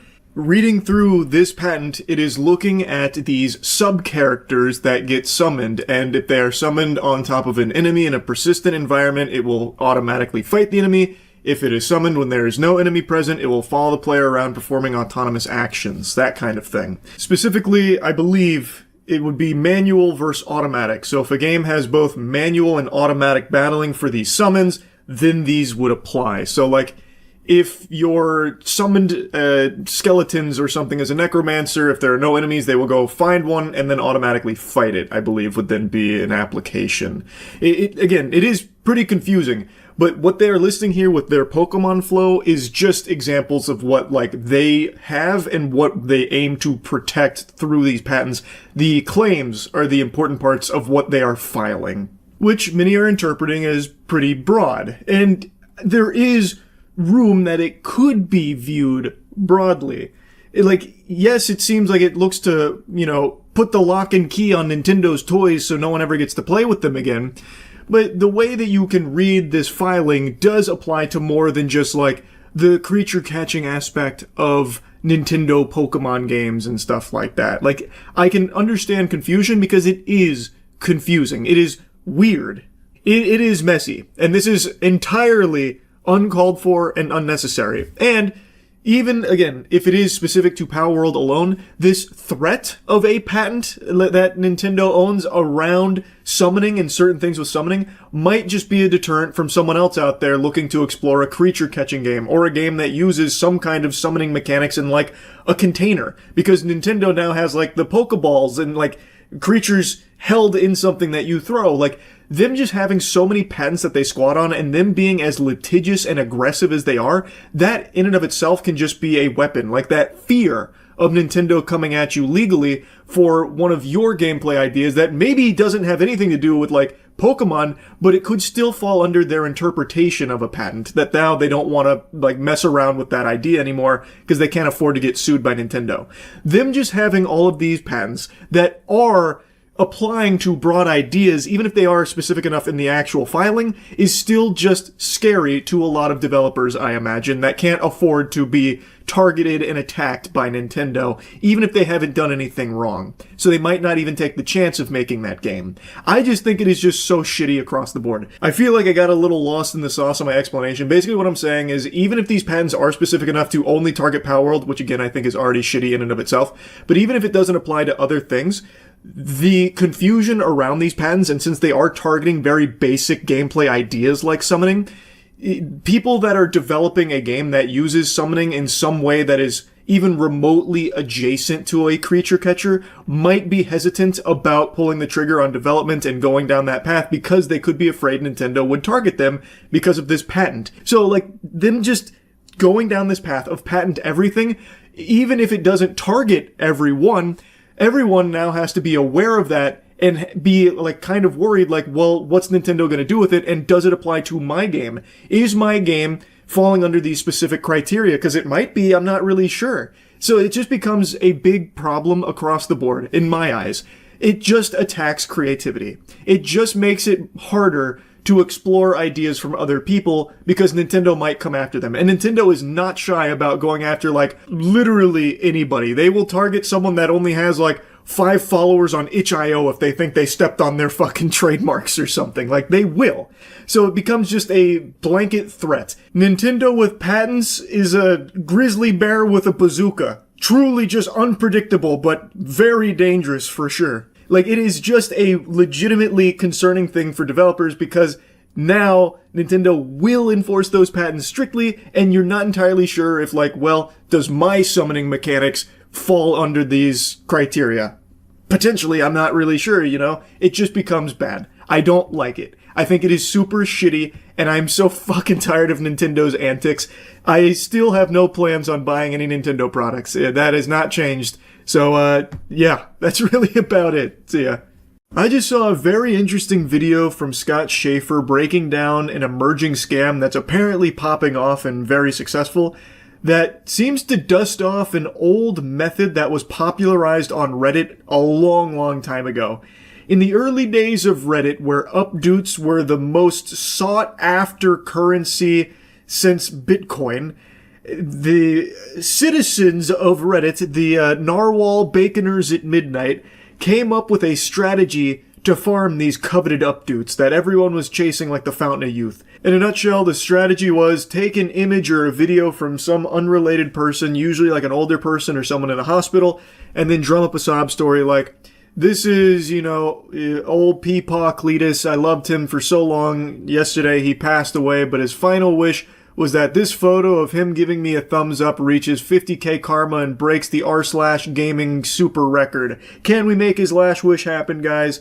And then naturally people are like, oh, I'll support that. And then they all did. Well, now that exact same strategy is being used to sell drop-shipped items from Temu on TikTok, and it is blowing up.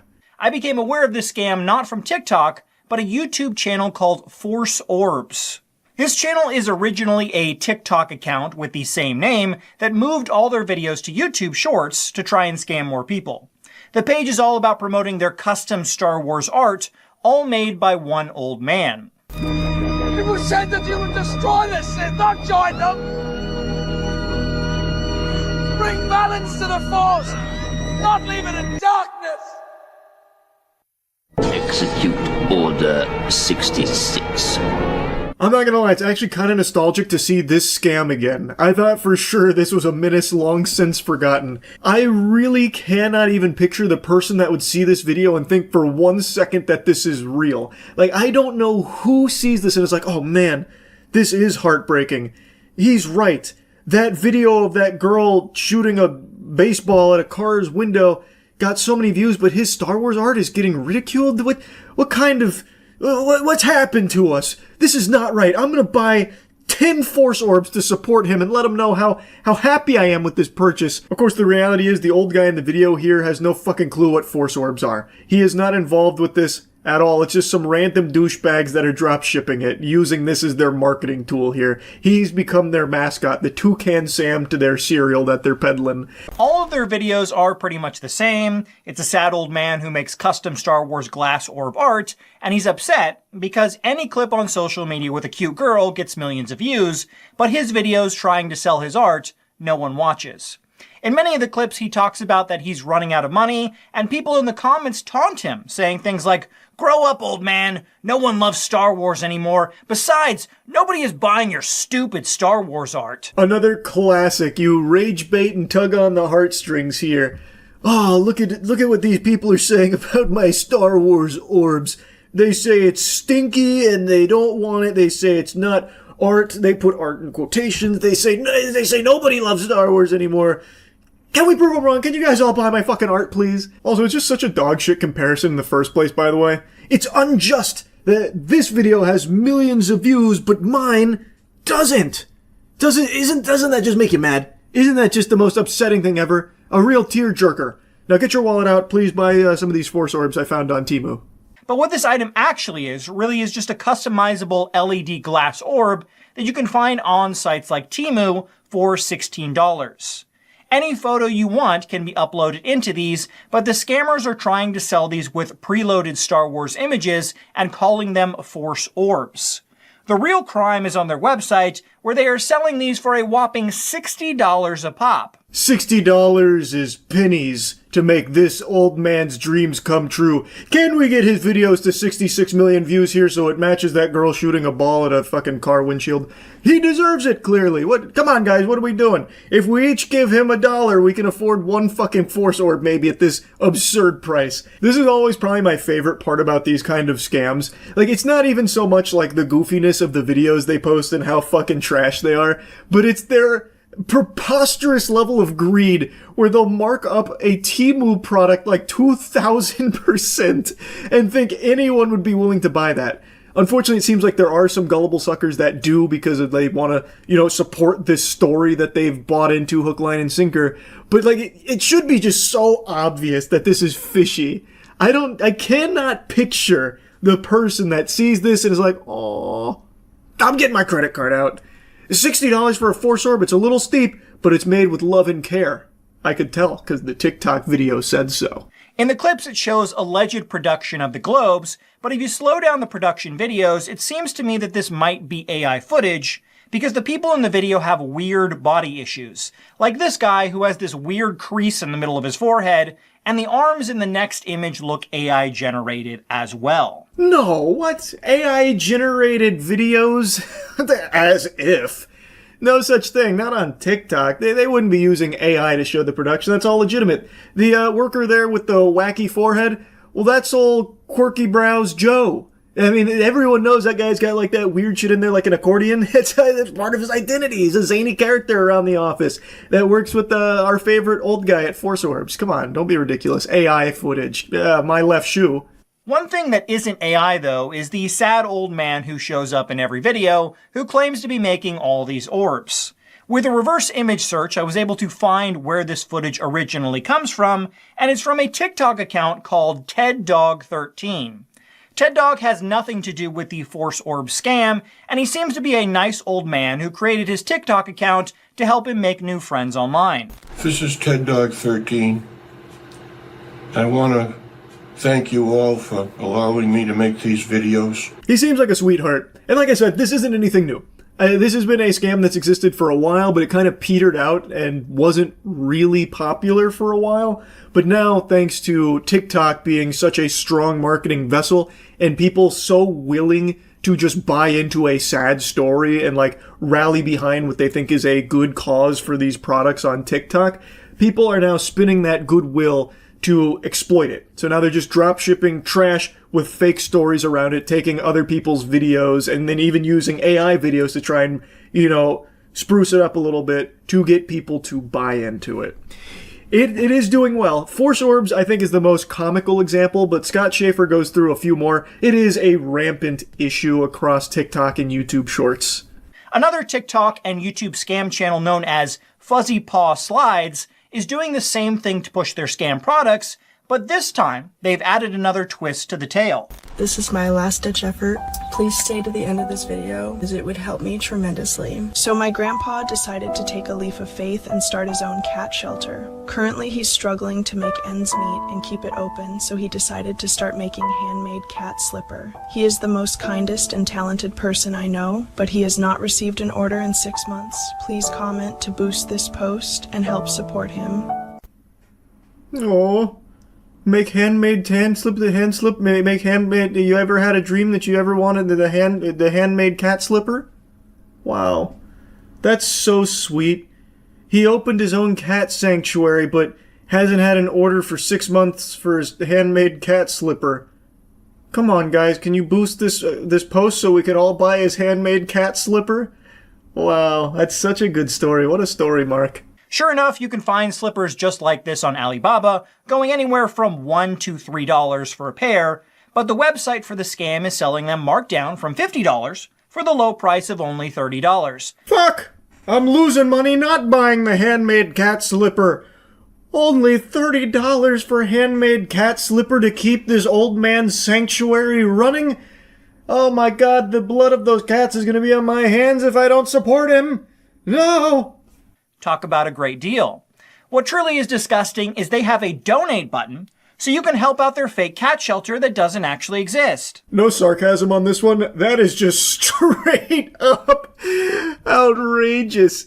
That is beyond shameless. So then it's not even drop shipping dog shit products. It is actually just a full-blown fraudulent red alert lie. Super duper scam. You get nothing in return. It is literally a give us money for nothing button on their website with this imaginary cat shelter. That one was crazy. That one actually did catch me off guard. I haven't seen that before. That one is actually so far over the line that they might actually find themselves eventually in, like, criminal charges. A lot of the other scams are able to hide behind, like, oh, well, we did deliver something. So sometimes they do get away with that. Here, they don't even have that excuse. That could legitimately be a huge fucking issue for them, should anyone ever bother to pursue it. Now, the old man that they show in the videos is actually a tailor and has his own TikTok account called George the Master Tailor, where he does tailoring work and never makes any cat slippers.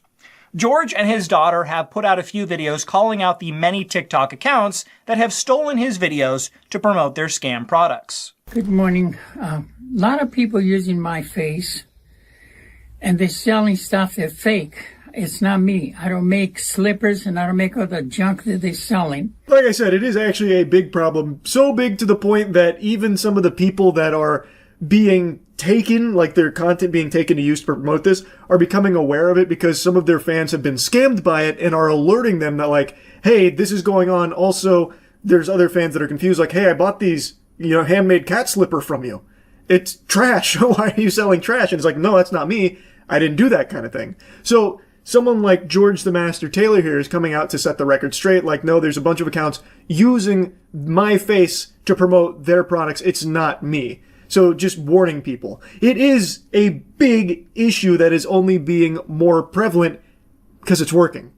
I'm not that person. I'm not selling anything. Here's a list of the fake profiles that we're aware of at this point. Please, if you see them, report them. And if you find any more, please send them to us and also report them. And I think a lot of these channels may be run by the same group of scammers because on the Fuzzy Paw Slides channel, not only did I find stolen footage from George, but even Ted Dog 13 popped up on the channel as well. Another channel even stole Ted Dog 13's voice and used it over the video of a different man to sell their drop-shipped cow slippers. This video has some audio that may or may not be DMCA, I'm not sure, but it's the same thing. It's just like some sad-ish music playing and then this sob story. Stay 9 seconds to help save my cow shelter from shutting down by buying my cow slippers. It actually really could all just be the same group of scammers doing this, and then I believe probably some copycats. Because, this shit is one-to-one. They couldn't even be bothered to change the narrative beyond going from cat to cow. It's the same homework. There's no change, really. So it does lend credibility to the idea that it is one group of scammers that is just dropshipping all of this shit and using this as their main marketing across numerous different social media handles from TikTok and YouTube Shorts. It's very likely. But I do think that there is definitely others outside of that group doing the same thing, just emulating their procedure, like their process, because it's working. Anyway, I'll stop yapping about it, but I do recommend you check out the rest of Scott Schaefer's video on this subject, because he does go into others as well. It's very interesting. If you are someone that has seen these pop up, and maybe, God forbid, someone that actually bought some of this, my heart breaks for you. But you gotta be aware of this scam here. So putting it on your radar here, watch out. Don't buy into just some random fucking sob story aiming to sell you some slippers or whatever other garbage. That's really about it. So yeah. Yeah, I actually got to have a conversation with Aaron Paul. I don't think any of you have ever seen me like fanboy giggling and kicking my legs up in my chair like in nervousness and excitement, but you're about to. I've said this a lot. Breaking Bad, I think, is a perfect show. I followed Aaron Paul's work for the longest time. I am lucky enough to be in a game with Aaron Paul, but I never met him or anything. We recorded lines on separate ends of the country. So, Matt reached out through Dispatch to see if Aaron Paul would be open to just, like, shooting the shit with me for a little bit. And he was. And I think we had an amazing conversation. And not only was I, butterflies in my tummy, even my technology, I think, was nervous meeting Aaron Paul, because my mic, for some reason, set itself to, like, half power. So it actually is kind of hard to hear me, and I sound really, really shy and like quiet and timid because for some reason my mic volume set itself super fucking low. So I want to just get that out of the way at the top of this video here because it does sound like I'm doing like a little bit of ASMR sometimes here in this conversation. But trust me, I was bold and assertive with my intonation and everything. So it's just the mic kind of let me down a little bit on the recording. Now, to be clear, while we are in Dispatch together, this is not like a PR push for Dispatch or anything, but it is something we talked about because we're just both very hyped to be a part of the project. But I want to make it clear this is not a sponsored video or anything. I don't want that shit to get twisted. This is truly just, it was almost like a Make-A-Wish thing here for me, where because we worked on this together, we were able to at least ask if he'd be interested in, you know, talking to fucking Cro-Magnon goober like me, and he was nice enough to take some time to sit down and entertain some really dumbass questions from me here. So, now my plan was to let this, you know, fucking rip here raw, no rubber condom off, like no cuts or anything. But because my mic was cutting out, for some reason, it ended up muting all the audio in certain segments, which now just leaves entire sections blank. So I am going to like cut those out and try and contextualize it a bit for what we were talking about in order to lead into the sections that once again have sound. But yeah, I just wanted to give you that little warning here at the top. Oh my God. Hey, how's it going, brother? Oh, it is all happening. How you doing? Good, man. How are you? I'm doing good. Such a pleasure, man. Oh, man, it's an honor for me, brother. This is huge for me. Oh, I appreciate that, man. It's huge for me, too. I've become such a massive fan of yours. Really? No, yeah, that's over awesome. through this whole process, and you know, Pierre was just singing your praises, and here I am. So it's great. Hey, give him my best for me. That's super sweet. I'll have to slip him some money under the table for the good PR he gave me. Yeah, it's such a pleasure, bud. Just kind of wanted to shoot this shit, man. I'm not like a big interview guy, so I just kind of wanted to meet you and talk about some wacky shit if you're up for it. I love it. I'm all in. Can you see me? Can you hear me all right? Is that all right? Oh, yeah. No, you look amazing. Okay. You sound great. This is perfect. Great. So where are you at right now? Tampa, Florida, baby. All right. I love it. My family and I we live in Paris now. And so we're just kind of hanging out. Yeah. Kids are learning French. Exciting. How long have you been in Paris, France now? We've been here for a few months. Oh, okay. So this is not long. Yeah, it's a very fresh move. All right, let's hear it. What's up? Are we beginning? Are we in this? Oh yeah, no, we're going in. Let's go, baby. Hey, are we live right now? Well, just kind of, just recording. Kind of. Okay, great. And then you're gonna do what you do. I love it. Well, first, let me start this off. Congratulations on everything. Hey, man, thank you so much. Yeah. You as well, brother. No, I appreciate it, man. I really appreciate it. It's just really cool to see people do what they love.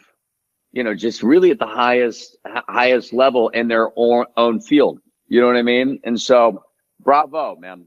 That means a lot. And I truly just feel like I got lucky. I got blessed. Started it when I was like 11 and things just kind of fell into place really in a unbelievably fortuitous way that I could have never. Wow, you started at 11. Yes, sir. 11 years old. No way. That is just so amazing. It wasn't a super noble start. I was grabbing a bunch of other people's videos and re-uploading them. I mean, it was some gnarly shit I was posting back then. That's great. Hey, we all start somewhere, you know what I mean? Yeah, absolutely. Speaking of, I mean, Price is Right.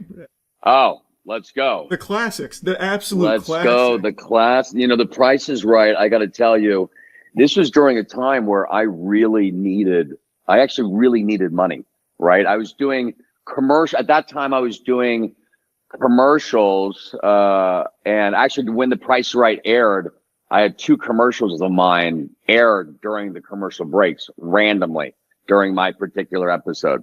And, but I was desperate to win, right? And I showed up in line and I had a big gulp from 7-Eleven filled with Red Bull.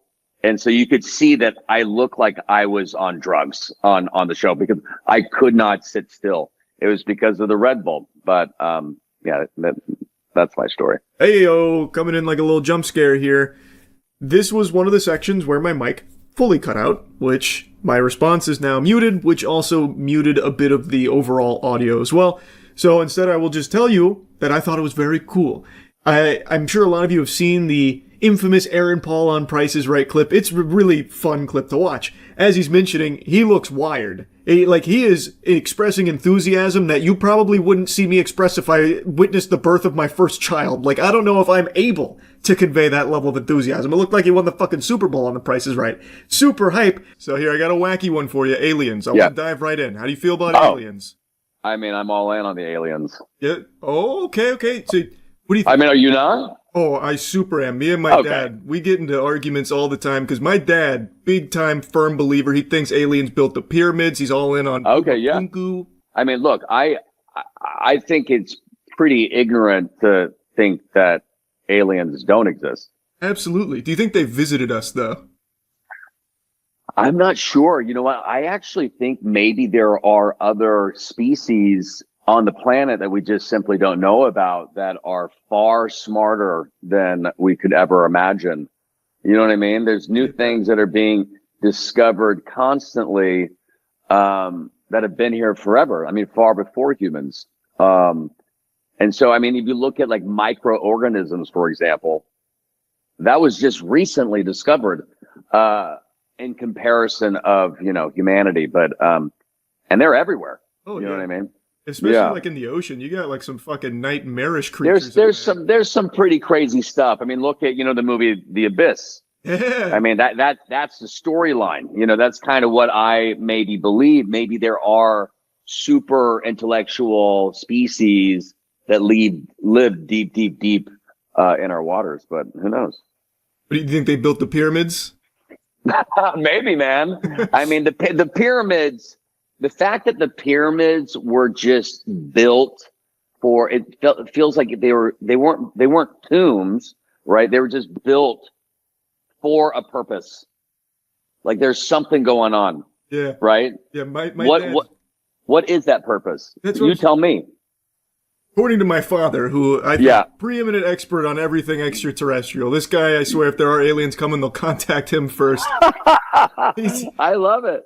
He likes to say the pyramids he believes were used since they're lined up with the Orion's belt, like perfectly within centimeters or something. He believes it was some kind of like communication device that the aliens gave humans the blueprints for to talk to them or something. I don't remember. Yeah, I mean it's pretty surreal. There's some incredible things out there for sure. Yeah. Now, kind of piggybacking off that, how about ghosts? What do you think of ghosts? Oh, ghosts, man. You know what? I don't know. I think our minds sort of play tricks on us, maybe. But the thing is, I don't know. So I'm open to it all, Yeah. I always say, what you know until you know something else, right? And so. Yeah, so I'm a big time Scrooge when it comes to the paranormal. I bah humbug it, but like you, I like to be very open. See, I like to be open, but I think I'm right on your level, buddy. You know what I mean? Yeah, I think our minds can easily play tricks on us, and we tend to, if we believe in that, we tend to just really lean in. But I've been doing a lot of ghost hunts recently to prove myself wrong, because I think it'd be really fucking hype. I love ghost stories, I love films with said ghosts, but yeah. It's fun, man. Nothing's happened so far, but if I ever have a paranormal experience where I'm levitating and... Will you call me? Oh, for sure. Oh, my God, yeah. Okay, I hope so. I hope it's something truly horrifying, like I end up in a mangled corpse or something because a ghost just annihilates me. It'd be incredible. You're like, you never believed in me, and they're just coming after you. And now here's one of the instances I briefly mentioned at the start of the video here where this whole section is a bit fucky because my mic wasn't picking up some of the audio, which ended up muting some of the audio just on the recording itself. So I'll just go ahead and intro what this topic here was that we kind of bounced to. Aaron Paul was mentioning about how excited he was about the response to Dispatch. So then we started talking a bit about Dispatch for a minute. Just really excited that the world has really responded to what you and I and the rest of the team have put so much love into. You know what I mean? Yeah. And I mean, for me, it took 2 years. I don't know how long it took you to, finally from start to finish, but it took a long time for me. Yeah, no, and, it wasn't short. Yeah, it wasn't short. And I mean, I just got approached by a guy. I was picking up smash burgers last night just down the road, and he came in from outside and he approached me and said, "Hey, Mr. Paul, it's just so nice to meet you. I just want to thank you so much for doing Dispatch." It was just, I've been getting approached from so many people on the streets about this game, and I just love that it really resonates with people. So you're the heart and soul of Dispatch, though, man. Dispatch does not hit as hard if it's not Aaron Paul as Robert Robertson, man. I'm telling you, you are like the catalyst to why that game is so good. Your performance is incredible. And I'm just lucky to be a part of it, man. The whole team crushed it. The writing is amazing. Animation's amazing. Isn't it true? I think it's really special, and this is why I leaned in. It was sent to me. I've been asked to do games in the past, and I've really wanted to jump into the gaming world just because I love gamers, and I love how it kind of just unites people, and my brother is a gamer through and through every day of his life. He's in the game world, and most of his friends are people that he's met through gaming. He's never met them in, most of them in person, but it's just scattered throughout the world. And I think it's just such a beautiful thing to see how it really brings people together. I mean, this is your world, right? And it's really cool. It's really cool to see. And I'm very proud to finally, sort of be a part of it. Yeah, man, absolutely. It is a special game. Like, I think there's very few games that have this kind of passion that is clearly coming through I think they've done an amazing job. Yeah, we're spoiled, buddy. Yeah, absolutely. It's only downhill from here for me. Like this, I'm never getting another role like this. All right, well, we can hold hands as we are falling down. It's all right. We have each other. It's fine. Exactly. That's all we need at the end of the day. Yeah, exactly right. Exactly right. So I guess kind of speaking on the acting side of things, I have a bit of a big guilty pleasure, and I'm curious if you've got something similar. I love like horrible movies, like really bad movies. I love it. You do? Yeah. Are you kind of in the same boat at all? Do you ever watch anything that's like so bad? I mean, man, I don't know. I don't know if I'm in the same boat. Like, can you give me an example of something that is so bad that it's good? Are you talking like Sharknado? Yeah, is that sort of the vibe? It's kind of in the vibe, but and nothing against Sharknado or the people behind Sharknado. Right. Congratulations. But yeah, I don't know.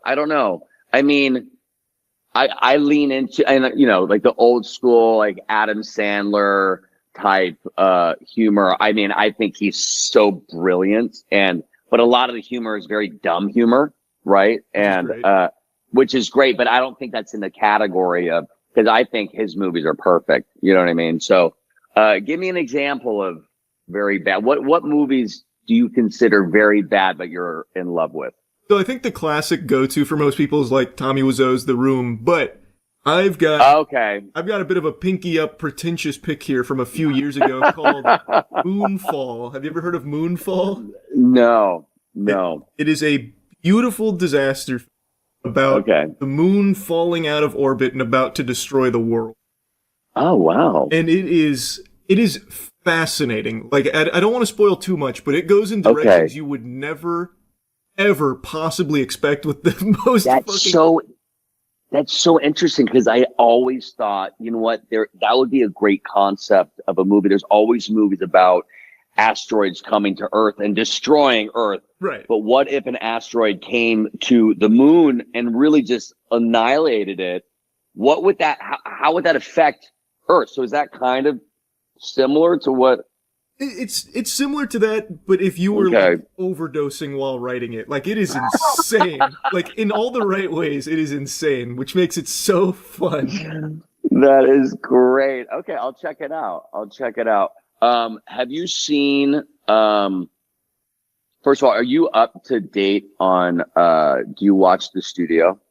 You watch that show? Oh no! I've been meaning to catch up on. All right. Well, there's a great movie that Seth Rogen, he's a big studio head, and they're trying to create this movie about a zombie apocalypse that's sort of spread through diarrhea, and but there's a movie that was made forever ago. Maybe they got inspired by this movie for the show, but it's a film called Zombie Ass.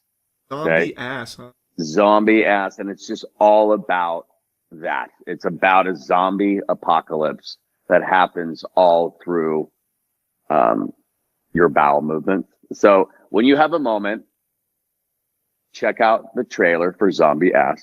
Okay. And it's fascinating. I never watched the movie, but I saw this trailer 20 years ago, and it's something that has stuck with me my entire life. All right, I'll have to give you my letterboxd review on that. Maybe I'll be a big zombie ass. Yeah, you might. It might fall to that category perfectly for you. But I actually love the trailer. It's just so far down the. I mean, it's just so terrible. But you can't look away. You know what I mean? That's the best feeling right there. That's what I look for. Yeah, I love it. What else what are you into right now? Like what's been like your big go-to, whether it's for like entertainment or maybe just like a new hobby you found yourself diving in on? Oh man. Well, I'm obsessed with running. I never used to be like an active person. I used to hate running, to be honest. This isn't really a very exciting answer. I'm just trying to think of something that I'm really obsessed with. But it's something I have to do every day. It's one of those things. It took me a minute to get addicted to it, but now I just love it, but yeah, it's not all that exciting. Out here, I'm trying my hardest with French, I guess that's like a new hobby. My kids are far better than I am. I mean, they're in a fully immersive school. I have a 7-year-old and a 3-year-old. Girl, boy. But yeah, what else? It's not, I mean, I love movies, I try to watch a movie. I try to do it every night, if I can. But yeah. What about you? Oh man, just kind of same old shit over here. I've been learning magic tricks. I mean, I guess that's a new one. Do you have one? Can you show me one? Oh boy, I don't know. Oh, can you show me one? Oh, all right. Since you're asking so nicely, give me 1 second. Let me get my deck of cards. Okay. I have a story about a magic trick that because I know maybe two like card tricks. Mm-hmm. That were shown to me by my grandfather when I was a young boy. And I remember, when I booked a Mission Impossible movie that J.J. Abrams was directing. And I remember when I met with J.J., my friend did Lost with J.J. and she told me, J.J.'s obsessed with magic. So bring up magic when you meet him. I go, I will. And so I brought up magic my first day on set of Mission Impossible. And I had not met Tom Cruise yet. And I'm talking to JJ. I go, hey, so you're into magic?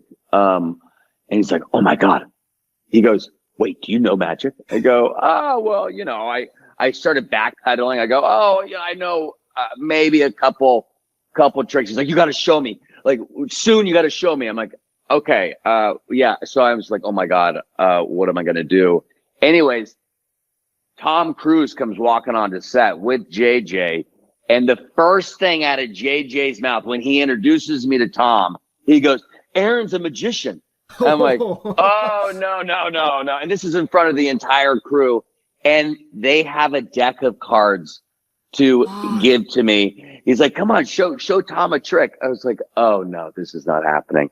And the first time I tried the trick on Tom, it fails miserably. No. But in classic Tom Cruise fashion, he just shakes my hand and kind of laughs. And he's like, no, do it again. I was like, oh no. And so I just pull out like such a child magic trick that it's just such a no-brainer. And I just do this kid's trick to Tom Cruise, and it worked, but it's just so lame. But he was just so sweet about it. Anyways, that's all I got. That's awesome, but though. Isn't that such a funny and also kind of sad story? No, nothing sad about it. I think that's special. And now he'll always remember you as the magician that blew his mind. Okay. All right. Well, what sort of magic you into? So when I was a kid, I used to love magic. I used to buy like the DVDs for like illusionists to do all like the flourishes and all that. Yeah, yeah. And we were filming a video last week where we brought in a magician just for some fun. And I've just got the fucking bug again. So me and a couple of friends have been learning so many magic tricks. I love it. That's great. It's fun. It's so fun. It is so fun. I love creating magical worlds for my kids. So I'm very much on that same page, you know. Yeah. And so I should really learn. I should learn more.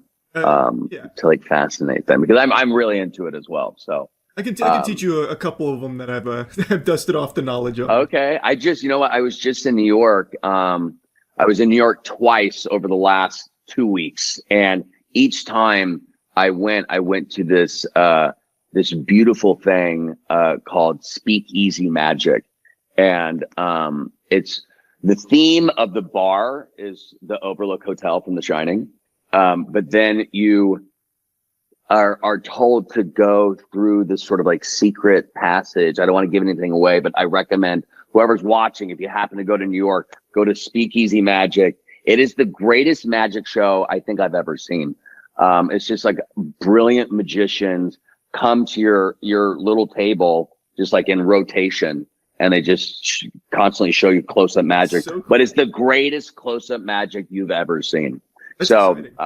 Yeah, that's cool. So, I don't want to put you on the spot. I feel like I'm being J.J. Abrams right now, demanding that you do a trick. But yeah, have you done some tricks on your?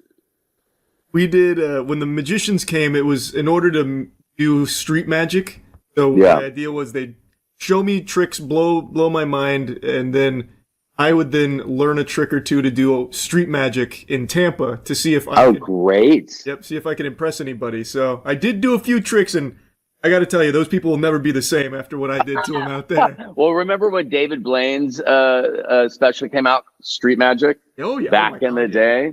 I remember DiCaprio was a part of it randomly. Yep. He did all the cool shit, sticking the ice pick into his hand. Dude, I pulled an ice pick out of David Blaine's hand in a hotel room in Comic-Con in San Diego. Yeah, I still have that ice pick. That's awesome. Was that in the special, or was that just for fun? No, it was in the special. Oh, it was in the special. But yeah, but it's legit. I mean, he just does it.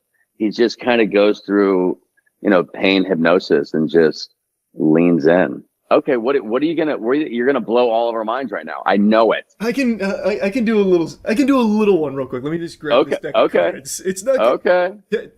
Temper your expectations. I don't think I'm gonna have you over there like prolapsing in disbelief or anything. I think it'll be pretty standard. But I'll see what I can do. Give you just one second. Okay, let's do it. I love it. I'm very excited about what's to happen. I think all of you are. It's gonna be great. He's gonna blow our minds. Where is he going? What is he doing?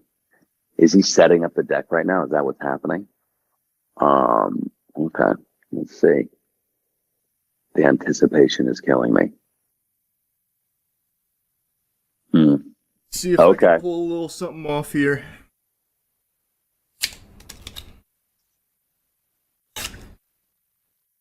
All right, I'm watching. Okay, this is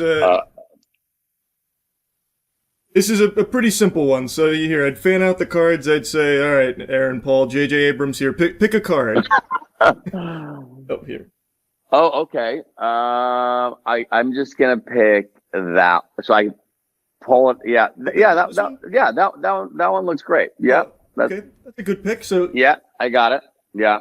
So then what I'd have you do, you'd have your card, you lock that in. I'd flip over, so everything's face up. You'd put the face down card in the face up deck, where it doesn't matter where. Okay. It's pretty easy to see what your card would be, right? Because everything's face up, it's face down.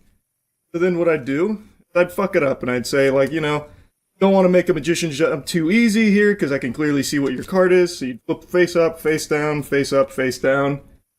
So now we can agree it's all mixed up. We've got face down cards and face up positions. Everything's all weird and cattywampus. Then I'd ask you, well, what's a magic word? What's your favorite word? I mean, abracadabra. Abracadabra. I mean, right? Just like that. The whole deck is face up. Wait. Except, what's that little guy doing there? Whoa. Okay. That is is that my card? I don't know. Is it your card? Oh, wow. There you go, buddy. Okay. That's very impressive. Come on. Do you think I'd get the Mission Impossible role for that? That's very, very impressive. That is so far superior to the one that I attempted to do. Wow. Thank you. Wow.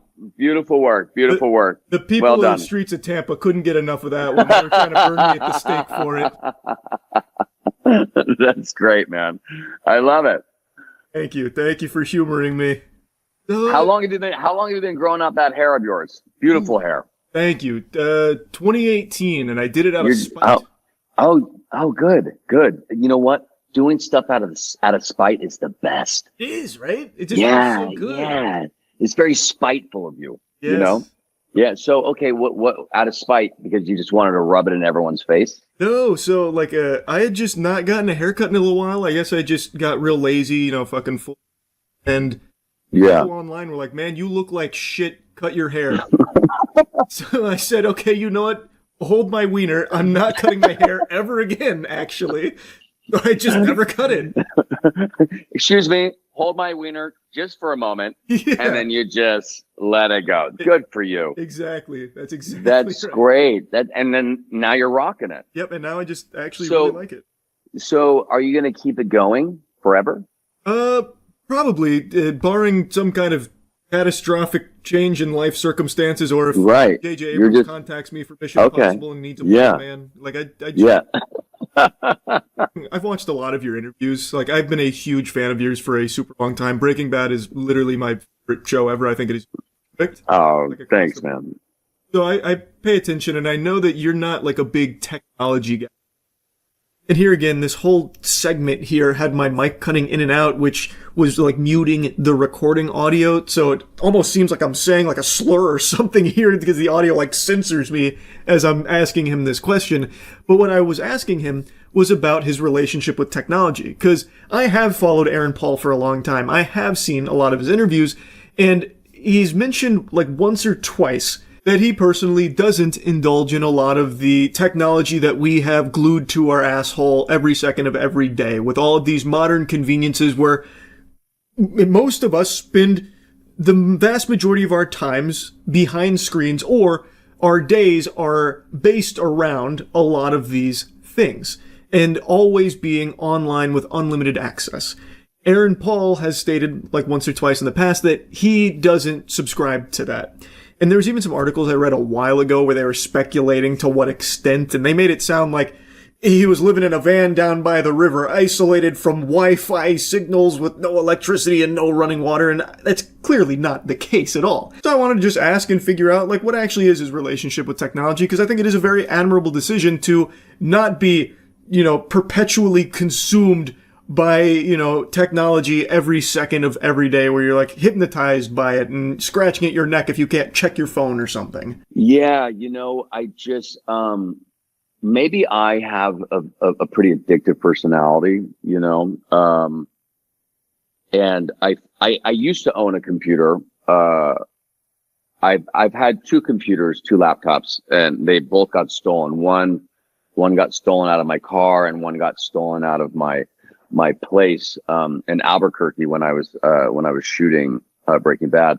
And each time it felt like my world was just so invasive, you know, and it's like, I'm not going to get a computer again for a while. And I realized when I let go of my computer, how much more time I had, in my personal life.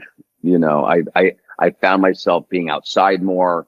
I found myself just doing other activities outside of just sort of surfing the web. And then same thing. Like I used to smoke back in the day. I quit like 20 years ago.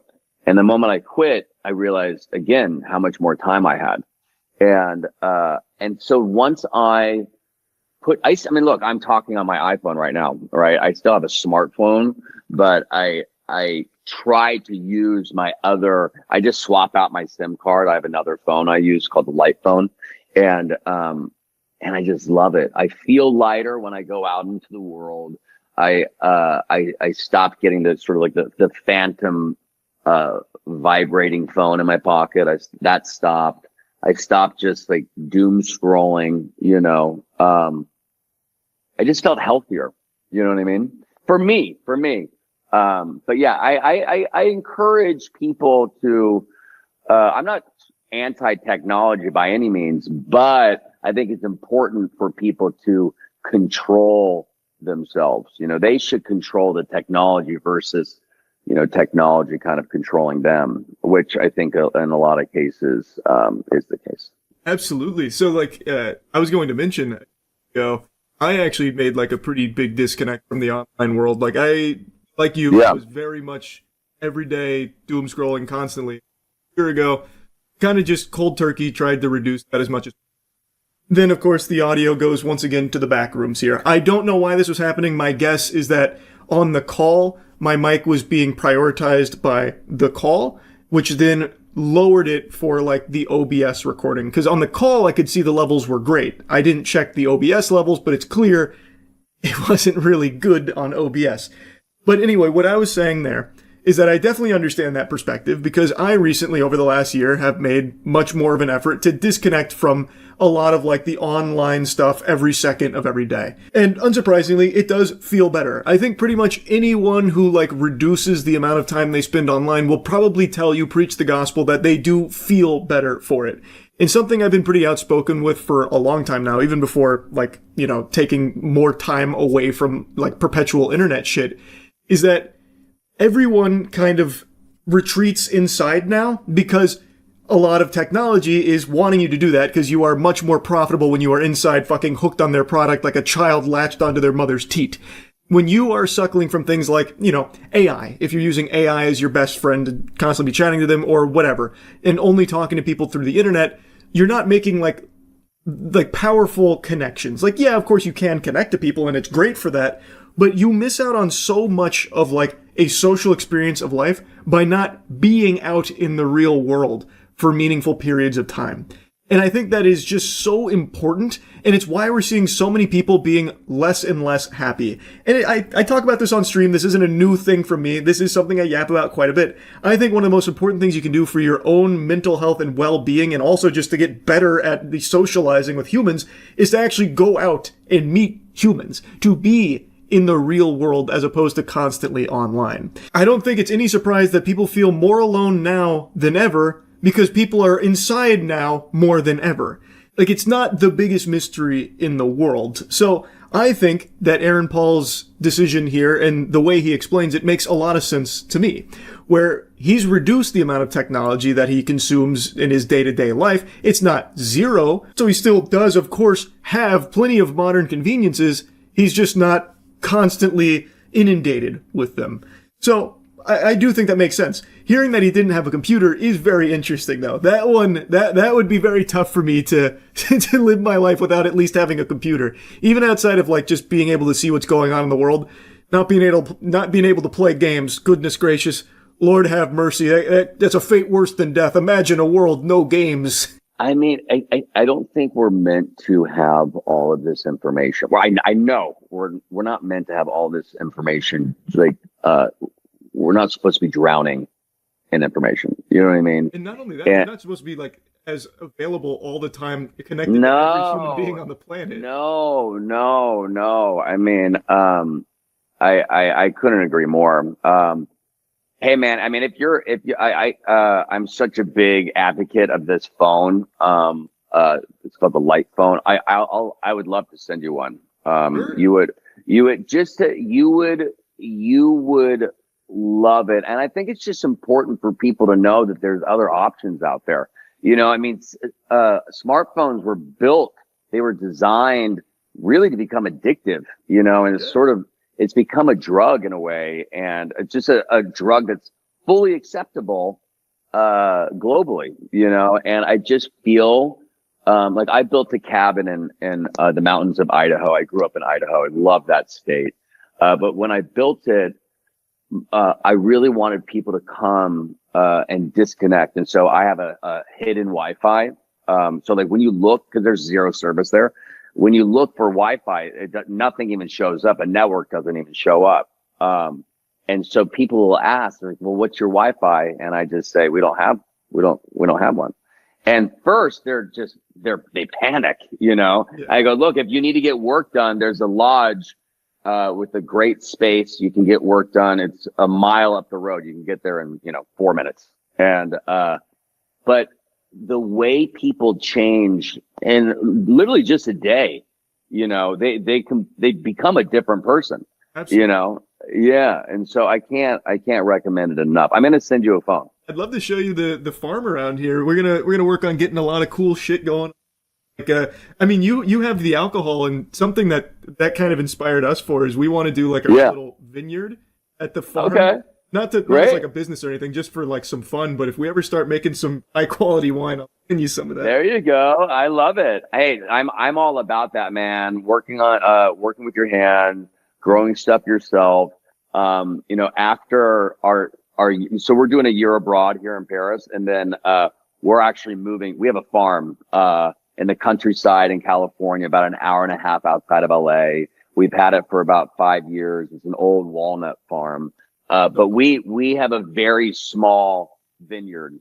It's a blend. It's a 70-30 split of red grapes. But the thing is, it's all dry farming we do. This is the first year that we're actually going to finally harvest the grapes. But we have 300 separate vines, and each vine usually produces, apparently from what I hear, produces about a one bottle. So we'll get roughly 300 bottles. That's gonna be so exciting. Yeah. So when that's done, I'll send you some as well. Brother, I'm excited for this care package. You're like Santa Claus right now. This is awesome. I do what I can. You know what I mean? But I hope it's good. I'll send you some walnuts. Send you some wine, send you some phones. It's great. What more do you need? You know? Well, I'm excited for you to try the company that Brian and I started. It's a labor of love. We've never taken a salary. We've only hemorrhaged money into the company. We're very proud to say that we've hired all of our employees personally. But when we were launching this thing, we were in Florida all the time, all over Florida. Oh, yeah. Rocco's Tacos, legendary. Love Rocco. That was one of our first accounts out in Florida, and we served drinks there many times. But yeah, I'll set you up. I'm gonna be totally honest with you. Full disclosure, I hadn't watched this recording back until right now as I'm editing it. It's always hard for you to know like how my editing process goes, I suppose. But I basically just edit things, I do it live, fuck it, do it live type shit. And as I am editing this, it seems like every single time I am talking towards the end of the call here, my mic is just sucking the fattest farts right now. It is cutting out pretty much every time I talk. And I can't even like leave in the tiddlywinks because it's actually just silence, mainly on my end. So now it's like not muting all of the audio. Now it's mainly me sprinkled in here with muting sometimes the whole call. I don't know what happened.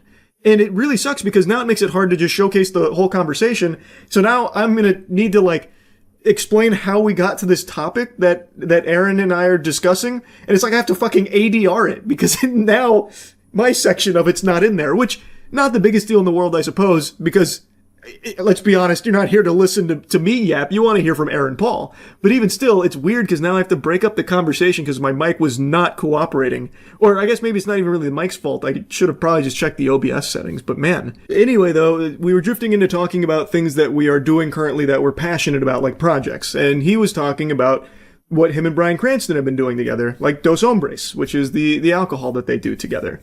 And I don't know, it was just really wholesome listening to him talk about how much he enjoys this process and how much it means to him. Thank you, my friend. Yeah, we're super proud of it. It's our baby. You know, we traveled down to Oaxaca in search of it personally, and we made a pact. Like, look, if we don't find something that we both truly love, there's no reason to bring it out into the world. You know, if one person loves it and the other, you know, is not a fan. There's no reason. And so it took us a minute to find it, but we finally did. And, we're incredibly proud of, the company that we've built for sure. Yeah, absolutely, brother. You guys have crushed it, man. And like you said, if it's not something that you are passionate about, if it's not perfect, what's the, like you, exactly. It's something that you want to do out of the love of doing. I think that shows pretty much in everything you do, by the way. Like thank you, bro. Everything I've ever seen from you, it always feels like, oh, Aaron Paul's doing this not for like a paycheck or something. He's like all in on this. Yeah, I mean, look, I haven't made any money off of that. And same, I mean, I actually just started, not just, I've been working on it for a couple of years, but we've been on the market for almost a year. I started a fine food group randomly with a buddy of mine who's a world-class chef. But we wanted to bring out humane, sustainable products that, you know, companies and customers can trust. It's called the Only Fine Food Group. And so once I have a bunch of stuff to share with you, I'm going to send you a big gift basket. I'm going to wrap the bow myself. I might just hand deliver it to you. Would love that. But yeah. It's good, man. It's just fun to find stuff that you are passionate about, whatever that may be, and just lean into it. You know what I mean? I think a lot of people, not a lot, I think every single person on the planet has ideas, right? It's just all about following through with those ideas and just kind of marching forward, and don't let anyone get you down, you know? Absolutely, man. I think that's a very inspirational thing here too for those people that have ideas and don't know how to start or don't have the motivation. Right. Big thing, man, is you just gotta fucking rip it. You just gotta send it. You just gotta rip it, baby. I love it. You gotta send it. Exactly right.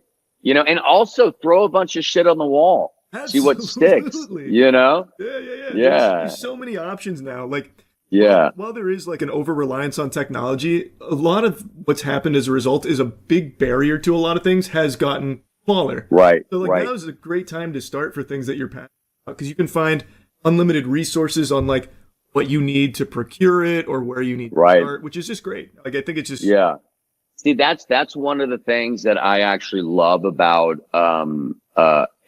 I actually really do not like AI at all. I think it's very dangerous, but there's some elements of AI that I can get behind. You know, I can really get behind some elements of it.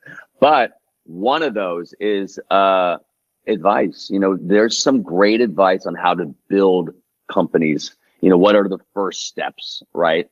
There's also a great book called 0 to 1. You know, some great books of learning how to really, what is the first step?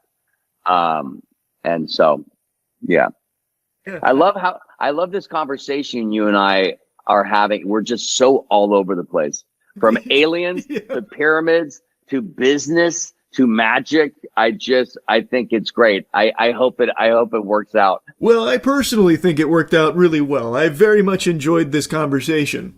It is unfortunate that I fucked up the recording in such a big way, though. And I know there's a bit of a meme with me being inept when it comes to technology, but come on. Like, I feel like I'm somewhat blameless here. Like, how was I supposed to expect my mic to set its audio to only be communicative with whales? Like, I didn't expect it to just start, like, muting itself with, like, no, like, actual decibels or anything. Like, it was fine on the call, but the OBS audio, for some reason, was just set super low and just ended up muting and nuking a lot of the content. So, my response to this is not even audible, by the way, so that's pretty cool.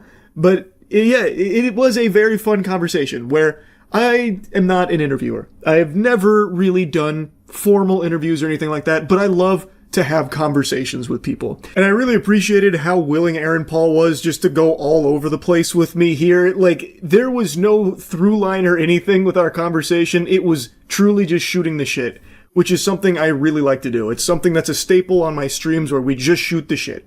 And I really enjoy just that whole type of vibe. And it was a lot of fun to talk about just a bunch of things with Aaron Paul. So I completely share the sentiment. I loved the conversation. We did also talk a little bit more about Dispatch because we are both still pretty giddy over just how good the game has turned out to be and how much people seem to like it. But I want to make it clear again, this is not a sponsor or anything at all. Again, we are just all over the place just talking about things that we like. And like that, again, has just been a topic that we wanted to talk about together. So it is here. I hope that you and I get to do multiple seasons of this game. Me too. You know, I love talking about people that you want to cheer for. The team behind Dispatch are just all so great, so passionate about what they do. You know, the love and the care they put into these stories is truly blinding, and it's what really resonated with me when I first got the scripts that were sent my way. I mean, it was a stack of 8 scripts, thick scripts, right? It was a daunting thing to kind of take on when it was offered to me. But I read sort of the clip notes of it. I saw a little teaser trailer and then a beautiful scene that was already animated, and I was like, wow, this game is really different, and I love the rollout. I miss that because, it gives you the sort of the water cooler talk at the end of the week or the beginning of the week, right? Of the particular episodes or that you completed. It's like when Breaking Bad came out, right. It aired Sunday nights, right? So people would get together, at work on Monday and just, talk about what they just witnessed. It's very cool. So, I hope we get to go, I hope we get to do more. Me too, man. I'm super excited about doing it. I mean, I'm sure you've seen, it's fucking crushing it, man. 1 million copies. Dude, it's crazy. How does that make you feel? Are you excited? Oh yeah, man. So, yeah. I mean, I'm sure you're probably familiar with me in the Hunger Games Mockingjay Part 1, but of course. I mean, everybody. Honestly, people in Paris still talk about it. Yeah. And yeah, it's true. It's true. I mean, you made a serious impression globally. So yeah, I was snubbed at the Oscars that year, but I know. I'm honestly still pretty pissed. I don't think about it much anymore. But like aside from that, this is like the first like real role I've had. So for it to be a banger like this is crazy. I just love to be part of the team. It's very, very cool. And I love your enthusiasm. Watched your videos and you're like, your whole thing is like, I just hope I don't suck ass. And you certainly don't, man. You certainly don't. It's very cool. The unfortunate thing with doing this is it just takes so much time to do it. So it's hard to get people together to kind of really work off of each other. Right. But luckily we were able to, in our cans, like in the sound booth, we could hear sometimes, the other performances. But, it was cool, man. It was a fun ride. I'm excited for people. I'm not sure where I know the last run of episodes was like a pretty serious cliffhanger. I'm sure when this comes out, maybe all of them will have aired. I'm not sure. But I can post this whenever. The finale is on Wednesday, so oh, great. I've been streaming it. Like I am super invested in it. I think it is an extremely, extremely compelling story that I can't wait to see how they wrap up. Because I don't know. Like, I have no idea. Oh, you don't know? No, I have no clue. Oh, okay. Yeah. Yeah. So was it the last that was it a pretty serious cliffhanger? Yeah. It was with Chase. Yeah. So you don't know what happens to Chase yet? No, I have no idea. Okay. Sonar's lines Yeah. are, I'm doing coke looking at boobs. I don't know what happened. That's so great. Sonar's great. Yeah, you're gonna I'm interested to see what people feel of the whole thing. But yeah, it's great. It really is, man. I really appreciate you taking some time to talk to me, man. Like, I know probably like a little odd talking to a goober like this over a call like Oh, this, but it means please. a lot. No, honestly, I gotta say it's very refreshing. I love your whole vibe. I love what you're doing. I couldn't be happier for you, and I couldn't be happier about being a part of, one of your things. It's great. So thanks for having me. Thank you so much for being here, brother. Like, again, it's a huge honor. Like, truly, I've had to like do my best to sit in this chair without like jumping up and enjoy this. Thank you so much, brother. I hope you have a wonderful rest of the day, man. I'm looking All right, forward buddy. to hopefully talking again. Yeah, for sure. Would love that. And next time I'm in Tampa, I'm hitting you up. Fuck yeah, can't wait, brother. All right. See you, bud. See you, man. What a nice guy. What a genuinely nice guy. Even pretending to be impressed by my magic trick and all. I really appreciated the conversation. We got to talk for like an hour, feel each other out, and I hope we get to do more together in the future. I think it'd be a lot of fun. But yeah, I wanted to share this with all of you, and that's really about it. So yeah. Have you heard of the real-life superhero Skyline? He's a local Albuquerque man who helps the homeless. Someone mentioned that name not long ago. Skyline Superhero. A night patrol with Skyline, Albuquerque's real-life superhero. This reminds me of Phoenix Jones. The story of Phoenix Jones was so fascinating. Does he go around and beat up crime? What's his MO? So I go by Skyline, local superhero here in Albuquerque. Maybe coming to a town near you. Yeah. Oh, that was a cool move. My parents left when I was 15. I was out on the streets. Nice, ready to go. This is so cute. My main goal is to inspire people to do better, do good things for their community. What is the difference between a rooster and a whore? A rooster and a whore? Oh, I got 2 sandwiches left. Okay. This is sweet. I'm trying to make this superhero thing like a full-time thing with making YouTube videos about it and stuff. What a nice thing to do. I wonder if he's gotten in any fights. Has Skyline squared up against any villains? Yeah, Phoenix Jones actually fought a couple times actually on camera. What ended up happening to Phoenix Jones? Was it a domestic dispute or something? I remember he got arrested. No, it was drugs. That's what it was. It was drug related. Didn't he turn into a villain after pepper spraying innocent people? It's been so long since I brushed up on my Phoenix Jones lore. I vaguely remember him pepper spraying people. He pepper sprayed a group of people. I don't think all of them were guilty of wrongdoing. He actually became mainstream too. Bro had comic books and was in movies and video games. Yeah, Phoenix Jones was big. Back in like the 2010, 2011-ish era, Phoenix Jones was big.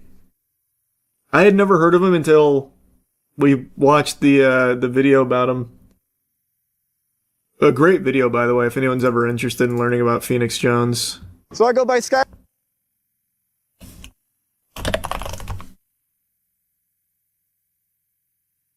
Oh, there it is. Atrocity Guide. The Fall of Phoenix Jones.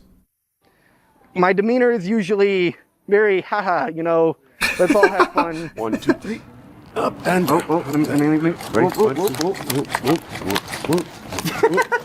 Had a year. This is just wholesome as fuck. As well. Let's see that again. Can I get that rock fight? That one there? I do wonder if he could fight somebody. He seems to have at least had some level of, like, at least moderate training for these kicks. Or maybe he watched a couple YouTube videos. Maybe I'm giving him, like, a very charitable gesture there. I just really would love to see, like, one day some bad guy comes over, he's like, fuck those Chewy bars. Those aren't going to the homeless, they're going to me. And that's one step too far for Skyline, so he takes him down. Phoenix Jones was MMA, right? Yeah, he was a former MMA fighter. This guy seems like a soup you'd see in The Boys. Yeah, I mean, he's very Peacemaker coded here. It would be cool if his arch villain was also someone that helped the homeless. Why would that be his arch nemesis then, though? Like, this town's not big enough for two people helping homeless people out here. Get out of here, guy. Scram. Or else. Skyline's not quite like Phoenix Jones. Skyline's more like, I'm just gonna spend some money giving homeless people some gloves and some food. He's like very sweet. And like you said, he hasn't apprehended anyone. I don't think he would look to tussle. Not wanting to like be mean to me because I'm short and I'm nice. I got 2 batons here. 1, 2, bam. Oh, fuck yeah. Oh, wait, what? That was a cool move. You're doing this. Wait, wait a second. That flourish was kind of hype. Wait. Phoenix Jones had his own villain too. It was Rex Velvet. I remember that. Yeah, I remember that. The Phoenix Jones universe had its own villain. Seattle supervillain calls out Phoenix Jones. Oh god, it was so good. Hello and welcome.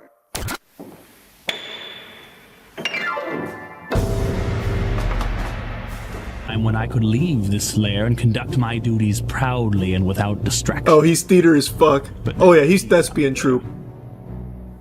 Along with his villain, if you will.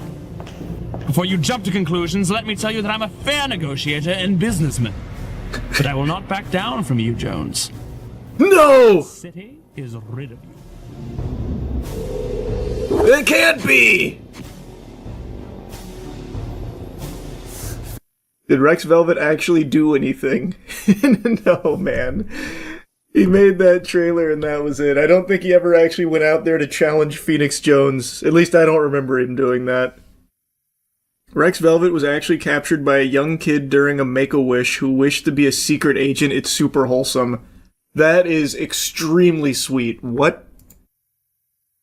Oh, and there's Rex Velvet! And Colby got him. That's incredibly sweet. Yes! You should learn stab. First off, nice. It's cool. But secondly, you could find a staff just about anywhere. It could be a big-ass stick, or it could be one of my light stands for this video. Or, you could always just use a PVC pipe like this one here. Really anything with a long pole arm. Imagine him busting that shit out on the street. Stop right there! When the homeless won't take a sandwich, he busts out the PVC pipe. What do you mean you're not hungry? Extendo pipe! I found a map that shows all real-life superheroes around the world. Look up the RLSH map. Wow, we have one all the way up here? Raven. Status active. Red Ranger has a whole fucking super suit here. Holy. And Justin Service. Damn, he's also got like a whole get-up. Okay, so that's the Seattle branch. There's one guy down here in Auburn named Skyman. His fucking get-up looks awesome. What does Skyman do? Oh, he's also a member of Echo. He was able to coax Iron Baron out of semi-retirement to mentor him. The Baron has his own unique history with the Seattle superhero scene. Oh, what's the history? The Amazing in Ann Arbor, Michigan. What does The Amazing do? His trademark gadgets are web shooters, including Bola Wrap iteration and a grappling iteration. So he has an actual utility belt? He started building gadgets from scratch, eventually moving to show the devices on YouTube as his channel grew, planned to use his gear to make positive impact in his community, often giving out supplies to the homeless. See, that's sweet. And keeping an eye out for crimes, he eventually joined the Astrals and became part of the Ann Arbor branch. That's very sweet then. See, so finally, a little information on what they're doing.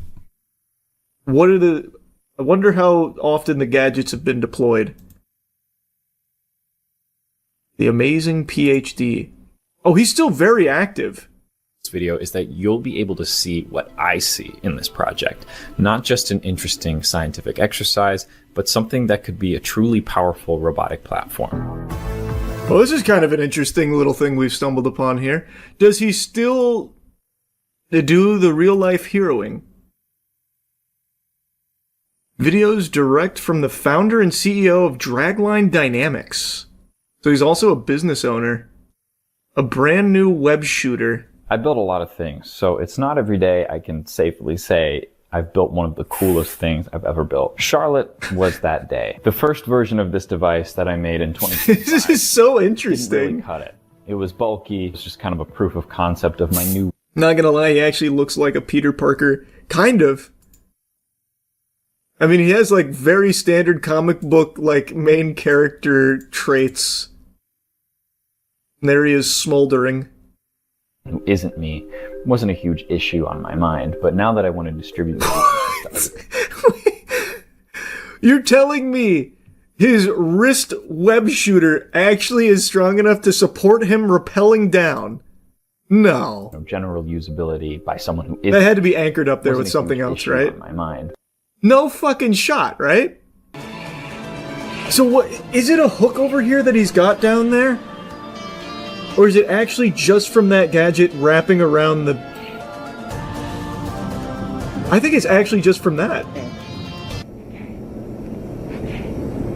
Holy shit, yeah, there's no hook or anything. It is actually just from his arm-mounted Spider-Man gadget. What the fuck?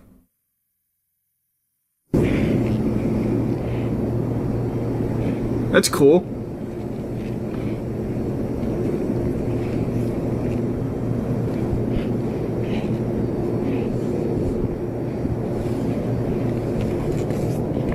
Come on. Attaboy, amazing. Come on.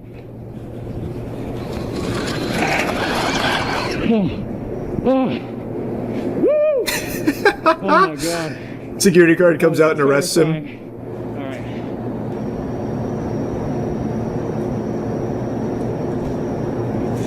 Hang on. Wow, yeah, and he can just retrieve it pretty easily too. Yes, okay. Jesus. Actually cool. Like, that's just actually cool. Good for him. I don't think we're gonna find any other real-life superheroes like that. Just a hunch. Yeah, maybe Reverb's got some cool stuff too. He's done cold fusion, perhaps. A former member of the Extreme Justice League. Extreme Justice League. Sounds like a backyard wrestling org. The XJL. It was founded in 06 by Mr. Extreme to prevent crime. XJL has been highlighted by Tom Cruise via Facebook. Please check Florida. Yeah, let's see what Florida has. Do we have anyone in Florida? Oh, we got a lot in the Tampa area. Wait, what the fuck? What do we have in St. Petersburg? The Warden, Good Samaritan, and Mercy. The Warden, probably the leader? He founded the Bay Coast Guardians. Oh, he was inspired by Phoenix Jones. I'm unfamiliar with the work of the Bay Coast Guardians, but I'm also not in St. Petersburg. Let me find something closer to Tampa itself. Oh, we got nobody in Tampa. Fuck, it's lawless. And in Clearwater, they only have Jaguar. While in North Carolina, the homeless took to calling him Spaghetti Man due to the cans of spaghetti Impact would include in his handout packs. He goes on patrol to stop assaults, clean up litter, and help people in any way he can. Stop assaults is pretty lofty. Does he actually stop assaults? He gets in the middle of the tussles? Since then, he helps stop carjackings and had a crossover with the Bay Coast Guardians, during which he helped direct traffic away from someone who was hit by a car. He stopped multiple carjackings? Wow, wait, this is the oldest real-life superhero we've seen yet. Lord Chain has been active in some form since 1995. Dude's a fucking celestial. Holy. You missed one? In Florida? Where? Palm Coast, Orlando, and Tampa. Unless you're talking about, like, in here. Because if so, yeah, there was one down here, which is Night Vigil. Wait, Tampa Bay? What? Does Night Vigil live on a boat? This man's probably saved your life hundreds of times. Can you imagine? It turns out all the good things that have been happening in Tampa are a direct result of Night Vigil. Damn, we got one all the way over here in Australia. Out in Brisbane. Naturally, it's Captain Australia. Who else? 8 months ago, 332 Captain's Log. Okay, Barry, before we do anything else, let's get the music going, okay? Ready? In 3, 2.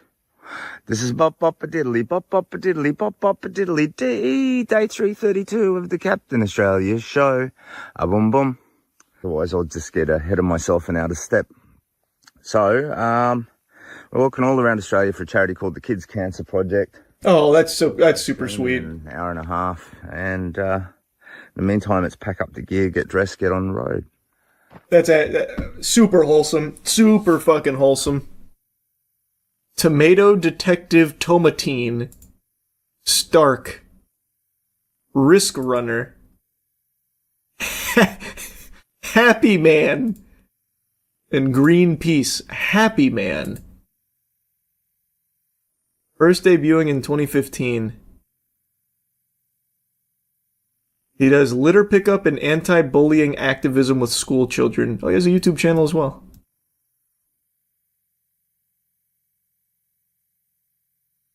Not super active on YouTube. はい、じゃあお疲れ様でした。お疲れ様です。今ちょっと外は寒かったけれど。寒かったですね。いや、本当に、今日は本当はね。Who do we have over here? Dark Jacker? Now that doesn't sound like much of a hero name. The Dark Jacker? He was also known as Hell Hero. He became a founding member of Trash Breakers. So it looks like also predominantly like litter pickup, trash disposal. Which is very sweet, but the name Dark Jacker, I think, leaves a little to be desired there. They joined forces with a focus on cleaning the streets of Shibuya. What? Purification? Cleans litter off the street and promotes blood donations. Oh, Skull Rouser was the one we just saw there. He's Trash Breakers, right? Yeah, cleaning the streets. I guess he's not part of Trash Breakers, though. I think his costume looks the best so far. Oh, this is a new YouTube channel. This is brand new.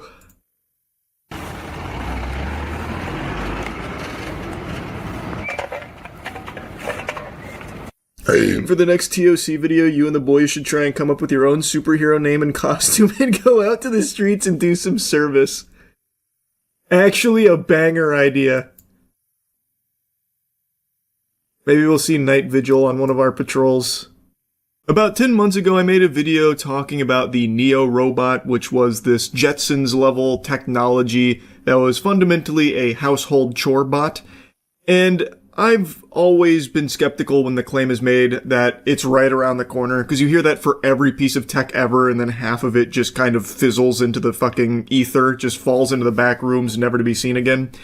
But now, 10 months later, I got a bunch of egg on my face because the Neo robot is here, and it's affordably priced. It's a very cost-conscious $20,000 for the household chore bot. You're losing money not buying this thing. It can do so much. Kind of. To a certain extent. It does chores. Now, Marcus Brownlee just made a video kind of going over his qualms with this robot, and I think he brings up a lot of good points.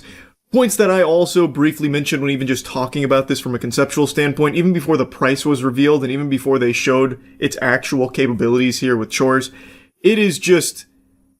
I don't see a world where it makes sense to own this, even if you do just have $20,000 shoved in your fucking prison wallet. If you got $20,000 floating in your colon and you're looking to get it out, I think there are significantly better uses for it than buying the Neo robot. So meet Neo, potentially the most futuristic product we've ever seen. This thing is a full-fledged humanoid robot. 5'6", 66 pounds, 4-hour battery life, self-charging, and it lives in your house. It's finally here. Now, 10 months ago, the design of the robot looked fundamentally the same, and I think they do still have similar faces. Back then, the main one I saw looked like Shaka from One Piece, or it looked like fucking Dynamo from Deadlock.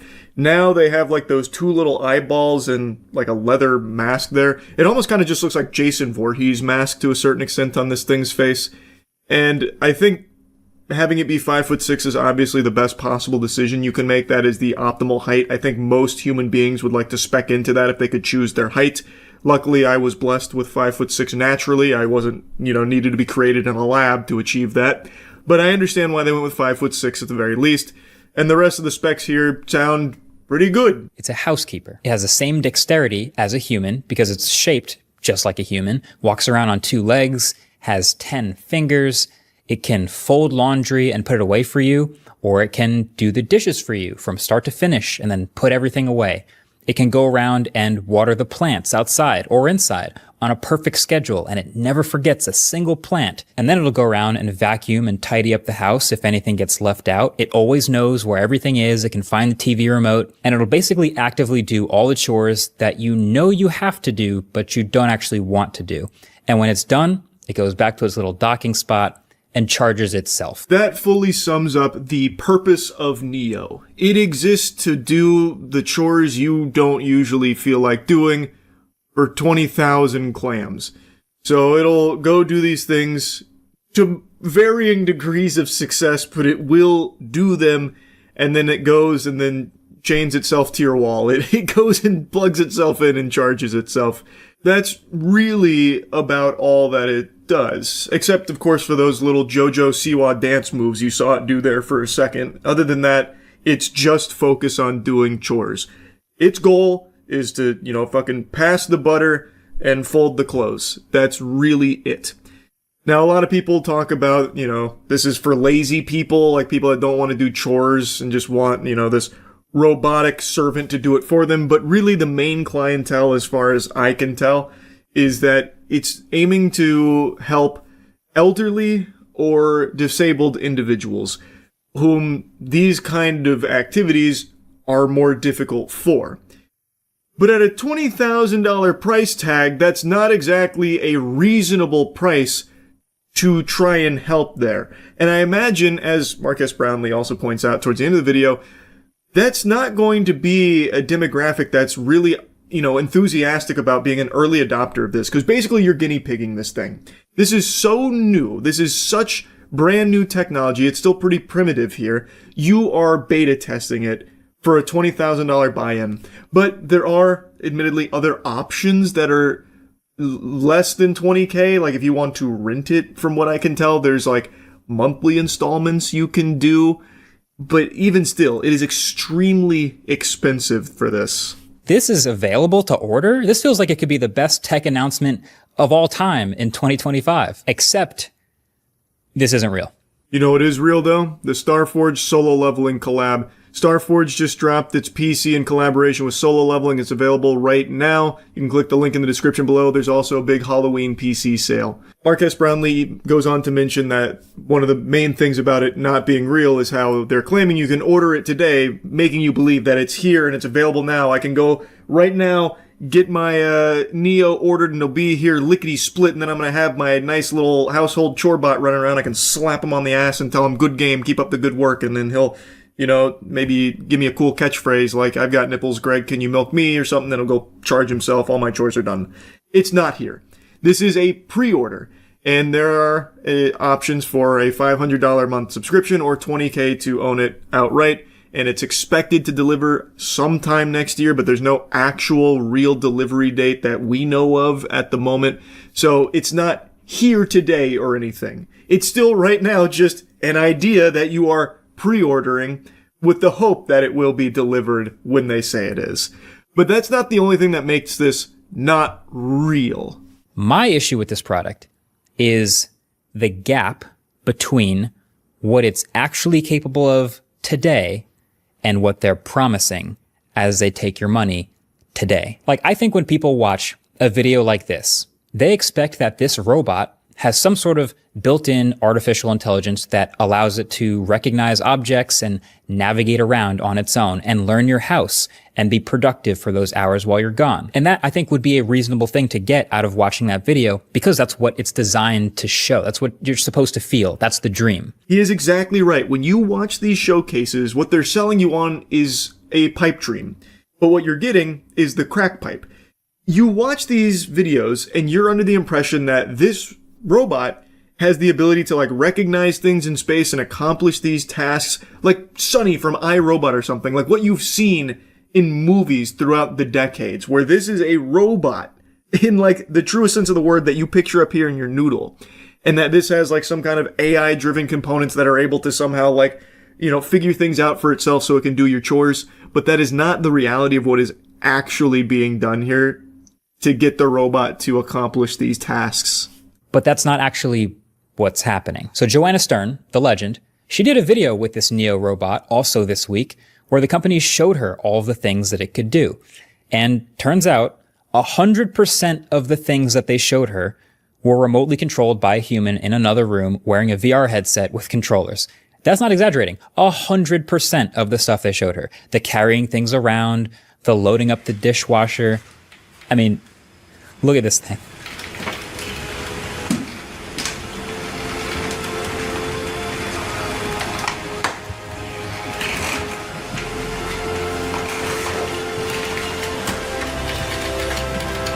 Yeah, all of this is teleoperated. And this was a demo set up by this 1X company. So this is like best case scenario stuff. This is very, very, very different than what most people expect from this robot. It is not doing these things itself per se. It is being teleoperated by someone wearing a headset and everything to control it themselves. So it's basically acting like an extension of their body. They're playing a VR game in your household as your butler, basically. It is not a robot in the way that you think of it. So what you're doing is you're paying $20,000 for someone to come into your house in a robot skin suit. That's basically it. And like very stiffly, like the Tin Man, walk around and very slowly go through simple chores laboriously. Like, even something like loading the dishwasher is a Herculean effort here for the Neo robot. And it is being controlled by a human being in the first place. The Neo robot is just the conduit for it. It is just, I think it is very misleading for people that are just going to see this robot do things and not understand that it's not the robot itself doing them. It is a human being that is controlling it outside of that robot. And I see a lot of people defending this robot online like, oh, no, there's probably other things that it can do autonomously. They just didn't show her yet. Really? You don't think they would show her the best stuff that this could do autonomously to keep selling the dream? Fucking exactly. There's always crazy cope from people that are so desperate to defend like massive corporations for no reason, man. I don't get it. How do we live in an age where people are willing to fight tooth and nail, doing free PR for companies that don't give a fuck about them in the first place, don't even know they exist? They're just a piggy bank hoping to stick their dick in at some point. I don't understand where that delusion's even coming from. This is them coming out here and trying to put the best foot forward for this product, to try and sell the dream, like Marques Brownlee mentions. Why would they not show everything it can do autonomously? That makes no sense. That'd be the stupidest fucking marketing move ever. Now, he mentions that there are two things in that video that it does label as autonomously performed. One of them was opening a door for a guest, and the other was transporting a cup. Other than that, everything was teleoperated. That's so night and day from what people perceive this robot to be. It is not capable, or at least it doesn't seem like it's capable of doing the vast majority of your chores autonomously. It needs to be teleoperated to accomplish those tasks. So basically, you're paying $20,000 for real steel, like Hugh Jackman's real steel, but instead of like Hugh Jackman boxing and having the robot throw punches, it's Hugh Jackman cleaning piss off of your toilet bowl, and it's the robot mimicking it in your household. I highly recommend you watch his full video here because he does a great job breaking it down and also going through the footage from Joanna, who is the one that got all of this information and showcased what this thing can actually do. It's extremely interesting. He mentions, and he's right, that one of the big things is that it needs tons and tons of data. So the idea seems to be to push this out to early adopters so that way, while they're using it, it can be gathering all this data so it can get better at doing things autonomously. It can learn all of these variables. And in order to do that, it needs access to individuals' households of these early adopters. So they even have something called, I think it was expert mode if I remember correctly, where you opt in, you give permission to have one of their experts tap into the mainframe here of the robot and learn how to do a task by guiding the robot through it. So basically, he's digivolving into your house, like he's manifesting himself into your house, this expert, into the robot, so that way they can do the task and collect the data and get better at autonomously doing it down the line. And it seems like it boils down to early adopters that are going to spend this money to get the Neo are going to have to be okay with sacrificing some privacy for the sake of science, because down the line, maybe it'll lead to enough data that the Neo can eventually do it without the need of a teleoperator to be scheduled to take control of the robot, look through its sensors in your house and do it. So, I mean, it is an interesting little creature here for $20K. It's a very interesting piece of technology. 5'6" humanoid that wanders around your house and does chores. Like, are there really that many people, you think, that are willing to spend that amount of money and know that they're going to have to potentially give up some pretty serious privacy and are basically going to be a beta tester for some unknown number of years to hopefully maybe someday achieve that dream? There are obviously a lot of potential downsides to this robot. You know, it's too small and weak to carry anything super heavy. As a petite, fun-sized 5'6" man, I took great offense to him saying that right there about the robot. Too small and weak to carry anything heavy. Brother, I can carry some of the heaviest shit in Florida. I'm gonna chalk that one up to maybe he just, got a little lost in the sauce there. It has nothing to do with the robot being 5'6" or anything like that. It looks like it hasn't been hitting the gym. That's all. But he makes a very strong point here. How many people are willing to spend that kind of money and also be the guinea pigs for this technology for X amount of years? Who knows how long? Scheduling, this company's experts to take control of the robot, looking through their house to do the task to collect that data to improve it down the line, to maybe one day have it be something that's possible autonomously. I don't know. He also mentions he doesn't know. It is just a very interesting spot we find ourselves with this technology here. All I wanted to talk about here, though, is that a lot of people are really misled on what this robot is even capable of right now, because it is confusing. As he mentions in his video, what they're selling you, like the idea today, is not what it's capable of today. They're selling you the idea of what it could be many years down the line, but making it seem like it's here today, which I think is a bit scummy. In my personal perspective here, I just don't see a ton of people being comfortable paying that amount of money and just inviting all of these cameras and microphones that are remote viewable from these strangers into your household. I just imagine most people wouldn't really be comfortable with the idea of someone potentially peeping through those cameras that are remote viewable and these microphones that could be listening. Like, I imagine most people just wouldn't fully trust it. Like, around your family, like your kids and everyone around there would probably be a little on edge knowing that this robot, there is just the chance that someone is looking through it right now, even if you didn't schedule an expert to take control. Because again, these are remote viewing capable cameras and microphones, stuff like that. So I don't know, maybe there is a ton of people out there. I just would be very surprised if there were. But anyway, I wanted to talk about this because I was yapping about it 10 or so months ago, and now it's getting even closer to coming out. They're claiming that it's already here, ordered today, but it's still not actually fully here yet, but I just wanted to follow up. That's really about it. So, yeah.